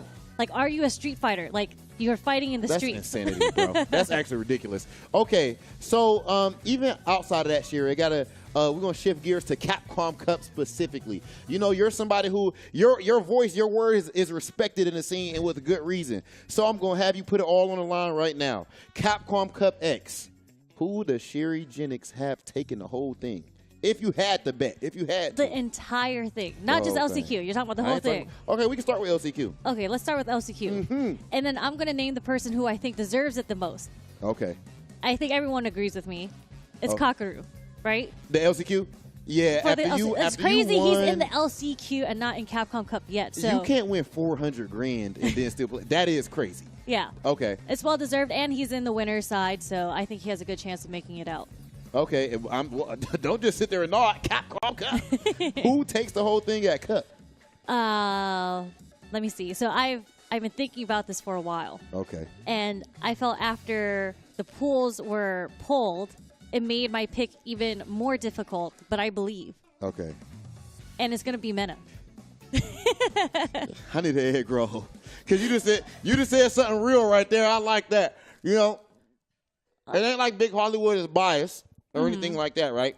It's not like I'm rooting for Mena RD to win. I mean, you are, because I've seen the Twitter posts, you know. So you're a big Mena fan. What are you talking about? Big Hollywood is not biased whatsoever. I just watched the matches, and, you know, I think Mena might have a good chance to do it. Objectively, yes, as well. So, okay. But I do know you're a little biased, so it's fine. Ladies it's okay. Just admit it. Just be real. See, okay. In the end of the day, Sherry Jennings, I'm not gonna lie, I might have like a smidge of bias, but it's with good reason. So you do think Mena is the favorite, in your opinion? You think he has the best chance? I think he's a favorite, and I think he's a people's favorite. I think a lot of people do think Mena has a good chance of winning. I think things are a little harder now because of Group F. Because of Ringe, yeah. Yeah. Oh, it's Ringe. Oh, that's right. He was pulling the balls. He was. You're right. So it was Ringe's fault. Exactly. But I'll tell you what, Sherry, it's your fault for so many amazing things in FGC, so many dope moments and whatnot. And, of course, being an ambassador and starting eFight Pass and getting these dope players to Capcom Cup and so many other events. Always a pleasure talking to you. And that is it for us from the analyst couch, fueled by Pagoda. And we're going to send it right back over to Ultra Chin. I can hear the crunch there. It's yeah. Always cool to see Sherry and catch up and hang out a little bit. Again, as we were talking about before, that's one of the best things about coming to an offline event in this way. We happen to live in an area where this kind of stuff happens sometimes, and we are lucky enough to get to catch up as a result. So awesome to see that. Certainly, Kakaru is one of the players who we're all looking at as one of the favorites to take this LCQ. Mena, lots of us are looking at as one of the players who has the best chance. I don't know that, in my opinion, is there a favorite for Capcom Cup? I think the better phrasing is I wouldn't pick anybody against the field. Yes, the field is too strong. The field is just too strong to make one single bet and feel at all confident about it.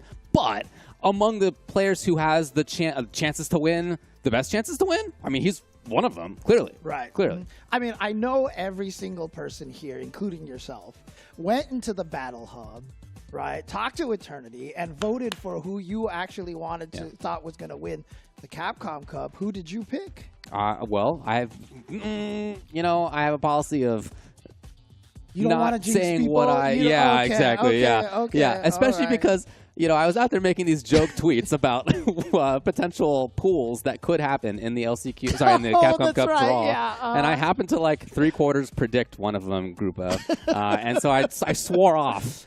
Because I just was messing around, and it turned out to be almost true, unfortunately. Okay, so fair I am enough, I am not going to go down that road. What about you? What about me? Well, see, now I can't jinx anybody come either. on. I can't jinx I it. did it, so I know I have jinxing power. Maybe you don't. Go for it. Look, I did it. I always feel like these don't go the way we expect. Because even when Mena RD won last year, people weren't talking about Mena RD. People were talking about Ending Walker. People were talking about Zen even, you know, after that LCQ run. Yeah. And so I feel like one of the players that's kind of going under the radar right now, I really did pick Kawano. Okay, sure. Because, I mean, look, he's Kawano. He's the former EVO champion. And I just felt like that he won that Japanese tournament, you know, with 700 players online to qualify. Again, like, I wouldn't pick him over the field. There's just no way because nobody wins over the field. But I just feel like Kawano is really, really strong. I think that's right. But again, there's, man, a whole set of players who are reasonable picks to win the whole thing. That's for later next week, though, as we're going to get through the group stages starting Wednesday for Capcom Cup. That'll go through Friday, and then the finals will be on Sunday of next weekend. This weekend is about the LCQ. Who's the last player to get into that Capcom Cup? We've already gone through a few pools earlier today. This now is pool number 4. It's pool D, and we're getting in on Daigo Umehara versus Low Trunks. Again, we saw Low Trunks earlier. We thought he was doing some good stuff. Yeah. And now Daigo gets to play against Low Trunks. Winner of this will play against Alex Smith in winners semis. Yeah, Daigo, of course, using the Ken right now. Yeah. Obviously, you know, coming into this, you know, some people thought maybe he would go Guile or Ryu, but, you know, obviously Ken turning out to be a very, very strong character. And interesting enough, like I was saying, how, you know, Phenom was, you know, famously, you know, polling all the players in Japan during FFA Cup and such, you know, who's top 5. And interestingly enough, one of the Ken players, Tokido, put Ken in top 5. He did. I saw that. Yeah. Wow, nice catch right away by Daigo. He saw, well, he's had great timing against Low Trunks' forward movement. And patience. Interesting to see Daigo start out with patience in this situation rather than testing whether his opponent has the reactions. He's content to hold on to this cage. He's got the wall set up. All right, and now let's see what Low Trunks can do to get out of here. Daigo going with the throw loops for now, and yeah, just went for it again. Low Trunks with a nice tech. Oh, I like that tip throw, actually. Catches the walk back, and instead of confirming it, just goes for the throw instead.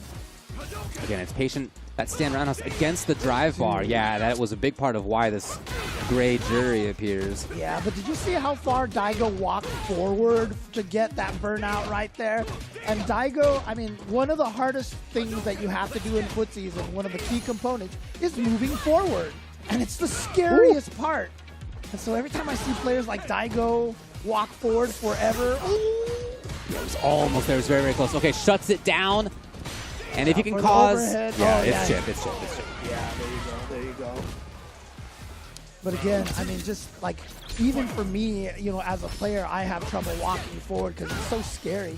So when I see Daigo do it, I just, like, I feel this nervousness come over me, you know?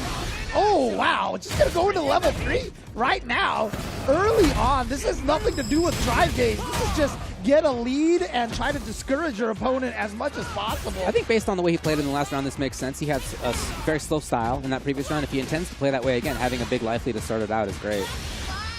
So here comes Low Trunks. We saw his level 2 play earlier. It got shut down. Yeah, and kind of got stopped here too. He still has half of it left. Try to use it, but nice read on the jump from Daigo. Simple jump strong. Doesn't have to worry about the dive kick potentially that way. He can again cause some chip. Yeah, that's it right here. And he's going to do it. Yeah, no way to escape that from Low Trunks. Again, it was that kind of patient, slow play by Daigo that really paid off. Yeah. Low Trunks going, okay, what can I do here? Trying to think and try to figure out something from his bag of tricks right now. But again, that's the scariest thing about Daigo, is that Daigo has a very stifling kind of game. Like when Daigo is winning well, you just can't do anything. And I feel like that's kind of what he got on Low Trunks right now. It's a very shutdown kind of style. Oh, well, you know what? Here we go. Yeah, to be fair, there have been quite a few fireballs and stand roundhouses, which are also DIable, but maybe 2 very quickly was a little bit too much. Oh boy, and that was a burnout as well. No meter needed to spend for that side switch. Oh, what? Just goes for it. Okay. And it finds the mark. Okay. Sure, but if he gets caught down in the corner again, he's in trouble. Nice movement! Wow. Low Trunks is moving forward. Yeah, keep himself safe. And at least he's far away enough from the corner that DI isn't a threat. Yeah, he's fine. And there it is. Got his drive gauge back. So he's really back in the game right now, even as the life lead right now. Trying to force the issue up close. No cancel! Would have burned him out. Oh boy. Daigo again with this cage. Yep, back into the corner. Oh!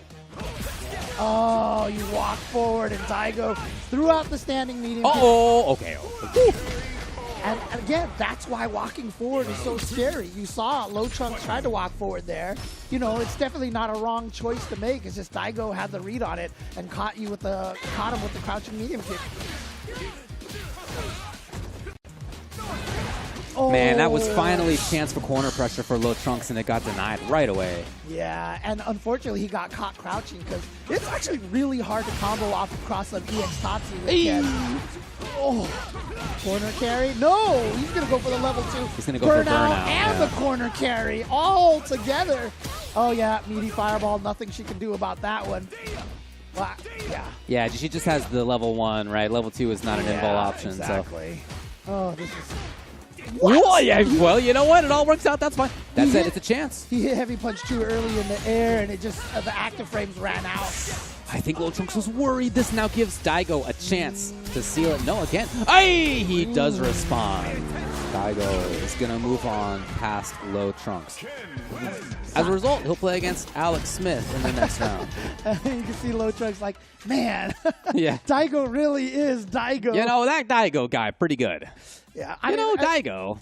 Again, you know, not to belabor certain points here, but like Daigo is one of the players that shows, you know, with age, his reactions haven't been going down anywhere. But the only reason why I bring it up in this particular situation is because he literally shows himself training his reactions all the time. Like he literally set up, I think it was Ibuki in Street Fighter 5, and he had Guile, and he was punishing either the overhead or the jump or the this or the that. You know, he's showing you what he does to practice all those kind of situations. And yeah, I'm sure Daigo has done a lot of work with the DIs, and so no problem punishing every attempt except for the one that got through the fireball. Right, yeah, there's nothing you can do about that. That was just going to work out. So on the other side of things, on winners, again, this is winners semis. This is going to be Punk versus VX Bao, and I think you were talking about VX Bao beating Daigo, but I think you meant Punk in did he beat Punk last Capcom Cup.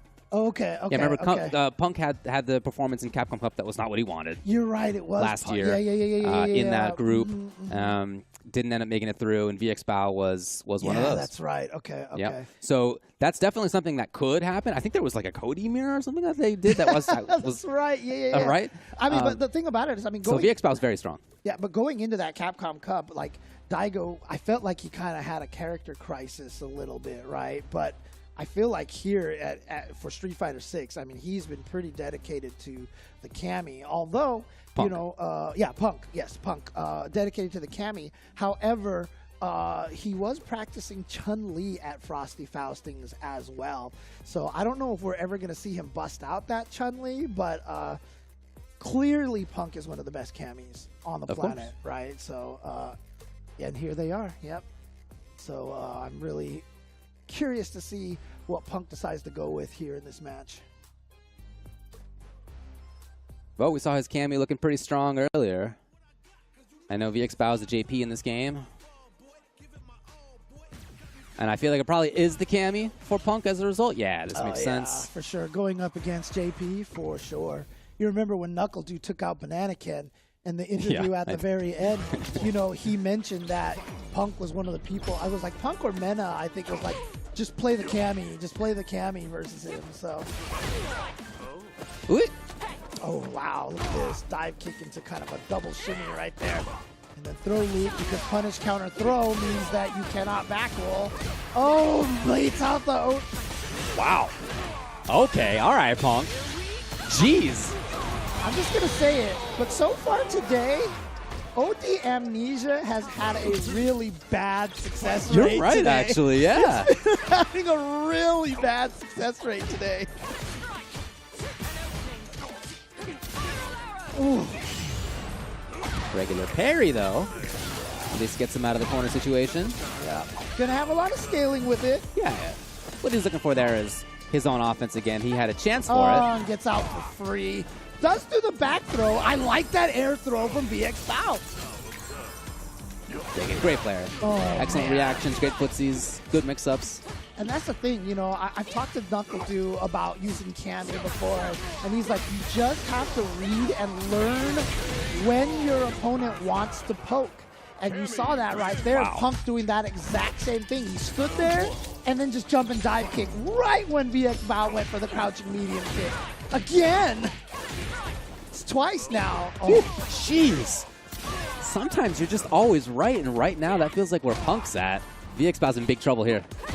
Oh, what a whip footage! Just a poor crouching medium kick gets absolutely ruined for match point for Punk. Smasher, and here we go. Poor JP in his, I guess, not good enough crouching medium kick or EX Amnesia. Look, that dive kick is always... Again! Punk is super locked in and ready. He is so locked in right now. And like I said, he did play against Lord Venom a while ago in a long set. So he's been Oh, here we go. VX Bow now. Can he turn things all around here? This is one of those momentum shifters. So is that. Yes. That's definitely one of those you feel the heart get shut down a little bit, even if VX Bow takes the ground. Well, honestly, nice recovery, though. VX Bow back in this thing. He and a crew of very strong Chinese JPs. Oh, boy. That's 3 times now that Punk has made it over. Oh, yes, and it got to the wall, too. Wow. Uh-oh. Okay, regular parry to the rescue again. Okay, yeah.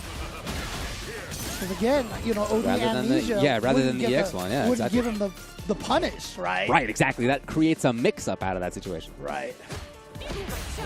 And Punk won the last time. Oh, he's looking to kill. Oh, no, dude, is this going to kill? That's going to be close. I think this is it. They're already taking off the headsets, man. If it doesn't kill, VX Bow's not going to be ready. Are you ready? Okay, no, he knew. He knew. Wow, man, Punk looked so strong in that match. Look, David, have I ever known when it's going to kill? That's why it's a question, right? It's not a statement. Exactly. So, you know, I'm just asking questions. Maybe they knew. I'm just asking but questions. clearly, I never know. So, Yeah. you know, I'm going to ask. I'm going to ask. Even in the game. Even in the game, you don't always get it right. Dude, when I first found out that I could put that line in there, I was like, please make me say it even if they die or that's so not. good. I was like, Yeah. please, That's just good. if it doesn't happen. I like that a lot. So that means that Punk is in winners finals of that pool. And on the other side is Daigo versus Alex Smith, which I think is where we're heading next. Daigo and Punk, I think, is, again, what we have really been talking about in this pool. And that's one match away from happening. But again, don't sleep on Alex Smith. This is a guy who's been strong out of the Northeast in the U.S. for many, many years across the last few, not just Street Fighter games, but other games too. Got a lot of games under his belt. And when I've seen him play in this game, it's Jury. He's got great movement and pressure, like always. Yeah, and again, you know, talking about the offline kind of nature, you know, of the FGC. Like I said, I've been seeing this guy for years. Like, we don't really know each other, but every time we saw each other at an event, we go, "Yo, Alex, yo, James, what's up?" And you Good know, guy. we would always just have a little chat there, even if that was the only time we saw each other for that weekend. And again, you know, like I said, I've been seeing him for so long, and it's just so cool. Like, it's hard for me not to keep gushing about offline, but it's such a fun environment. If you guys saw, you know, even things like the Blink Respawn stream, you could hear Dominican Republic, they get into it, right? And then even, you know, shout outs to Spain and Portugal when they ran their World Warrior, their finals, they ran it live and local. And when Samuel won, you saw the people rush the stage and tackle him. And it was just like, yeah, it's such a great environment. It's so cool. Nice to be out here. That's for sure. That's for sure. Again, it's going to be Daigo versus Alex. Yes. Umehara Daigo on the right side of your screen. Alex Smith on the left. Yeah, again, Alex Smith, just such an old school player, playing like the CVS2 and the Third Strikes, you know. Always great Has to been see. around. So has Daigo. He's been around a little bit. Been around here and there. Yeah, I mean, it's so cool. I mean, if you guys have ever had a chance to see Bang the Machine and stuff like that, that was when Daigo was kind of new, and they were all just talking about, like, oh, the Beast, you know, and stuff like that. So it's, you know, it's pretty funny. It was still when he was so young. He came out here the first time was for the Alpha 3 match versus Alex Valle. And then after he managed to defeat Alex Valle, played against a bunch of other players and blew them all up. And that's where we got the infamous push some buttons, Cole. Yep. All right, well, let's see what they got. It was a very patient gameplay from Daigo in the last one. Yeah, same character here too, right? So that was the big start. Well, confidence from him walking forward. Feeling a little more confident. I mean, you saw how Low Trunks' reactions was after he lost. He might have actually been a little bit starstruck as well. Right. Alex Smith, I'm sorry, been playing these fighting games for so long. I don't think he's probably fought Daigo in CVS2 I mean, I would be surprised, or Third you know. Strike Yeah, at some point. So. Daigo twirling his way. Hey, it's a big chance. That might be dead, actually, if Daigo wants to spend the level 2. He did not, actually. Okay. Yeah. I mean, the level 1 would have worked right there, or at least a parry, but... Yeah. And again, one of the things that I've always said that makes Ken so strong is just that he doesn't have to spend a lot of drive gauge for his damaging combos. Run into special move is like better than most of his ODs. So he always has all this drive gauge left over for drive cancels and stuff. Alex really intent about this perfect parry at range here, but he's been shut down with whatever he's looking for afterward. Hoping to bait stuff. Daigo didn't take the bait. He put his own medium kick in there. Far. Nice catch! Into the level 3, and that's going to be a burnout situation here. Now, Alex says it's a level 3, so Daigo can't just go for the Hail Mary drive impact unless he just thinks he's not ready for it. Yeah, he's got so much life that I don't know if... Whoa! Let's go! Here we go! Chance for Alex Smith to steal this round. Here we go. What's the mix? What? He just walked up with the overhead. Wow, Alex Smith, first of all, what a confirm. Second of all, I love the mix-up at the end. Hey, look, for those people out there who hate fighting Jury, standing heavy punch is going to be one of the main reasons why that button is so good. Wow, just like Counter that. hit wasn't even a punish. Daigo was trying to do something. Oh, Alex. He's got some good stuff lined up. Oh no, the meaties. So does Daigo. DP, and what's the mix up here? Oh, God, so meaty.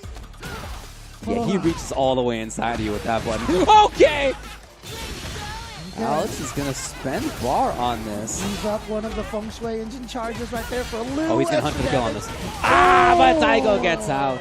Yeah, and again, you know, when do you try to bust out with an ODDP is when your opponent is plus on block, right? Don't try to do it in situations where they're normally minus because they're scared to press buttons. Sure. But in that situation, drive rush into crouching strong, your plus frames, stick out another button, take your turn, and Daigo's like, nope, stealing that turn, thank you very much. That was a big swing of a decision, though. Not that Daigo's ever been afraid to make that. Although if that had been blocked, it would have been game to Alex. Again, though, that's been Daigo's thing since forever. He kind of has something named after him. Yeah, you know, right. like we call it Ume Shoryu for a reason. Ume Shoryu or something. Yeah, exactly. Oh, but here we go. Alex getting that crouching medium kick. Nice drive can't. Oh, no. And it was a counter hit, too, so I think he was just a little too late on his meaty. Oh, that's going to be a linkable. Starting with the punish counter, Tatsu gets the extra plus frames. And yeah, he's burned out, so what do you do in this situation? Round to Daigo. He's 1 round away from that match versus Punk in winners finals. Yeah, like in that situation for Daigo, I mean, almost would have been better, like just to try to drive impact him, because if he went for the level 1, you probably would have killed him anyway and lost that meter, right? So. Oh, Yes. okay. Yeah, there are some frames in there where it's possible on the edge to react to a fireball from Ken. Oh no. Just, I guess he was scared of the ODDP, but he didn't try to move back, and then a perfect timing on the crouch medium kick from Daigo. The timing for him again. If he finds the next big hit, he's going to end it. He's got level 3. Oh, Finds that's it it right there, yeah.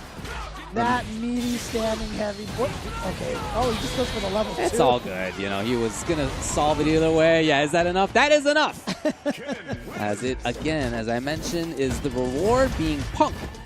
In winners finals, Daigo versus Punk. And you know 2 out what? of 3 to see who gets winners side top 16. You see the bracket runners there telling Daigo, don't move. Stay Right. right there. Stay right there. So I think we might just get the Daigo Punk matchup. When's the last time we have seen these two go up against each other? I have like no recollection of it at this point in time, which is crazy. I mean, not in the last 4 years at least. Oh man, it's so hard. Not since the before times, if it ever happened. I don't know. I don't recall. Yeah, I was going to talk about that situation too. If you're burned out and Ken does the light Dragon Lash, what's tricky about that is it's 0 on block, right? And so Alex didn't do anything afterwards. He didn't press any buttons, but it's a guaranteed trade with the 4 frames. But I just felt like maybe Alex at that time had so little life, he didn't even want to sacrifice even the jab trade. Understandable. Yeah, this moment right here, boy, if that had been blocked, maybe a different story. Yep. But that's how it goes. Yeah, but, you know, I mean, a lot of people are like, you know, one of the most common things to do if you're watching at home is, I would have blocked. I would have done it. I would have blocked. But then if Daigo was fighting you, he's like, this guy would probably block. Yeah, exactly. He's not doing it in a vacuum. He's doing it based off of how he's fought the guy before. So it's so easy to just sit there and watch and be like, well, I would have done this and see it would have worked, you know, like. Sure. But yeah, if Daigo's fighting you, he knew you would have done that, and he would have did the other thing that would have blown that up. So that's what they want you to think. Them's fighting games. Again, so in winners finals, Punk versus Daigo, that's what we expect to come up here to the Titans for sure. The way that Punk looked earlier on when we saw that dude versus VX Bao, again, this is a guy who's made Capcom Cup. He's a killer. We all know that. He's playing a very strong character in a very strong way. Punk made it look pedestrian. Yep. Honestly. And so, yeah, I mean, the way that, I mean, honestly, both Punk and Daigo, I feel like, have been playing very keyed in. So this is going to be a really interesting head-to-head battle here. Who is more keyed in at this point, you know? And again, Cammy versus Ken, like, that's just like one of those matchups, like, you know is an even matchup because everyone's complaining about it from the other side. Right, you know? yeah. Cammy players are like, God, Ken's, I hate it. And Ken players like, hate Cammy. That's true. That's true. You know, the way that Daigo has played has been a little bit more reserved than sometimes. His bust-out EXDPs were a little bit more in that game, a little bit more of sort of the Daigo that I've seen in the past. Earlier, it was a little bit more patient and cagey, and I'm really interested to see if that's the style he goes to. Sort of that versus with the intermix of when's the Umui Shoryu going to come in. Like, that kind of gameplay is really hard to contend with. You just don't know what's coming up next. Whereas Punk has had this incredible offense and whiff punishing and reactions, as always. So those two styles matching up could be a very interesting combat between the two. Right. And honestly, if I had to pick one right now, like, I would just throw my hands up in the air. Like, I feel like this is... Like, on one hand, I'd be like, I really think Punk is going to have the advantage because... And then I'm like, no, but actually Daigo would probably... But you know what? Punk could... Good old theory fighting, right? We get to put it to the test very shortly. Exactly. So I'm excited to see who's going to be able to take this one. Yeah, that's where we're headed next. In loser's side, got a little bit of work to do there before we get to anything like loser's semis. We have Alex Smith versus Shiraishi in there. Low Trunks versus Yanoob who is here. Ooh, okay. Was sent to losers earlier. Winner that will play against VX Bao, who's of course still in this. So through that loser side, we could still see anybody come out. Okay. All right. Well, again, I think a lot of people were picking Punk and Daigo to make it out of this, and so, I think people are excited to see that. But before we actually get to that point, again, just want to give a shout-outs to all the people who are making Capcom Cup possible over here. And this one, of course, is going to the Steel Series here. We've talked about this before. If you've been watching all day, these are the headsets. So, again, thank you to the Steel Series. Again, every one of these sponsors are very important, so please check out their stuff. Let them know that we appreciate their help, and they will continue to sponsor and bring these cool events here. So again, the Steel Series Arctis Nova Pro. This is the official headset of Capcom Cup X. It's enhanced with premium high-fidelity drivers and sonar software. I'm sure you can check out the website and find out what all that means, basically. And the Nova Pro is ideal for any fight you take on. So definitely, again, shout-outs to them. Thank you to all the sponsors for making Capcom X happen. And Daigo and Punk. Daigo and Punk. Coming up next. You don't want to miss that one. Stick around, guys, after this break.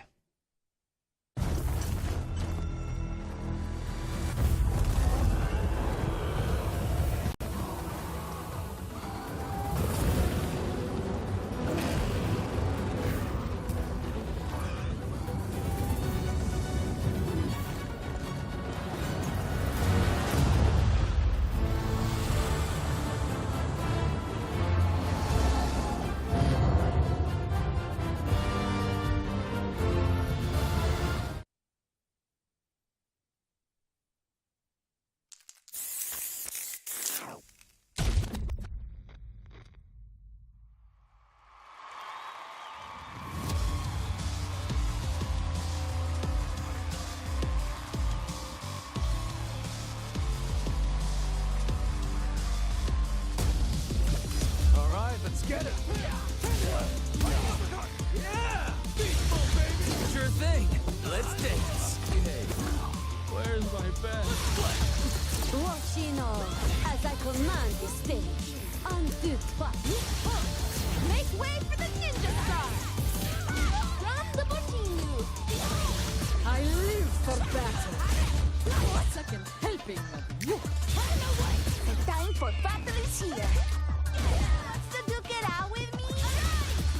Shall we begin, men? Do you need to take a rest? Do enjoy this. I'm game if you are. You'll see. Yeah! We gonna crank it up. Let's get it on. Another mission awaits. You plan to fight it all? Quiet. All right, I'm ready. Your footwork's sloppy. This some kind? Behold this body of work. You are lucky. Get ready. I'll show you strong. Allow yoga to guide you. What is it? The power of yoga. I'll show you the power of my kung fu. I'm ready for you. Just bring it. Think you could break my defense? Got you in my sights. Smart choice. Bring it.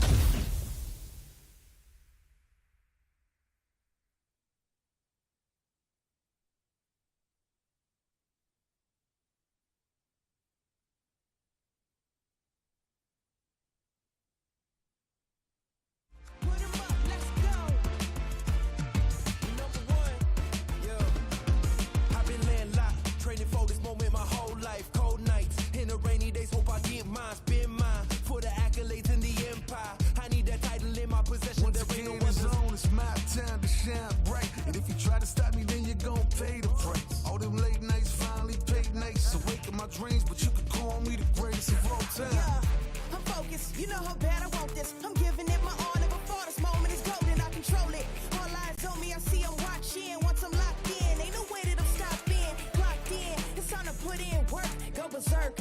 I'm in my zone until I'm first. Believe me, when I say nobody can see me, this a product of hustle. I just make it look easy. Non-stop, you ready or not? When it's all said and done, I'ma be on the top.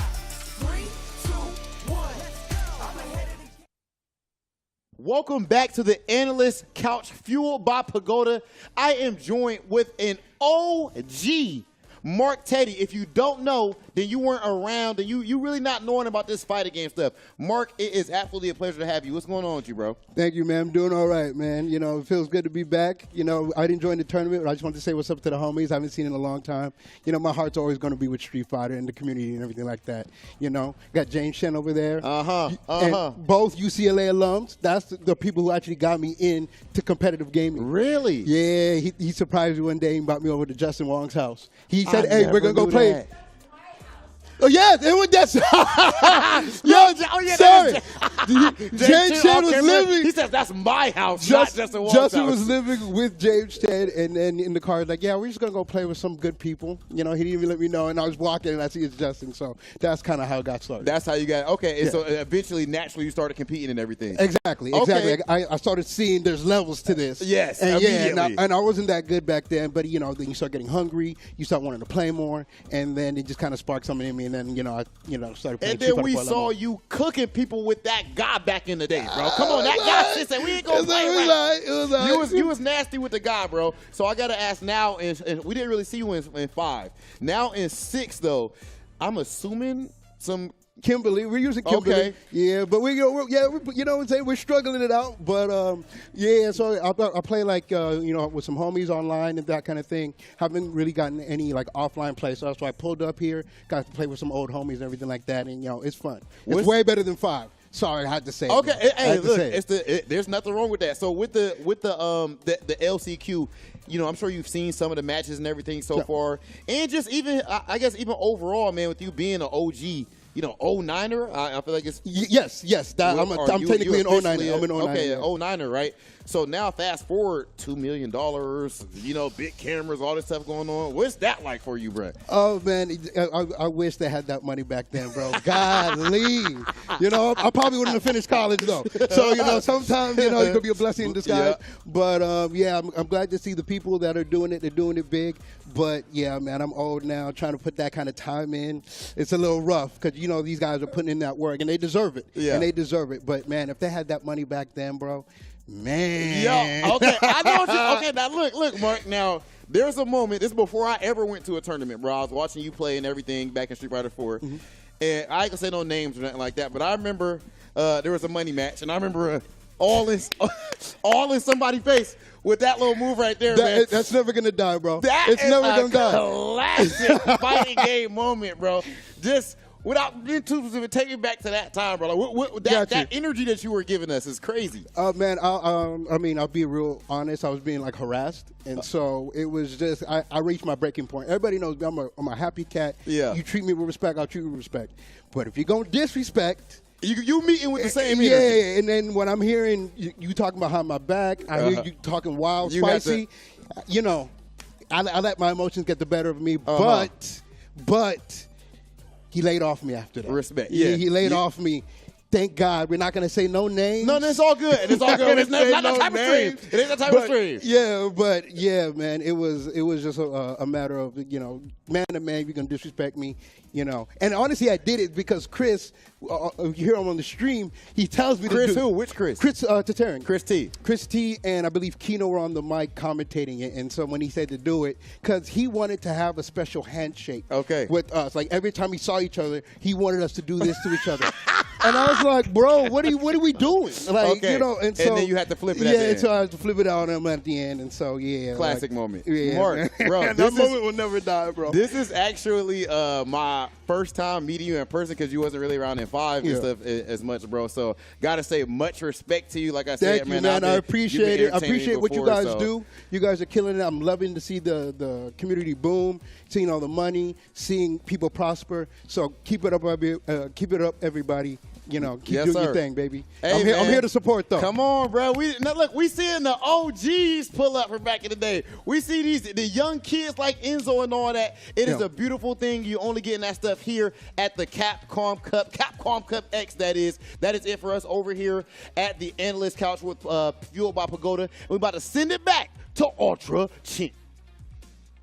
Again, look, SoCal had a wonderful boom during the Street Fighter 4 era. Yeah. That is where we got players like Mark Teddy, Chris Tatarian, Filipino Man, Brent, and Andy OCR, Warrock, Tatsu, you know, a lot of these guys. And special shout-outs to Shiza, R.I.P. to Shiza, got top 8 at EVO one year. Mark Teddy was one of the main guys from Wednesday Night Fights, played at the Wednesday Night Fights versus NLBC at EVO. He had been around for a long time and just been really, really strong back in the days. 2009, I went back to second law school at UCLA, and we had a small arcade there at the time. I know when you went to UCLA for undergrad, it was a big arcade. By the time that I got there for later stuff, it was just a small arcade. We had like one Street Fighter 4 cab, which was new, and he was one of the players there. It was not like a long list of players who were there. So some of the ones who were there ended up being very strong players. You know, Mark told the story about me like taking him in my car to go play against somebody good. It turned out to be Justin Wong. No, I think you told him it was like, hey, let's go to James's place and play with his friend Justin. I think I might have been it, actually. Yeah, it was something like that. And Justin walks up the stairs, and Mark was like, oh, my God. But no, it's great to see Marcus again. I haven't seen him in a long time. So. And I mean, honestly, one of the reasons why I went to UCLA is because they had a great arcade. For sure. Well, I ended up working at that arcade during some of the heydays. It was such a great environment for learning back there. In video games. Clearly, I don't know about college. Never skipped classes to play Street Fighter because education is important. For sure. Anyways, enough about that. I know people are chomping at the bit for some Daigo versus Punk over here. Yeah, we're not going to hold that off any longer. Here exactly. comes Fly Punk against Beast Daigo. Taking the shell off. Disrobing. Both of them are probably like, well, these two just shut up I know, so we can right? play. Yeah, exactly. The 100,000 people watching. Enough about UCLA 1,000 years ago. Let's talk about Fly Punk versus Beast Daigo. Again, they've both looked very strong today, and they have both made it into winners finals. A lot of these pools so far have had results that maybe in the end were okay, but like on the way, you didn't know what was going to happen. In this pool, it feels predetermined, and here it is, winners finals, Punk versus Daigo. It's definitely Beast versus God here. So what is a beast to a god? What is a god to a beast? We're going to find out here. Great reaction. Gets the spin knuckle through the fireball. So showing checking. Yeah. Hard to get past those reactions. Yep. And again, you mentioned it before we went on break. Punk's reactions are just second to none, basically. No, for sure. Except maybe Phenom, because I always say Phenom has the best reaction. Maybe, but they're both very strong. Yeah. And this is that kind of battle of styles I was hoping to see so far. This is Punk with the offense, moving forward, with punishing, pressure, and it's Daigo slow playing. Yeah, but here we go towards the corner. And you look at this, Punk showing a little respect there. Not going up for the meaty crouch heavy punch. And now Daigo with the check. Yes. Pressure will come. Not for long. Really, Daigo's first up-close mid-screen chance like that? Punk shut it down right away. Interesting. Punk showing the wake-up DP. Back to this slower style again. Daigo seemingly comfortable. And like I said, I mean, I remember watching a match from Punk, and he never hit a button. That was supposed to be a whiff OS right there. Right. Yeah, Daigo just got a little too close right there. Oh, that is how you beat that technique. Yep. Oh, what a whip punish. Wow. Gosh, it just baffles me how good he is at that whip punish. Remember, he changed how Street Fighter V was played. In the end, we were all playing Punk Fighter 5. Like, they balanced the game around Punk's ability to whip punish and single hit confirm, you know? And if he finds one of those right now, it's going to be the game. Daigo knows it. A big part of, I think, why he's playing this slower style is he doesn't want to contend with Punk's reactions. Yeah, well, here he goes. Did he go for the level 3? Not yet. No, next hit for kill. Yeah, all right. And now he only really needs a level 1 or a level 2. He tried to go for it, but Daigo with the simple combo over here, gonna take it with the level 3, predicted the throw attempt, got the jump dive kick, and again, if you're someone with the reactions and the reads of Punk, Cammy dive kick is the scariest tool in the game. Again, it just seems like nobody today has been able to not just shut down Punk, but like stop him, like be a roadblock even. Oh! Okay, Daigo trying to install himself on the pavement. Oh, was that a not miss? for long. Oh no. Again, Will he back. pressure up close? No. Wow, that was so yeah. sick. The Oh hurt man. boxes, the hurt boxes on that dive Ode kick. to the 2-hit combo on that one for me. That was sick. Oh man. All right, so Daigo taking round number 1 here, trying to tie this up 1-1. Oh, and now Daigo winning the neutral here. Yeah, Gets it's to the corner position. more forward movement for him. He is intense about moving forward for the first time, really, in this set. Yep. And again, that's maybe one of the adjustments he's made, because he's like, okay, the little patient style isn't working as well. I have to be a little more aggressive. Yeah, that may have been the idea. Punk with the double shimmy right there, the classic double shimmy, but Daigo not falling for it. Daigo really good at using that standing heavy kick, but Punk right now not that far behind in life still. Ooh, caught him just when he jumped. It's a 2-hit game for both. Daigo. Now it's a one-hit game for Daigo, and there's no reason for him to save meter at all. No. Regular dash. Punk tried it out. He gets the whip punish, and he's going to be at 1 hit away as well. Yep. Tried to go for a shimmy, but Daigo with the crouch medium kick not early enough to catch the walk back, but there's the whip punish. Daigo should be able to take this round, and actually should be able to do it without spending a single bar. That's Punk at match point. Starting out with 3 on both sides. The danger of that quarter screen between them. Yeah, Daigo just disengages. No, thank you. No anti-air even. There Okay. we go. That punish counter gets the free juggle afterwards, and he is going to go into the level 3. He wants some of that gauge back, and that's going to put Punk at just about burnout here. But Also, with the style that he's played, having a life lead is super important. there it is. Got the burnout. No! Oh, the boy. side kick baited him out. It's a huge chance for Punk. Oh, again, it's a huge chance for Punk. He misses. He was burned out. Maybe that changes the calculation Yes, on that. yeah, that's right. He was in a little bit more block stun. Oh, that's going to be a combo right there for Daigo. And he's going to be able to get to the corner for the DP juggle. But it's not over yet. No, Punk is 2 hits away. And Daigo knows that. Again, I think that's part of why he's backing off. Here comes Punk, trying to force the issue. He's at critical art range, is Punk. Daigo just needs to get one small hit to tie this up 1-1. Oh, there we go. Wow, oh man, that could have gone differently if Punk had punished that EXDP differently. Yeah. But who knows? 1-1.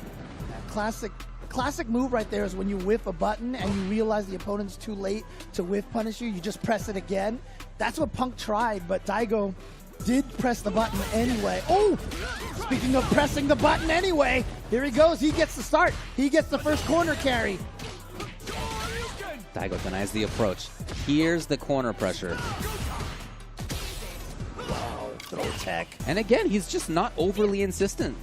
Forward moving into the corner, yes, but then at a range where he can set up his cage. Oh, caught him trying to walk backwards, and the side switch, and baits that out. Okay, keeping it easier, yeah. He was like, No, I I'm just gonna understand go that. for the easy combo there. Oh no, try to walk up too far for the throw. Daigo was walking back. He missed the dive kick. Daigo taking advantage.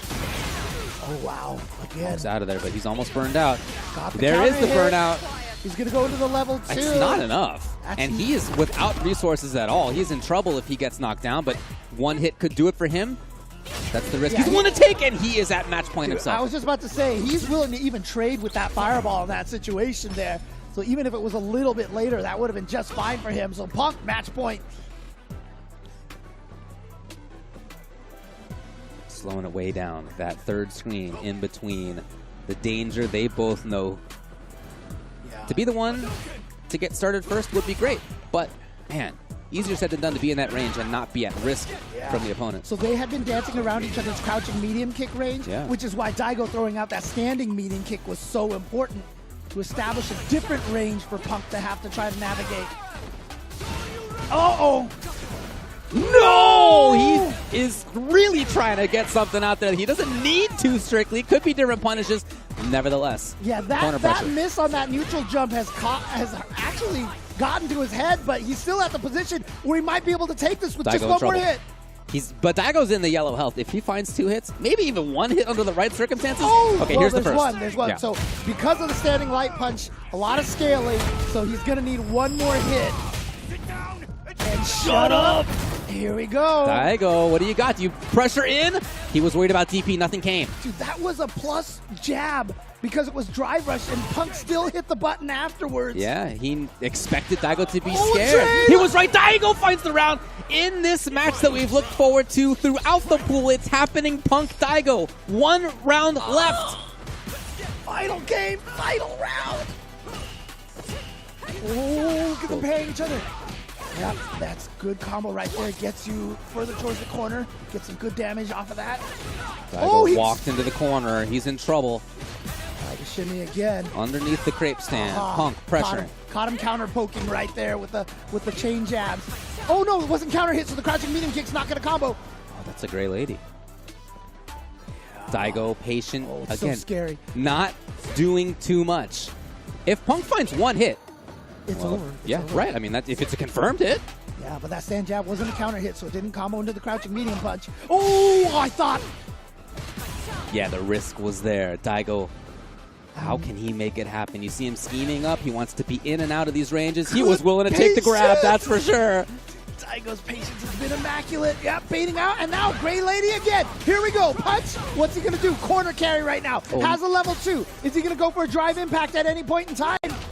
Would he take the risk against Punk? Punk, no! The error comes out! And That this was gives supposed to be a level 3, and it Absolutely. came out as a hooligan. It should be over. There's the big whiff, and Punk up in the sky and lands on top of Daigo's head to move himself into top 16 winner's side. Wow, what a set. It seemed at first like Punk was the one who was totally in control. And then in that second game, much stronger for Daigo. His game plan shifted a little bit more offense, looked a lot stronger, ready to go. And man, what other way could it have ended than in last round between these two Titans? I don't want to call anyone out, but I was watching Ringe sitting on the couch over there. His eyes were so wide. He was just like, oh my God, dude, that was such a good match. Oh, and again, if you're just a fan of fighting games like all of us are, you see that, and it's so great, dude. Oh. Yeah, 2 of the best. Ooh. Awesome to see them do it. Now, of course, Daigo can still get out in loser's side. Yep.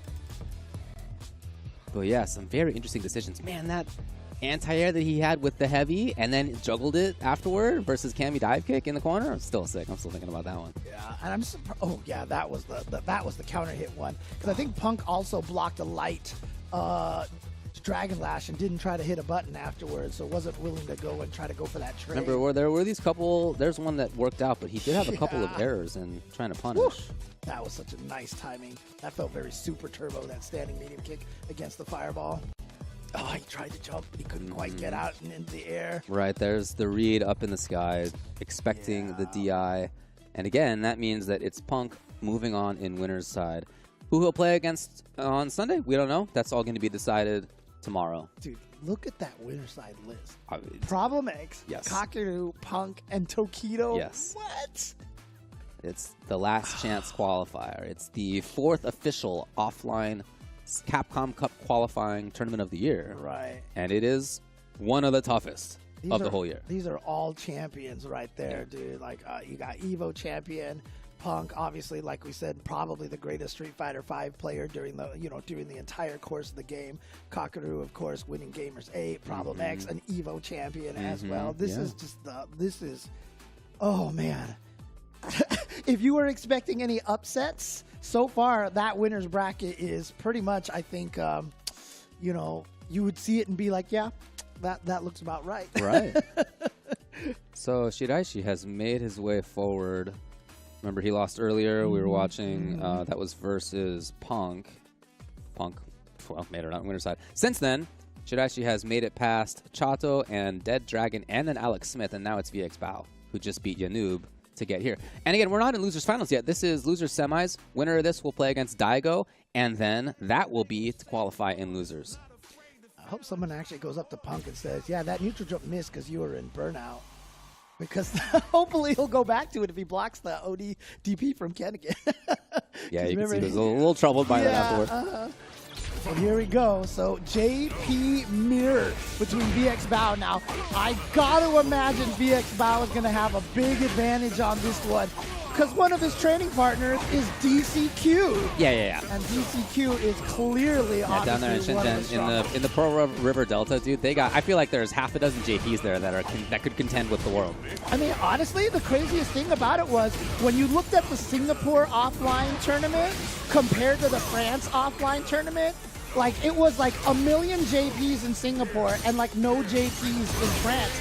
Asia really believes in this character. In the same week that the France tournament happened, there was the tournament that was going up. I think it was Tiger Uppercut, and like the top 8 there was like 5 JPs. So all the Asian players were, all the JP players were there.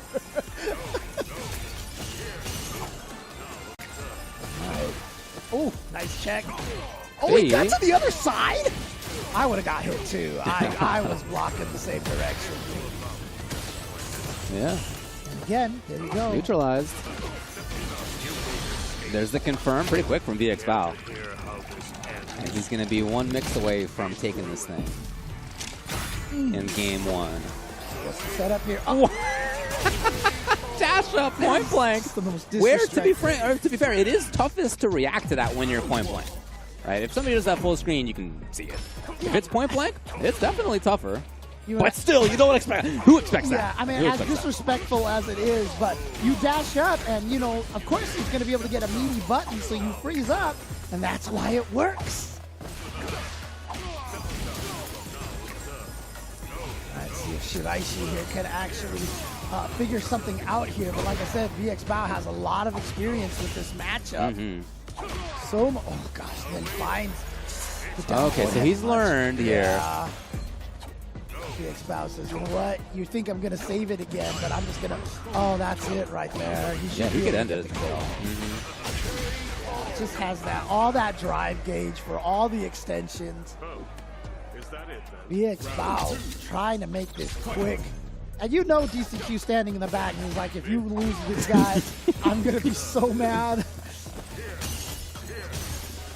Shiraishi not out of this yet. Yeah, not really even commenting on Shiraishi. It's just that VX Bao has played this matchup so many times against such high-quality players. Exactly. I would love to see him get something going. Here's maybe a chance. Oh, the check. Oh, yeah, that was an opportunity right there, but he did not believe it was going to whiff. Yeah. That takes a reaction, too, when something misses like that. That's why whiff punishing is so hard. Shiraishi just waiting it out. Oh, yeah. VX Bao will get the confirm. Tough situation here, and now no life left here. This is going to take a comeback of comebacks. Oh, but he's burned out. That's... Oh, it's not enough. Oh my God, yeah, it was enough. Here in the corner, oh, no. Heavy Streebog heavy. In burnout. Yeah, there's just... The heavy spin, so plus. Oh, boy. So, Shiraishi out, all the way out here from Tokyo. Doesn't work out for him, unfortunately. He ends up getting 4th in this pool. Yeah, but and it is a good showing. Yeah, sure, yeah. Of course. Oh, yeah, absolutely. Of course.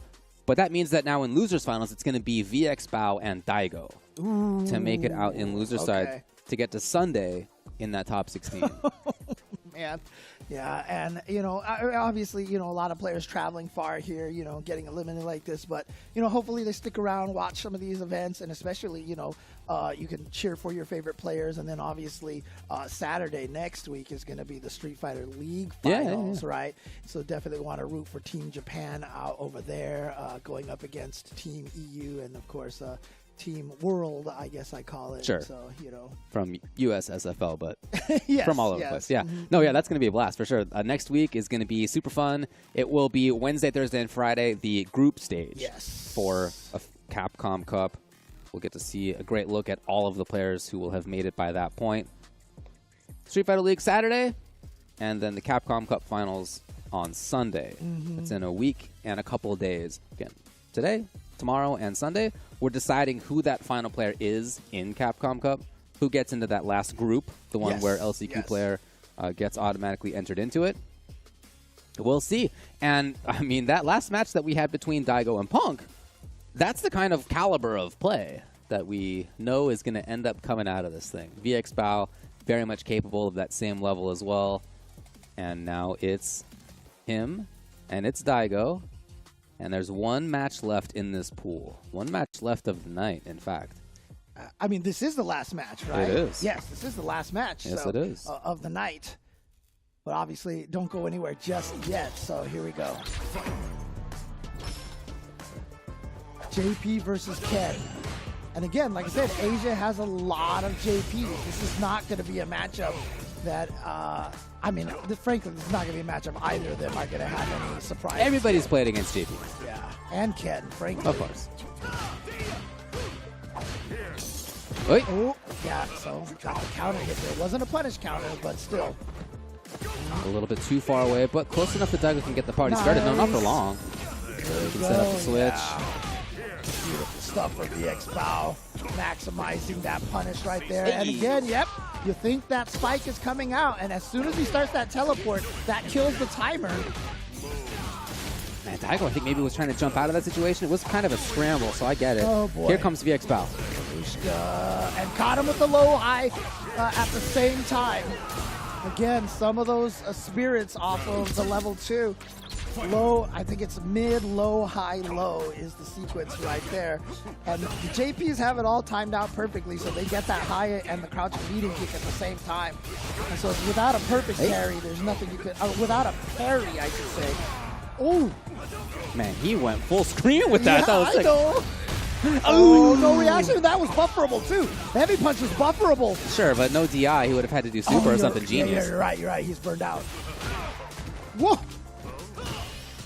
Not fast enough on that punish, but does get that Jinrai into that heavy ender with a pushback. Oh, he's gonna, he's gonna get the lead. VX Bao worried about taking the hit because it will be the end of the round. Daigo knows that, so the grabs come. Oh, boy! They just stared him out. Is he gonna go for the level 2? No, he did not go for the level 2. I thought he would just go for that to try to drain him down to almost nothing left. Get him out of there. VX Bao trying to get some space for himself. Man has not pressed a button in 10 seconds. There's level 2 back. What's going to punish? Yeah. There it is. Yes. You can't throw fireballs freely against JPs when they have that Lavushka ready to go. Game 1 to VX Bao. Will Daigo not make it through to the top 16 is the question. Boy. One of them won't, surely. Okay, that's the jab. Yep. Tried to go for the pressure right there, but unfortunately, too much of a commitment. Yeah, it's a big read for sure. The first OD amnesias that rewarded the JP. Oh my goodness, that's a crap. Wow, he didn't decide to keep the combo going. He just went for the throw. Interesting. That's going to be able to kill right here. Doesn't even need to spend any meter. Had all that drive gauge to spend. And of course, you get it all back. The start of the next round.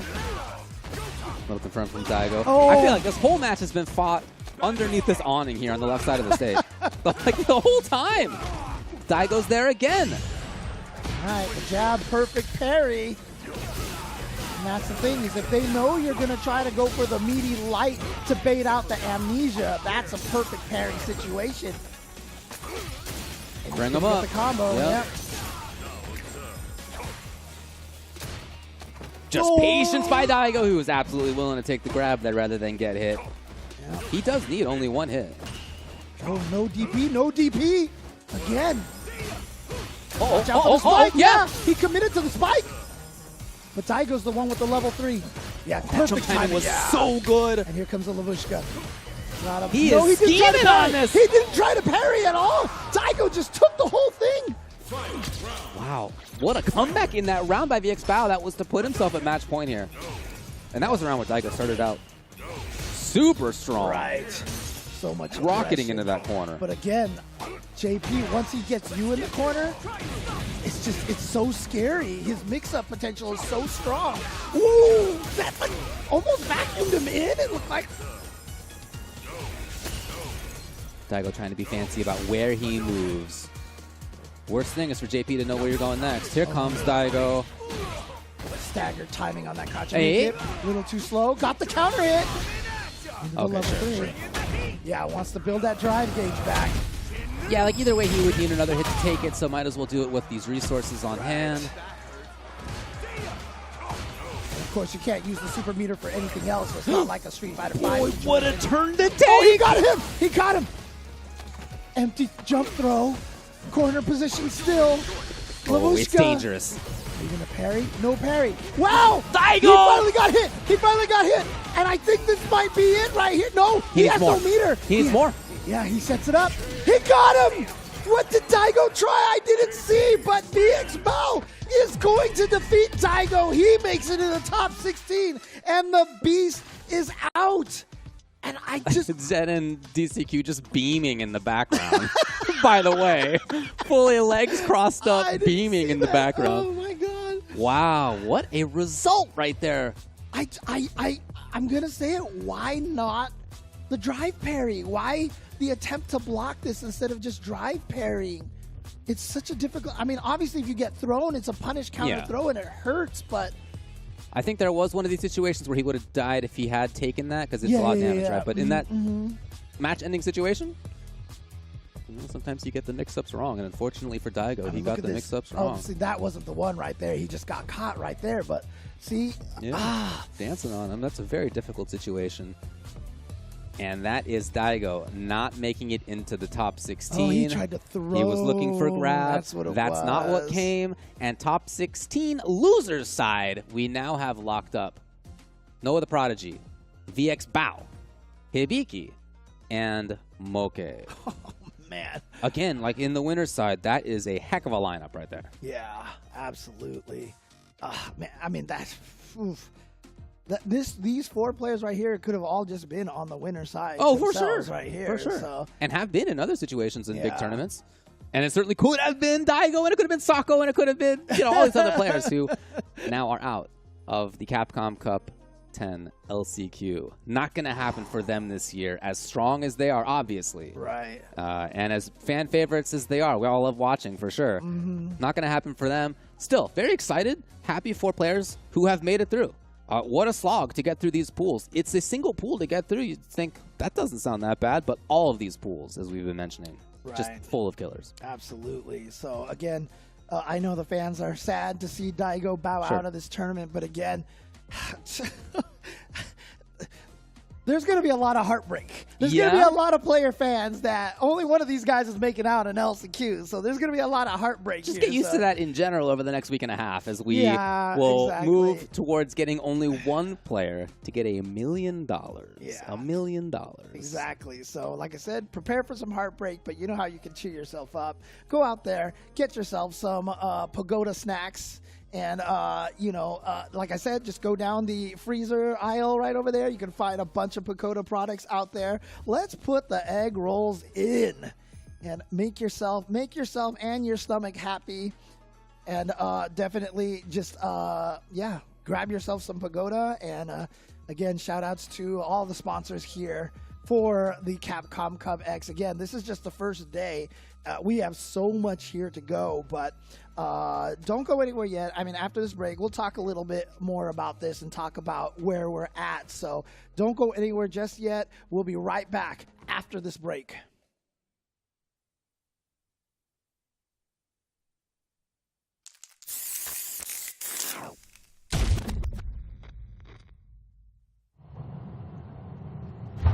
The next stop is Beat Square Station.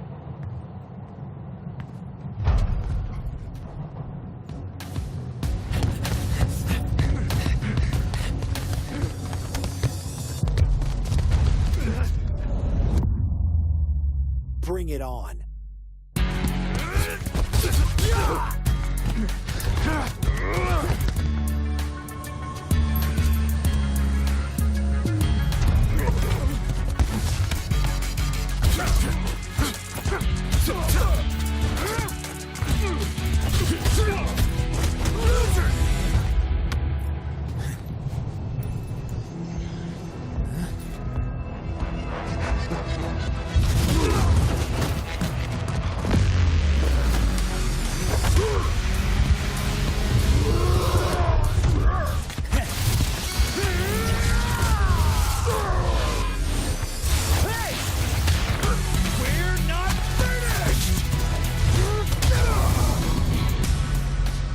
I'm not gonna be anyone's pawn. You hear me?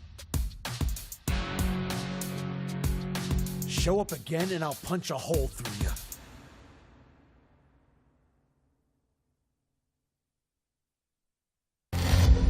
Choose your sibling.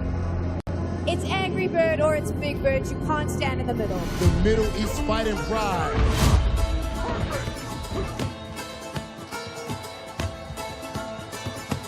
One of the greatest players throughout the history of Street Fighter V. It's just this rivalry. I love it.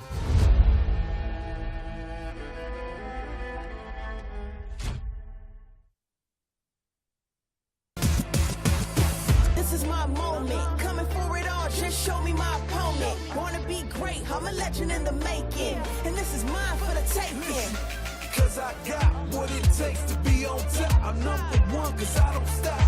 Hard gas, no brakes, high stakes. I don't act tough till the tussle let them fall ya. Hope you ready for the fight. Reign supreme. Put 'em up, let's go. You ready or not? When it's all said and done, I'ma be on the top. 3, 2, 1. I'm ahead of the game. Y'all remember my name. Non-stop. You ready or not? When it's all said and done, I'ma be on the top. 3, 2, 1. Let's go. Yeah, I belong in the #1 spot. I always keep the business nothing personal. When you always see nothing, I just barely scratch the surface. Throw me in the rain, let me do my thing. Thought they hit me down, fighting through the pain. When I'm in the zone, I it's ain't a never say much, but you see me up top. You see my numbers healthy, the pressure don't stop. Until I'm in the top, see the bottom seeds watch. They almost see me flop, but I'm stepping on them, watch, let them watch. Born ready to fight, this is my moment. Coming for it all, just show me my opponent. Wanna be great, I'm a legend in the making. And this is mine for the taking. Cause I got what it takes to be on top. I'm #1 cause I don't stop. Hard gas, no brakes, high stakes. I don't act tough till the tussle let them fall ya. Non-stop, you ready or not? When it's all said and done, I'ma be on the top. 3, 2, 1. I'm ahead of the game, they'll remember my name. Non-stop, you ready or not? When it's all said and done, I'ma be on the top. 3, 2, 1. Let's go. I belong in the #1 spot.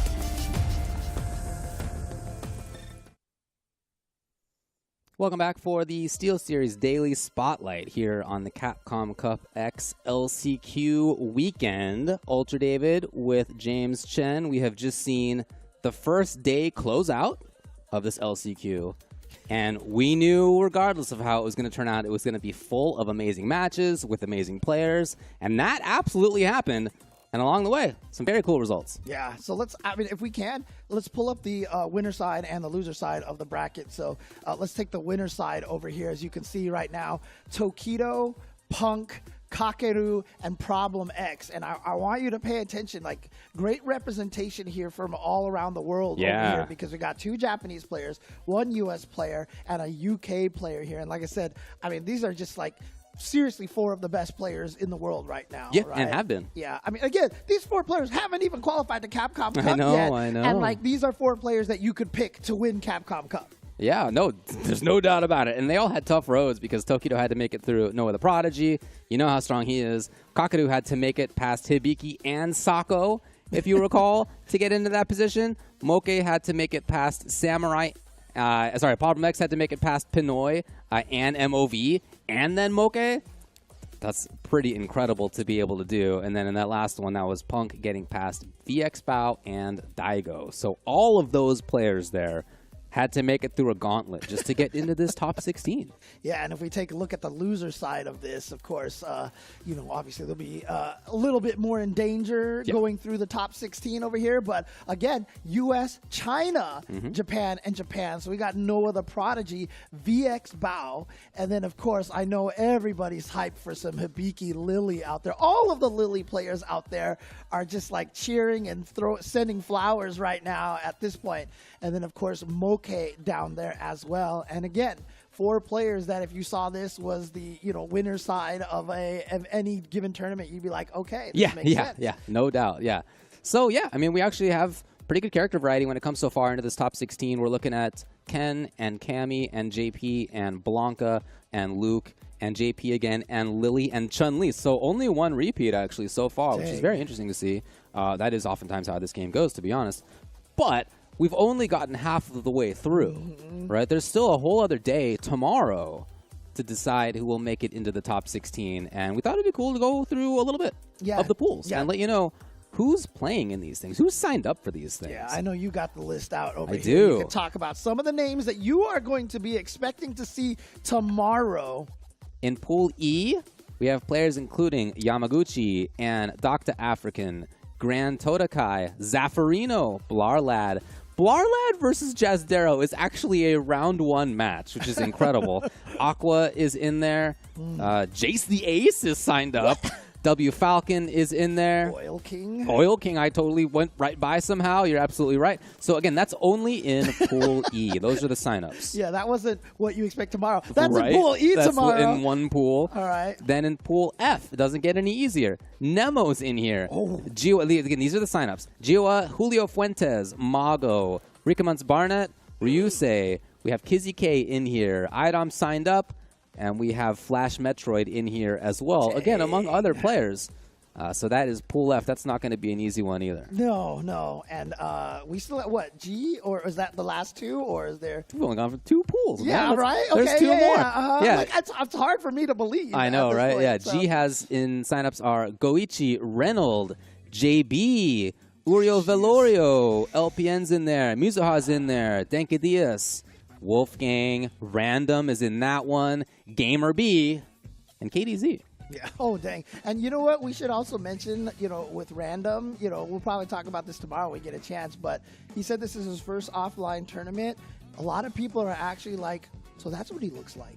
Yeah. Reinhardt sent me a message that was like, it's like a big reveal, actually, to see what Random actually looks like. Like, oh, interesting. We've never seen this guy before. He's been doing so great in our scene. We've never actually seen him in person. That's pretty cool. And then the final pool is H, and that contains Bonchan and YJK and Filipino Man and John Takeuchi and Veggie and Higuchi and Chris Wynn and Arlieth's in there. Zhen's in there.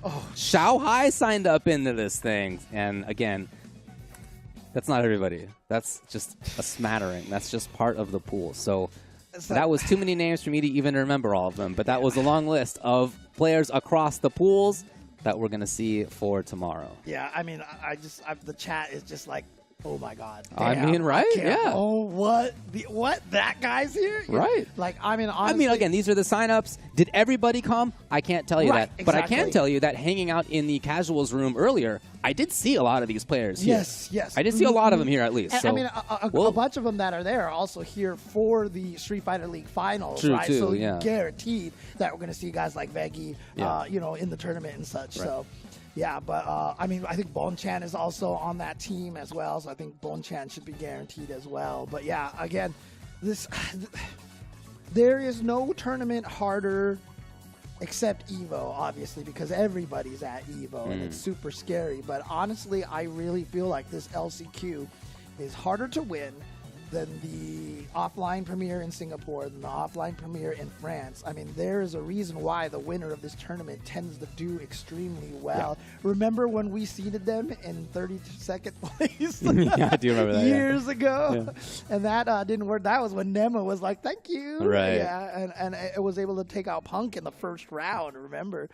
But yeah, again, this is such a difficult tournament to win. It's so hard to win. At least for half of the players who have made top 16 already, they're going to be able to chill out tomorrow.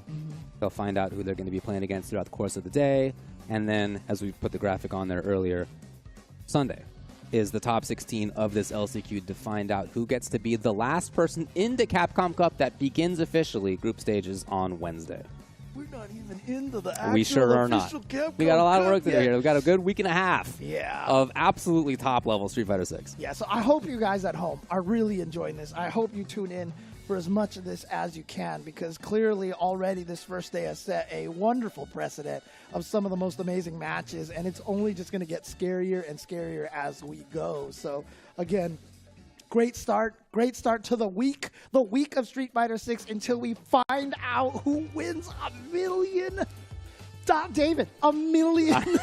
I know. $1 million. You heard what Mark said, right? Yeah, I mean, like when I know. when I got second place in the CBS One tournament, I got 30-some bucks, dude. Oh, you were big money at that Dude, time. That was a I lot. treated my friends to dinner. dude. Honestly, yeah. Dinners cost 5 cents at the time, so that was worth a lot of money. Absolutely. You know, I just bought the milk for a nickel. Totally, yeah. Honestly, yeah, that's going to be in a week and a half. When we come to the Sunday, we'll be crowning the winner of this huge tournament that we'll be running. Again, starting on Wednesday is the actual group stage. But we still have this weekend remaining tomorrow. The second half of the pools, Sunday, the top 16 of the Capcom Cup LCQ. I'm sure that you'll all come back for that. We'll see you tomorrow.